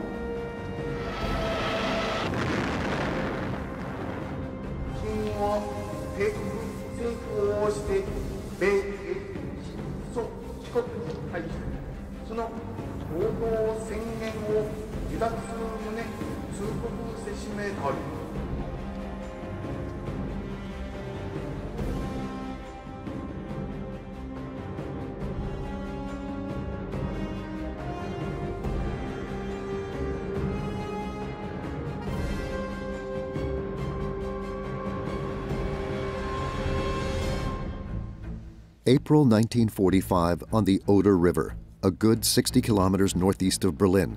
In what was then Niederwutzen, a Wehrmacht infantry battalion was engaged in combat with units of the advancing Red Army. This footage was among the last scenes shot by German propaganda units in that war. Despite the Third Reich's hopeless military situation, shots of good-humored German soldiers and fallen Red Army soldiers was supposed to spread optimism. According to Nazi logic, surrender was not an option. Hitler verordnet eine Art Pflicht zum Untergang. Hitler decreed that it was a kind of duty to die, which many soldiers did. It was simply that they didn't want to suffer another 1918, that is, a defeat, because they surrendered too early. This time, the soldiers would rather surrender 5 minutes after 12 than 5 minutes before 12. All this, of course, with horrendous losses. January 1945 was the month with the most casualties of the entire war, with 450,000 dead, and in the weeks that followed, the great dying continued. Despite the omnipresent danger of death, many German soldiers fought on doggedly, especially on the Eastern Front. The idea of surrendering, from today's point of view, one would say that the war was lost after all.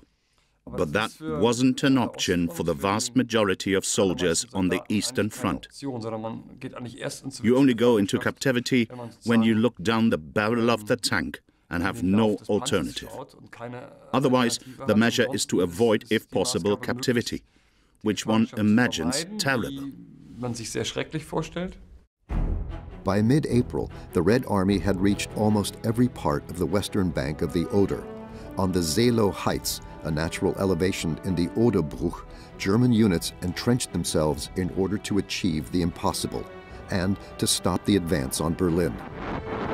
In the early morning hours of April 16th, some 900,000 soldiers of the First White Russian Front, supported by heavy artillery fire, began the assault on the Seelow Heights.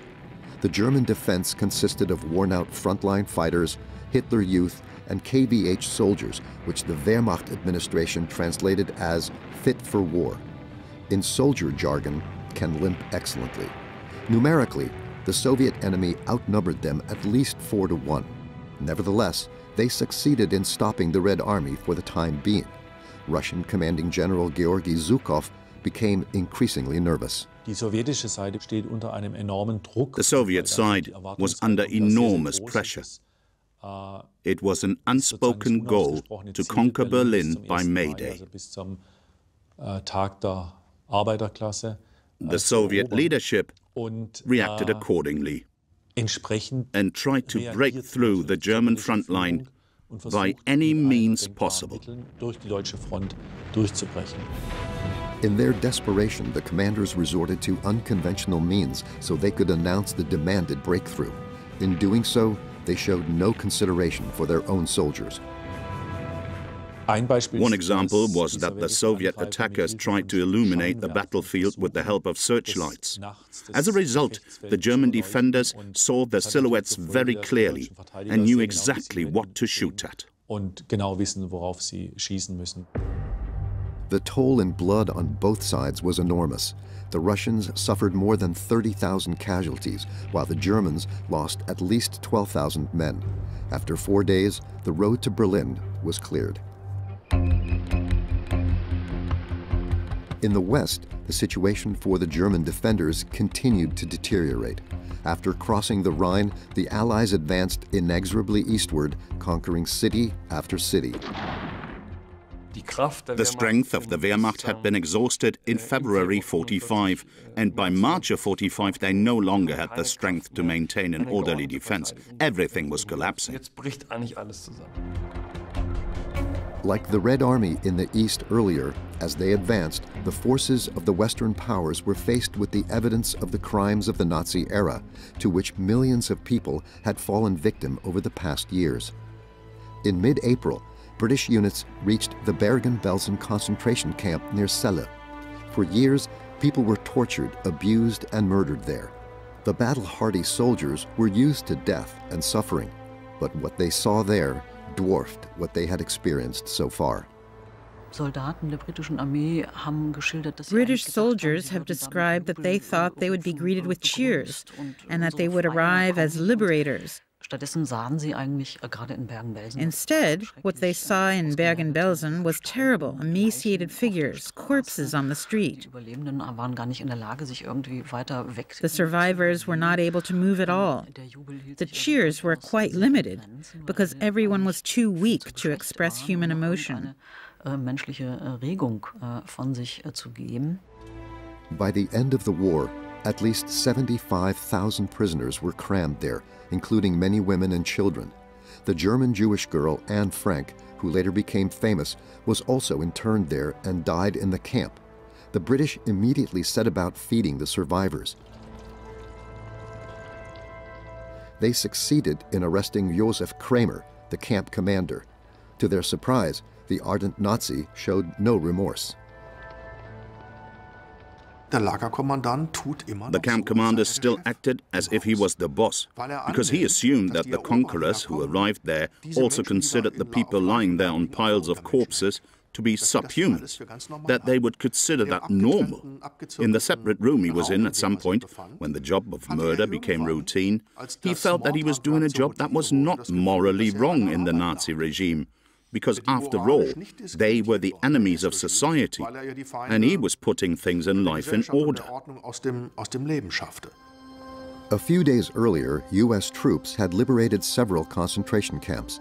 In Thuringia, they had taken control of Buchenwald and the Ohrdruf satellite camp. For many GIs, what they saw in the camps changed their attitude toward the enemy. Most of my comrades had no personal reason to fight the Germans, one soldier later recalled. They thought that many of the stories they had read or heard in newspapers were made up, or at least exaggerated. Now, the soldiers were proved wrong. After the liberation of the camps, the Allies forced the population of neighboring towns to visit the complexes and see for themselves the horror.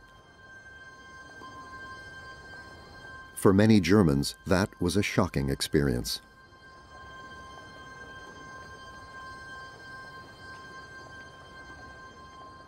The idea was, when they were fully confronted with the crimes, it would start their cognitive process, which should lead to the purification of the German civilian population. It is well known that this didn't work immediately. Some people reacted rather defensively to this. But one can at least theorize whether it was a beginning, so that parts of the civilian population came to terms with the crimes in the first place, and that at least hopefully then did lead to a reorientation. On the 19th of April, U.S. units reached Leipzig. Joseph Goebbels appealed to the German population on that Thursday. Bravely take on a fight that is inevitable and unavoidable, to stand upright before one's fate with a clear conscience and a pure heart, to endure all suffering and every trial, but never even think of wavering in the agonizing hour of the final decision and throwing in the towel. That is not only manly, it is also German in the best sense of the word. Pathetic words that were unable to stop the advance of the GIs. In Leipzig, the main train station was quickly taken. There was only isolated resistance. Resistance groups had been distributing leaflets for days with slogans such as "End the insane war of the Nazis" and "Bring out the white flags." Many Leipzigers had obviously taken the messages to heart and hoped for a bloodless end to the war.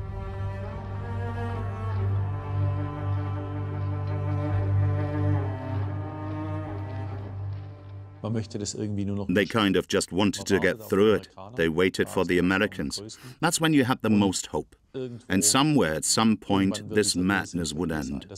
At least, that was the dominant feeling among the people who no longer believed in National Socialism. But as in all parts of the Reich, there were also fanatical supporters of the regime in Saxony. At City Hall, the Americans made a gruesome discovery. The mayor had committed suicide, along with his wife and daughter. The city treasurer also followed them to their deaths. This situation was accompanied by an unprecedented wave of. So for many people it really was the downfall, and they couldn't imagine a world beyond the NS. But they could imagine a world beyond these conditions. That was, of course, the unique mood of doom that prevailed at that time. 50 kilometers northeast of Leipzig lies Torgau. The small town on the Elbe became world famous shortly before the end of the war. On April 26, 1945, soldiers from the Red Army and the U.S. Army celebrated their meeting there. In fact, their units had met for the first time the day before. 3.5 years of a brotherhood in arms against the Nazis lay behind them. The new U.S. President Harry S. Truman spoke from Washington. The joining of our armed forces at this moment is a signal to ourselves and to the world that our nations working together in the cause of peace and freedom is an effective cooperation. But reality was different. It was a friendship whose end would not be long in coming. While propaganda images were still being taken on the shore, people were fleeing in boats across the Elbe to the west. They wanted to flee the Soviet sphere of influence. It was a step that many soldiers also took during those weeks, as here in Tungermünde, soldiers were desperately trying to get across the Elbe. Their motive was clear. For German soldiers, it was clear. In Allied captivity, you were likely to be treated somewhat in accordance with the Geneva Conventions. And so it was much easier for a German soldier to raise his hands on the Western Front than on the Eastern Front. Having arrived in the territory that was barely under Western Allied control, many of the infantrymen surrendered. During that time, U.S. troop cameramen documented on almost a daily basis with color film how more and more members of the Wehrmacht were putting their hands in the air instead of on a gun. This was not without danger. The commander-in-chief of the German Army Group South issued an unequivocal order at the end of March. Anyone who strays from the troops in combat must report immediately to the nearest fighting troop. Finding them is not difficult. The noise of battle is the surest guide. Anyone who disobeyed the order ran the risk of being sentenced to death for desertion. But more and more soldiers were willing to take that risk. The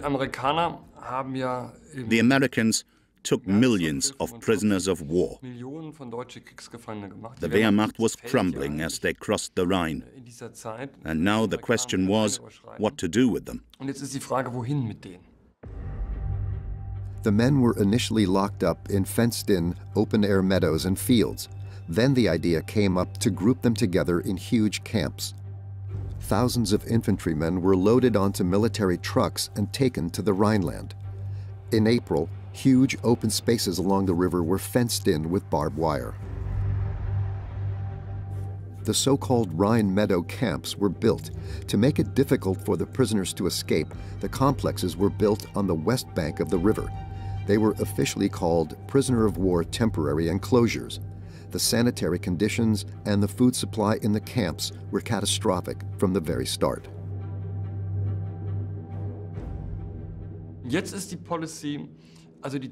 Now the policy was that the Germans should feel that they had lost the war.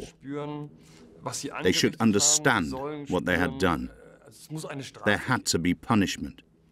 That's what the soldiers had to endure there, because they were badly fed. Thousands died. And you have to say quite clearly, they died senselessly, because the Americans could take better care of them, but they accepted the fact that a few thousand would die there. While hundreds of thousands of soldiers in captivity in the West awaited the end of the war, people in Berlin faced the prospect of a final battle proclaimed by the regime. For weeks that spring, the Berliners had been setting up 1,945 barricades and roadblocks and armed themselves as best they could for the impending attack by the Red Army, an endeavor that was as helpless as it was hopeless. On the 1st of February, the city was declared a fortress. The battle for Berlin was the last act of the war. At that time, in 1939, Berlin was a city that had over 4 million inhabitants. At the end, there were about 2.5 million left, and this very densely populated area now became a battlefield. On April 21st, the first Soviet units crossed the Berlin Ring Road. As heavy artillery fire began and the Soviet Air Force attacked and Red Army troops advanced into the outlying districts, Propaganda Minister Joseph Goebbels addressed the city's population by radio.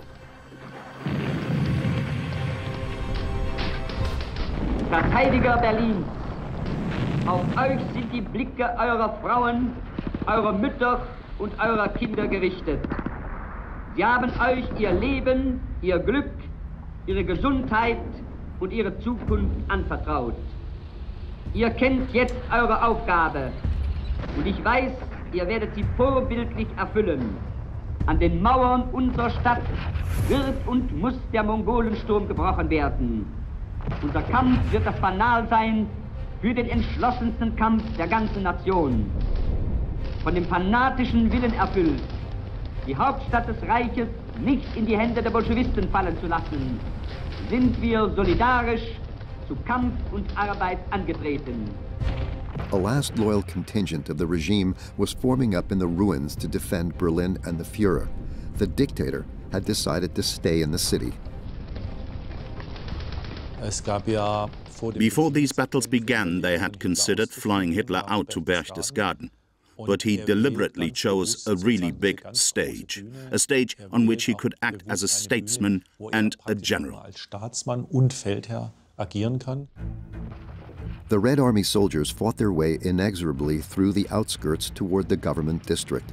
There was heavy fighting in the ruined landscape, which was documented by Russian cameramen. 30,000 meters of propaganda footage were created during those bloody battles. The Soviet commanders showed no consideration, neither for German civilians nor for their own soldiers.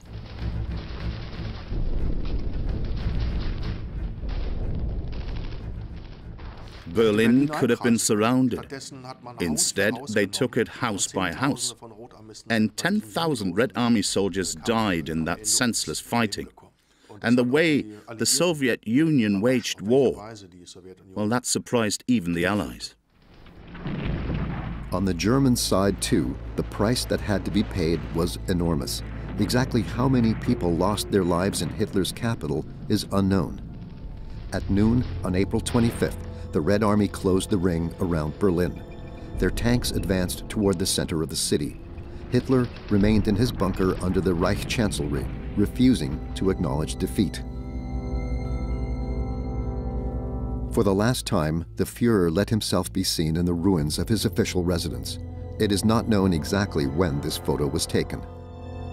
Hitler then asked how long they could hold out, and the commander said only 24 hours.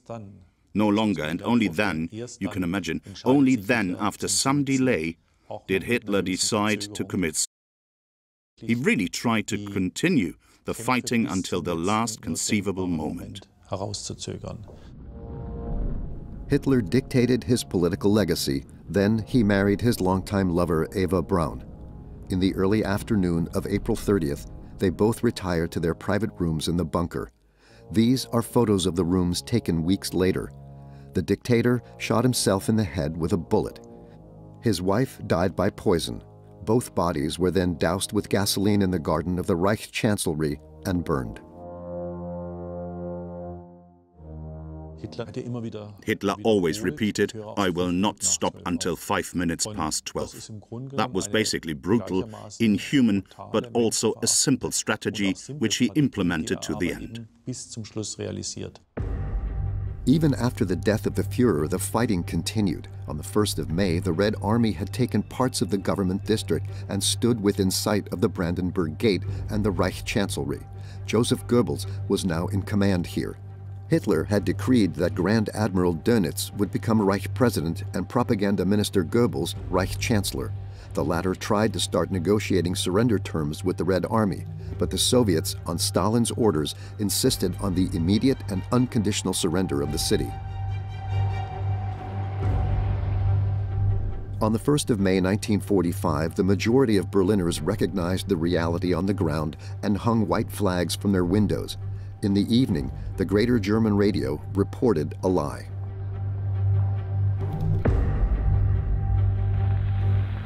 Aus dem Führerhauptquartier wird gemeldet, dass unser Führer Adolf Hitler heute Nachmittag in seinem Befehlsstand in der Reichskanzlei bis zum letzten Atemzuge gegen den Bolschewismus kämpfend für Deutschland gefallen ist. In the next few hours, Joseph Goebbels also took his life. His wife died with him. Earlier, they had poisoned their children. In the mind of the fanatical Nazi Goebbels, that was inevitable. Goebbels wrote in his diary that when a fortress commander surrendered, he didn't even have the courage to kill himself. He was consistent, and it was also consistent to kill his children, because after a Soviet occupation, life would no longer be possible, and they shouldn't have to endure that. A life in a post-Nazi era. The charred remains of the Goebbels and the bodies of their 6 children were lined up by Red Army soldiers in the garden of the Reich Chancellery a short time later. In the meantime, Berlin had surrendered unconditionally. The Soviets took command of the city on the 2nd of May, 1945.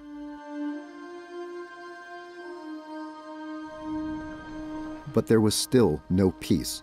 A woman in Berlin described the apocalyptic scenes in her diary.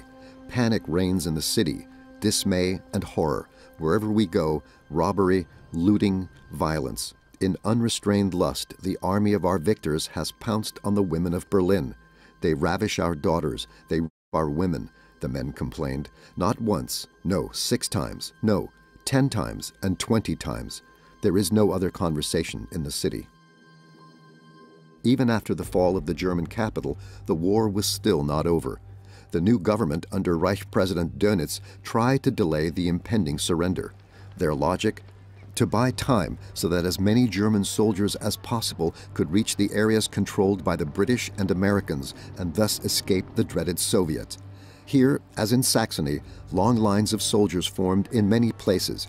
All were headed west.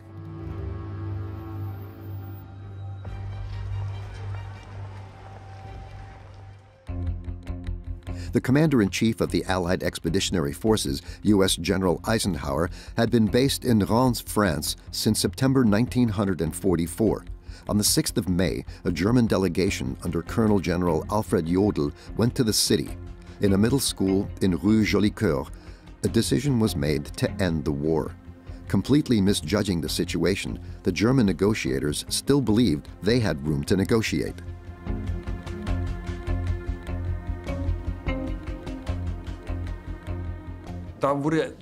There was still this idea, we'll negotiate.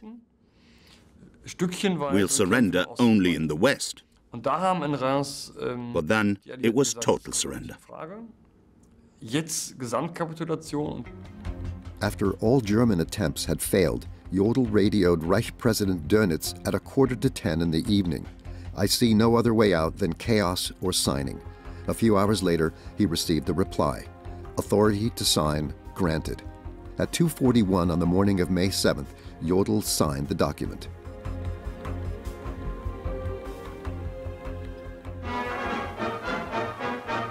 In a little schoolhouse in Reims, France, came the unconditional surrender of Germany.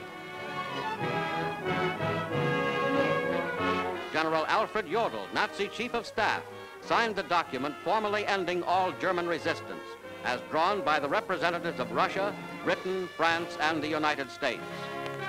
General Walter Bedell Smith signed for the Supreme Command, and the end of one of history's most massive and most brilliant campaigns brought a moment of well-earned joy to an American soldier named Ike Eisenhower.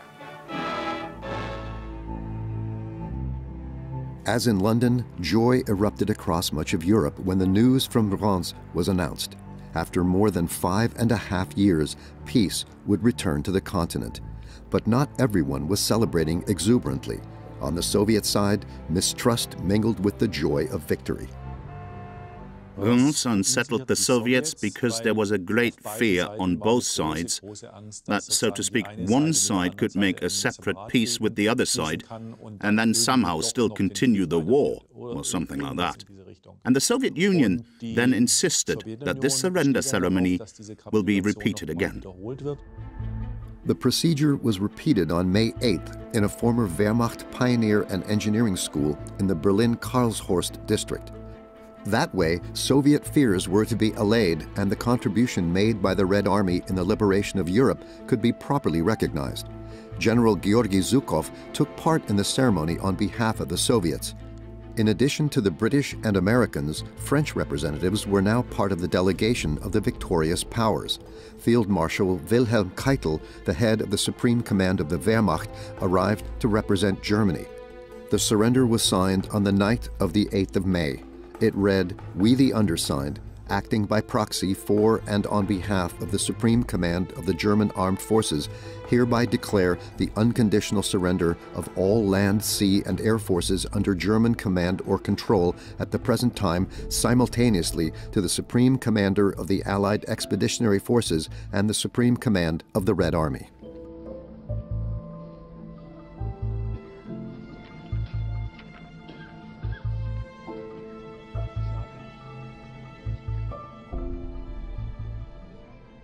At that moment, which was the process of several days, when the Germans capitulated, everything that the German Empire had to offer in terms of power was used up. Stunde Null, 0 hour, is a very old-fashioned term, but it describes it. There is nothing of substance left of the military and politics. A few days after the formal end of the war, one of the best-known leaders of the Third Reich fell into the hands of the Allies. Reichsmarschall Hermann Göring had long been second in command. In the last days of the war, however, he fell from grace and was deposed by Hitler. After the collapse of the regime, he now saw himself once again in a state-supporting role and was surprised to find that, like any ordinary soldier, he was first disarmed and then imprisoned. The moment he was captured by the Americans, he adopted a different role and claimed that he had been the foreign policy officer who tried to prevent what happened. He claimed to be the moderating factor. He said that the Allies now needed him as a prominent man of the state to now lead the German population into a new era. Stuff like that. Wrong. Confused assumptions. In 1935, Göring had promulgated the Nuremberg Laws, which sealed the disenfranchisement of Jewish citizens. Later, he signed the order for the so-called final solution of the Jewish question, and thus played a part in the Holocaust. A few months in the fall of 1946, after these films were made, Göring, along with other Nazi criminals, were indicted by the Allies and sentenced to death in Nuremberg. However, the sentence could not be carried out. He had hidden 2 poison capsules in his luggage and had written a farewell letter. In it he wrote, "The German Reichsmarschall will not let himself be executed by hanging. So I choose the death of the great Hannibal." And then shortly before the execution, he poisoned himself.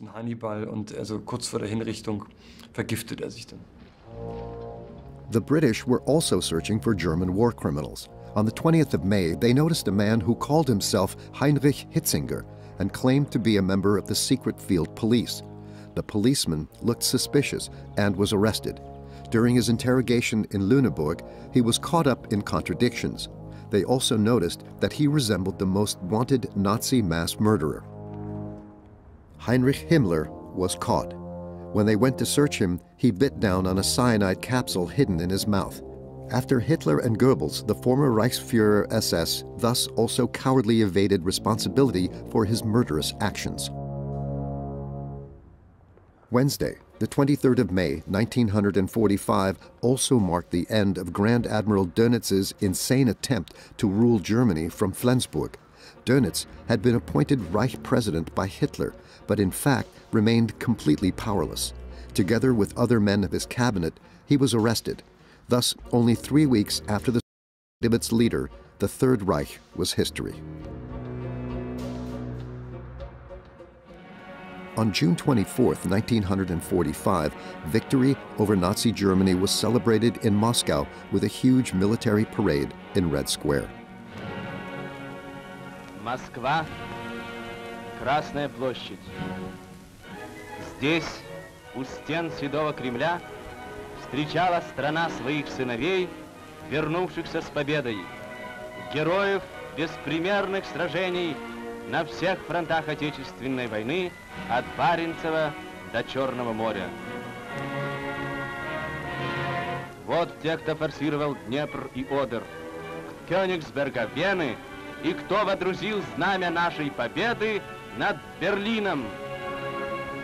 For the Soviet side, of course, it was existential, especially after what they went through. There were about 26.6 million victims. That's the official figure, both civilians and soldiers. And that moment of victory was, of course, quite central to the Stalinist regime. With Stalin watching, 10,000 soldiers from all branches of the armed forces marched past Lenin's mausoleum. General Zhukov, who had led the offensive against Berlin, played a central role. Zhukov was the one who embodied this big heavy man on a strong white horse that embodied victory for the people. The downside for Zhukov was that his military career, as well as his political influence in general, was of course over, because Stalin as generalissimo was of course considered the actual architect of this victory, and that legend should not be changed. Stalin was at the height of his power. With the victory over Hitler's Reich, Eastern Europe had fallen into the hands of the Soviet leader. From then on, Stalin's soldiers were his most loyal supporters. With their help, he could consolidate the Soviet Union's status as a superpower and stand up to the United States in a new conflict that was slowly brewing, the Cold War. A time when hundreds of thousands of Red Army soldiers were sent to their death seemed to be forgotten. In Berlin, the picture was different. The city lay in ruins. More than 28 square kilometers of the city had been destroyed over the years by air raids and the defensive battle against the Red Army. The city center had been hit particularly hard. The magnificent boulevard Unter den Linden, where 12 years earlier Nazis had celebrated Hitler's seizure of power and paraded through the Brandenburg Gate with torches, lay in ruins.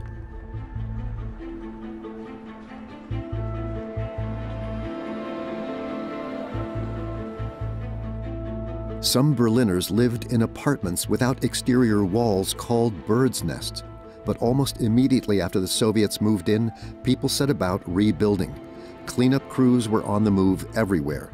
Their pay for the hard work, 72 pfennigs an hour. The four victorious powers officially assumed supreme government power in Germany. It was exercised by the Allied Control Council, which was made up of representatives of Great Britain, France, the US, and the Soviet Union. At the beginning of July, the agreed-upon division of Berlin into sectors was implemented. The three Western Allies moved into their areas in the city. US troops were accompanied by cameramen of the Special Film Project 186 unit. Their job was to document the bomb damage on the German side. More and more frequently, however, they also filmed people. Like these children in Berlin who, presumably in search of relatives, spoke directly into the camera. The sound on the film of these scenes did not survive, nor is there any information about whether their search was successful.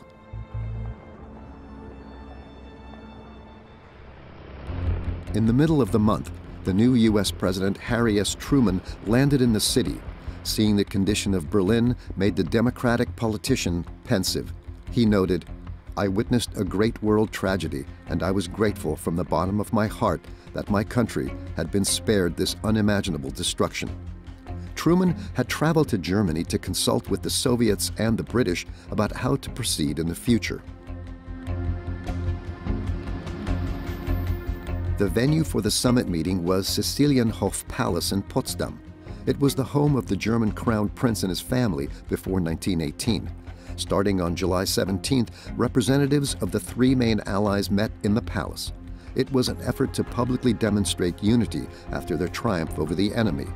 In addition to U.S. President Harry Truman, Stalin was also there. The British side was initially represented by Winston Churchill, who was replaced during the course of the conference after an electoral defeat. In Potsdam ist der Wunsch da, wir haben gewonnen. The aim in Potsdam was, we have won, and we are now collectively responsible for moving this continent securely into the future. But as we all know, war and violence continue. Aber Krieg, Gewalt geht weiter. An end to the common ground of the anti-Hitler coalition was not long in coming. Just before the conference began, President Truman received news that after a long effort, a new weapon with highly destructive and threatening potential was at his disposal.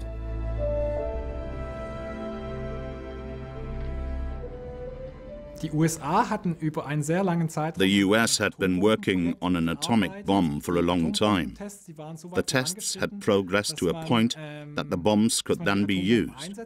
It was also apparent to the United States that sooner or later, for ideological reasons, the Soviet Union would become an adversary, and they wanted to demonstrate that the US was technically able and ready to use atomic bombs. In the coming weeks, intensive negotiations took place at Sicilienhof Palace. The Big Three agreed on the amount of reparations Germany had to pay and on the denazification, democratization, and demilitarization of the country. Geographical changes were also determined. East Prussia and the areas east of the Oder and Neisse rivers, for example, were separated from Germany. What they also decided in Potsdam was the resettlement of the German-speaking population of Eastern Europe. That is, the so-called contractual definition of resettlement. All remaining Germans were to be removed from Eastern Europe. In the run-up to the summit, German-speaking people had been expelled from Eastern Europe. Those expulsions took place mostly in the Sudetenland, which had been annexed by the German Reich in 1938, but also in Poland, and often it was done with great brutality.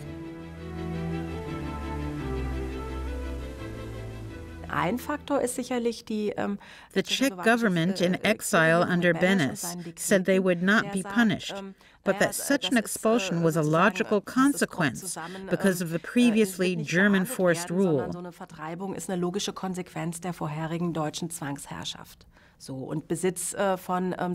And German property could be taken away from them without any further ado. After the agreement in Potsdam, a regulated phase of expulsions followed in late summer. Once again, large streams of refugees set out for the West. But those people were not always welcome in their new homeland. After the war, Germany had to deal with a multitude of problems. There were many who had been bombed out, poverty, worries about the future, so that an influx of a large number of people was not exactly celebrated. In fact, many were greeted with blatant rejection. They were also perceived as foreign, had a different dialect, looked different. In addition, there was interconfessional mixing. Catholics came to Protestant areas, and Protestants went to Catholic areas, which was problematic at the time. In total, at least 12 million people of Germanic origin were affected by flight, expulsion, and forced emigration.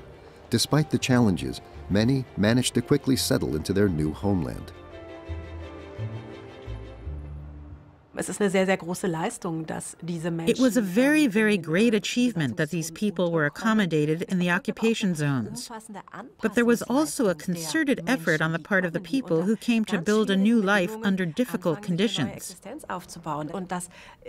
And it was amazing that people managed to get a foothold there in a relatively short time. While the guns were silent in Europe after more than 5.5 years, World War II was not yet over in the Pacific. The Japanese Empire was fanatically resisting the threat of defeat. The battles for Okinawa had been raging since the beginning of April. The island's defenders had entrenched themselves in the hinterland and often fought to the death against the attacking U.S. units. It was only after nearly 3 months of fighting that the island was finally conquered at the end of June 1945. After a dearly bought victory, the U.S. military leadership began to consider its further action against the enemy. Die Schlacht von Okinawa und auch die weiteren The Battle of Okinawa, as well as other battles in 1945, had shown the United States that it would probably be unrealistic to conduct a landing operation on the Japanese mother islands, and that then led to the decision to use atomic bombs. The logic being, it's better if the Japanese die rather than if American soldiers die. Amerikanische Soldaten ums Leben kommen. The plan was quickly put into action. After Japan refused a U.S. ultimatum for unconditional surrender in late July, U.S. B-29 bombers were loaded with a new type of weapon of mass destruction on the Pacific island of Tinian in early August. On August 6th, the first atomic bomb was dropped on Hiroshima. 3 days later, Nagasaki was the target of another atomic bomb. At least 100,000 people were killed instantly in the attacks.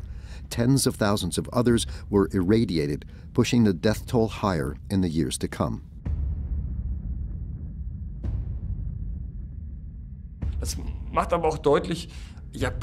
But it also became clear that protecting the Japanese, protecting Japanese life, of course, was not how people were thinking. The question, should we do this? That had been lost during the course of the war. Footage shot weeks later in Hiroshima. At 8:16, the bomb had been detonated at an altitude of about 600 meters, obliterating the city. The pictures showed the devastating extent of the destructive power of the new weapon and heralded a new age. On August 15th, Emperor Hirohito addressed his people over the radio. It was the first time the Japanese had heard the voice of the emperor. 金が1回将兵の優先、金が100両融資の冷静、金が1億収支の方向、各々最善を尽くせるに変わらず、戦局必ずしも好転せず、世界の体制また我にであらず、しかのみならず敵は新たに残虐なる爆弾を使用して地形に向こう殺傷し。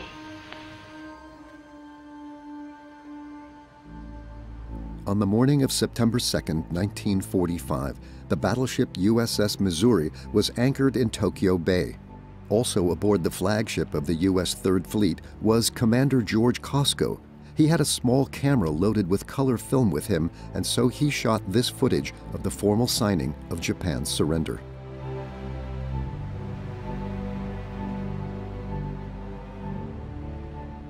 Aboard the USS Missouri in Tokyo Bay, on Sunday, September the 2nd, 1945, the most horrible war in history came to its complete and formal end. Foreign Minister Shigemitsu signed for Japan. Douglas MacArthur, Supreme Commander. General Su Yung-chang signed for China.